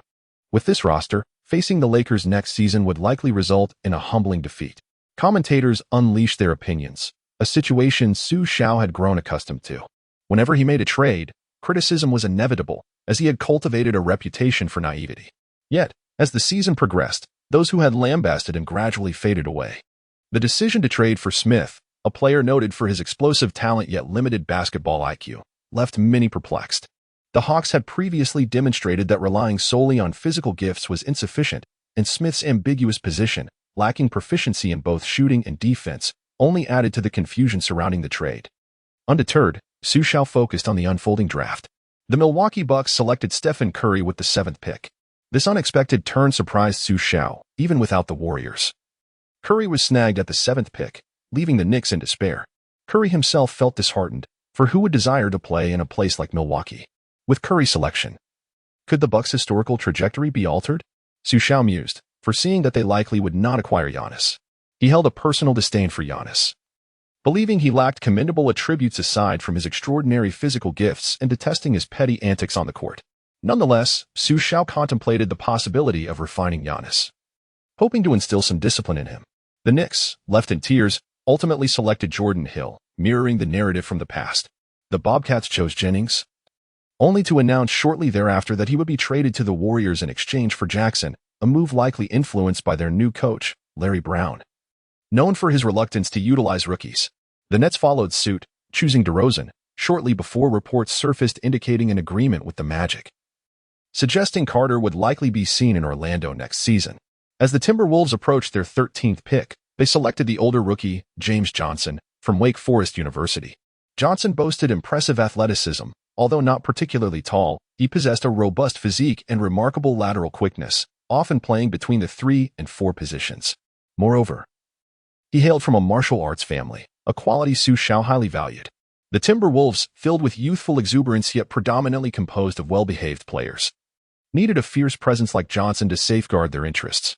Xu Xiao then shifted his attention as notable players such as Lawson, Holiday, and Teague were selected by the Jazz, 76ers, and Hornets, respectively, with Teague stepping in as Paul's backup. The Timberwolves later selected Taj Gibson with the 23rd pick, a player known for his tenacity despite his modest height, earning him a reputation as a trusted player under Thibodeau. Xu Xiao's choice was strategic. While he had Ibaka, who excelled in help defense, he needed someone capable of standing their ground against powerful forwards. Gibson presented an ideal complement, having proven himself as a reliable blue-collar worker capable of stepping up in crucial moments. With his desired selection secured, Xu Xiao settled in to enjoy the performances of his team. The Spurs surprised Xu Xiao by selecting Darren Collison with the 24th pick. The former player who had relegated Westbrook to the bench had unexpectedly fallen to this position. However, it was fortunate that the Spurs did not choose George Hill, as acquiring Collison proved to be a suitable alternative. The Timberwolves later claimed the white Dunker Buetinger with the 39th pick and managed to snag Matthews in the 58th pick, a move Xu Xiao had no interest in pursuing in the undrafted market. confident he would not succeed. Moreover, Matthews is a player brimming with confidence, even after being overlooked. He firmly believed in signing a one-year contract with the Jazz, subsequently securing a lucrative deal with the Trailblazers in the following year. The only team that caught Xu Xiao's attention was the Lakers, who, this year, utilized 3 second-round picks to select Ailes, Jeremy Taylor, and the Australian kangaroo, Patty Mills. None of these players posed a threat to Xu Xiao and Oppo's plans. Although the media lauded these selections, they are not the individuals capable of altering the Lakers and Oppo's future. Mills has potential, yet the Lakers will not make use of him. After the conclusion of the draft, Xu Xiao adhered to his customary practice of meeting with the newcomers. Thanks to the team and Oppo's exceptional performance last year, the system rewarded him with 2 500 system coins, prompting Xu Xiao to continue his lottery pursuits. His first 10 consecutive draws nearly left him disheartened, 9 cards for friendly persuasion and 1 health card, leading Xu Xiao to wish for the system's immediate demise. Nevertheless, he held on to the belief that after the darkest times, brighter days would follow. With a mix of trepidation, Xu Xiao engaged in yet another 10 draws, which once again left him feeling despondent, a special skill card and a B-grade star card. Eagerly, Xu Xiao opened the cards, hoping to avoid receiving another superficial player card. Since he was already opening cards, he decided to unveil the special skill card as well. Congratulations, host. You have acquired Jeff Green and Oppo's star card and the Universal Understanding card. Jeff Green is a commendable choice, possessing strong scoring abilities and high basketball IQ, making him one of the most formidable players for pick-and-rolls with Harden. However, Xu Xiao was more curious about the nature of a Universal Understanding card. This card, when faced with misunderstandings, can instantly dispel them and restore goodwill. Xu Xiao was intrigued, unable to contain his excitement about trying it out. Ever since he exchanged for a maid from the system, Yilin had not reached out to him. As expected, it wasn't Oppo's long before Yilin called. I was impulsive and misunderstood you. I apologize. It and Oppo's. It's all right.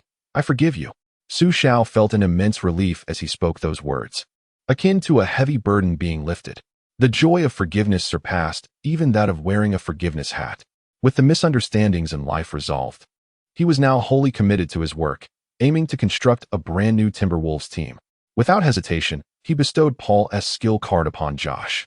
Josh, already blessed with extraordinary physical gifts, had once been dubbed Little LeBron. However, his basketball IQ, shooting, and defense left much to be desired. Yet, that was precisely where Paul and Oppo's strengths lay, despite lacking the innate talent to lead his team deeper into the playoffs, which resulted in the Western Conference Finals becoming a running joke. Paul's skills now bestowed upon Josh, a naturally gifted player, could yield unforeseen transformations, potentially creating a talent that could rival LeBron. When compared to LeBron, Paul and Oppo's shooting, particularly from mid-range, is remarkably stable, earning him the moniker of a graveyard for opposing defenses. Moreover, Paul and Oppo's defensive prowess is notable, achieving 7 consecutive all-defensive team selections, an accomplishment even LeBron has yet to match. Xu Xiao filtered out Paul and Oppo's often criticized underhanded tactics, insisting that his team be tough but fair. They could engage in fights, but not in malice. Thus, Josh transformed from an ambiguous player into a quintessential small forward, rivaling LeBron in stature. Xu Xiao affectionately referred to him as the artificial LeBron. Currently, Xu Xiao eagerly anticipates the arrival of the next season, eager to discern the potential of his team.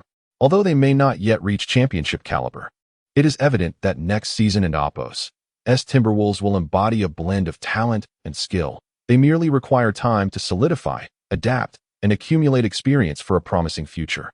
I apologize for taking a day off due to illness. I truly could not endure today. I will resume normal updates tomorrow. Thank you all for your support and understanding. Writing is not easy, and if you enjoy this book, please show your appreciation by bookmarking it and casting a few free votes. It would mean a lot to me. Wishing everyone happiness, success in all endeavors, and good health. Chapter 42. The new landscape of the Alliance. Come on, everyone, let and Oppo's rally our spirits. This marks our inaugural match of the new season, and we must give it our all. Prior to the game, Xu Xiao passionately delivered a spirited speech in the locker room. The young men, brimming with youthful vigor, found such an address perfectly suited to their exuberance. Moreover, this game holds great significance for me, Xu Xiao declared enigmatically. What is the occasion? A marriage proposal. Josh jested. Not quite, Xu Xiao replied, feigning modesty. Ever since he utilized the universal understanding card, his relationship with Yilin had rapidly blossomed. Naturally, the teammates, always eager for juicy tidbits, would not overlook such delightful news. Now, on to serious matters. Two significant figures from my homeland are visiting to observe and learn from us. This match is an opportunity to showcase our prowess. So we must deliver an impressive performance. Our opponents are the Nets, who are without Carter. We must secure a decisive victory. Do you understand? Otherwise, I shall have no face to return home. The defeat at the Tianjin Asian Championships had dealt a heavy blow to the Basketball Association, and now, as they sought to study in America, Xu Xiao and Appos, as Timberwolves had naturally emerged as the prime choice. Let us go, Timberwolves, champions. Following their successful run to the Western Conference semifinals last season, the Timberwolves had garnered more attention than ever in the past 5 years. And the fans had ceased their criticism of Xu Xiao, replaced instead by an inexplicable excitement. Now, the joy for Timberwolves fans lay in witnessing Xu Xiao and Appos' creativity and his ability to transform the mundane into the extraordinary. In the opening game, the Timberwolves starting backcourt featured Westbrook and Roy, with Odin as center and Josh Smith and Chuck Hayes as forwards. Given that Ibaka and Gibson were still inexperienced rookies, Hayes, possessing Harrington and Appos' offensive prowess, had struggled with self-confidence last season, preventing him from fully realizing his potential. However, during the offseason, Xu Xiao had dedicated time to bolster Hayes and Appos' confidence. Xu Xiao knew that despite some personnel changes, the current Nets remained among the league's weakest.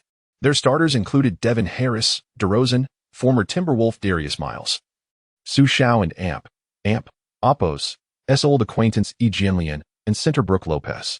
As the game commenced, Westbrook dribbled past half court, with Josh poised for action, making a sudden cut. Westbrook, quick on the uptake, delivered a splendid direct pass right into Josh and Appos' hands. The latter responded with a thunderous dunk, showcasing his physical prowess. Shortly thereafter, Josh exhibited an impressive defensive read, accurately intercepting a passing lane, before launching a long pass that soared between two Nets defenders, perfectly landing in Westbrook's hands once more. Westbrook followed up with a commanding dunk. The Timberwolves ignited the arena with two emphatic dunks. What followed was a display of instructional basketball, facing his superior counterpart. Lopez had no answer to Odin's prowess, merely watching as Odin dunked over him. Roy provided a masterclass for rookie DeRozan with pinpoint mid-range shots and textbook fakes, making DeRozan and Appos' first lesson in the NBA exceedingly vivid. As the game progressed, the audience began to sense something unusual. Do you feel it? Josh seems different somehow, though I can't quite pinpoint how. It's like his shooting has improved, and his defense is no longer reliant on instinct. Indeed. And how does it feel that his playmaking skills are nearly on par with Westbrook? The crowd marveled at the increasing score gap, though the Nets later substituted in former Timberwolf Brooks, merely to symbolically close the gap. The Timberwolves and Appos' bench was far more formidable. Dragic, Mike Miller, Outlaw, Ibaka, Gibson, along with the waiting Matthews, Budinger, and Warlick, left the Nets with no opportunity, concluding the game with a resounding 109-82 victory, heralding the start of the new season. Listen up, everyone. We played well, but there remain many areas for improvement.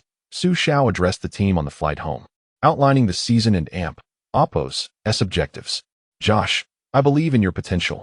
It just hasn't Appos' been fully realized until now.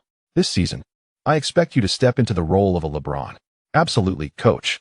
I never believed I was significantly inferior to LeBron, Josh confidently responded. Josh, this season I require you to take on more of a playmaking role. This is your first step towards becoming like LeBron. Furthermore, you must develop your shooting and defense. Remember, effective defense isn't solely about thrilling blocks. It's about finding ways to prevent the opponent from scoring. Russell, my expectation for you is continual growth. While Josh will take on more playmaking responsibilities, remember, you remain our starting point guard. This season, your role is still vital, and you must enhance your off-ball movement and defensive attributes. Additionally, don't neglect your sharp drives and shooting. You are our hope in tough battles. Brandon, you are our leader. Greg, you are our pillar. Xu Xiao provided evaluations for each player, assigning them tasks. This airborne conference marked the commencement of the Timberwolves era. Subsequently, the Timberwolves embarked on a season of youthful vigor. Although they began with a modest record of 20 wins and 19 losses while experimenting with their lineup, their form improved as the season progressed, leading to enhanced chemistry. Under Xu Xiao's guidance, the Timberwolves transformed into one of the league's most aesthetically pleasing teams, with Westbrook, Josh, and Odin delivering breathtaking dunks each game. With both Westbrook and Josh acting as the team's engines, the Timberwolves maintained a high-efficiency operation throughout the full 48 minutes, boasting the league's best offensive efficiency, second only to the Suns in average points scored. However, unlike the Suns, the Timberwolves also excelled defensively, bolstered by Xu Xiao's star card. Even without intricate strategies, individual defense sufficed. Yet, Xu Xiao implemented a tactical card, adopting the defensive strategies from Spoelstra's Heat era, which suited the current Timberwolves well. Xu Xiao began to appreciate the importance of coaching. While tactics may not be apparent in weaker teams, for a strong team, a coach's role is irreplaceable. Though the Timberwolves achieved notable success previously, Xu Xiao publicly attributed it to experimenting with his lineup, while in reality, he sought to find excuses for his shortcomings. His once confident tactical system was no longer particularly effective amidst the plethora of talent now present in the Timberwolves. Had he not acquired Spoelstra's defensive tactics, the Timberwolves might have struggled this season. Only after enhancing their defense did Xu Xiao find clarity on the offensive end, allowing the Timberwolves to establish their unique playing style, characterized by rapid pace and high intensity. This made the Timberwolves a distinctive team in the contemporary NBA. Moreover, Roy and Josh successfully earned selections to the Western Conference All-Star team, marking Josh's inaugural All-Star appearance. Josh's transformation has left many astounded. Once merely a player reliant on sheer talent for scoring and defense, he has now evolved into Minnesota and Oppo's very own James. His abilities in scoring, playmaking, and defense have drastically improved. Even his previously criticized shooting appears to have undergone a remarkable metamorphosis.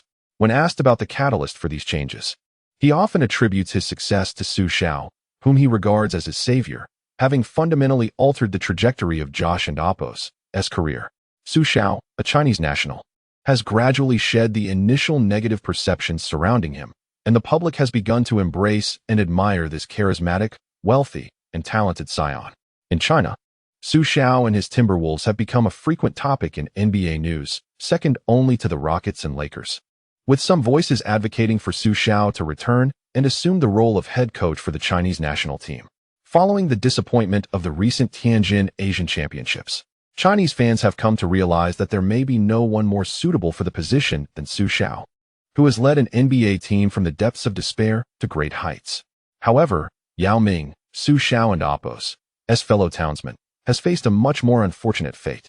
Due to the expiration of Xu Xiao and Oppo's health card, Yao suffered a severe injury in December 2009, as he was not one of Xu Xiao and Oppo's players.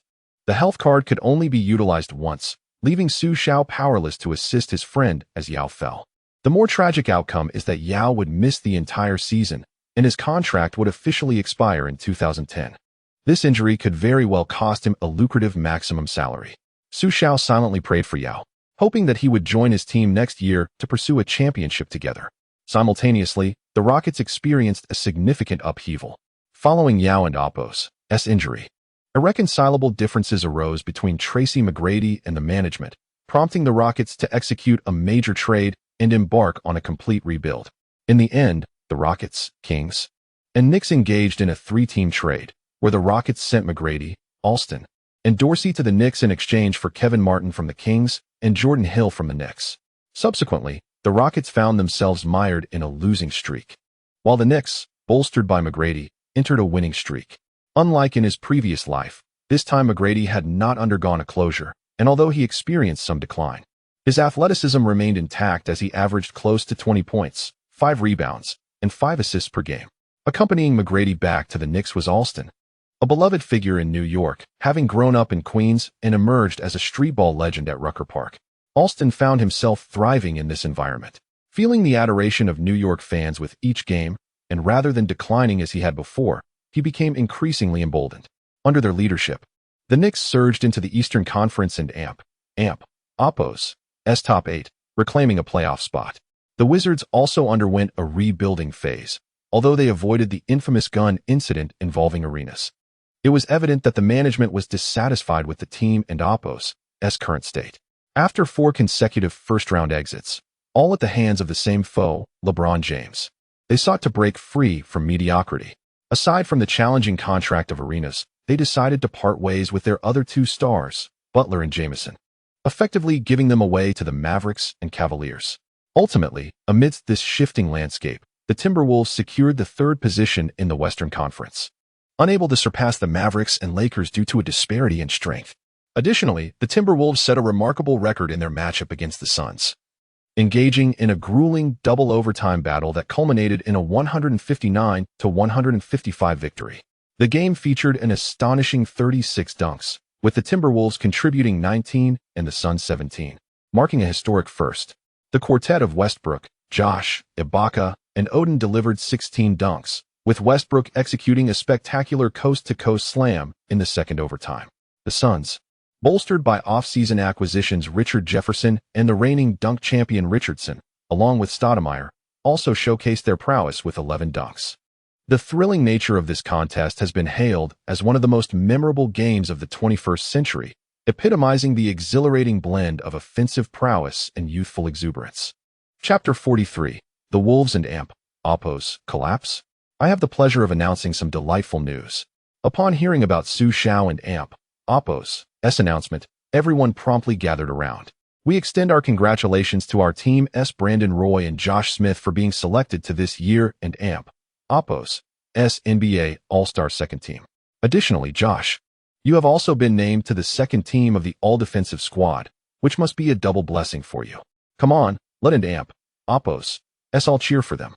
Undoubtedly, the team atmosphere within the Timberwolves has improved significantly under Xu Xiao and Oppos' leadership, with everyone genuinely celebrating their teammates and Oppos' accomplishments.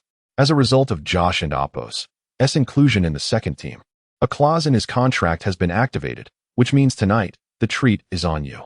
I hope you don and Oppos' mind. Xu Xiao teased, casting a mischievous glance at Josh. And no objections. Boss, please stop looking at me like that. It makes me uneasy, Josh joked hastily. By the way, who else made it to the first team? Josh and Oppos' competitive spirit was ignited. Over the year with the Timberwolves, he had developed a stronger leadership quality, accompanied by an intensified desire to win. The first team includes Kobe, Wade, LeBron, and Dwight Howard. And the last one? Xu Xiao hesitated before stating, our first-round opponent, Kevin Durant. What? It and Oppos' him? A third-year rookie, and I've been outshined by him. Upon hearing Durant's name, Josh remained composed, initially thinking it might be Tim Duncan or Dirk Nowitzki. Calm down, Josh. This season, Durant is the scoring champion, a 22-year-old scoring leader who has shattered McGrady's records. Westbrook interjected, revealing his admiration for Durant. No, his level does not warrant first-team status. He is merely a scorer. In this series, I will show them who truly deserves to be on the first team, Josh declared fiercely, striking the chair beside him in frustration. All right, Josh, I understand your feelings. Given this, we must seriously analyze how to approach this series against the Trail Blazers. As they are not to be underestimated, Xu Xiao gathered the players to discuss the strategy for the upcoming game. In the first round of the playoffs, the Timberwolves were set to face the Trail Blazers. Although they held the home court advantage as the 3rd seed in the Western Conference, the strength of their opponents was formidable.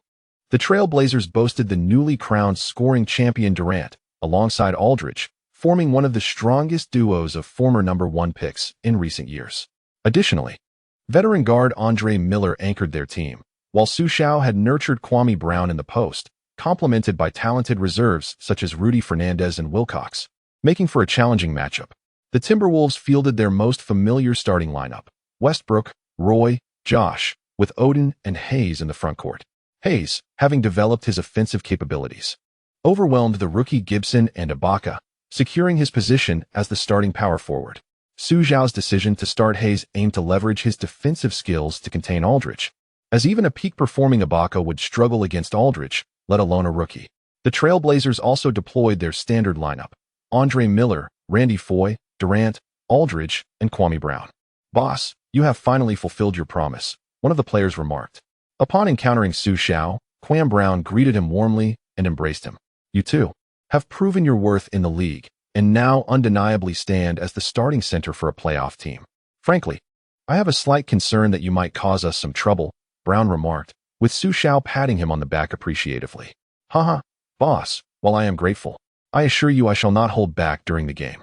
Your center ought to be on guard. After all, he has taken my position, and I intend to play hard, Brown declared with an air of pride. I shall await the outcome with bated breath, Xu Xiao replied. The match commenced swiftly, with Odin claiming possession for the team. Westbrook orchestrated the play beyond half court, quickly locating the supporting Josh, passing the ball before making a run, while Roy stepped up to set a screen. A defensive switch placed Josh against Randy Foy. Although Foy possessed a robust physique, his height was a disadvantage. Josh disregarded the defense and executed a mid-range shot with finesse. This was a signature move of Paul, now executed effortlessly by Josh, who had a height advantage Paul could only dream of. The shot was cleanly made, leading into the Trail Blazers' offense. Surprisingly, the initial play did not revolve around Durant, but rather Aldridge, who feigned a shot before delivering a high pass to Quam Brown. Brown received the ball beautifully under the basket, executed a spin with a deceptive move, outsmarting Odin, and effortlessly laid the ball in. It appeared Durant truly understood the game, allowing Brown to shine in front of his former team, showcasing Durant's emerging leadership qualities. Xu Xiao harbored a distaste for Durant, primarily due to his personality. However, he could not deny Durant's exceptional skills and dedication on the court. He was undoubtedly among the finest players in the league. Excellent work, keep breaking them down, Durant shouted to Brown following his successful basket. Yet, the Timberwolves quickly found their rhythm, targeting Foy as their primary offensive focus. The sequence involved Josh playing off Roy, who in turn played off Westbrook, culminating in a three-man attack against Foy. Xu Xiao's strategy directly exploited the Trail Blazers' vulnerabilities, effectively rendering their defensive resources futile. Following Josh's drive and a successful three-pointer from Hayes, the score escalated to 16-7, prompting McMillan to call a timeout in exasperation. He opted to substitute Foy for the less vulnerable Webster, although Webster was not a defensive stalwart and had lost some explosiveness due to a previous injury. Nevertheless, Webster's presence at least leveled the physical playing field for the Trail Blazers, who adjusted their defensive approach to apply pressure on the Timberwolves' perimeter passing, attempting to disrupt their fluid offense. Fortunately, the Timberwolves' individual talents shone through, with several successful isolation plays allowing them to maintain a lead of 29-21 by the end of the first quarter. However, in the second quarter, the Trail Blazers introduced their bench, comprising players like Pruitt and Wilcox, who, despite lacking offensive prowess, dominated in size against Ibaka and Gibson. The perimeter players, Fernandez and Foy, who had been targeted in the first quarter, seized the opportunity to retaliate. The Timberwolves' second unit lacked the same pressure as the starters, and with Dragic still developing into the future all-star he would become, Xu Xiao felt it imperative to keep either Westbrook or Josh on the court to ensure the team maintained its organizational flow. The Trail Blazers retained Durant in their second unit, and under his leadership, they began to close the gap in the second quarter. While Josh had adopted Paul's defensive techniques, Durant's mid-range shooting remained unyielding, often disregarding defensive efforts altogether. Each time Josh managed to contest, Durant would simply pivot and deliver a shot. 3 minutes into the second quarter, Durant had already scored 8 points on 4 attempts. Although the Timberwolves responded, no one could match Durant's scoring consistency. The disparity in height and weight in the paint also resulted in significant rebounding disadvantages for the Timberwolves. Their strength lay in defensive fast breaks, which were ineffective against a set defense, forcing them to rely on Josh's individual skills. Fortunately, undrafted rookie Matthews emerged at a crucial moment, sinking a three-pointer to provide the Timberwolves with some breathing room. At this juncture, it was evident that the Timberwolves relied on collective play, unlike the Trail Blazers, who depended heavily on Durant. Such reliance would prove challenging against a team like the Timberwolves. Across the ocean, the commentators noted the rising popularity of the Timberwolves in China, especially following Xu Xiao's leadership. With Yao Ming's retirement and Yi Jianlian's nets faltering, the Timberwolves had become the team most celebrated by Chinese fans, leading to a biased commentary favoring them. However, the commentators from abroad sensed something amiss. Reggie Miller, tasked with covering the game, observed that the Timberwolves were not in an advantageous position. It was clear that their preferred strategies were not materializing, and McMillan's adjustments to maintain height in the paint stifled the Timberwolves' rebounding game, preventing their favored fast break tactics from being executed. Indeed, and with Gibson and Ibaka's shooting being inconsistent, they cannot stretch the floor like Odin and Hayes, making them vulnerable in the playoffs. This will test Xu Xiao's ability to adapt on the fly, Yet he seems to be sticking to his regular season strategies, which he knows best, Miller stated confidently. Another commentator, Kenny Johnson, also noted the developing situation. Nonetheless, the Timberwolves concluded the first half with a 55-50 lead.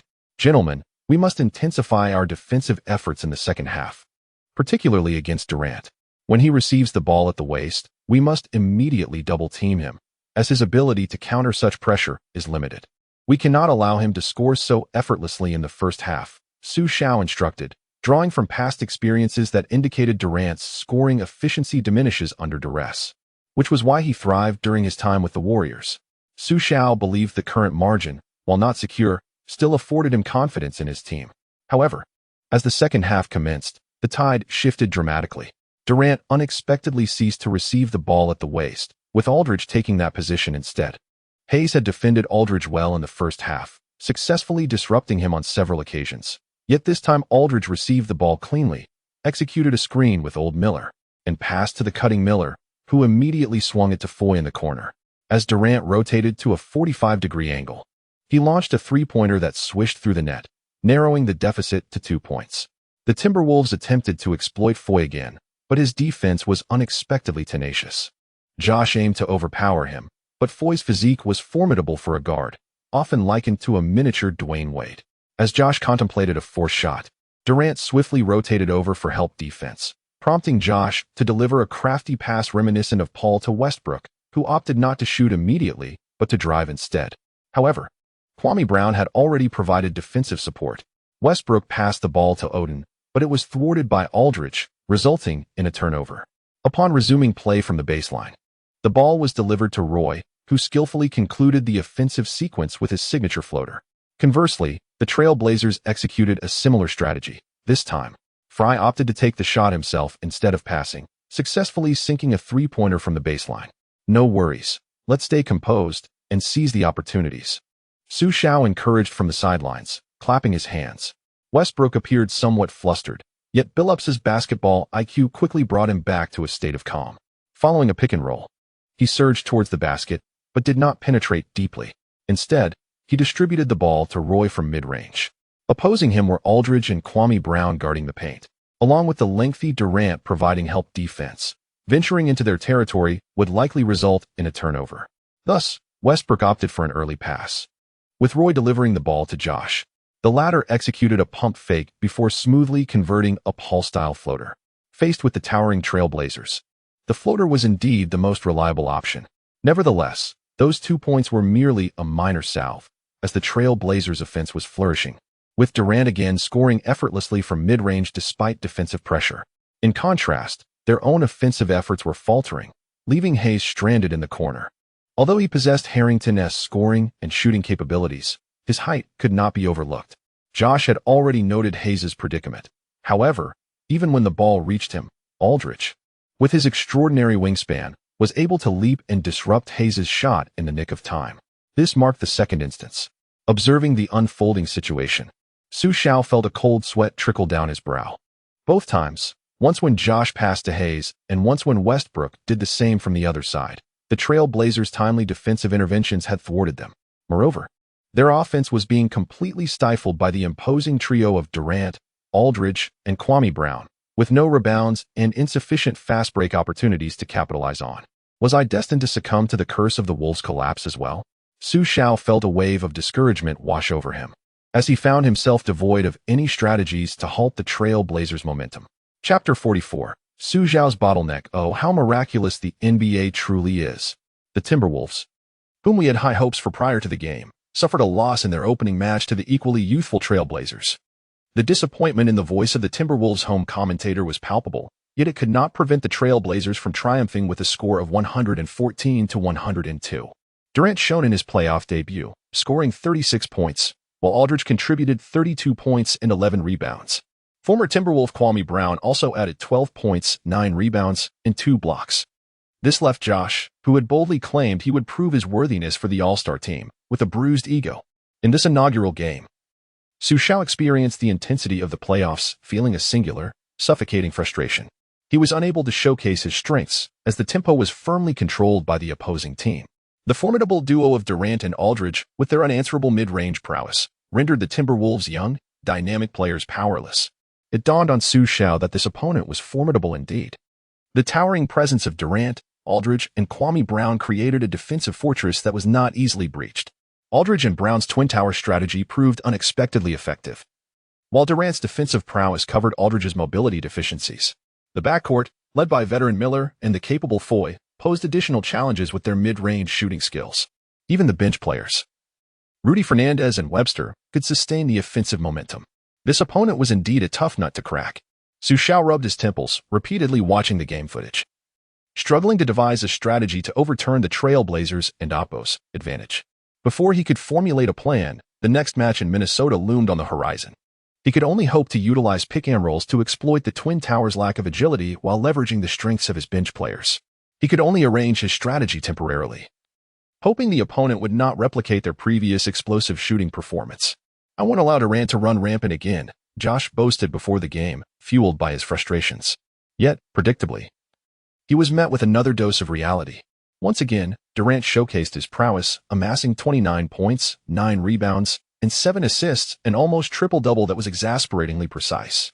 Aldridge also contributed 29 points and 11 rebounds, while veteran Miller calmly added 18 points and 9 assists. The Trailblazers once more defeated the Timberwolves, this time by a score of 108-102, achieving a commanding 2-0 lead in the series.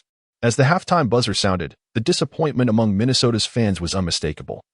Nothing stings more than being given hope only to be plunged into despair. Minnesota now teetered on the brink of hopelessness. Following this match, an article titled "A Herd of Sheep Cannot Withstand a Fierce Wolf" surged to the top of trending discussions. It criticized the Timberwolves for their softness, likening the players to a flock of feeble sheep who falter outside their comfort zone, with no individual stepping up in critical moments to counteract the defensive pressure. At this juncture, Van Gundy sharply pointed out 2 critical issues plaguing the Timberwolves, both of which were inextricably linked to Xu Xiao. In a post-game interview, Van Gundy remarked, "First, there is the tactical issue. Throughout the regular season, the Timberwolves demonstrated remarkable cohesiveness and discipline, excelling in rotational defense and fast-paced transitions, powered by Westbrook and Josh as the engines of their tightly knit offensive rhythm. With every player capable of shooting, the Timberwolves enjoyed ample spacing. However, this is the playoffs, and it is evident that the Trailblazers have meticulously studied the Timberwolves' regular season strategies. Yet, Xu Xiao, as the Timberwolves head coach, failed to recognize that no adjustments were made over the course of these 2 games. This is a tactical misstep. Furthermore, while Hayes' development has been impressive, he has indeed been targeted on the court. The Trailblazers capitalized on their height advantage, constructing an imposing wall in the paint, a strategy that necessitated leaving Hayes open. Unfortunately, he did not respond adequately. While I must concede that his offensive skills have improved significantly since his time under my guidance, he still cannot fulfill a more substantial role in this lineup. He is unable to defend against Aldridge or consistently hit 3-pointers. Perhaps Van Gundy recalled his time with the Rockets, pondering how Hayes' current offensive capabilities could have altered their fortunes had he possessed them back then. Subsequently, Van Gundy seemed determined to press Xu Xiao further, stating, however, "We cannot place all the blame on Hayes. After all, bringing Ibaka or Gibson onto the court would yield lesser results than he does." This brings us to Xu Xiao's puzzling decisions. They were once the team least intimidated by Twin Towers, boasting the league's best 3-point shooter alongside Odin, forming a duo that was a nightmare for opponents. Yet, regrettably, Xu Xiao traded him for Josh. Now, facing Durant, Josh is rendered ineffective. Although he has performed commendably this year, dismantling the interior Twin Towers was ill-advised. As the adage "he who controls the paint controls the game" remains timeless, Van Gundy's words struck a chord, awakening Xu Xiao from his stupor. Once revered as a strong contender for Coach of the Year, Xu Xiao's reputation plummeted into the depths. Overstepping his boundaries, he dismantled a formidable Twin Tower setup reminiscent of the Lakers. The playoffs had stripped away his facade, revealing his lack of true capability, attributing his success to his capable assistants. The Hawks led the Heat 2-0, and the Trailblazers held a similar advantage over the Timberwolves. The common thread was that both teams had reaped the benefits of the Timberwolves' previous generosity.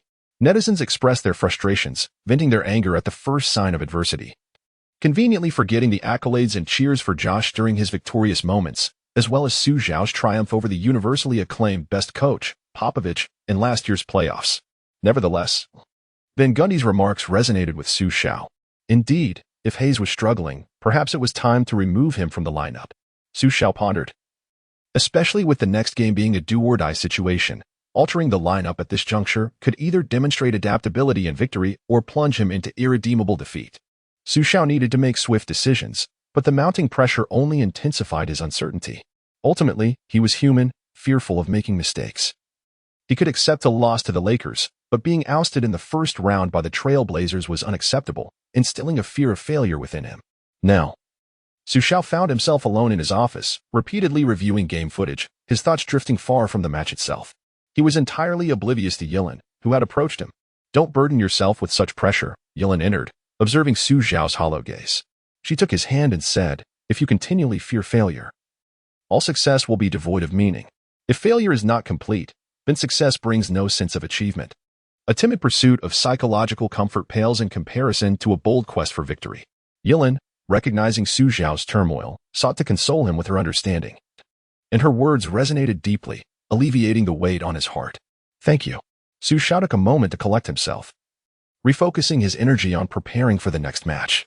It was only at this moment, having truly reached this level, that Xu Xiao comprehended the immense pressure of his position. In a previous life, Xu Xiao often criticized certain coaches for their rigidity and inability to adapt. However, only upon reaching this juncture did he truly comprehend the complexities of adaptability. Setting aside the challenge of soothing player emotions and ensuring a harmonious locker room atmosphere, the task of altering strategies mid-game, abandoning previously successful tactics and formations to implement an entirely new system, while ensuring all players swiftly acclimated to this change, especially on the high-stakes stage of the playoffs, is no trivial endeavor. In the third game against Portland, a team that had not seen playoff action since 2002, the atmosphere was electric. It had been 8 long years since they last reached the playoffs, and now they returned with a commanding 2-0 lead. Greeted as heroes by their fervent fans, the sounds of their exuberant cheers echoed in the locker room, an exasperating backdrop for Xu Xiao. "Listen up, gentlemen. The score is currently 0-0. In this game, we must execute to the utmost of our abilities. Josh, do not expend too much energy on Durant. Your role today is straightforward. Facilitate the offense and unleash your playmaking skills. All right, team, it's time to take the court." The game was being narrated by the legendary Clyde Drexler, who was momentarily lost in the introduction of the Trailblazers players until he was alerted by a staff member that the Timberwolves had altered their starting lineup. The Timberwolves had benched the underperforming Hayes in favor of the fit and defensively adept Ottolo, who had previously been a sixth man but was now thrust into the starting role alongside the first unit, a true test of his capabilities. Interestingly, the Timberwolves did not bolster their interior defense but instead shed their armor entirely. Drexler appeared to grasp Xu Xiao's intentions. However, Xu Xiao's plans extended beyond merely exchanging blows. At the onset of the game, Odin successfully secured possession for the Timberwolves. Their first offensive play saw Westbrook drive past the aging Miller straight into the paint. Aldridge moved to provide help defense, but Westbrook swiftly dished the ball to Ottolo, who was stationed on the baseline. Kwame Brown, as usual, rushed to defend. But Ottolo was not Hayes. His shooting form, characterized by a high release point and impressive elevation, made it difficult for defenders to disrupt his shot. Thus, Ottolo opened the scoring with a three-pointer. Rather than celebrating, he immediately turned his focus to Durant, as Xu Xiao's directive to Ottolo was clear: stay close to Durant, wear him down, and challenge his footing. The Trailblazers quickly recognized Ottolo's relentless defense on Durant, understanding that feeding him the ball would be a challenge. However, Aldridge found himself matched up against Josh, presenting a distinct height advantage. Although Josh had played power forward before, competing against a heavyweight like Aldridge was still a daunting task. Miller, with his veteran savvy, passed the ball to Aldridge, but at that moment, Westbrook sprang into action, double-teaming Josh and denying Aldridge an easy post-up opportunity. Indeed, Aldridge was caught off guard, and Westbrook seized the moment to swipe the ball away. Josh immediately initiated a fast break. When it comes to fast breaks, Westbrook ranks among the elite in the league, and soon the Timberwolves' long-awaited transition offense was in full swing. Josh, holding the ball, connected with Westbrook for a brilliant pass, allowing Westbrook to soar for a two-handed slam. "Keep it going. No letting up," Xu Xiao shouted passionately from the sidelines. Ottolo's tenacious defense on Durant forced the latter to exert considerable effort merely to receive the ball, making his shot uncomfortable. Although Durant could disregard Ottolo's defense, the necessity of taking difficult shots would inevitably diminish his accuracy. Tony Allen had previously demonstrated this against Durant, using his clean defensive techniques to effectively stifle him. A feat even the likes of Giannis had struggled to achieve. Xu Xiao had tasked Otelo with a similar mission, to make Durant's receiving and shooting as arduous as possible. As anticipated, Durant missed his attempt, and Odin collected the rebound, prompting Josh to push the fast break again. When all eyes were on Westbrook, Josh suddenly halted. Tossing the ball back to Odin, who executed a layup while drawing a foul from Foy, completing the 2-1 play. The Timberwolves surged ahead 8-0. A testament to Xu Xiao's strategy of having the center trail on fast breaks, exploiting the slower mobility of the opposing Twin Towers, Kwame Brown and Aldridge. Seeing the tide turning, McMillan immediately called a timeout. Following that, the Trail Blazers made adjustments to their offense, focusing on bolstering their interior game. While the Timberwolves intensified their defensive pressure on Durant, collapsing around him. Durant, an elite scorer, was not known for his playmaking, and despite attempts to enhance that skill, his efficiency remained limited, especially when faced with double teams. Xu Xiao was resolute in his decision to heavily pressure Durant, leveraging the Timberwolves' swift rotational capabilities to relentlessly trap both Durant and Aldridge, which allowed Randy Foy and Kwame Brown to capitalize on numerous opportunities, amassing 8 and 10 points respectively in the first quarter. Meanwhile, across the ocean, commentators expressed their concern. This one T-do, the dual stars Haven T found their rhythm, and role players are holding the fort. Once Durant and Aldridge hit their stride, the Trail Blazers could very well seize control of the game. Little did they know, Xu Xiao had no intention of allowing the dual stars to find their rhythm today. Chapter 45. Hazards guys, can you endure this match? Xu Xiao inquired with concern as he addressed his players in the locker room. Don't worry, coach. We're just getting started. We can handle this, came the responses from Josh and Westbrook. Xu Xiao's apprehension stemmed from the fact that he had shortened the rotation for this game. Both Westbrook and Josh played almost the entire first half, with Westbrook resting for a mere 44 seconds and Josh for less than 2 minutes. Given their pivotal roles on the court, their organization and defensive support were the Timberwolves' greatest assets. While this year's Timberwolves rookies, including Matthews, Ibaka, Gibson, and last year's Dragic, have shown commendable performances, Xu Xiao found himself with no other options. He sighed, lamenting that he had once criticized coaches for not providing opportunities to newcomers, only to become the very type of coach he despised. This was indeed the greatest dilemma faced by coaches, balancing the development of new talent while ensuring competitive results. Even the Warriors, in crucial moments, had to narrow their rotation. Matthews, Ibaka, Gibson, and Dragic.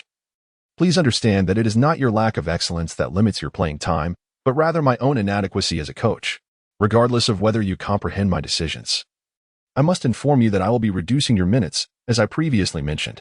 In the locker room, Xu Xiao endeavored to soothe the emotions of the rookies, who had worked hard all season long. Who wouldn't he want to showcase their abilities on the grand stage of the playoffs? Coach, you don't need to say anything. We understand. It's our own shortcomings, not yours. Gibson was the first to speak up, a graduate of the prestigious University of Southern California. Gibson was accustomed to such situations. Although somewhat disappointed, as an athlete, he recognized the competitive nature of the game, knowing that his only recourse was to continue striving for improvement. Ibaka too showed no grievances during his time playing in Spain. His coaches were not as understanding as Xu Xiao. For him, it was merely the norm, though he was surprised by Xu Xiao's attentiveness towards them.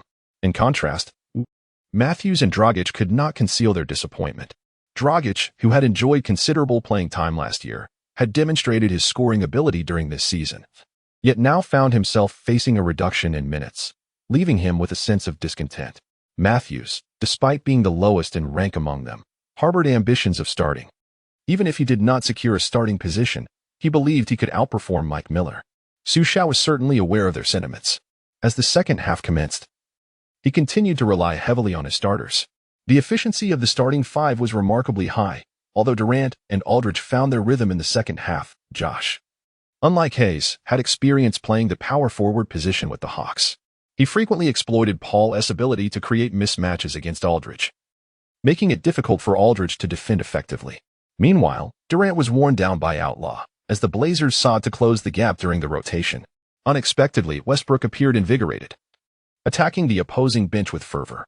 Ultimately, Westbrook played 42 minutes, accumulating a triple-double with 27 points, 10 rebounds, and 11 assists, while Josh, in his 39 minutes, nearly achieved a triple-double himself with 19 points, 9 rebounds, and 8 assists, almost becoming the first duo to record triple-doubles in the same playoff game. The Timberwolves triumphed over the Blazers 99-88, successfully extending their postseason life. However, Xu Xiao's decision to shorten the rotation drew criticism. Although the Timberwolves emerged victorious, many argued that a reduced rotation was a coach's last resort, indicating a lack of alternative strategies, relying solely on the individual capabilities of his star players. Commentator Steve Kerr echoed this sentiment during the post-game interview. So, where do you think this year's Timberwolves will end up? The host pressed, eager to maintain the momentum of the discussion.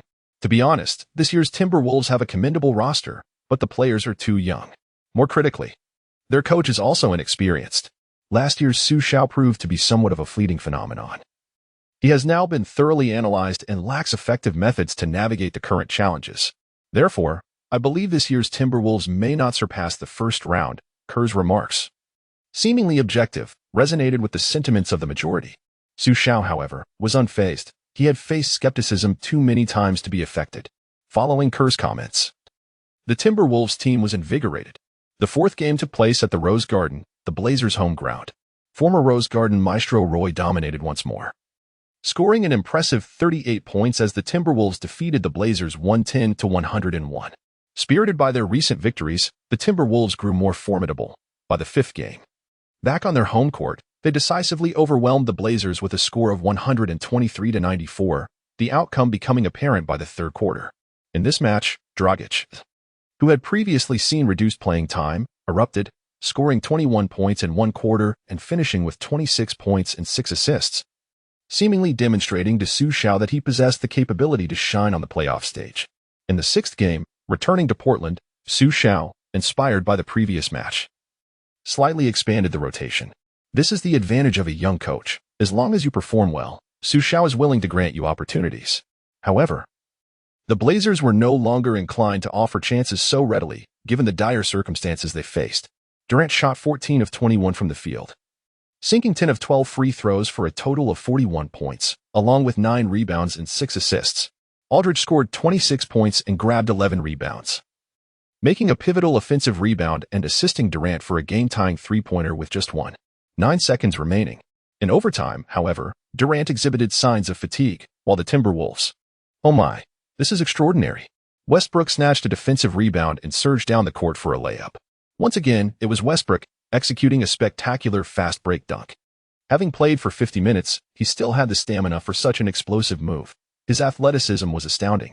After a turnover from Roy, Westbrook flew in to recover the ball, and Josh secured possession, assisting Odin to score, establishing a 7-point lead for the Timberwolves. It seemed the Blazers were on the verge of bidding farewell to the playoffs. In overtime, Westbrook showcased his remarkable stamina and enviable athleticism, finishing the game with a comprehensive stat line of 23 points, 10 rebounds, 12 assists, 3 steals, and 2 blocks, including 9 points, 2 assists, and a steal during overtime. He effectively eliminated his former mentor, Durant, from the postseason. Xu Xiao had been angered when Durant departed from the Thunder, but perhaps no one felt the loss more acutely than Westbrook, which explained the palpable tension between them upon their next encounter. In this current life, Xu Xiao has indeed avenged Westbrook, yet one cannot help but wonder if Durant will choose to ally with Westbrook in the future. Ultimately, the Timberwolves triumphed over the Trail Blazers with a score of 114-109, eliminating them with a decisive series score of 4-2, thus advancing to the second round. After the game, Durant approached Westbrook, and the two shared a friendly embrace. If, in this lifetime, my influence can restore the camaraderie of the former Thunder trio, it would be a significant accomplishment in my eyes, Xu Xiao mused. Their adversaries in the second round are the familiar Spurs. Prior to this matchup, the Spurs had just completed a stunning upset, eliminating the second-seeded Mavericks. Although the Spurs had a lackluster regular season, they have displayed remarkable stability in the playoffs, giving the Mavericks little chance to prevail. Compared to last year, this year's Spurs exhibit a more fluid offense, shedding the stagnant play that characterized their previous season. Both Batum and Afflalo have matured, each averaging over 10 points per game. Additionally, the Spurs have acquired Darren Collison, a former college teammate of Westbrook, significantly bolstering their second unit's impact. However, the improvement in offense has not come without its challenges, particularly in defensive matters, with the interior defense being the most pressing concern. The departure of Kodo Thomas has weakened the team's inside protection, and newcomer Mike Davis is not particularly known for his defensive prowess, leaving much of the rim protection reliant on Duncan. In facing the Spurs, Xu Xiao felt somewhat at ease. After all, the Spurs lacked the towering interior presence of the Trailblazers and the monstrous attributes of Durant, without such a formidable frontcourt. The Timberwolves' offense can find its rhythm. Furthermore, this round of the series does not necessitate a shortened rotation. This is not to say that the Spurs are weaker than the Trailblazers, but rather that the Spurs roster does not impose the same constraints. Consequently, Xu Xiao opted to start Ibaka. Although Outlaw felt a bit disheartened, Xu Xiao promptly offered him reassurance and guidance, which helped uplift his spirits. As anticipated, in the opening game, Westbrook continued his dominant performance, scoring 29 points and nearly dismantling the Spurs' defense. Had it not been for Duncan's relentless help defense, Westbrook might have approached 40 points. Meanwhile, Josh, no longer having to contend with a player of Durant's caliber, was able to orchestrate the game with greater confidence, finishing with a triple-double of 19 points, 11 rebounds, and 10 assists, along with 4 steals and 3 blocks. The Timberwolves secured a resounding victory in the first game, winning 109-95, setting a promising tone for their second-round journey.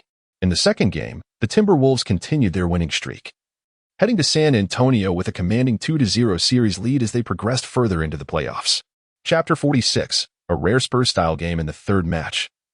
The Spurs replaced the starting Mike D'Antoni with Matt Bonner, clearly indicating that Popovich intended to adopt a strategy reminiscent of Xu Xiao's previous approach. He aimed to utilize ample spatial advantages to compensate for the lack of height in the paint. The only space-oriented big man for the Spurs was Matt Bonner. This move undoubtedly placed the entirety of the interior defense in the hands of Duncan. One cannot help but admire Popovich's fortune in encountering a once-in-a-century talent like Duncan. Xu Xiao glanced at the opposing lineup and mused regrettably that he would never have the opportunity to coach Duncan in this lifetime. Otherwise, he would have loved to bring Duncan aboard. With such a reliable cornerstone in the paint, the lineup would be effortlessly formidable. On the Timberwolves side, they continued with their previous lineup, Westbrook and Roy in the backcourt, Josh and Ibaka in the frontcourt, with Odin as the center. As the game commenced, Duncan helped secure possession for the Spurs. Their first offense was directed towards Duncan, who quickly attempted a mid-range shot, but it missed, with Ibaka claiming the rebound. The Timberwolves executed a high-low play between Odin and Josh.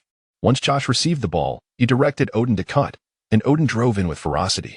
However, Duncan's timely help defense thwarted Odin's shot, forcing him to resort to a soft floater that also failed to find the mark. Ibaka attempted to snatch the rebound, but it was ultimately secured by Batum. In the opening exchanges, neither side gained a clear advantage, and as spectators anticipated a defensive struggle marked by missed shots, the Spurs ignited the scoreboard. Parker swiftly advanced past half-court, locating a fast-breaking Aflalo, who easily netted 2 points. A direct fast break? This was not typical of the Spurs' playstyle. However, the Timberwolves were not idle. Westbrook responded with a three-pointer that signaled their offensive intent. Bonner retaliated with a three of his own, but it was ruled out of bounds. Subsequently, both Josh and Batum sank three-pointers, followed by Ibaka scoring 2 points in the paint. Aflalo then hit a three. And within 2.5 minutes, both teams had combined for 4 three-pointers. Odin sought to attack Duncan, but faced with the seasoned defender's resistance, he opted to pass to the cutting Josh, who converted 2 points beneath the basket. The strategy aimed at exploiting Bonner's limitations was clear, as long as Duncan was occupied. The Spurs and Oppo's interior defense was vulnerable. The Timberwolves quickly mirrored this strategy, giving the ball to Odin to draw Duncan and Oppo's defense. This time, Duncan exhibited visible hesitation, allowing Odin to convert a soft hook shot. He then powered through for a strong 2-1 play. Fortunately, Duncan responded with a thunderous dunk, preventing the score from widening. However, the Timberwolves had uncovered the key to victory. With Odin orchestrating the offense, Ibaka made a cutting move, yet Odin's pass was of poor quality, nearly intercepted by Bonner. Yet, Ibaka's long reach salvaged the ball, and he effortlessly deposited it into the basket. Following this, Batum assisted Duncan for a basket, bringing the Spurs within 2 points at 14-16 as the official timeout was called. The Spurs' tactics appeared markedly different today. They aimed to accelerate the pace and embrace offense. Assistant coach Tyronn Lue rallied the team, urging them to show the older generation that it was time for the youth to take the stage. Upon returning to play, the Spurs maintained their outside firepower. Ginobili, upon entering, drew a foul from the young Matthews at the three-point line, converting all 3 free throws to reclaim the lead for the Spurs. However, the Timberwolves quickly retaliated with Odin assisting Josh for a layup. followed by Josh blocking Parker and Westbrook assisting Josh for another 2 points. After Westbrook's missed layup, Gibson secured the offensive rebound and assisted Matthews for a corner three. The Timberwolves surged with a 7-0 run, regaining control of the game. Yet, Ginobili was relentless, as Parker quickly initiated a baseline play. Ginobili received the ball and surged forward, executing a deft floater over Josh. If the Timberwolves were intent on playing fast-paced offense, the Spurs were prepared to engage in a shootout. Josh made a long pass to Matthews, who, without waiting for his teammates, launched a three-pointer from an open position. Matthews' composure under pressure was remarkable. He did not let the opportunity slip by.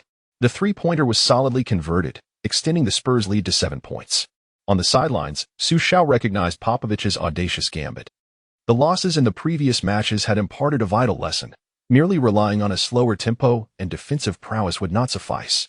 The Spurs lacked the Trailblazers' superior wing resources. Apart from Duncan, the interior height of the other players was inadequate. They also lacked a marquee player like Durant.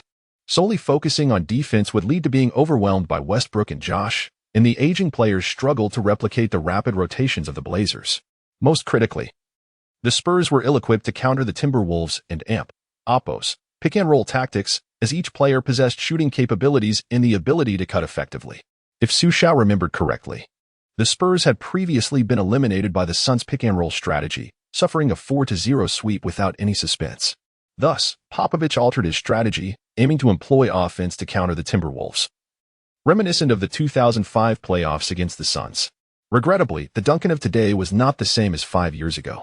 In the midst of this reflection, Duncan executed a difficult floater, but more concerning was his noticeably slower retreat on defense. Seizing the opportunity, Westbrook pushed the ball down the baseline, catching the Spurs off guard. With Duncan still lingering at the free throw line, Westbrook dashed forward. Duncan could only sprint after him futilely, as Westbrook halted and released a shot. Meanwhile, Josh received the ball at the free throw line and easily maneuvered past his defender. Although Duncan tried to contest, he was out of position to significantly impede Josh's shot, which he converted with ease. Batum, in a moment of haste, committed another turnover, allowing Westbrook to push the pace and assist Matthews for a three-pointer. The Timberwolves began the game with an impressive 12 out of 16 shooting, widening the score to 31-21 with a 10-point lead. Popovich quickly called a timeout, substituting Parker and Bonner for two rookies, Darren Collison, who had performed admirably this season, and the second-round pick Jerebko, who, like Bonner, was another shooting big. Upon returning from the timeout, the Spurs' defense showed little improvement.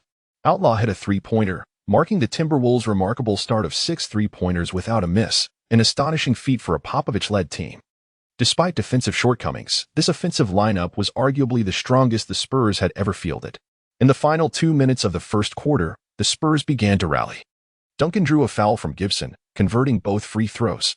Ginobili then executed his signature drive, passing to Duncan, who finished with a reverse layup and drew a foul from Hayes. Duncan had scored 5 consecutive points, narrowing the deficit to 8. However, in the final moments, the Spurs faltered, allowing Westbrook an easy layup and committing a turnover that gifted Gibson a dunk. In the most critical moment, with merely 3.8 seconds remaining, Westbrook executed a remarkable fast-break layup, simultaneously drawing a foul from his senior, Corliss, completing a 2-1 play. In a fleeting span of 44 seconds, the Timberwolves scored 7 consecutive points, expanding their lead to 41-26. As the second quarter commenced, the Timberwolves' three-point shooting faltered, missing 2 consecutive attempts, thus granting the Spurs an opportunity to capitalize. The seasoned duo of Ginobili and Parker stepped up to shoulder the offensive duties in Duncan's absence, delivering as expected. Ginobili first executed a 2-1 play, followed by Parker utilizing screens to penetrate, consistently converting his signature floater against Hayes, narrowing the deficit to 8 points. Old comrades, we must rely on you. After Parker sank his second floater, he exchanged celebratory high-fives with Ginobili. This surge in offensive momentum invigorated the Spurs' defensive efforts. Outlaw attempted another three-pointer, but Udoka's tenacious block resulted in 3 consecutive misses for the Timberwolves. However, the rebound fell into Hayes' hands, allowing the Timberwolves to regroup offensively. Gibson executed a strong post move against McDyess, scoring 2 points and finally breaking the scoring drought for Minnesota. Subsequently, Gibson successfully disrupted Ginobili's layup attempt. Yet the Spurs retained possession. The opposing team recognized that they had only Odin as their towering presence. His absence would render their interior defense as vulnerable as that of their rivals. albeit with the added disadvantage of age. On the bench, Xu Xiao quietly observed the unfolding game dynamics, contemplating the necessity of acquiring a backup center for the next season. Though Hayes was performing admirably on both ends, his height posed a significant limitation. Within his own system, Hayes was unlikely to achieve substantial success, and he was not the player Xu desired. In the midst of this reflection, Hayes successfully scored 2 points in the paint, but McDias quickly retaliated by scoring inside. Shortly thereafter, Dragic committed an offensive foul, prompting an official timeout. Perhaps it was a strategic move by Popovich, as upon resuming play, Batum intercepted Roy's pass, executing a breakaway dunk. The Timberwolves faltered again with a turnover, and Aflalo missed a three-pointer, yet the Spurs displayed a frenzied determination in securing rebounds. They managed to grab 3 offensive boards in 1 possession, but ultimately, Oberto could not convert, as Outlaw disrupted the play, causing the ball to go out of bounds. Realizing the urgency, Xu Xiao swiftly substituted in Westbrook and Odin. Popovich's ability to make timely adjustments was evident. After each timeout, the Spurs adapted effectively, while Xu Xiao's strategies remained stagnant. Nevertheless, the Timberwolves' collective talent still posed a formidable challenge. The commentators objectively noted that Xu Xiao was sweating profusely. Astounded by the vast disparity between himself and the elite coach, he acknowledged that if the Spurs were not hindered by their roster limitations, if Duncan had not just returned from injury, and if their age had not caught up with them, he would have been utterly outmatched. Aflalo soon netted another three-pointer, reducing the previously substantial lead to a mere 4 points. The Timberwolves then committed an offensive foul, prompting Xu Xiao to erupt in frustration at the referee, exclaiming, "That was a blatant flop." Yet, the officials remained unresponsive. In a flash, Parker added 2 more points to the scoreboard. Had it not been for Josh's timely completion of a 2-1 play, the Timberwolves might have found themselves trailing significantly. However, at this juncture, the Spurs' defense suddenly intensified, leading to yet another Timberwolves turnover, which Parker swiftly converted into a fast break. Had it not been for Josh's timely pursuit, Aflalo would have scored another 2-1, further narrowing the gap. Aflalo sank both free throws, reducing the deficit to 3 points. In a pivotal moment, Westbrook channeled his inner build-ups, delivering a steadying three-pointer that provided the Timberwolves with a much-needed breath of relief. As the first half progressed, both teams exchanged blows, with the point differential lingering between 3 to 6 points. The Spurs struggled to close the gap, while the Timberwolves could not extend their lead. However, a turning point emerged in the final 2 minutes of the first half. Roy, who had been relatively quiet until then, stepped up, first sinking a three-pointer and then reclaiming a near turnover, capitalizing on the chaotic moments to score another layup. He assisted Ibaka for a layup and then sprinted down the court to score yet again. Had Aflalo not hit a three-pointer while facing defensive pressure, the Spurs would have found themselves at the mercy of Roy's scoring spree. Despite this, the Timberwolves, led by Roy's late-game surge of 9 consecutive points, managed to widen the gap to 12, concluding the first half at 66-54. Your defense is akin to a deserted street in the morning. The opposition can penetrate at will. Popovich berated his team during halftime. The Spurs' inability to match the Timberwolves' speed prompted Popovich to advocate for his zone defense. Only Jin Billy dared to speak up amidst Popovich's fury, and history would prove his assertion correct. As the second half commenced, the Spurs implemented a zone defense and substituted the underperforming Bonner with the more youthful Jerebko, a timely adjustment that stifled the Timberwolves in their initial possessions, allowing the Spurs to capitalize as Parker and Batum scored 4 points. However, the Timberwolves' starting lineup was not easily subdued. Roy maintained his momentum from the first half, executing a layup following a backdoor cut and subsequently hitting a three-pointer off a screen, keeping the lead firmly at 10 points. The Timberwolves regained their shooting touch in the third quarter, with Odin even sinking a straight-on three-pointer. Their shooting prowess was formidable. Although Xu Xiao may not be an exceptional coach, he was undoubtedly a skilled manager and owner, having nurtured a plethora of talented players. I recall when Odin entered the NBA, he was a foul-prone player with limited skills aside from dunking. Now, under Xu Xiao's tutelage, he had developed a three-point shot, an exceedingly rare feat in the league. The commentators, who had previously praised Popovich, now shifted their admiration to Xu Xiao. Josh, a once raw talent who had merely been a leaper during his years in Atlanta, had evolved into a premier facilitating forward, rivaling even LeBron in the league. His previously criticized shooting and defense had transformed into top-tier capabilities. After Josh's mid-range jumper over Duncan, the score reached 82-66. At this juncture, the Timberwolves appeared to have firmly grasped the tempo of the game, And as Xu Xiao believed victory was within reach, the Spurs initiated their counterattack. In the fourth quarter, Jin Billy unleashed his full arsenal, crafting opportunities for the Spurs and scoring an impressive 41 points in the period. Yet, lamentably, they fell just short. Ultimately, the Spurs succumbed to the Timberwolves 111-117, a loss that starkly contrasted with their usual performance, signaling a grim fate for the Spurs. Chapter 47. A bold idea to establish another league following their third consecutive defeat. The momentum of the Spurs diminished drastically. In the fourth game, they were utterly bewildered by the dazzling offensive display of the Timberwolves, concluding the series with a score of 119-92. The aging Spurs ultimately could not surmount the youthful challenge posed by the Timberwolves. Unbeknownst to Xu Xiao, his presence had compelled Popovich to entirely alter his tactical approach. Although Popovich would have made adjustments in the following season in the previous timeline, that Suns team was far less memorable than the Timberwolves, who had eliminated them for 2 consecutive years. The Timberwolves were set to face their old rivals, the Los Angeles Lakers, in the Western Conference Finals. After being swept by the Lakers in a gentleman's sweep last season, they made specific enhancements to counter the Lakers, bolstering their forward line, albeit at the expense of height in the paint. Meanwhile, the Lakers had also acquired a formidable asset in Arteas this year. The first game took place in Los Angeles, and Xu Xiao's tactical intention was clear, to focus on Josh.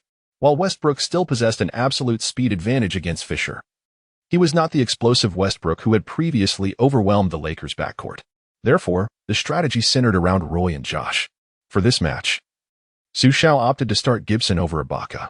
Although Ibaka represented toughness, Gibson's superior technical skills and height made him a more fitting choice against the Lakers' interior. Ibaka would face the Lakers' substitute Odom, given that Ibaka was more agile and capable of pursuing Odom. The first game of the Western Conference Finals unfolded at the Staples Center. A moment of great anticipation. Once a place that almost haunted Xu Xiao with its mockery, it now demanded the Lakers' cautious respect. The match commenced with the Timberwolves directing the ball to Josh, who executed a pick-and-roll with Odom. Against Bynum's defense, Josh confidently sank a mid-range jumper. It is crucial to note that Paul's basketball intelligence and skills are exceptional. His ability to discern defensive vulnerabilities and exploit them through his technical prowess or that of his teammates creates higher probability scoring opportunities. However, due to his limited physical gifts and height disadvantage, Paul often found himself powerless against intense defensive pressure. Josh, on the other hand, faced no such limitations. Even LeBron could not claim superiority over Josh in terms of physical attributes, rendering Josh unafraid of aggressive opponents. This is precisely why Xu Xiao entrusted Josh with such a pivotal role in the first game of the Western Conference Finals. The tactical approach was straightforward. Josh would control the ball and seek mismatches. Against the physically imposing Arteas, Josh would pull up for a jump shot. If matched against Kobe, he would execute a back-to-basket mid-range shot, and if Garnett were involved, he would draw him out for a one-on-one confrontation. As for Bynum and Fisher, they were merely there for the taking. By halftime, Josh had already accumulated 25 points, 9 rebounds, and 6 assists, leading the Timberwolves to a 12-point advantage. In the second half, the Lakers adjusted their starting lineup, replacing Bynum with Odom, clearly intending to leverage Odom's mobility to counter Josh. However, this strategy proved misguided. Odom, not renowned for his defensive prowess, struggled against Josh and was outperformed by Arteas. Josh scored an additional 12 points in the third quarter. By the fourth quarter, the Lakers finally recognized the need to double-team Josh, but Westbrook showcased his shooting ability to devastating effect, hitting 6 out of 7 three-pointers, including a flawless 3-4-3 in the final quarter, making the Lakers pay dearly for their defensive adjustments. Eventually, the Timberwolves triumphed in the first game of the Western Conference Finals with a resounding 112-101 victory, with Josh recording a stellar triple-double of 42 points, 12 rebounds, and 11 assists, while Westbrook contributed 25 points and 5 steals. Despite the initial victory, the Timberwolves could not afford to be complacent against the Lakers, particularly the peak Lakers. In the second game, the Lakers indeed made a decisive change, swiftly removing Bynum from the lineup in favor of Odom. Although Odom had underperformed in the previous game, Phil Jackson's unwavering trust in him warranted his reinstatement. From the outset, the Lakers established a strategy to double-team Josh, preventing him from replicating his explosive performance from the first game. Odom's swift movement allowed for quicker rotations within the Lakers' defense, albeit he was not directly matched against Josh. The game devolved into a battle of missed shots, with both teams determined to dismantle the opposing rim. Observing the absence of Bynum in the Lakers' interior, Xu Xiao designated Odin as the primary offensive threat, focusing on the paint. With Big Low's technical support, Odin's presence in the paint grew increasingly intimidating. However, Xu Xiao underestimated Garnett, who, despite his age, retained his athleticism due to the absence of significant injuries. Several of Odin's lob attempts were thwarted by Garnett, causing Xu Xiao considerable frustration. Fortunately, the Timberwolves' defense remained steadfast, although they struggled offensively. Their exceptional defense kept the Lakers from widening the score gap. As the match intensified, the physicality escalated, and the officiating became increasingly lenient, resulting in a fierce contest reminiscent of the historical rivalry between the Celtics and the Lakers. During the game, Artest and Josh exchanged heated words, with players often clashing for rebounds under the basket. Despite being rookies, Ibaka and Gibson exhibited a rugged playing style, unafraid of confrontation, with Ibaka even toppling Bynum during a rebounding battle.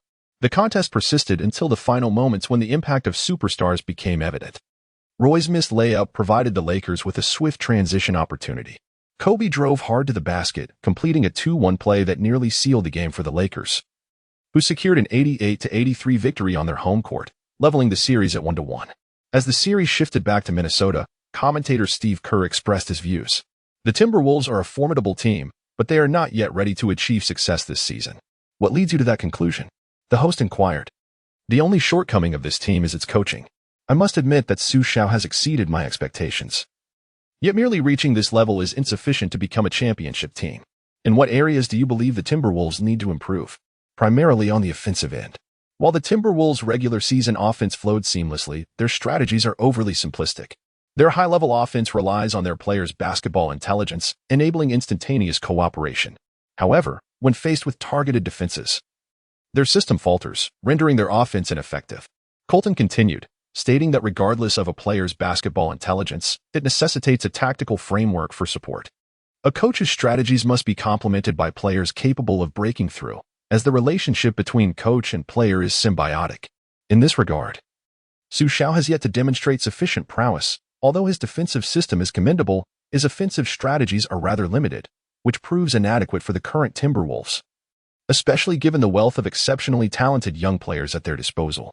However, it must be acknowledged that Xu Xiao excels in player development and in unearthing latent potential, leading me to believe that the Timberwolves' ascendance is merely a matter of time.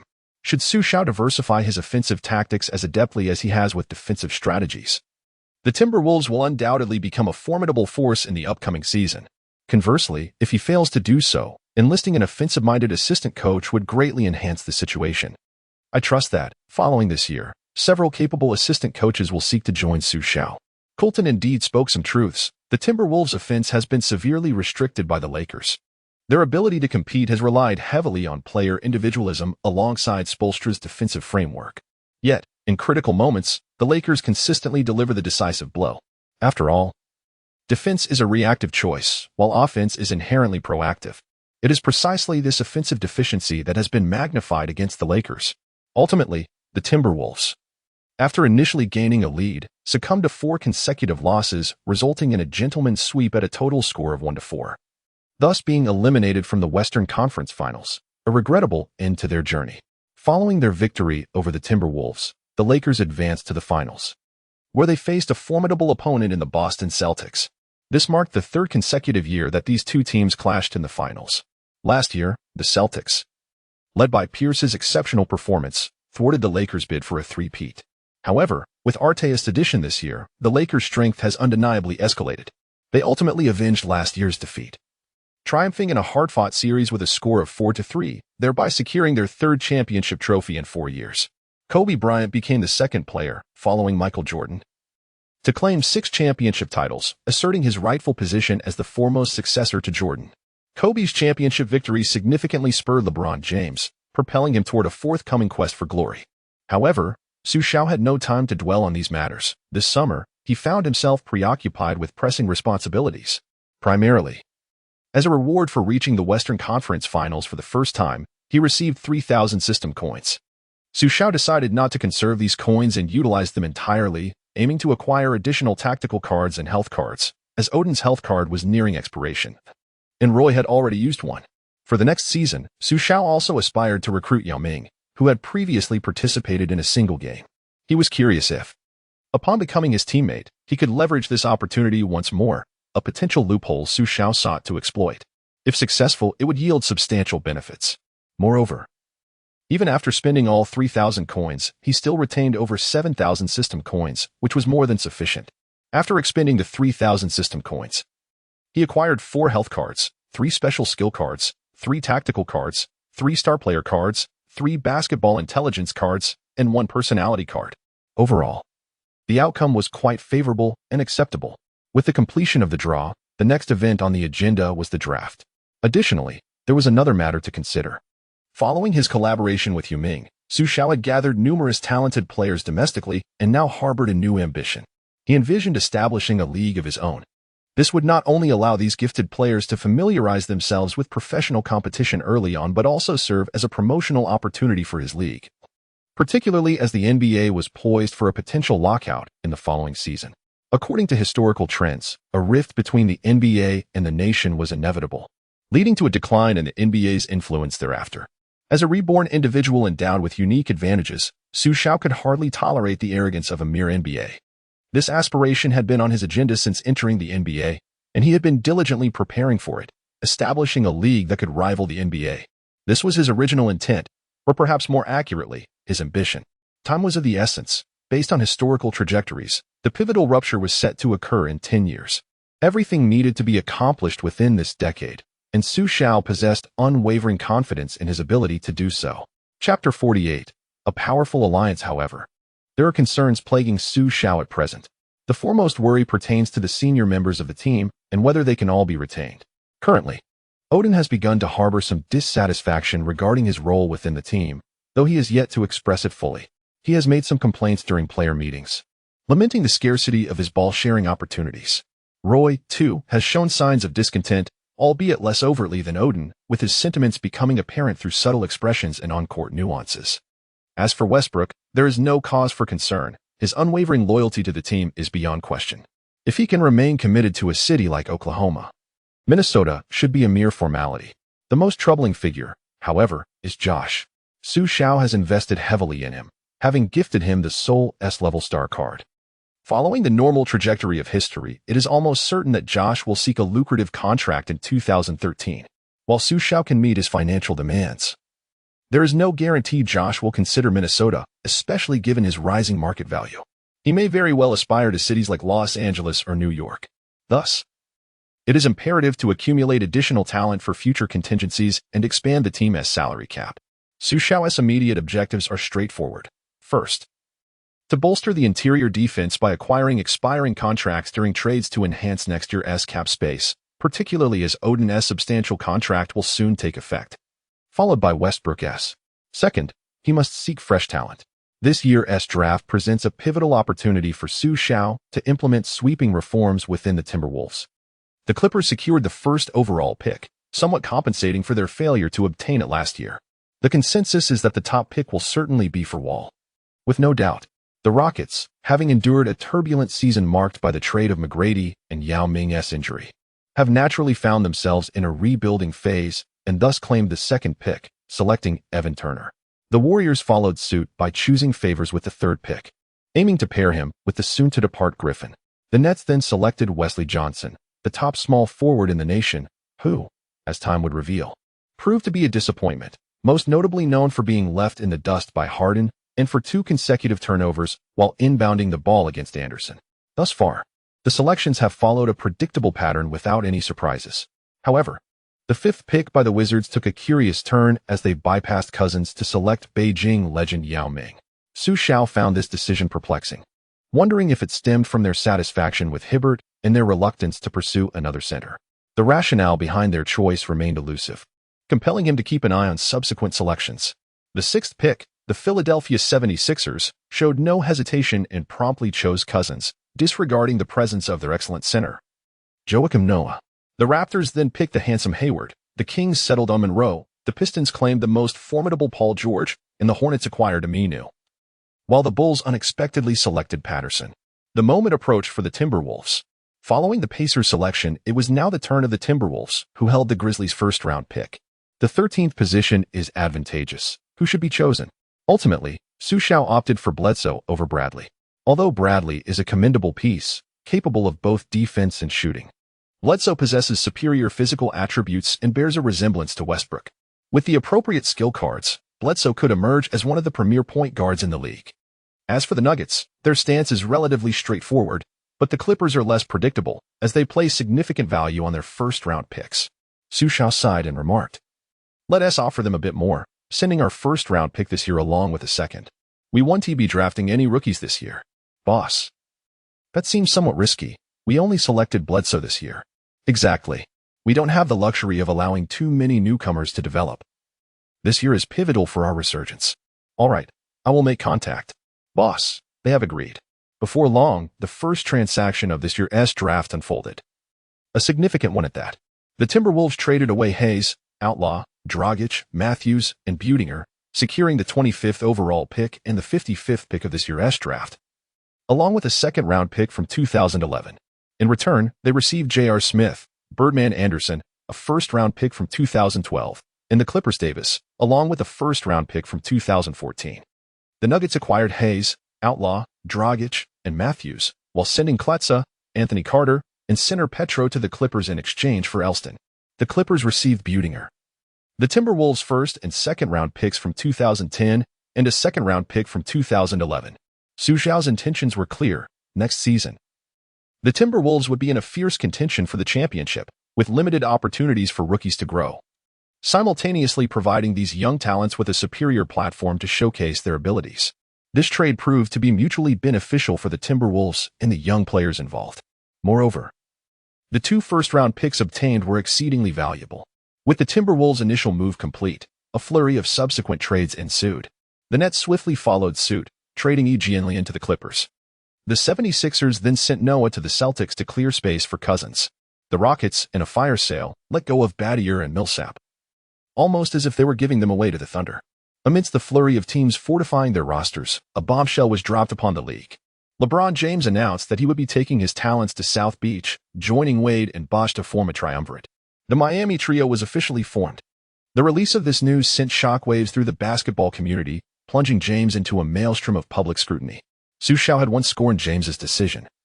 Yet in light of Durant's subsequent actions, he found it less intolerable upon reflection.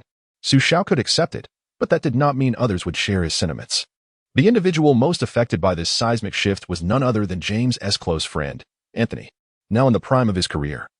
Melo had yet to grasp the accolades that James had achieved, and his contemporaries, including Wade, had already secured championships, leaving him trailing far behind.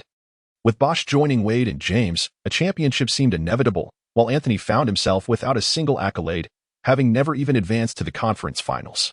The recent trade between the Nuggets and Timberwolves, which sent his good friend J.R. Smith away for a collection of young players, further darkened his championship aspirations. Consequently, Anthony decided to confront management, expressing his desire for a trade. Xu Xiao was aware that mid-season, the Nuggets would finalize Anthony's trade, while the Jazz would also deal Darren due to conflicts with Coach Sloan. Yet, at this juncture, Xu Xiao wished to refrain from meddling in others' affairs. He had one last objective for this off-season to pursue.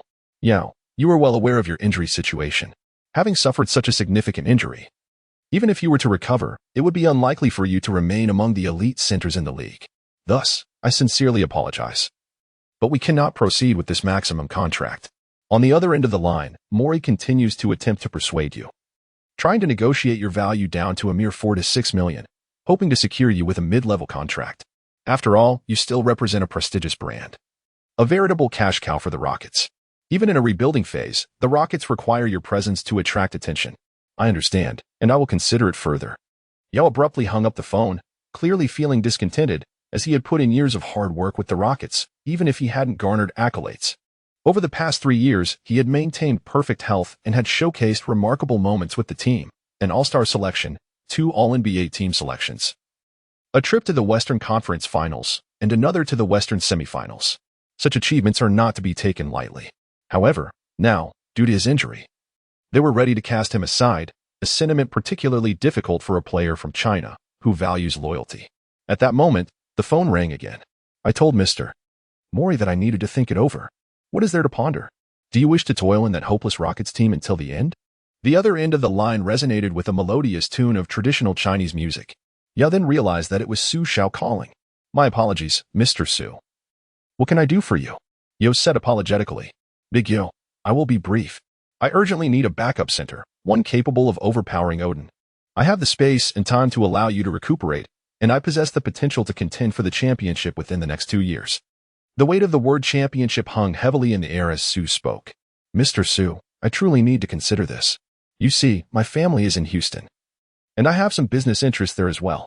Yao, let me be clear, you might not get to play many games in Houston. Your injury requires at least a year of rehabilitation, and after that, will there still be a position for you in Houston? How much longer can your body hold up? Xu interrupted Yao, launching into his persuasive rhetoric. Houston is a team on the brink of collapse. Their owner is frugal, and the general manager is incompetent. Think for a moment. If it weren't for me gifting you all those years of Millsap, helping you acquire our taste, would you have achieved your current success? Or is it that as a professional athlete, you do not desire a championship, particularly one that rides on the coattails of the Heat's Big Three? Trust me, Yao. If we join forces, we will accomplish great things. I can also provide you with a full mid-level exception, and our medical team is far superior to that of Houston. Look at how few injuries our team has sustained in recent years. Seeing Yao begin to waver, Xu seized the moment to continue his persuasion regarding your business in Houston. Minnesota can offer you the same opportunities. Furthermore, you must realize that part of your business relies on your fame in Houston, and once you retire, that business will diminish. If you are willing, I can help you establish ventures in New York to build your own brand. Even if you do not trust me, you can trust Tian Hong Group. Ultimately, Yao could not withstand Xu's relentless persuasion. He ultimately signed a 5-year, $24 million mid-level contract with the Minnesota Timberwolves, leaving Mori incensed. He filed a complaint with the league, alleging that Yao and Xu had engaged in collusion.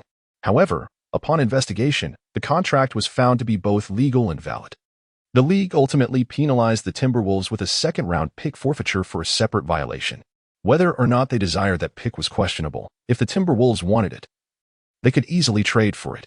Chapter 49, the establishment of the new league. Following Yao Ming's contract with the Timberwolves, the overall roster was solidified. At the point guard position, Russell Westbrook was the starter, supported by the veteran James Harden and this year's rookie, Eric Bledsoe, both of whom possessed remarkable athleticism. At shooting guard, the starting role was filled by Brandon Roy, with J.R. Smith and swingman Mike Miller as backups. Smith's physical gifts ranked him among the league's elite. Yet his erratic offensive consistency often left much to be desired. Rumors circulated about his ability to perform spectacularly or falter significantly. His defensive capabilities were similarly lackluster, even during his tenure with the Cavaliers. However, as long as physical attributes were not the primary concern, other facets of basketball intelligence, temperament, and skill could be addressed, as they had their advantages. Xu Xiao recognized Smith's scoring ability off the bench, contrasting last season's Timberwolves, which lacked explosive scorers. The young Goran Dragic and Wesley Matthews could not match Smith's offensive prowess, prompting necessary improvements. At small forward, Josh was the obvious starter, with last year's rookie, the highly skilled James Johnson, as his backup. Johnson, who had seen limited playtime the previous season, was expected to increase his minutes. Xu Xiao provided him with a vintage trading card of the legendary Antoine Walker, signaling a dual purpose, to bolster the team's strength while enhancing Johnson's market value, as he was not destined to be a cornerstone of the franchise. Johnson, while not the most athletically gifted, possessed a robust physique and a martial arts background that granted him a gritty presence and embodiment of toughness within the league. He was quintessentially a blue-collar player. Though his blue-collar attributes were not overly pronounced, his defense and shooting were average, and his penchant for ball dominance sometimes disrupted team dynamics, making him an unpredictable element in the locker room. Thus, Xu Xiao's assessment of James Johnson was that he was a competent player, yet not the championship puzzle piece he sought. At power forward, with the departure of Hayes, the competition at the 4 spot would be between the second-year players Serge Ibaka and Taj Gibson. Both exhibited a hard-nosed style of play but brought complementary attributes to the table. Ibaka's athleticism endowed him with significant leaping ability and explosiveness. Before his injury, he was a shot-blocking phenomenon, excelling in help defense. However, he struggled against larger, more accurate interior players, having been schooled by the likes of Dirk Nowitzki, Zach Randolph, and LaMarcus Aldridge in the past. Gibson, while not as athletically explosive as Ibaka, was a formidable presence, having been a reliable contributor under Tom Thibodeau with the Bulls. A quintessential blue-collar player, he excelled in securing defensive rebounds and performing the dirty work, earning the affection of coaches across the league with his uncomplaining demeanor. Xu Xiao would not mind having him serve as the Timberwolves version of Udonis Haslem. Offensively, both players had their strengths. While Ibaka appeared stocky, he was a sharpshooter from mid-range, famously sinking 14 consecutive shots to eliminate the Spurs. Xu Xiao was committed to enhancing Ibaka's shooting range to include three-pointers, thereby diversifying his tactical options. Gibson was adept at scoring in the post, and together, they provided a robust safety net for the Timberwolves' 4 spot. At center, the starting position was certainly held by Greg Oden. Although Oden had begun contemplating his standing, his current capabilities warranted acknowledgement. His synergy with Brook Lopez's skill set was remarkable, as his defensive prowess and impeccable timing, combined with his imposing physicality, rendered opponents ineffective. His offensive skills were equally refined. It was fair to assert that Oden was among the top 5 centers in the league. In bolstering the backup center position, Xu Xiao sought to avoid the pitfalls of the previous season, when Hayes was forced to fill in, a situation that proved disadvantageous due to height limitations. This time, Xu Xiao recruited the veteran Chris Anderson. Despite his age, Anderson still had considerable energy left, sufficient to support Oden for several minutes on the court. Additionally, Yao Ming, though currently sidelined by injury and unable to perform at his peak, was expected to regain his health, thanks to Xu Xiao's elite sports medicine team. Thus, the Timberwolves and Oppo's roster appeared formidable. Yet, little attention was being paid to them this year, as the spotlight shone brightly on the Southeast Coast. With most teams undergoing significant transformations during the summer, it was only when the Heat signed Ben Wallace that Xu Xiao sensed something amiss. In a previous timeline, Wallace had signed a retirement contract with the Pistons, yet now he had shifted to Miami, which felt peculiar. The Heat's primary concern this season, aside from the integration of their star trio, was their interior defense. Chris Bosh alone could not adequately protect the rim. In the previous iteration, the Heat had scrambled to bolster their frontcourt, yet none proved effective, culminating in a finals where Tyson Chandler dominated the boards uncontested, leaving them helpless against Nowitzki. The following season revealed that the multitude of big men hindered the Heat and Oppo's pace more than it helped, necessitating LeBron James to bulk up and play power forward. However, this time, signing Wallace changed the dynamic.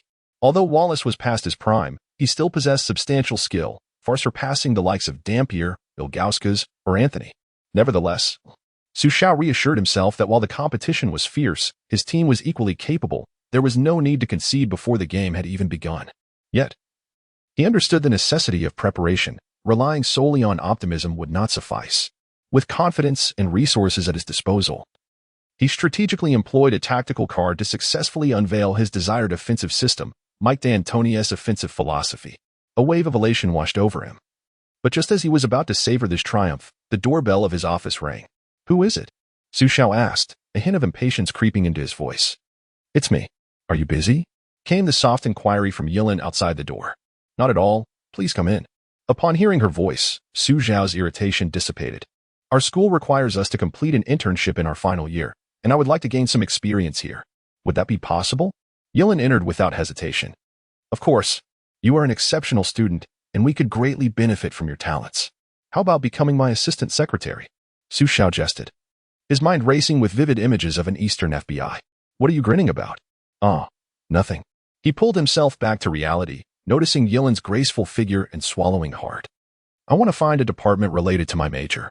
I don't need a salary. I simply wish to gain some practical experience. I understand that your company is a Fortune 500 enterprise with high standards for selection. But I believe I meet the criteria and am willing to participate in an evaluation to ensure fairness." "How naive you still are," thought Xu Xiao, realizing that now that she had found me, there was no need to speak of fairness and justice. However, in front of Yilin, she stated, "It's no problem. The Tianhong Group is a partner of your school, and students from your institution often come here for internships. I can arrange that you go directly to the Financial Operations Office of the Forest Wolves and report to Rosen Ian Ko. He will be responsible for coordinating your work, primarily concerning financial audits and fund management." Xu Xiao briefly introduced the upcoming tasks to Yilin. Although Yilin was quite innocent and sometimes harbored rather simplistic and naive thoughts, her intelligence and professional knowledge were undeniable. Xu Xiao articulated everything with ease, and Yilin comprehended it all, allowing for a swift transition. Given that Xu Xiao's new league had just commenced, there were numerous matters to attend to. At this juncture, having diligent and intelligent workers like Yilin was indeed a boon for Xu Xiao. The new league was tentatively named the World Basketball Association, abbreviated as WBA, with its headquarters situated in Toronto, Canada. The registered capital was directly funded by the Tianhong Group, amounting to $660 million. Initially, there were only 6 teams, including 5 Chinese players whom Xu Xiao had brought back from the homeland. Fortunately, she acted swiftly. Otherwise, these players might have followed the path of their predecessors. Xu Xiao gazed at the young men she had trained intensively for a year, marveling at their rapid progress and reflecting on her decisive choices from the past. This year, they would make their debut in Xu Xiao's new league. The national team had just faced setbacks in the World Championships, despite advancing from the group stage. Having won only a single match, discontent lingered among domestic fans. Yet, they might not realize that this was the zenith for the national team. During this championship, Deng Huada had unified the team, and in Xu Xiao's view, his coaching methods were the most suitable for the national squad. Over the years, Xu Xiao believed he was the best coach in office, despite his unfavorable rapport with the media. Nevertheless, he undeniably infused the team with passion and fervor, showcasing a distinctive tactical system. Most notably, his cavalry charge counter strategy effectively addressed China's struggle against full-court pressure. In her previous life, while watching games, Xu Xiao had first grasped the importance of strategy. Although they had only secured one victory when facing formidable opponents like Russia, Greece, and Lithuania, the matches were fiercely contested until the final moments, maintaining suspense throughout. It could be said that this was one of the most thrilling national team competitions in the past decade. The national team's honors might be reaching a halt. And now it was time to focus on my endeavors. Chapter 50, a lesson for the triumvirate JR. When you receive the ball in this position, you must first observe these 2 spots. Do not rush into taking a 3-pointer, even if you have a clear opportunity. Ensure that the players in those 2 positions are properly positioned. J.R. Smith scratched his head, a hint of apology in his voice. My apologies. The coach never required this of me before. Indeed, J.R. had been nurtured under George Karl's tutelage, whose philosophy was heavily offensive-oriented. Although Karl was a tactical genius, his understanding of defensive nuances paled in comparison to Spoelstra's. In truth, Karl's defensive ideology was entirely incompatible with this Timberwolves squad. J.R., you must understand that we are a championship-caliber team, and we cannot afford even the slightest oversight. If you shoot the ball directly and it goes in, that is merely fortunate. However, if it misses, the opposition will counterattack while we remain unprepared for defense, with no one capable of securing the rebound. Xu Xiao patiently elucidated to J.R. And Anderson, you too. A block does not necessarily mean swatting the ball away. The key is to defend effectively and gain possession. Since utilizing tactical cards, Xu Xiao had increasingly assumed the role of a coach, meticulously addressing the issues that had arisen during the preseason. The schedule had been released, and our first opponent was the Kings. Although the Heat had assembled their triumvirate this year, creating quite a stir, I firmly believe there are no absolute victors in this league. The more this is the case, the more we must make a resounding statement, informing everyone that this league is not solely about the triumvirate but also includes us, the Timberwolves. We must confront them. Xu Xiao's words ignited the team's fervor. Let us commence with the first game. In the opening match against the Kings, this year's Kings had opted for the more foundational Monroe instead of Cousins.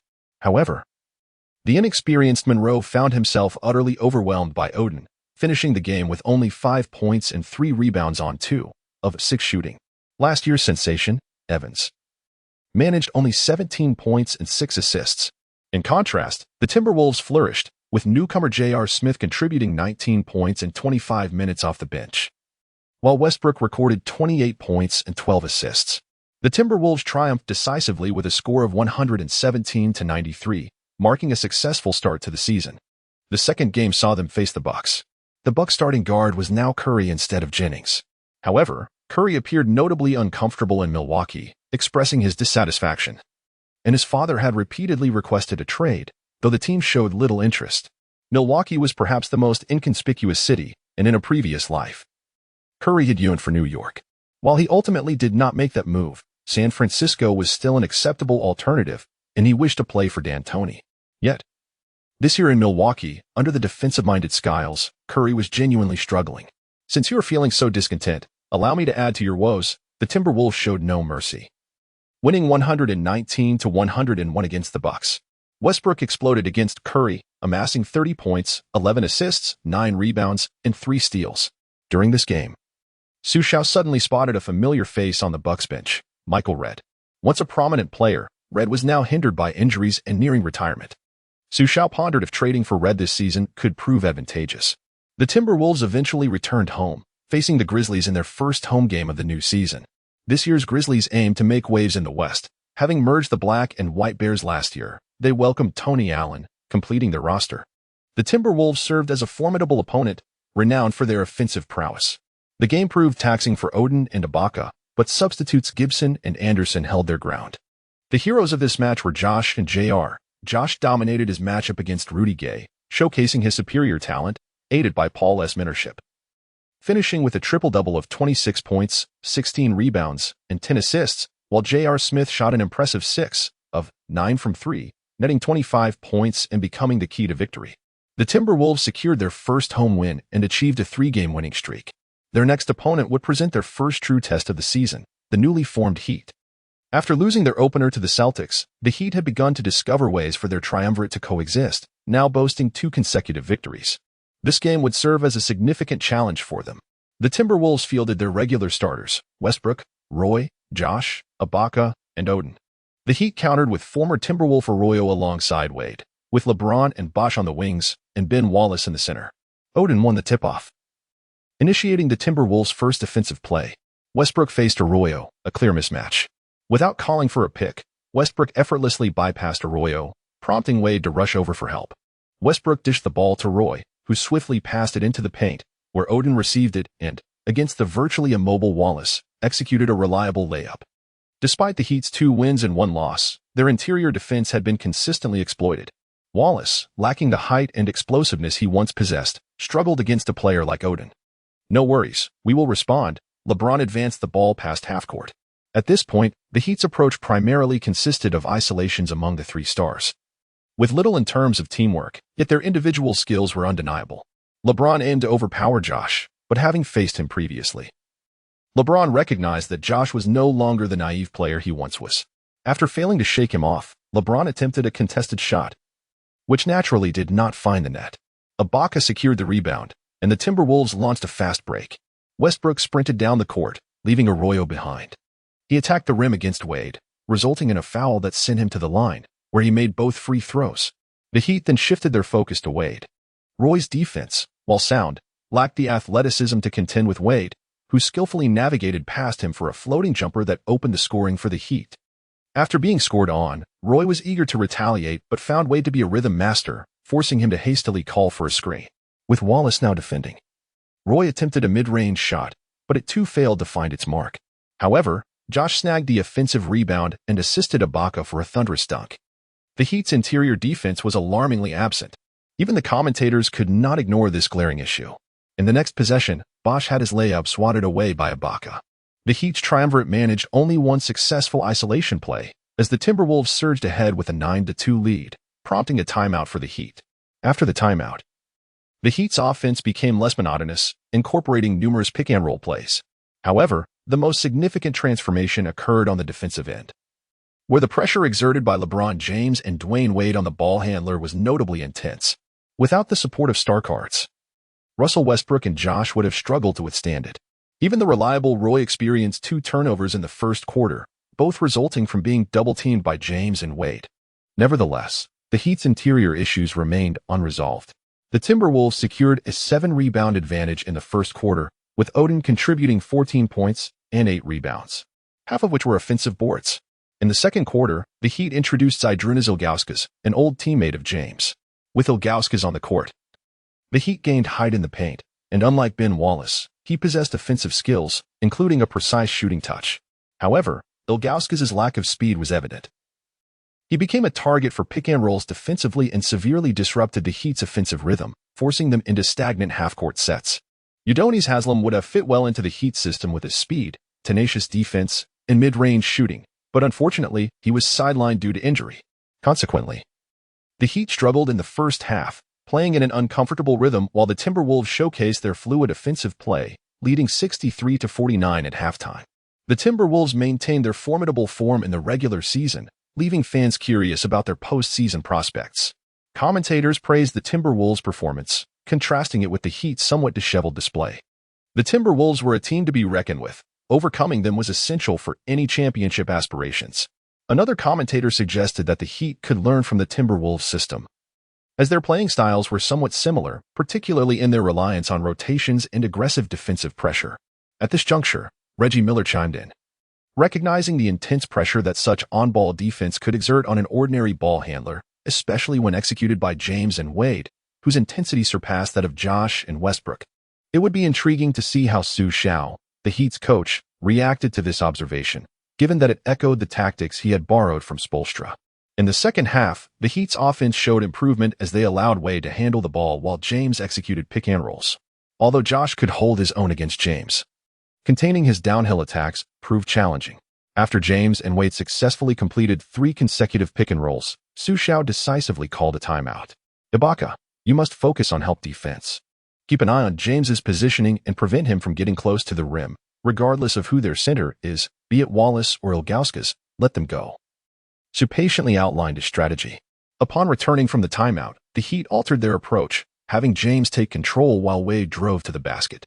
While Wade's explosiveness paled in comparison to James's, he no longer faced the dual threat of Josh and Ibaka. Instead, he only had to contend with Roy. James's playmaking ability surpassed Wade's, disrupting Xu's plans and revitalizing the Heat's offense, with Bosh also finding his rhythm. Xu, frustrated with his own mediocrity, slapped his thigh in exasperation. Don't worry, leave it to me, Westbrook signaled to Xu, confident in his abilities. Brandon, leave Wade to me, and you focus on defending Arroyo. Westbrook instructed as he patted Roy's back. Roy, recognizing Westbrook's growth, did not resist. With Westbrook now matched up against Wade, the defensive intensity surged. Westbrook's innate physical gifts matched Wade's, and his defensive prowess was commendable. Few guards in the league could challenge him one-on-one. Yet, his struggles with off-ball defense had drawn criticism, often being accused of only focusing on the ball. However, with Billups's defensive insight and basketball IQ, these issues were swiftly remedied. Westbrook, while guarding Wade, consistently forced him into the defensive pocket the Timberwolves had prepared, adversely affecting Wade and Oppo's shooting percentage. In the subsequent 3 possessions, Wade managed only a single basket amid the discomfort imposed by Westbrook and Ibaka's defensive setup. As the Heat's offense faltered, the Timberwolves seized the opportunity to launch from beyond the arc. With an advantage on the boards, the Timberwolves found themselves with more open looks. And J.R. Smith quickly sank 3 three-pointers in the third quarter. His strategy was straightforward, a simple pick, and if an opportunity arose, he would shoot.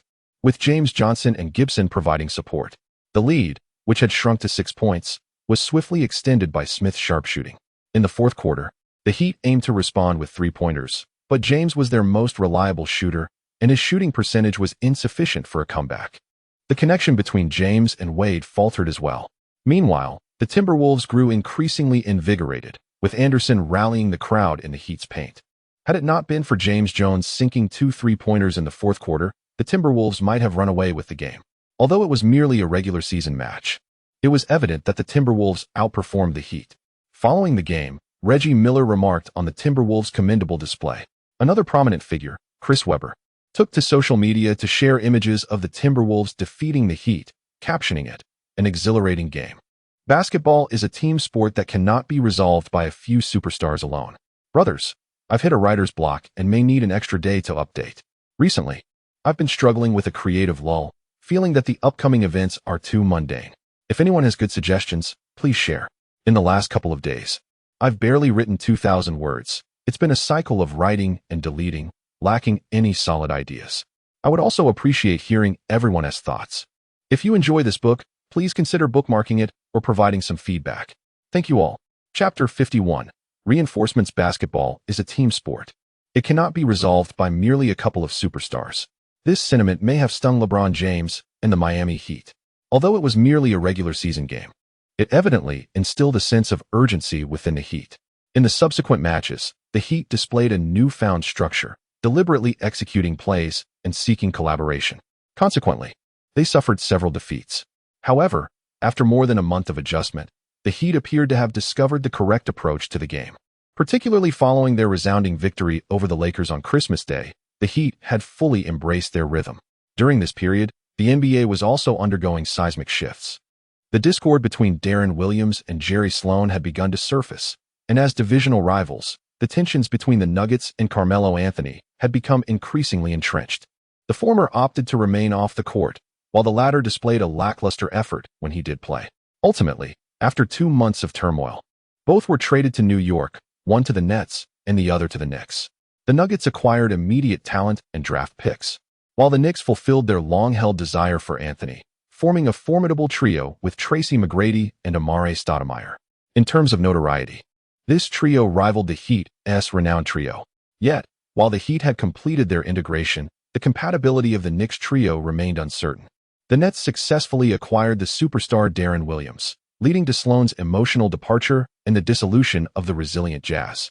In this realm, Chinese fans harbored considerable leniency towards the Jazz, primarily because they had not posed significant challenges to the Rockets.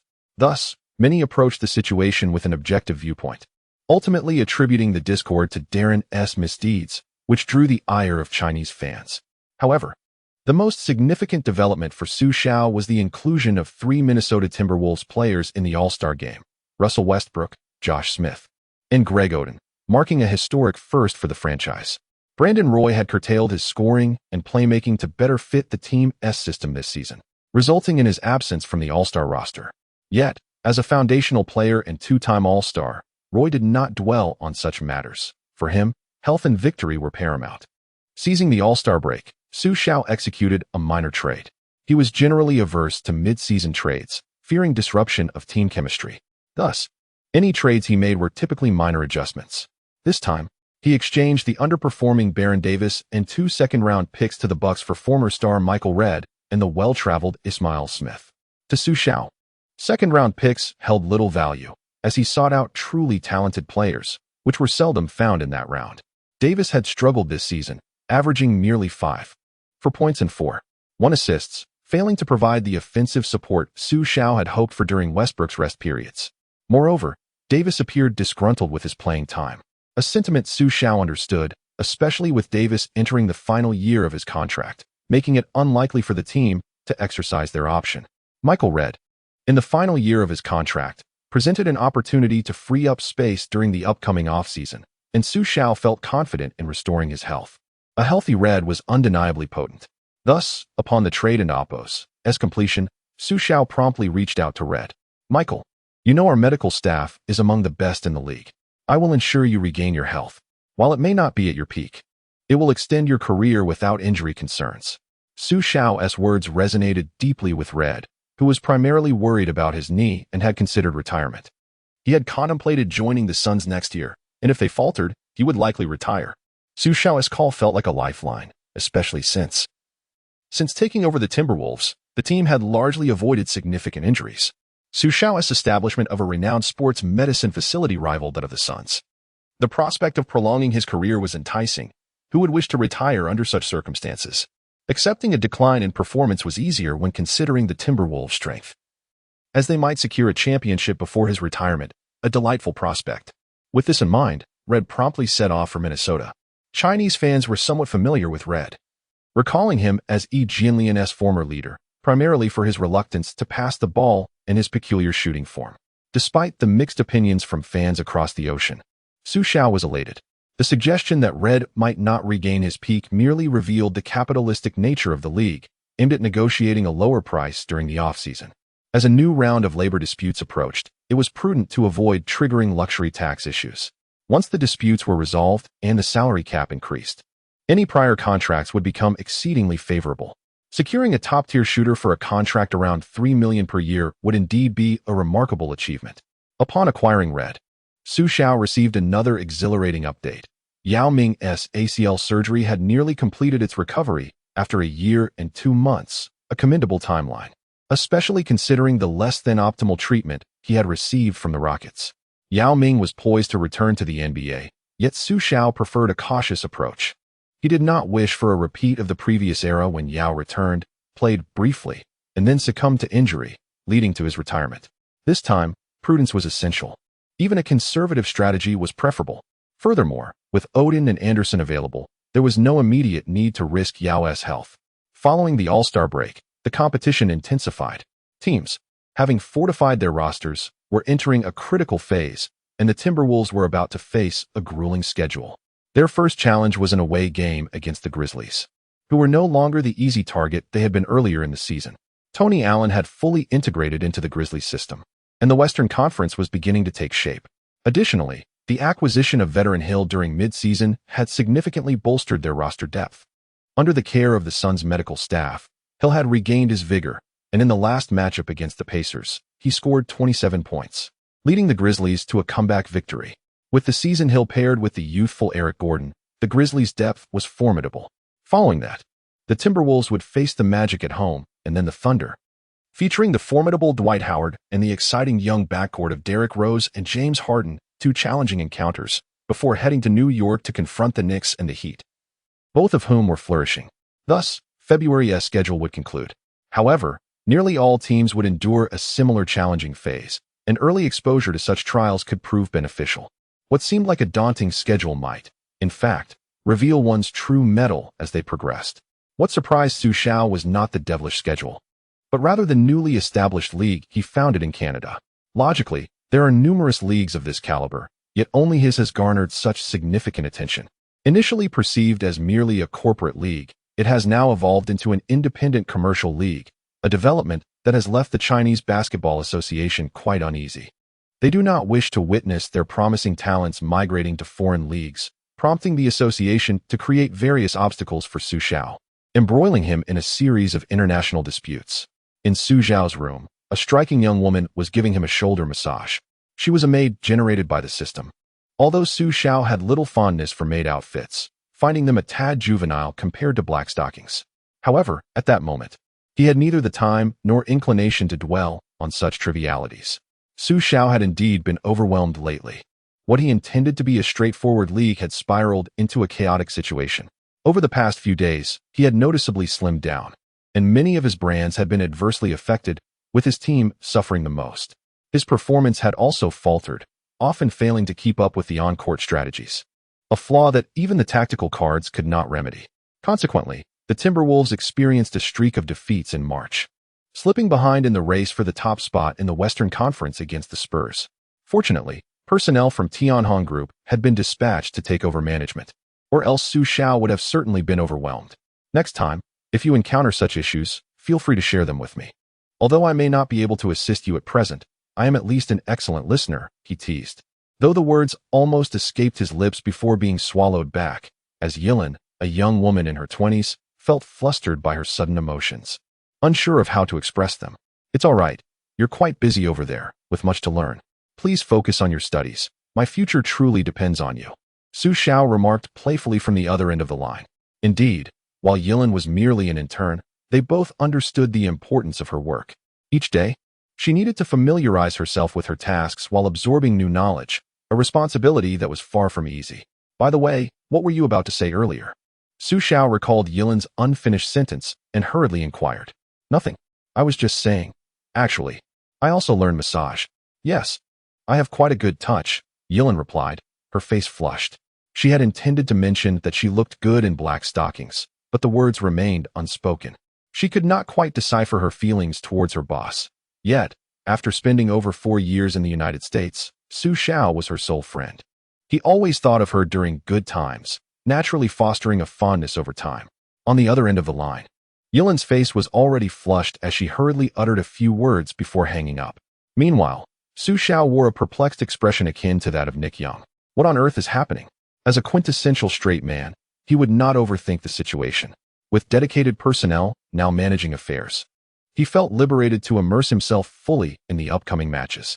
With only 15 games remaining, he knew he needed to study his opponents carefully. Refocused on the court, Xu Xiao proved to be quite capable. In the final 15 games, he achieved an impressive record of 11 wins and 4 losses, intentionally losing the last game once the rankings were confirmed. Ultimately, the Timberwolves secured a remarkable 57 wins and 25 losses, placing them firmly in second place in the Western Conference, where they would face the newly revamped Denver Nuggets in the first round of the playoffs. Chapter 52, Los Angeles. Do not disappoint me. In the first round against the Nuggets, although they are not particularly formidable, underestimating them could lead to trouble. The Nuggets are a distinctly characterized team from the Western Conference, perhaps due to the frigid high-altitude climate. If they do not run, they risk freezing. Historically, The Nuggets have been an offensive-minded team, with their defense rarely ranking among the elite. After parting ways with Anthony and Billups, they assembled a squad reminiscent of an athletic team, with players who are agile and capable of jumping. The starting lineup of Felton, Matthews, Gallo, Martin, and Nene exemplifies a group that can run, jump, shoot, and penetrate, an amalgam of offensive and defensive prowess based solely on player attributes. The bench further bolsters this with the likes of Dragic, Outlaw, and Hayes, complemented by young talents like Dudley and McGee, creating a lineup that indeed instills fear. If they were to face other teams, it could have been a fierce contest. However, they were unfortunate enough to encounter the Timberwolves, a superior team. In terms of athleticism and physical gifts, the only team in the league that could potentially rival the Timberwolves would be the Heat. The Nuggets, in comparison, are merely a lower-tier team to the Timberwolves. While their playing style may be similar, the Timberwolves possess a more enhanced player composition at every position. Despite media hype surrounding the intensity of the series and the clash of two young and explosive teams, Xu Xiao alone understood that there was no suspense in this matchup. From the onset of the first game, the Timberwolves dominated the Nuggets. In the fourth game, the Timberwolves intentionally sought to conclude the series at home. And despite the Nuggets' valiant efforts, former Timberwolves player Dragic scored 8 3-pointers and amassed 33 points, narrowly preventing a sweep. Yet, this was merely a temporary reprieve. Upon returning to their home court, the Timberwolves decisively triumphed over the Nuggets 120-101, effortlessly clinching the series in 5 games. At this juncture, apart from the Celtics sweeping the Pacers 4-0, no other team had determined their fate. This lull allowed Xu Xiao to observe their next opponent, the victor between the Lakers and the Blazers. The series stood tied at 2-2, approaching a pivotal Game 5, piquing Xu Xiao's interest. He was well aware of the Blazers' capabilities, having nearly faltered against them last year due to the formidable frontcourt of Durant, Aldridge, and Kwame Brown. While their dominance may not have been evident during the regular season, such height proved advantageous in the playoffs, and Durant, a player who excels in postseason play, posed a significant threat. The Lakers were also feeling the strain, as Kobe struggled to adapt to the towering presence within the paint. Upon penetrating, he encountered numerous long arms. Although the Blazers featured a sharpshooter in Korver at the two-guard position, their height effectively alleviated many challenges. Particularly, Kwame Brown seemed determined to prove himself against the Lakers, who had previously underestimated him, and he showed no mercy against Bynum, utilizing footwork that left Bynum flustered. Had Aldridge not been restricted by Garnett's exceptional defense, the Lakers might have found themselves trailing 1-3 or even packing their bags for home. In the 5th game, held at the Staples Center in Los Angeles, the Blazers maintained their regular lineup, but the Lakers unexpectedly altered their strategy. Odom was inserted into the starting 5, replacing Bynum. A classic move from Phil Jackson aimed at enhancing the team's mobility. This decision had a ripple effect throughout the game. As the match commenced, Odom took on the role of orchestrator, compelling the Blazers to respond with Aldridge, thereby creating more space within the paint. Kobe demanded the ball in the sweet spot, executing a fluid turnaround jumper that left Korver utterly helpless. When the Blazers had possession, they sought to involve Durant, yet Arteas' defense proved formidable, akin to an elite training regimen. Though Durant could still convert contested jumpers, it significantly drained his energy. Every move to evade defense or establish position was taxing. With Bynum absent from the court, Xu Xiao could only lament the Blazers' strategy as they continued to search for Durant instead of exploiting the paint. Despite Brown's excellent performance in earlier games last year, Xu Xiao had expressed admiration for the Blazers' head coach. But now he felt that his in-game management left much to be desired.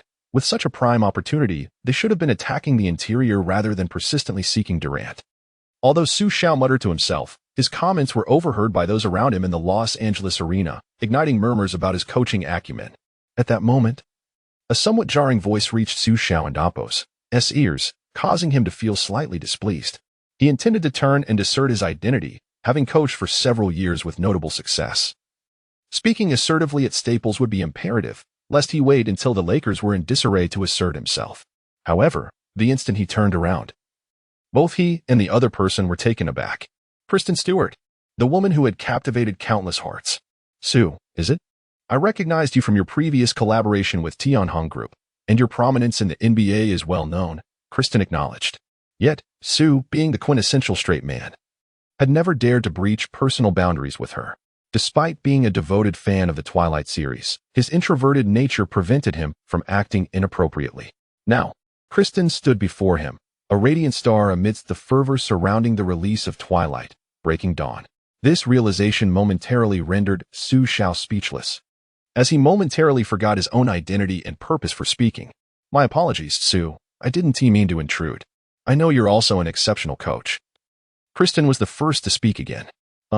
No, my point was that. Are you here to watch the game too? Xu Xiao stammered, regretting his awkwardness in such an embarrassing situation. Kristen smiled warmly, unperturbed by the awkwardness. Of course. It and Oppos. It's even more valuable to hear insights from professionals such as yourself. Oh, I was just rambling. Xu Xiao stumbled, feeling the weight of his blunder. Not at all. Who doesn't he know that you not only manage the team, but also coach them? You might very well be the coach of the year this season. Xu Xiao scratched his head, struggling to find his footing in the conversation. By the way, could you share your thoughts on how to break through in this game? I'd love to impress my colleagues. Well, to be honest, I don't have any profound insights, but if I were the head coach of this team, I would certainly direct Kwame Brown to the low post, given the opposing lineup. Allow Brown to take the lead, while questioning the role of the Trailblazer star duo. This scenario unfolds numerous tactical possibilities. Certainly, Odom cannot withstand Brown's prowess. Coupled with Brown's exceptional footwork and delicate touch, the Lakers will inevitably compress their interior defense. At this juncture, Aldridge positions himself at the free throw line, while Durant roams along the baseline to the 45-degree angle. As the conversation shifts to his area of expertise, Xu Xiao becomes animated, delivering an eloquent discourse. Observing the Lakers' defense, should they offer assistance, the strategy pivots around Aldridge as the centerpiece. Xu Xiao confidently articulates that if the Lakers' defensive pressure is intense and expansive, Durant can exploit angles for a cut. Conversely, if the defense remains static, Durant can seamlessly engage in a handoff with Aldridge. Should the defense fail to advance, a mere screen could lead to a shooting opportunity. If the defense spreads out, Durant's choices multiply. He can drive, collaborate with Aldridge in a fast break, or dish the ball to Brown down low. This entire strategy hinges on Odom's inability to single-handedly guard Kwame Brown, establishing a foundation that alleviates the burden on Durant and Aldridge. Xu Xiao speaks with unwavering confidence, while Christine listens with rapt attention. In a flash, the Lakers' lead swells to 18 points, concluding the third quarter at 84-66 in favor of the Lakers, with Staples Center already celebrating. At this moment, McMillan awakens to the situation, beginning to implement Xu Xiao's tactics. Look, this opening move is indeed correct. This is the strategy one just mentioned. Let us see if it bears fruit. Upon hearing this, Christine perks up. To her, the game appeared devoid of suspense, and she had begun to engage with her phone. However, Xu Xiao's remarks rekindle her interest, prompting her to watch closely. On the court, as Xu Xiao predicted, Kwame Brown takes the ball and isolates Odom, who clearly struggles defensively. He can only summon Garnett for support, but Brown swiftly passes to Aldridge at the free throw line. Garnett lunges to defend, allowing Aldridge to initiate a drive. All eyes shift to Aldridge, and in a sudden move, Durant cuts along the baseline, receiving the pass and executing a thunderous dunk. This play elicits scattered applause, showcasing the tactical system at work, thus enhancing the spectacle. The following play mirrors the previous setup. This time, the Lakers' defense fully extends. Durant and Aldridge execute a pick-and-roll, resulting in another successful mid-range shot. Subsequently, the Lakers attempt to avoid double-teaming, allowing Brown to overpower Odom, scoring while drawing a foul. In a mere 4 minutes of the fourth quarter, the Trailblazers unleash a 16-2 offensive surge, narrowing the 18-point gap to just 4. At this moment, Lakers fans grow anxious. How could this happen? Think of a solution. The Lakers are on the verge of defeat. Christine, witnessing the score, begins to fret, shaking Xu Xiao's shoulder in urgency. If she had previously harbored doubts, she is now wholly convinced. All right, stop shaking me. I'm getting dizzy. How can the Lakers escape this predicament? It's quite simple. Prevent this opening move from materializing. Someone who can single cover Brown or intercept him to deny the pass will extinguish this strategy's effectiveness. Xu Xiao speaks as though in communication with the coaches. Upon resuming play, the Lakers adjust their defensive strategy to a more proactive approach. With Kwame Brown unable to receive the ball, the strategy falters.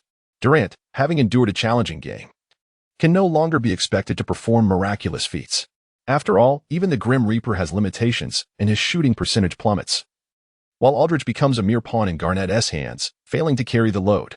Ultimately, the Lakers secure victory, thanks to Kobe's pivotal performance, defeating the Trailblazers 103-94 in this crucial matchup. Seated, Xu Xiao wears a knowing smile, savoring the moment. Revenge draws nearer. Lakers, do not falter against the Trailblazers. What I have lost, I shall reclaim with my own hands. Until we meet in Minnesota. Chapter 53.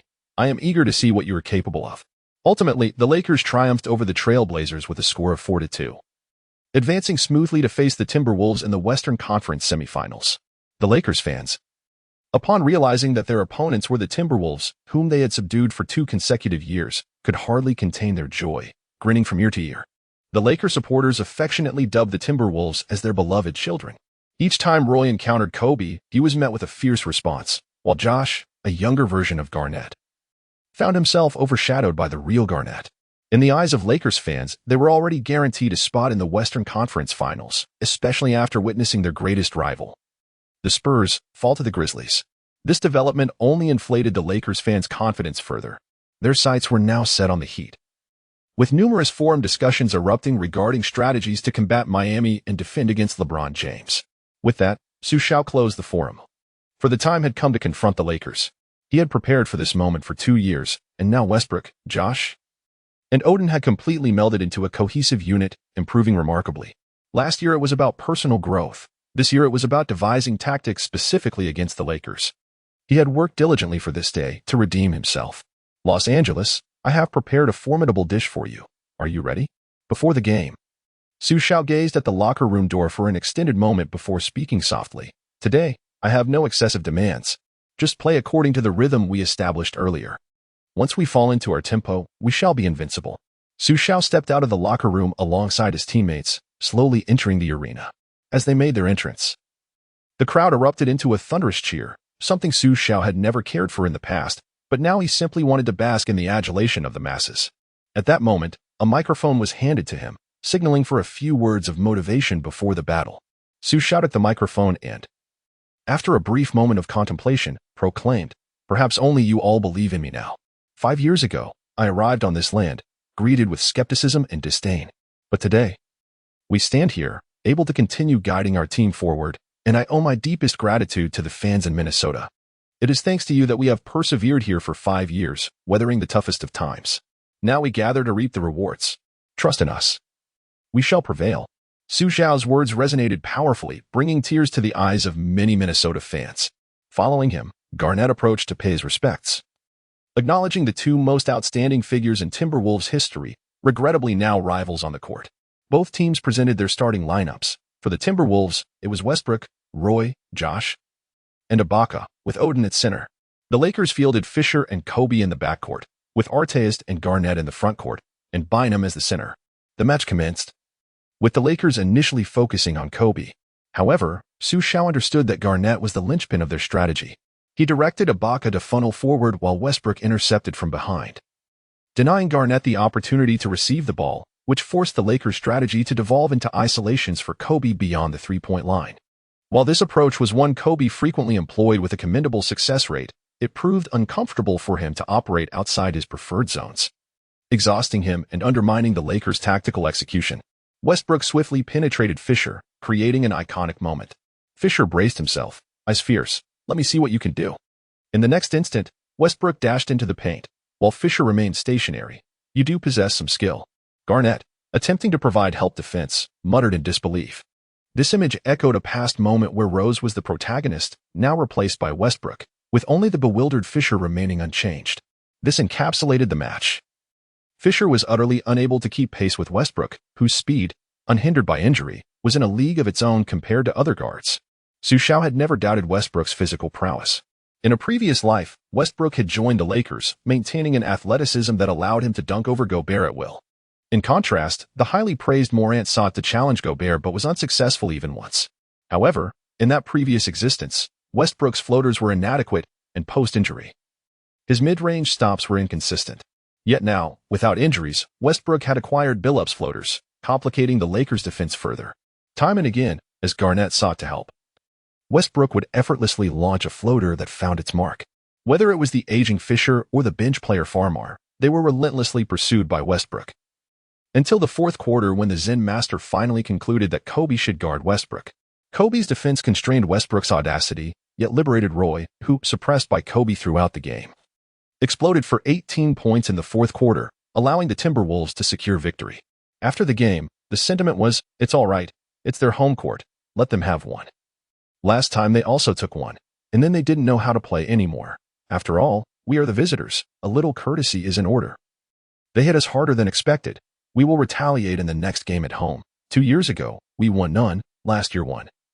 So it is indeed their turn to win two this year. The Timberwolves are ready to strike back. The fans remain buoyant.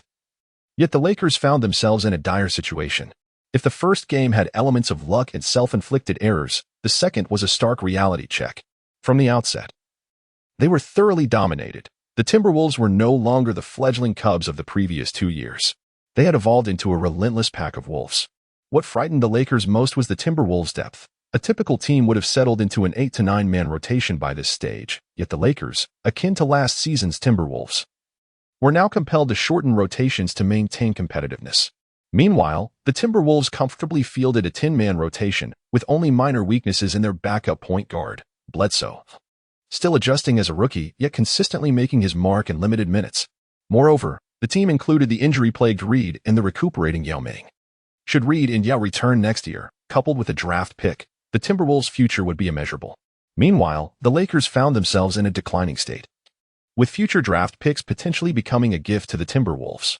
Contemplating this, Kupchak felt a sharp pang of concern. This cannot continue. In the next game at home, we must secure a victory. The Lakers management began to panic, issuing a stern ultimatum to the coaching staff. No matter what, we must win the next game. Upon returning to Los Angeles, the Lakers convened a players' meeting to address the issues encountered in the previous 2 games. Fisher remarked that Russell was too swift. There must be someone to provide support or double-team him to prevent his rapid advances. Garnett expressed concern over their expansive spacing, leaving him perpetually struggling on the defensive end. Each screen they executed seemed to create opportunities, necessitating enhanced mobility within the paint. Although Ibaka was not a significant threat, Garnett found it increasingly challenging to penetrate their defensive line. Arteas noted that the perimeter rotations were exceedingly rapid, the shooters remarkably accurate, and the transition speed left them no chance to establish their defense. Bynum remained silent, while Odom echoed the sentiment. Kobe stated nonchalantly that he would take the shot.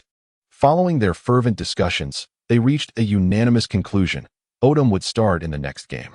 Meanwhile, the Timberwolves were blissfully asleep in their hotel, unaware of the outcome of the deliberations that Xu Xiao had anticipated with a knowing smile.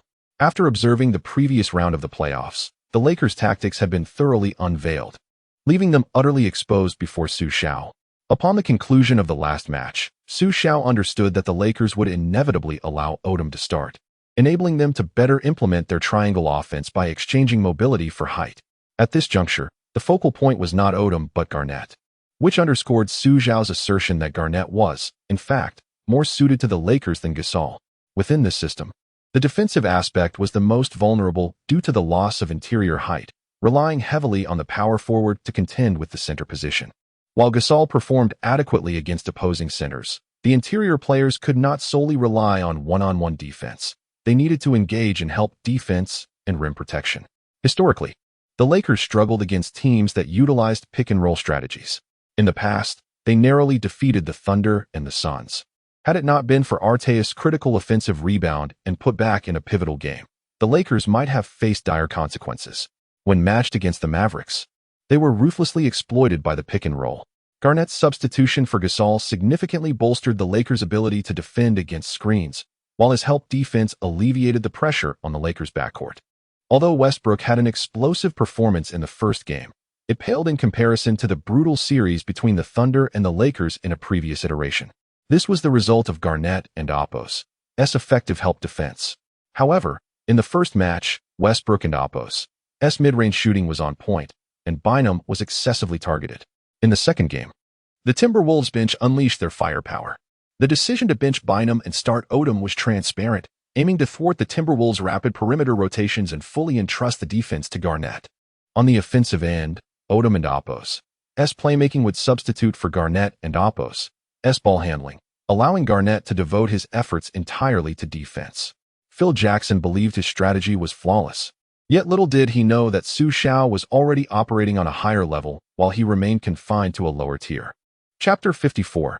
Conquer Los Angeles in the third game. the Lakers faced a do-or-die situation. A loss would almost certainly seal their fate in this series. The starting lineup for the Lakers was as Xiao had envisioned: Fisher, Kobe, Artest, Odom, and Garnett. The Timberwolves maintained their original lineup with Westbrook, Roy, Josh, Ibaka, and Odin. As the game commenced, the Timberwolves seized the ball first. The players swiftly positioned themselves, with Odin immediately demanding the ball in the low post, prompting Garnett to step up for front defense. Westbrook, with the ball, called for a pick. Ibaka and Apos' solid frame effectively blocked Fisher. Although Odom, despite his speed, was not known for his defensive prowess, and Kuden and Apos to keep pace with Westbrook, Garnett had to provide support. Under the pressure of Odom and Apos' pursuit and Garnett and Apos' assistance, Westbrook and Apos' shot was arched higher but ultimately failed to find the net. When encircled by the opposing team and Apos' interior defense, one should refrain from hurriedly passing the ball, as this often leads to errors. If passing proves difficult, then one ought to aim for the basket itself. This sentiment echoed Xiao and Apos' pre-game advice to Westbrook, which came to fruition. By drawing defenders away from the paint, his teammates could easily secure rebounds and capitalize on second-chance points. Witnessing this play, Xiao on the sidelines raised his fist, not merely in celebration of a successful tactic, but in recognition of Westbrook's transformation. This strategy demanded a high level of capability from the guards, but required significant sacrifice. The guard must possess formidable explosive power to attract the defense's attention while also having the physical attributes, particularly in terms of strength, to carve a path through contact. This not only necessitates a robust physique but also considerable stamina. Coincidentally, the Timberwolves had such players, including Westbrook's substitute, Bledsoe, who fit the bill. The second point, arguably the most challenging, was the substantial sacrifice required of the executing guard. Such shots rarely succeed, yet teammates would effortlessly secure rebounds for second-chance opportunities. Thus, the resulting statistics would reveal a low shooting percentage for the guard, appearing inefficient, while the interior players would boast impressive numbers, easily achieving double-doubles. This was the reason for Xiao's exuberance, as his efforts to transform Westbrook had borne fruit. In his previous life, Westbrook was often labeled a stat stuffer. Now, he had set aside personal statistics for the sake of team victory, willingly undertaking the arduous tasks, even if they resulted in unflattering numbers. This was the Westbrook Xiao had long desired. While Xiao celebrated Westbrook's evolution, the Timberwolves had stealthily widened the score gap to 6 points. Their relentless attacks on the interior, with Odin demanding the ball and exhausting Garnett, paved the way for Westbrook and Josh to take turns penetrating the paint, with their primary objective being to grab rebounds for second-chance points. After conceding 3 consecutive defensive rebounds, the Lakers could no longer sit idly by and tighten their interior defense. This allowed Roy to seize an opportunity, scoring a 3-pointer and drawing a foul, extending the Timberwolves' lead to 6 points, prompting Phil Jackson to call a timeout. Xiao's strategy was evident. Recognizing the Lakers' lack of a bynum in the paint, the game plan was simple: use a pick to occupy defenders and penetrate the interior. Even if shots did not fall, the aim was to draw defenders away, allowing the center to secure rebounds. Phil Jackson discerned Xiao's intentions.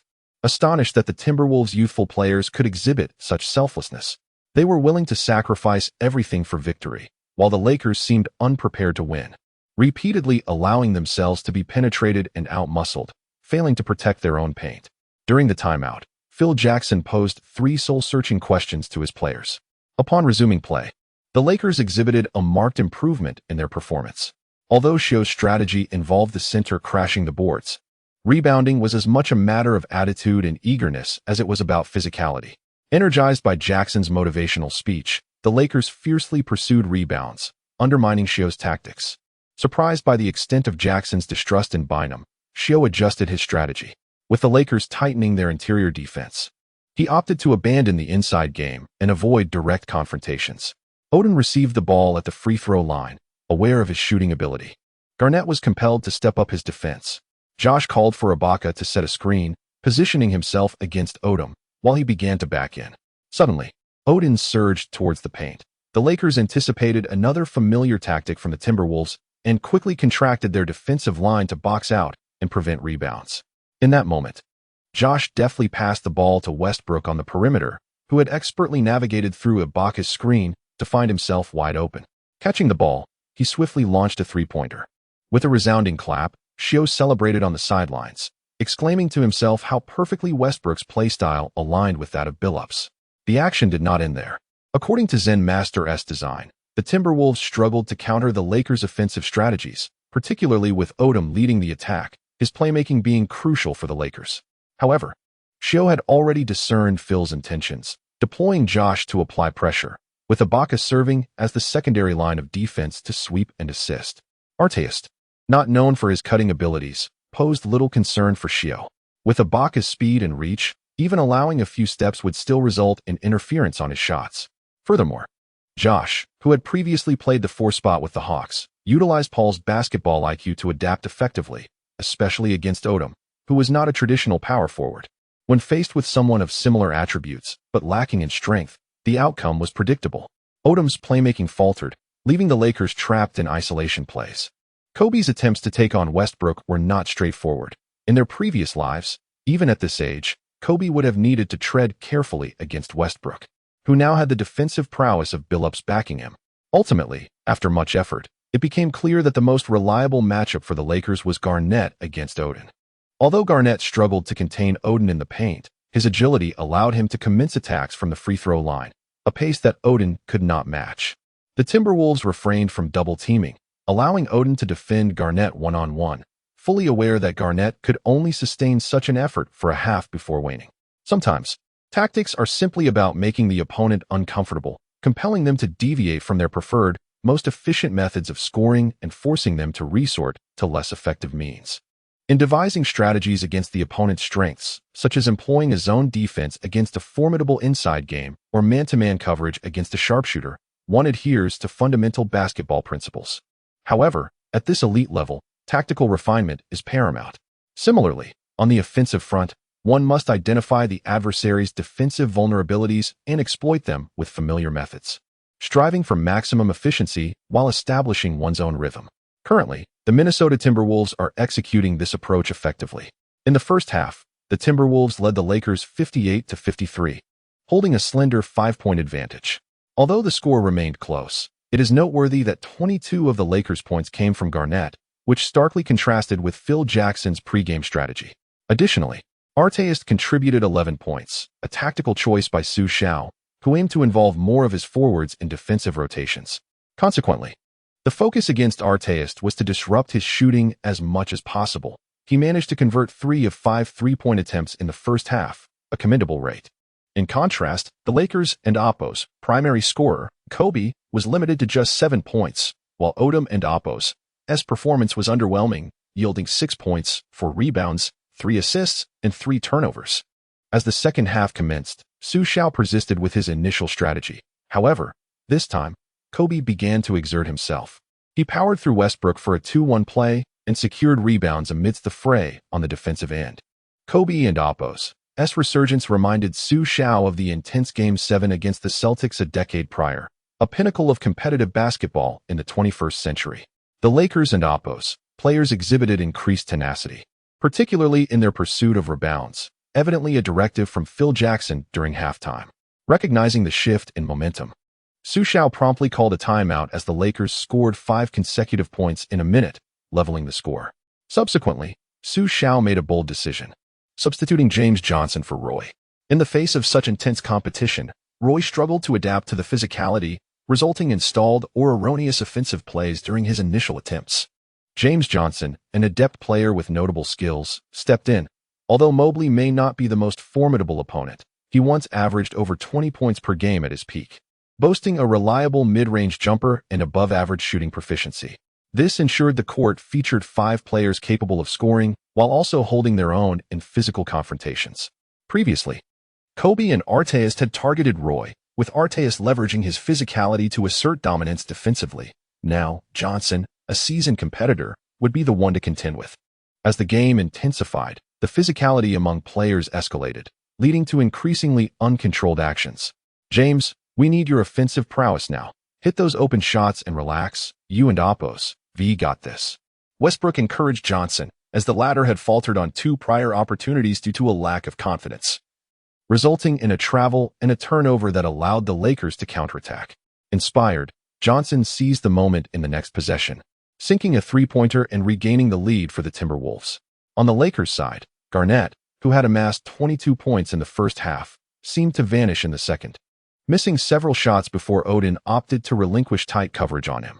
Throughout the third quarter, Garnett shot just 1 for 6, but one must consider his age, at 35. Expecting him to perform at 25's level is unrealistic. The Timberwolves entered the fourth quarter with a narrow 79-76 lead.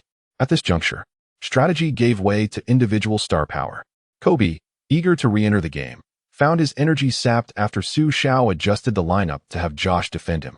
At 33, Kobe struggled against a player with James' physique and Paul's defensive acumen. After a taxing third quarter where he scored 11 points, Kobe's stamina was evidently waning. As the fourth quarter began, he found himself misfiring repeatedly. Just as Xu Xiao reveled in Kobe's apparent struggle, a whistle pierced the charged atmosphere, leaving Josh visibly astonished. The foul call came without any apparent contact. Xu Xiao expressed his dissatisfaction, asserting that the defense was clean, especially amidst such a fiercely contested match. Following that, Ibaka was penalized for a spectacular block, and Westbrook was unceremoniously knocked to the ground by Bynum, yet the officials remained indifferent. "No, we protest. That was a dirty play." Xu Xiao expostulated from the bench, raising his hands in appeal. "Return to your seat," the referee retorted coldly. Westbrook, equally perturbed by the incident, slammed the ball to the floor, resulting in a technical foul for the black-clad number 0. This only exacerbated Xu Xiao's frustration, prompting an outpour of fervent indignation towards the officials. Fortunately, the referees were oblivious to his native tongue, sparing him from ejection.